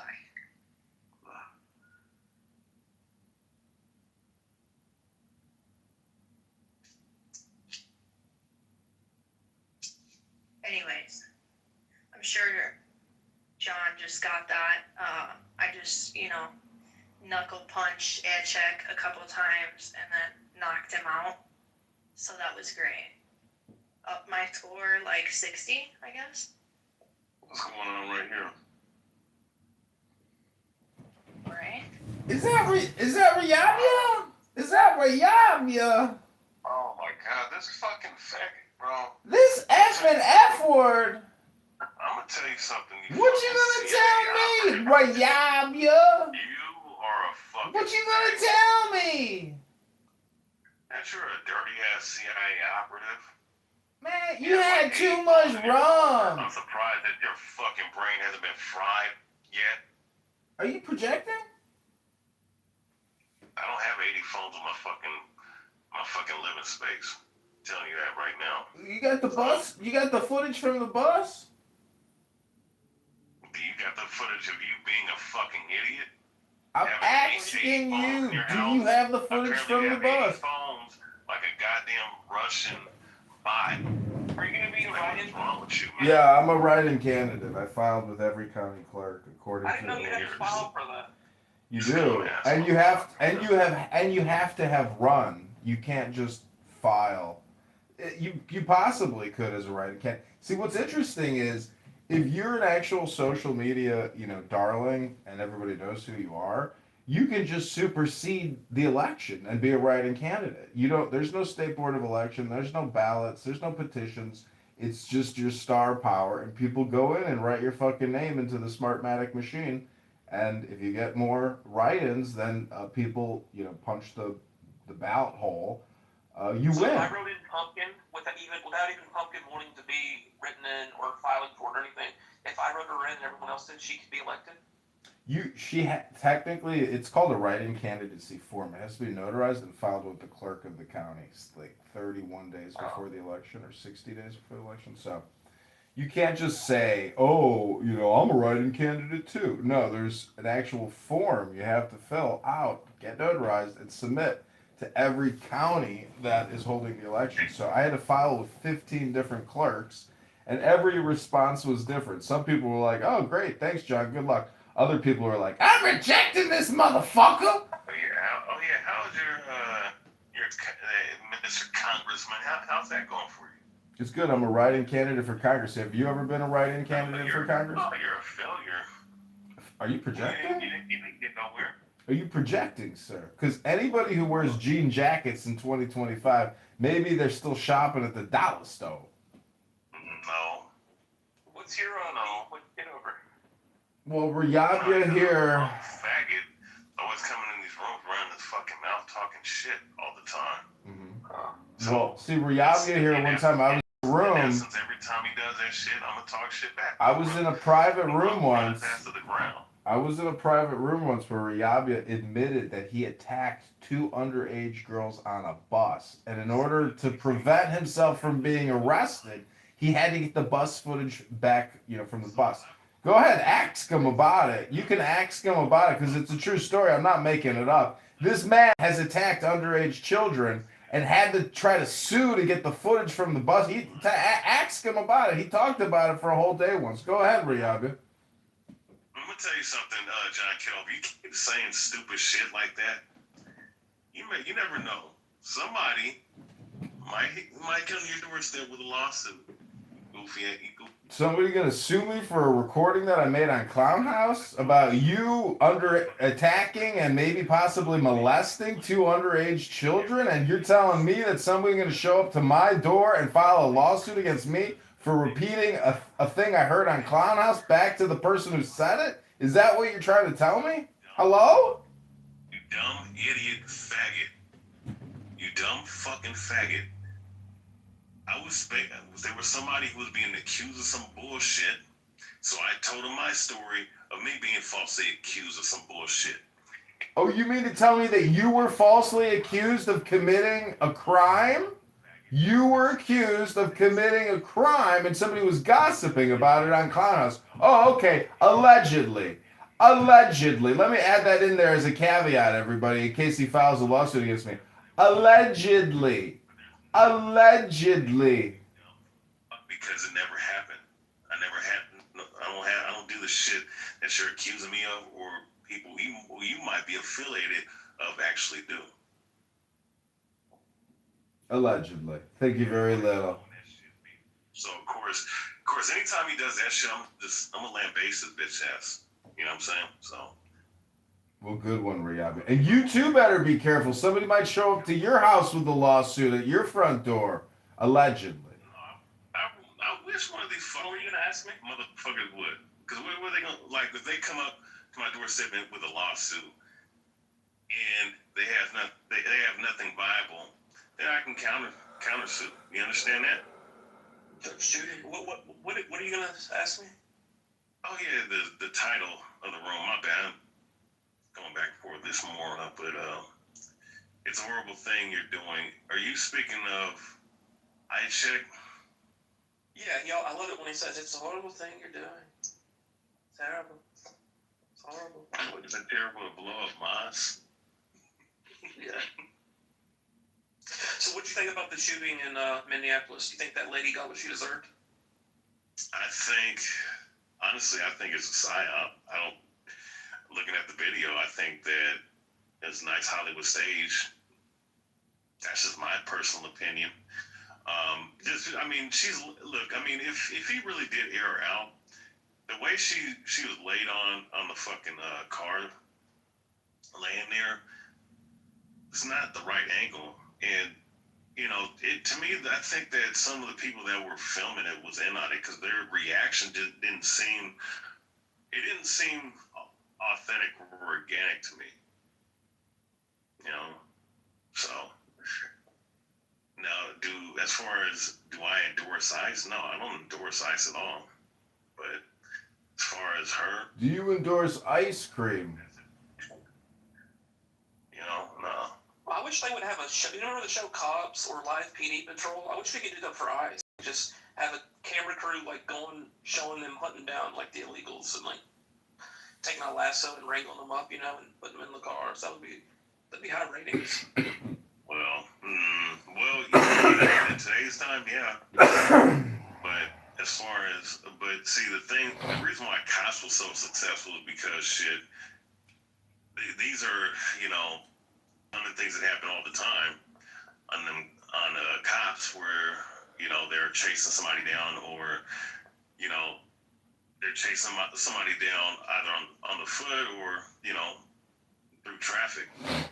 You know, that shit with ICE. I mean, they're going door to door. You know, I don't know. I mean, in the social media area, yeah. I mean, you know how many people be watching that shit, whichever side of the aisle that they're on. Yeah, like we should, and then the ones that we capture, like the top ones, we could put them in some type of like reality show where they can fight for their citizenship, like Running Man type stuff, or Survivor or something. Oh my god, that would be fucking hilarious if we could do Running Man. And we could fund a lot of the proceeds could go to support ICE, and then also give some people a chance at citizenship. ICE. Look, I support the local police department than support them, because at least I know, at least I can read their badge number. If your neighbor was illegal, and then you got wind of ICE coming, would you tell your neighbor, "Hey, ICE is going to be here tomorrow"? Get lost. That's definitely based off if I know the individual. If I don't know him, I'm just gonna let the course of river go where it goes. So what you're telling me is if there were some Jews that needed to hide in the cupboard because the Nazis were coming to kill them, you would, just say, well, I got room in the cupboard today, this weekend, but I didn't know you to begin with, so go ahead and just die. Is that what you're saying, or is that a false analogy? Where did the Jews come in? Well, I would say, guys, come hide in my closet, and I would walk out, and I would just kind of point. I would wave people down, be like, they're in here. I'm just kidding. I wouldn't do all that. Okay, look at it this way. If there were some African American slaves and it was 1847 and they're trying to get away from their master in Georgia, they made it up to New York City, but the slave catchers were there with some extra, cash in hand to give you a reward, would you turn in your fellow slaves? So you're on the side of the so-called illegals, right? Well, I would let them mow my lawn, and I would let them clean up and pick up and stuff and build a shed, and then I would turn them in. Well, I mean, I'm just saying, but John Kitover, I mean, it sounds like he's for them. You know what I'm saying? So, I mean, look, like I said, I mean, just depending on the situation. If I know the individuals, I probably would. But if I don't know the situation, I just, you don't get into situations that don't concern you. That's just how I look at it. I would tip them off. I wouldn't, if I knew them and they were cool, I'd be like, yo, FYI. Yeah, no, that's what I'm saying. If I knew them, and they were cool, yeah. But now, I hate if they were loud and they played their music loud and they were disruptive and all that shit. I'd be like, I'd pitch it. I would put a chair down and watch. Yeah.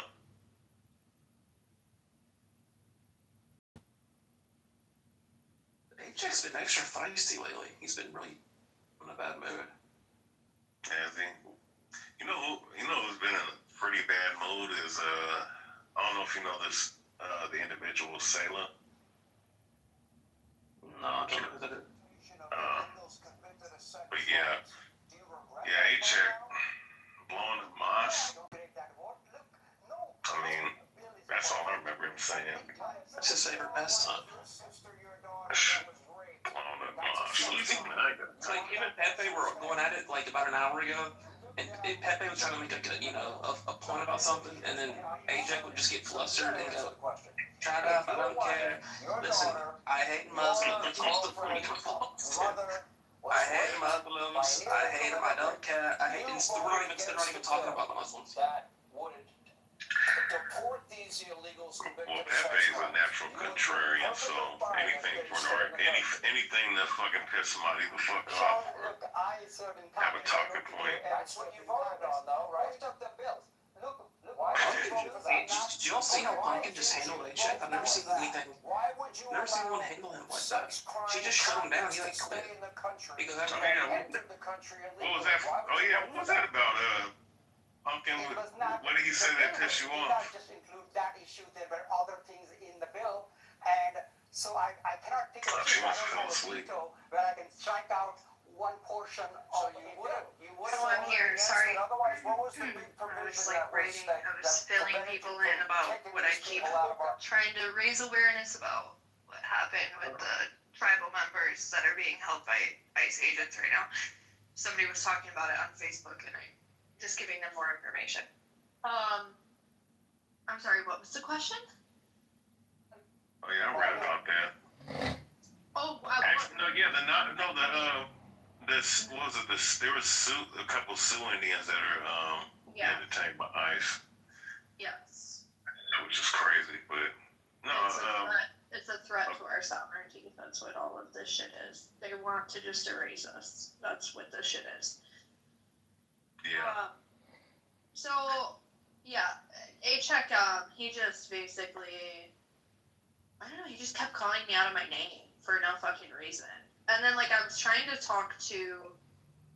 have a conversation with John, and John was, like, just telling me, he's like, listen, like, don't believe what, because I was like, listen, I heard in a couple other rooms, I just addressed the rumors that I heard to him directly, right? And he's like, don't listen to these people on Clubhouse, and, like, gave a few comments about how he feels about these individuals who are talking shit about him on Clubhouse. A-Check basically took that and was like, yeah, you're a horrible person for doing this to John. Like, but then he, like, attacked John while doing it. He's like, yeah, you are a fucking fraudulent faggot, you liar, and, like, all this I don't know. He was just being really weird. And then he turned around and started calling me out my name. I was not gonna have it. Like, you shared. Why was it calling you out your name? No, because he's a fucking psychopath or something, because he hasn't addressed his trauma in therapy. Oh, I got a baby. Every time Oh, I got a little baby in here. dumb enough. Gotta get to the gym and work on me baby. Look at the size my baby's growing. In front of me. My baby's growing. Fucking trauma in his face. I don't care. So, yeah. He's gonna learn to not disrespect me. I don't tolerate that shit. Well, you are just an awful, horrible, terrible people. Where do these people come from? Where did you come from? Did he realize that black is Kitover? I don't think he realizes a lot. I think he just repeats himself and says awful, horrible, terrible just over and over and over again. That's all he does on this set. It's actually awesome. I really like it. Low IQ. People that just repeat the same sentences, small sentences over and over again. It's a sign of having a low IQ. Well, the guy himself is a miracle story. He survived a terrorist attack on his church, went to the West, was rescued by beautiful white people who cured him. And now he's here to give vengeance upon those who would dare try to usurp those rights and also, do the same type of harassment and abuse that he suffered. So he is a Clubhouse hero, and to me, he's a personal hero. Victoria, you think the lady Renee got what she deserved?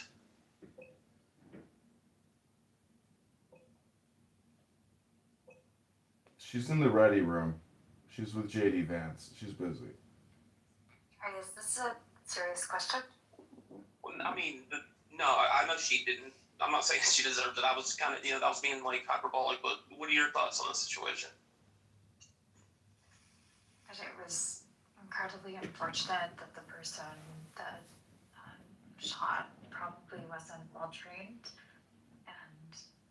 He's a super cop from Peoria, my district where I'm running for Congress. Did you know that he's already raised $1 million in GoFundMe? Over $1 million. I didn't know. I thought it was like over 800,000. I didn't know it reached $1 million, but she reached 1.5 million for the family. We can't let this happen, guys. We got to get him above her mark. No, they're going to seize that money and give it to the cop. They're not going to give it to that dyke wife or hers. I think it's actually just like absolutely ridiculous. Somebody would be facing this issue. Why would she interfere though? Like why? Why would somebody stand in front of a car like speaker in a video game or something. Yeah, I wouldn't advise that either. And I don't think I would have shot either. And you could see in the slow take, she left.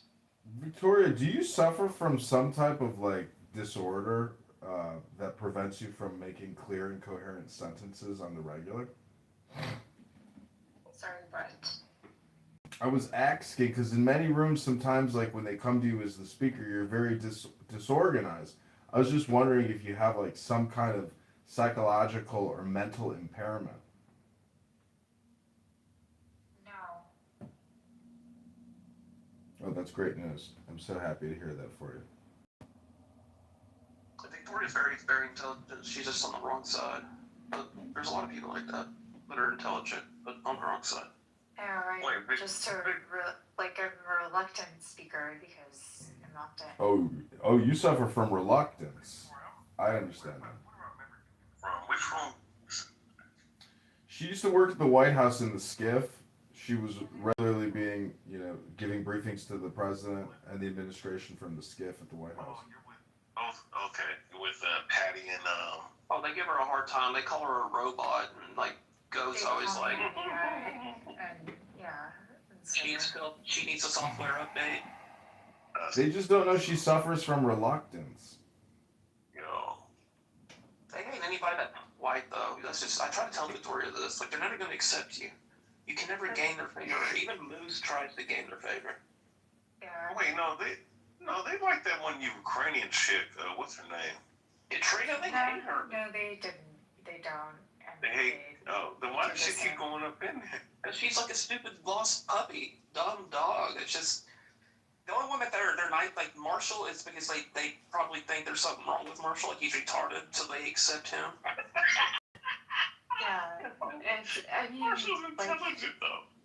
To be He's like Butters from South Park. No, he isn't.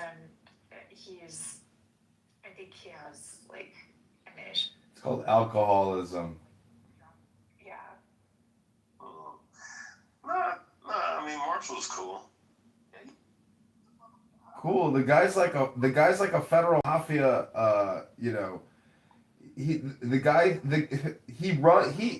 He's like the technocrat who runs the world from Washington D.C. with his little brother or something.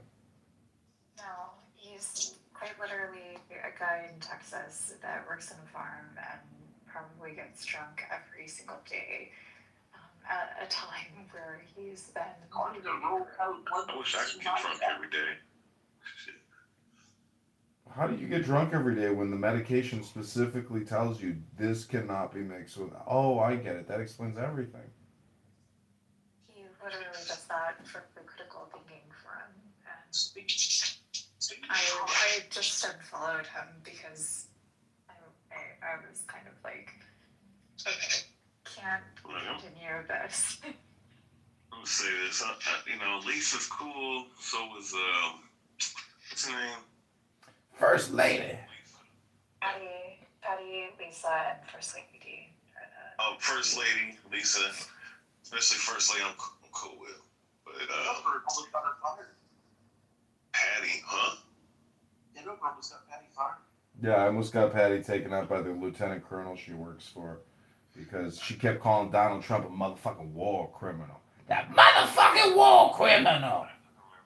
I want to virtually choke Black for doing that because I think that's absolutely insane if you did that. No, I didn't actually do that. I was just putting out fake rumors here on the app to create mind viruses on the app for people so they shake in their little boots. Are you trying to get people fired for? Yeah, I didn't actually call her manager. I just put out on the app that I got her fired just for shits and giggles to see how fast it would spread through, the F word, N word, decision tree matrix of Clownhouse. I just want you to literally go to sleep tonight knowing that another person hates you. Ah, that's excellent. I'll sleep very deeply because of that. Thank you, Victoria.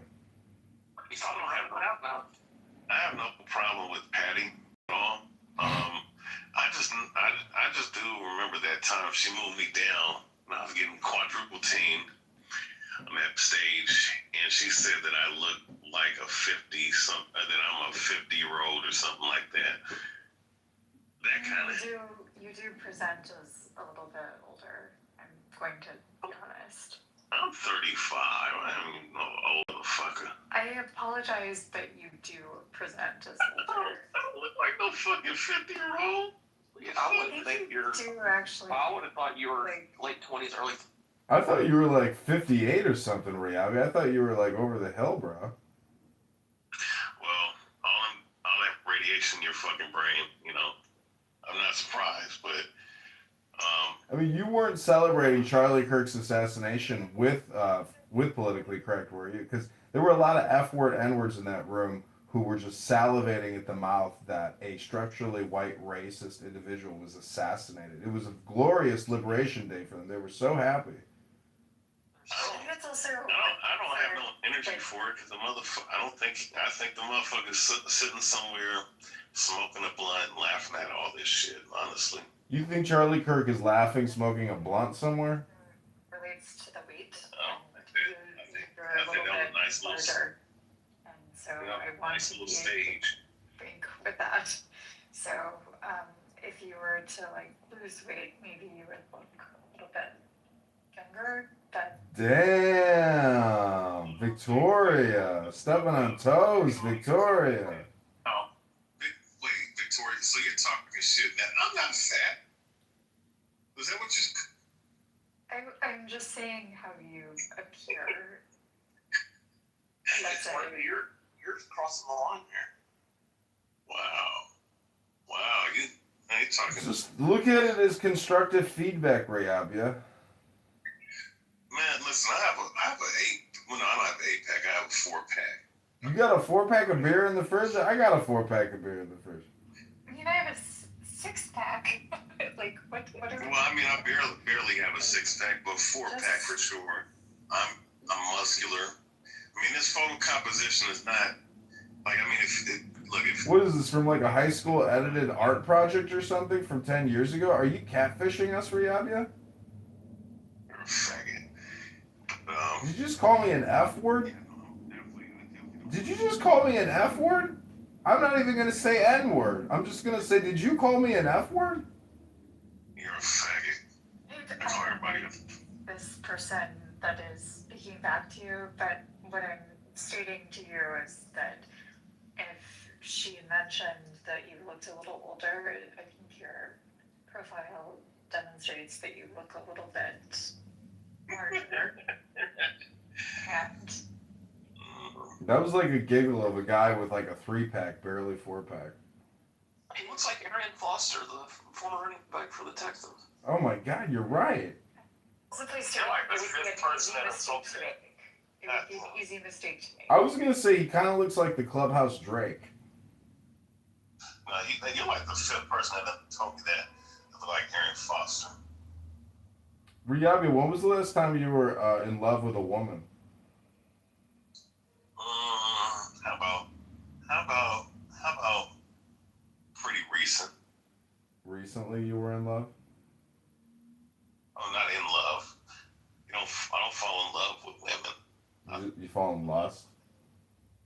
Falling in love with anything outside of the Bible is not healthy. Amen, brother. Wow, you're so based. Wait, what? Adams? Yeah, A-Check and Adams were talking about anal sex and all kinds of shit. It was disgusting. Whoa. Damn, so like, I ain't got nothing against Adam, but he really, yeah. Somebody said he's getting his marriage annulled already?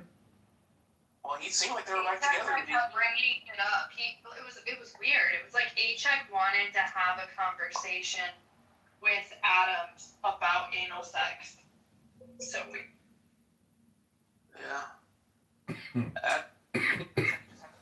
Sex like before he came back into the room. Whoa. Yeah, he gay, man. And A-Check was like, I work hard and I get to come home and, my wife's cooking dinner. It smells great. And she takes her tits out. and you just come home and you see a boner. Like he was kind of like all over the place. His wife takes her tits out. Yeah, he goes, I go home, my wife's tits are out, and I can just see her tits. What country is he from again? He's from Kenya, or where the hell is he from? Sudan. Oh yeah, South Sudan. Oh man, he's a character. I think he's, you know, see, in the Dinner for Schmucks. Rayabi, have you seen the movie Dinner for Schmucks with Zach Galifianakis? What the fuck that is? Basically, it's a clubhouse room just like this. It's like a room full of retards who are so retarded nobody knows they're in a room specifically designated for retards. And so it becomes a comedy show of retards.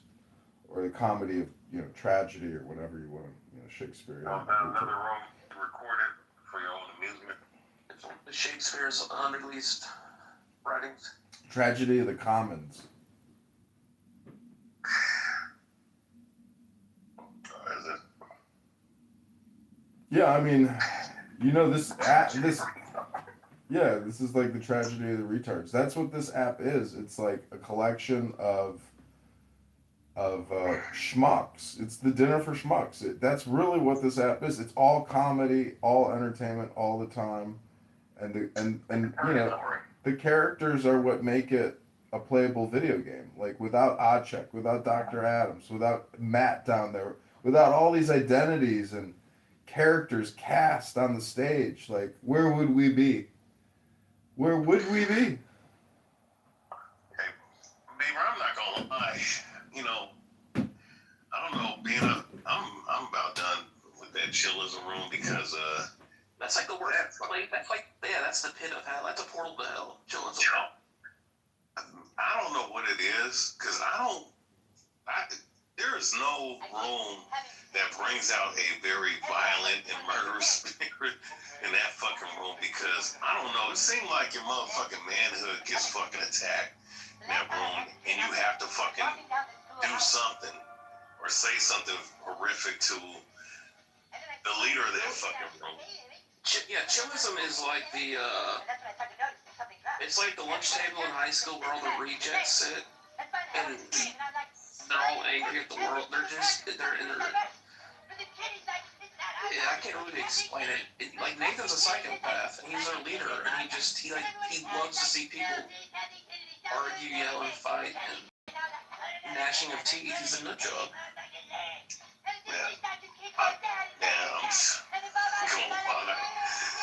You know, I don't know. There's not one outside of people in my own community, right, that frequent this app.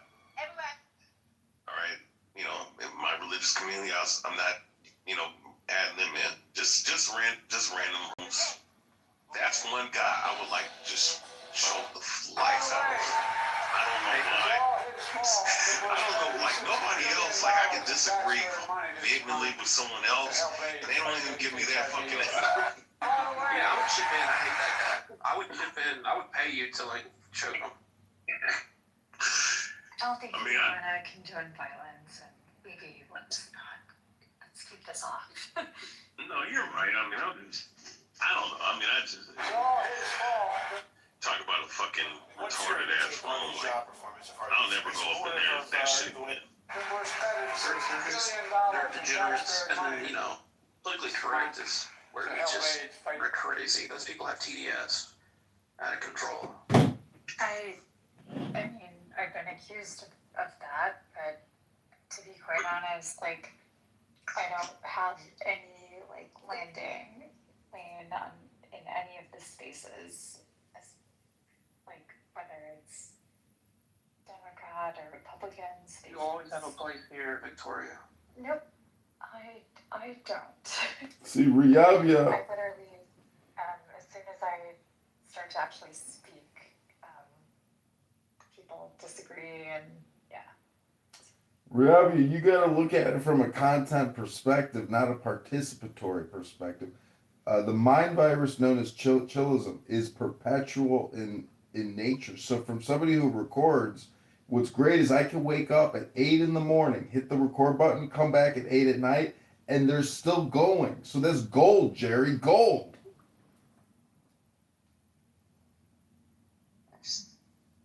Well, yeah, Goat is pretty mean to you, Victoria.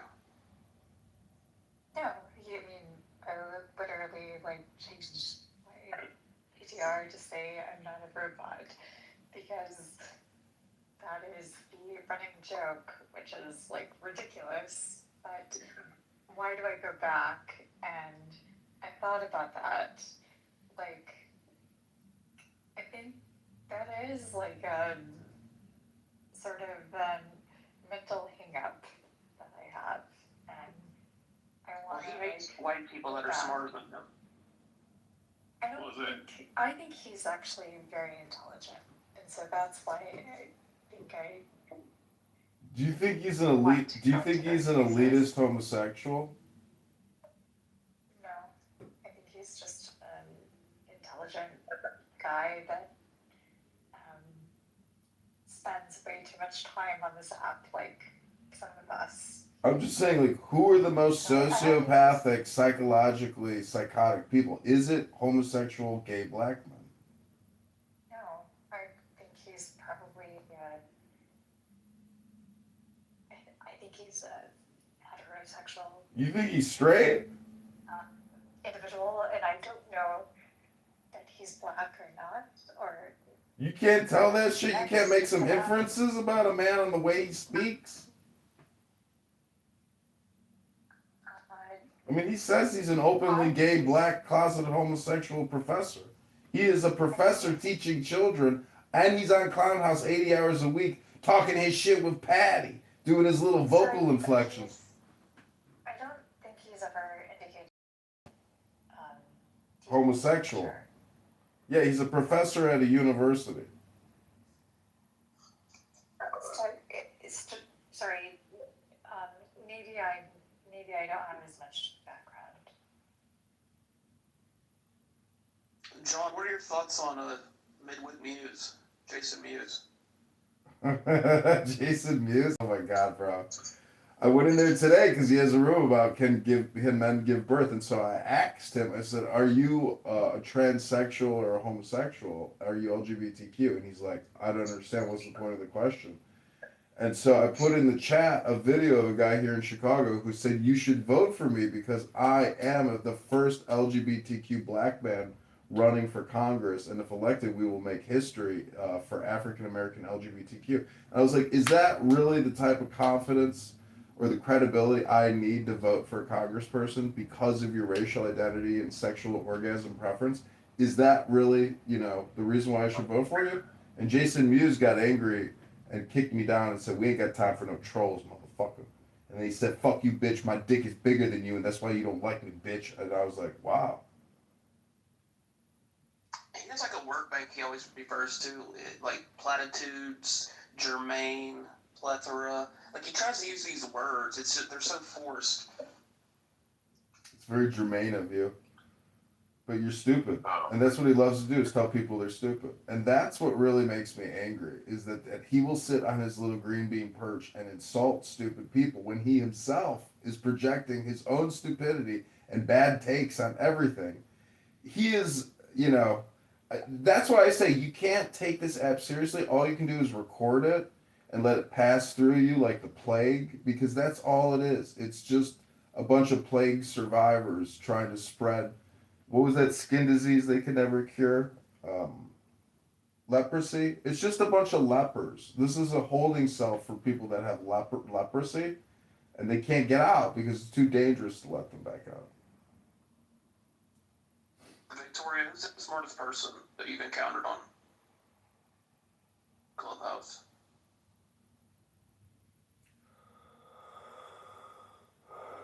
It's got to be like Gagosian, the homosexual professor from Patty's room who is so flamboyant. It's obvious he's a fucking homosexual. Wait, so you feel that politically correct is a degenerate room? I mean, don't get it twisted. These motherfuckers. The political rooms are definitely degenerate. And It's about time founder, the Science Society had a really intelligent leader. So did tech news around the world at the starting point. There are a lot of really clear spaces where individuals were sharing information and not trying to put a tone on it, just sharing it as it came out, especially because a lot of people joined during COVID and that, I think. What about Ann Hero? Do you think she's a thought leader of the conservative? Oh my god. I don't like any of those people, including a couple of people in your audience. They're not You don't like Chloe? What's wrong with Chloe? I don't know that person like that. What's wrong with not that? Not my taste. Why? Not my taste. That's it.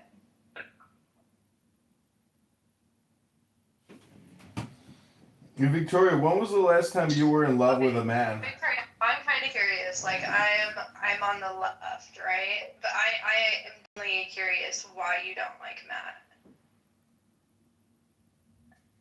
I think we've gotten into some arguments about data in different chats in the past. Data integrity? What's the beef? Victoria, when was the last time you were in love with a man? I'm dating someone now, so. Oh, so you're in love right now. Well, that's great news. Happy for you. Matt Cool down there, what's cool about Matt Cool is he doesn't even have to say anything. He can go into politically correct. They might let him chill, and they'll say, oh, we got the MAGA down in the audience. Bring the MAGA up. What I don't understand is about people that have Trump derangement syndrome is they keep saying these MAGAts, these MAGA people. It's almost like they've never heard of the Republican Party or the Democrat Party. They're just like these repeating robots with no originality anymore. They're just completely infected with a TDS mind virus. I encounter hate from also the liberal side of things because I also say things like, wow, you're taking this to an extreme. Elon Musk did not say that he was happy to endorse child pornography. He ran an application that ran amok, and there were problems. But I didn't think that meant he endorsed it. And I ended up getting so much hatred that there's even, you can listen to it if you want to, but I don't think it's very interesting. But there is an audio recording of me talking to this person who literally just kept going at me for this. Who was it? It doesn't matter who the individual was. Mickey? No, but it doesn't matter who the individual was. It just happened. So I'm just stating my effort has always been search for the truth, and the truth will set you free, and thinking that would be the good way of sort of good faith engagement, and it has failed me entirely on this place. So I am not. I don't think I'm helping engagement. I don't think anything I've done has been effective. I don't think it's done a damn thing. So I feel like I've just wasted time. I need to go back to Chinese idioms and reading books. Who do you hate the most on this He's ignorant.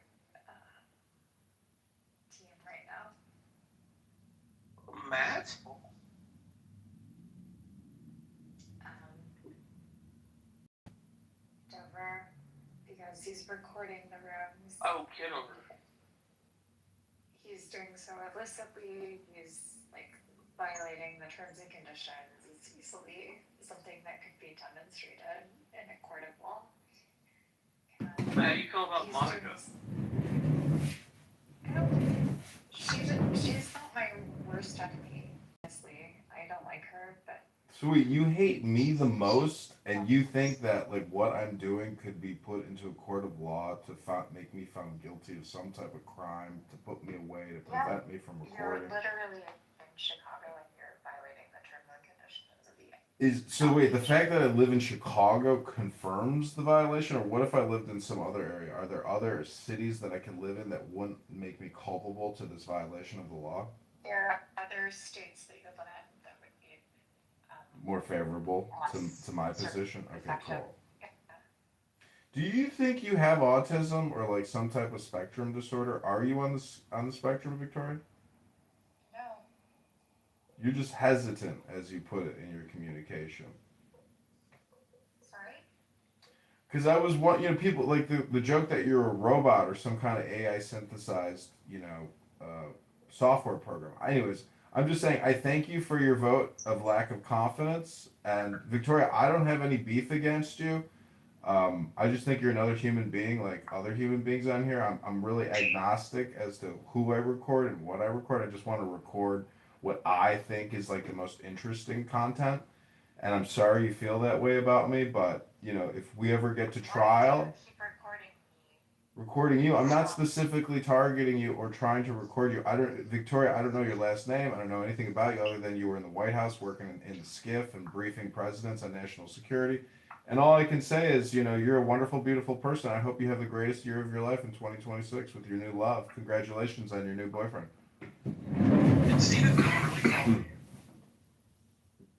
Yeah, that was really weird. What'd you say to him? No, I didn't say anything. I just decided to delete my account completely, so I no longer have an X account. I was like, that is the last straw. Why don't you like Stephen Miller? He's horrible. He's human. I don't think he relates to people. I don't think he understands what is going on in our country, and he's advising the president, and we're receiving policies that are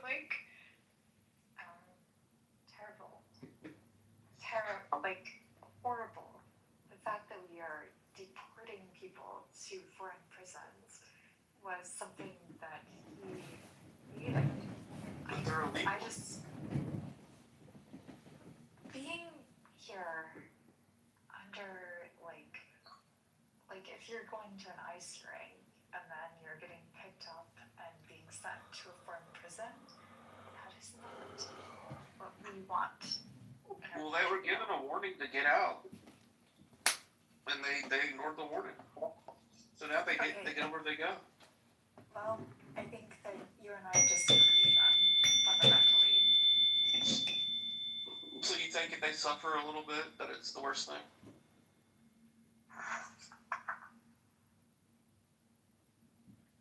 I don't think that they deserve to be abused physically or sexually in a foreign prison. Oh, yeah, You're able to make Maduro look like a hero for negotiating the release of more than 250 Venezuelans in El Salvador prison. All right, let me paint the picture for you and tell me how it makes you feel. So you're walking down the street and you see ICE, and you see like a 3-year-old boy who's trying to hold on to the frame of the porch, and the ICE people are prying off his fingers as he's crying to take him away. How would that make you feel?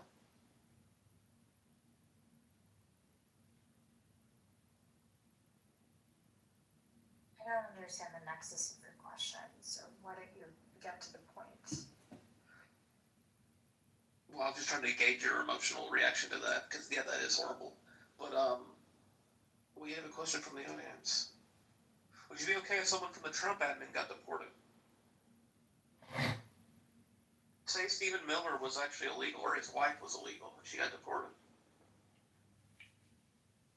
I just really think the entire framing of that is ridiculous because you're trying to pivot to like a political sort of niche or something. But if you want to address the question of illegals, or if we want to look at Victoria, let me ask you a question. How many illegal aliens are being arrested daily in 2026 on average? Do you you know? interrupted me when I was speaking, sir. Oh, Did that you realize that? people like to say that on Clubhouse when they have nothing else to say, but you do that, Victoria. It's getting late anyways. Congrats. No, I think the entire idea of like of how we're addressing the issue right now has gone way too far, and it's very clear. It's very evident. People are getting deported that are actually U.S. citizens. Yeah, isn't that terrible that we're like, oh, it's just horrible that we're doing it. It's terrible that we're doing that. Can you believe like American citizens are getting arrested and deported? It's just awful, horrible, terrible. It's hard to believe, really, that they would do that to Americans. It's like, I can't believe an American who's just living his best life is all of a sudden like Has one single citizen been the worst person I've ever encountered ever. It is. There is truth in what she's saying. worst person you've ever It's, like, one encountered? of the reasons why Christina, like, there's reach for her to get impeached right now. That was one of the first reasons, and now they've just piled up because they're completely out of control at this point. I do have a question though, Victoria, just because they brought it up. What about Melania? What if Melania was deported? Because they were actually, there was a huge There was already like an issue related with her. Yeah. In terms of like even just delivering the PDB, like the presidential daily briefing. So. Presidential that was daily already briefing. Something that had been factored in previously. The PDB. You used to do the PDB, right, Victoria? Is that why you brought it up? I actually signed the petition last week to be deported. I'm not gonna lie to you. Well, you just said I was the worst person you've ever met, so I might, be a little aggressive and push back against someone who accuses me of being the worst person they've ever met. It's quite an all or nothing statement.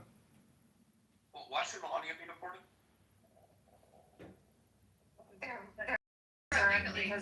Because her also like her family being like visiting, etc. That you would expose highly classified information to foreign government. What, she just gets the pass because they're afraid of like highly classified information being exposed, or what? Sorry, I was wasn't pretty anti-white. responding. I was not responding to your question directly, so I apologize. my I God. was answering the idea of like even just submitting the presidential daily briefing. That was a consideration. Victoria used to work in the White House. She used to give the PDB. But Victoria, what's your favorite cocktail? Is it vodka? Is it tequila? Like, what do you drink? What's your drink of choice, Victoria? Green tea.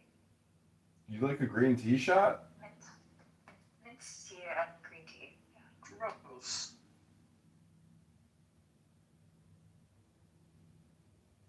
Could you imagine like being the president and being like super patient with Victoria as she presents the PDB, and like you look over at the vice president Dick Cheney and you're like, could this bitch speed it the fuck up? We got a war. We gotta get started. It'll take us 2 weeks. This bitch is so slow.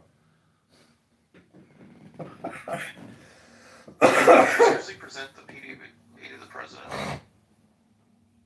I like quite literally don't want to have the conversation with the person who is recording the entire conversation. So, thank you.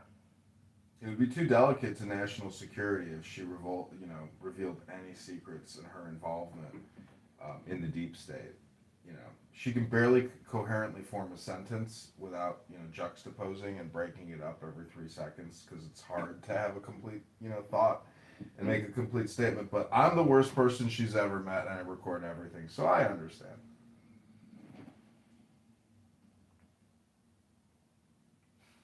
Was Bush nice? I heard Bush was super nice. Laura Bush was super nice. Hillary was a cunt. Bill was nice. Bill Clinton was nice. Probably I too only nice. met them when they visited because I'm too young to have been in, like, working with them directly. But he. Yeah, it's all just a question of like Came across as willpower. quite nice. You just say, "Hey, I want to work for the president," and you just walk to the White House, you know, with your backpack, and you're like, "Hey, everybody, I'm here for work. Can I get the PDB? I got to give it to the president today." Are you? Okay, I can't take this person seriously. Could somebody like remove him, or does he have to be here? You know, this is like a conference. You know, it's kind of competitive who gets to stay, and some people could say, "Kick that motherfucker from the room." But I am the worst person you've ever met. I do record everything. I understand. I can be obnoxious, but Victoria, like, do you think perhaps you have some fascistic tendencies? I think I really want you to just like be kicked off of the application entirely, and I. It would give you that satisfaction psychologically, right? So like you could go to sleep the next day and be like, I got that guy John Kitover. I fucking got him. He's banned from the app permanently. I think it's insane that you have 40 that you try to utilize to create different profiles. So you have like some sort of obsessive compulsive disorder. I just ripped one.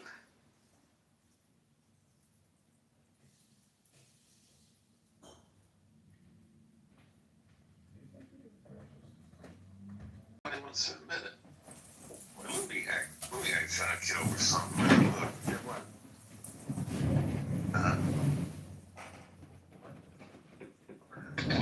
Wait, so that's John Kitover? Wait, so voiceover guy's John Kitover too? No, I'm me. I was about to say. No, I'm voiceover guy.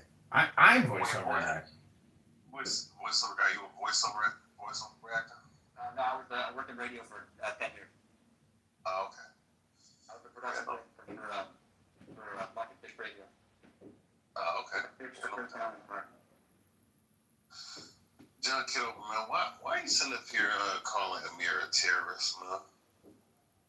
What do you mean? I've reported him to Kash Patel, Dan Bongino, former FBI, and like they just haven't kicked his door in the way that I was hoping they would. To drag him out by his hair so he could be sure. It was that John Kitover on Clown House. It's not true. I'm not a terrorist supporter or promoter. And no, I didn't make those recordings on Clown House promoting terrorism. It wasn't me. It wasn't me. It wasn't me. It wasn't me. Obviously a terrorist, though. When he said it's terroristic. I know, you gotta listen to the recordings. I posted them to Kash Patel. Maybe Kash Patel could tell you. Ask Kash Patel. It's all on X. There's a lot of people that hate people on here. I mean, there's people that hate black people. There's people that hate white people. There's people that hate Asian people. All right? You know, there's people that hate Mexicans and, you know, Guatemalans, Native Americans. I mean, there's a whole bunch of hatred on here. No, I'm happy as can be. I don't live my life with hate. I just listen to people spreading hate. I record them and then I notify the authorities. That's, you know, it takes all the burden and responsibility off my back. I don't know what to tell you. People complain about me all the time, but like I got my own complaints, you know? So I'm just trying to understand, like, what goes on in Amir's room that's worse? You're allowed to hate whoever you want unless they're Jewish. You can't hate Jewish people. That's the one thing you can't hate or talk shit about. But other than that, yeah, you're good to go. You can't hate Jewish people.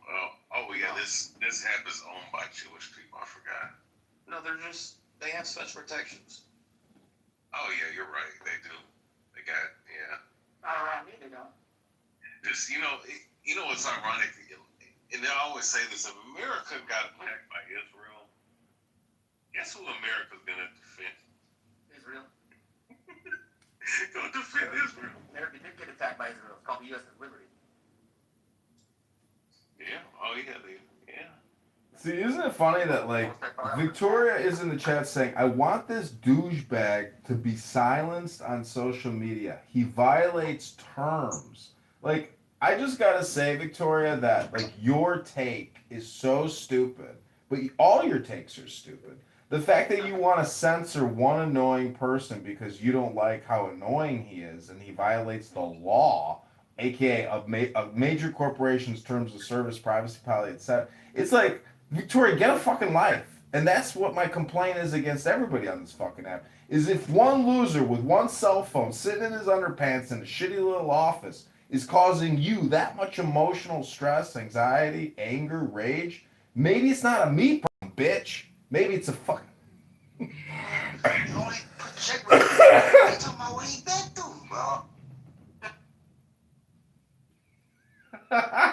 Beaver kicked me! Beaver kicked me. It's okay. We'll be right. We'll be back. We'll be back. Oh, are we gonna have to get Anon? I don't think so. My oh my. My oh my.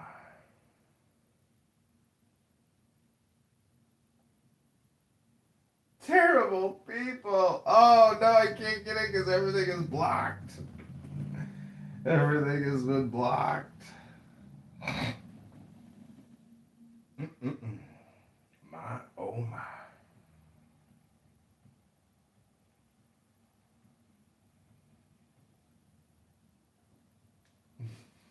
I get blocked by in every single room. I can't find the room anymore.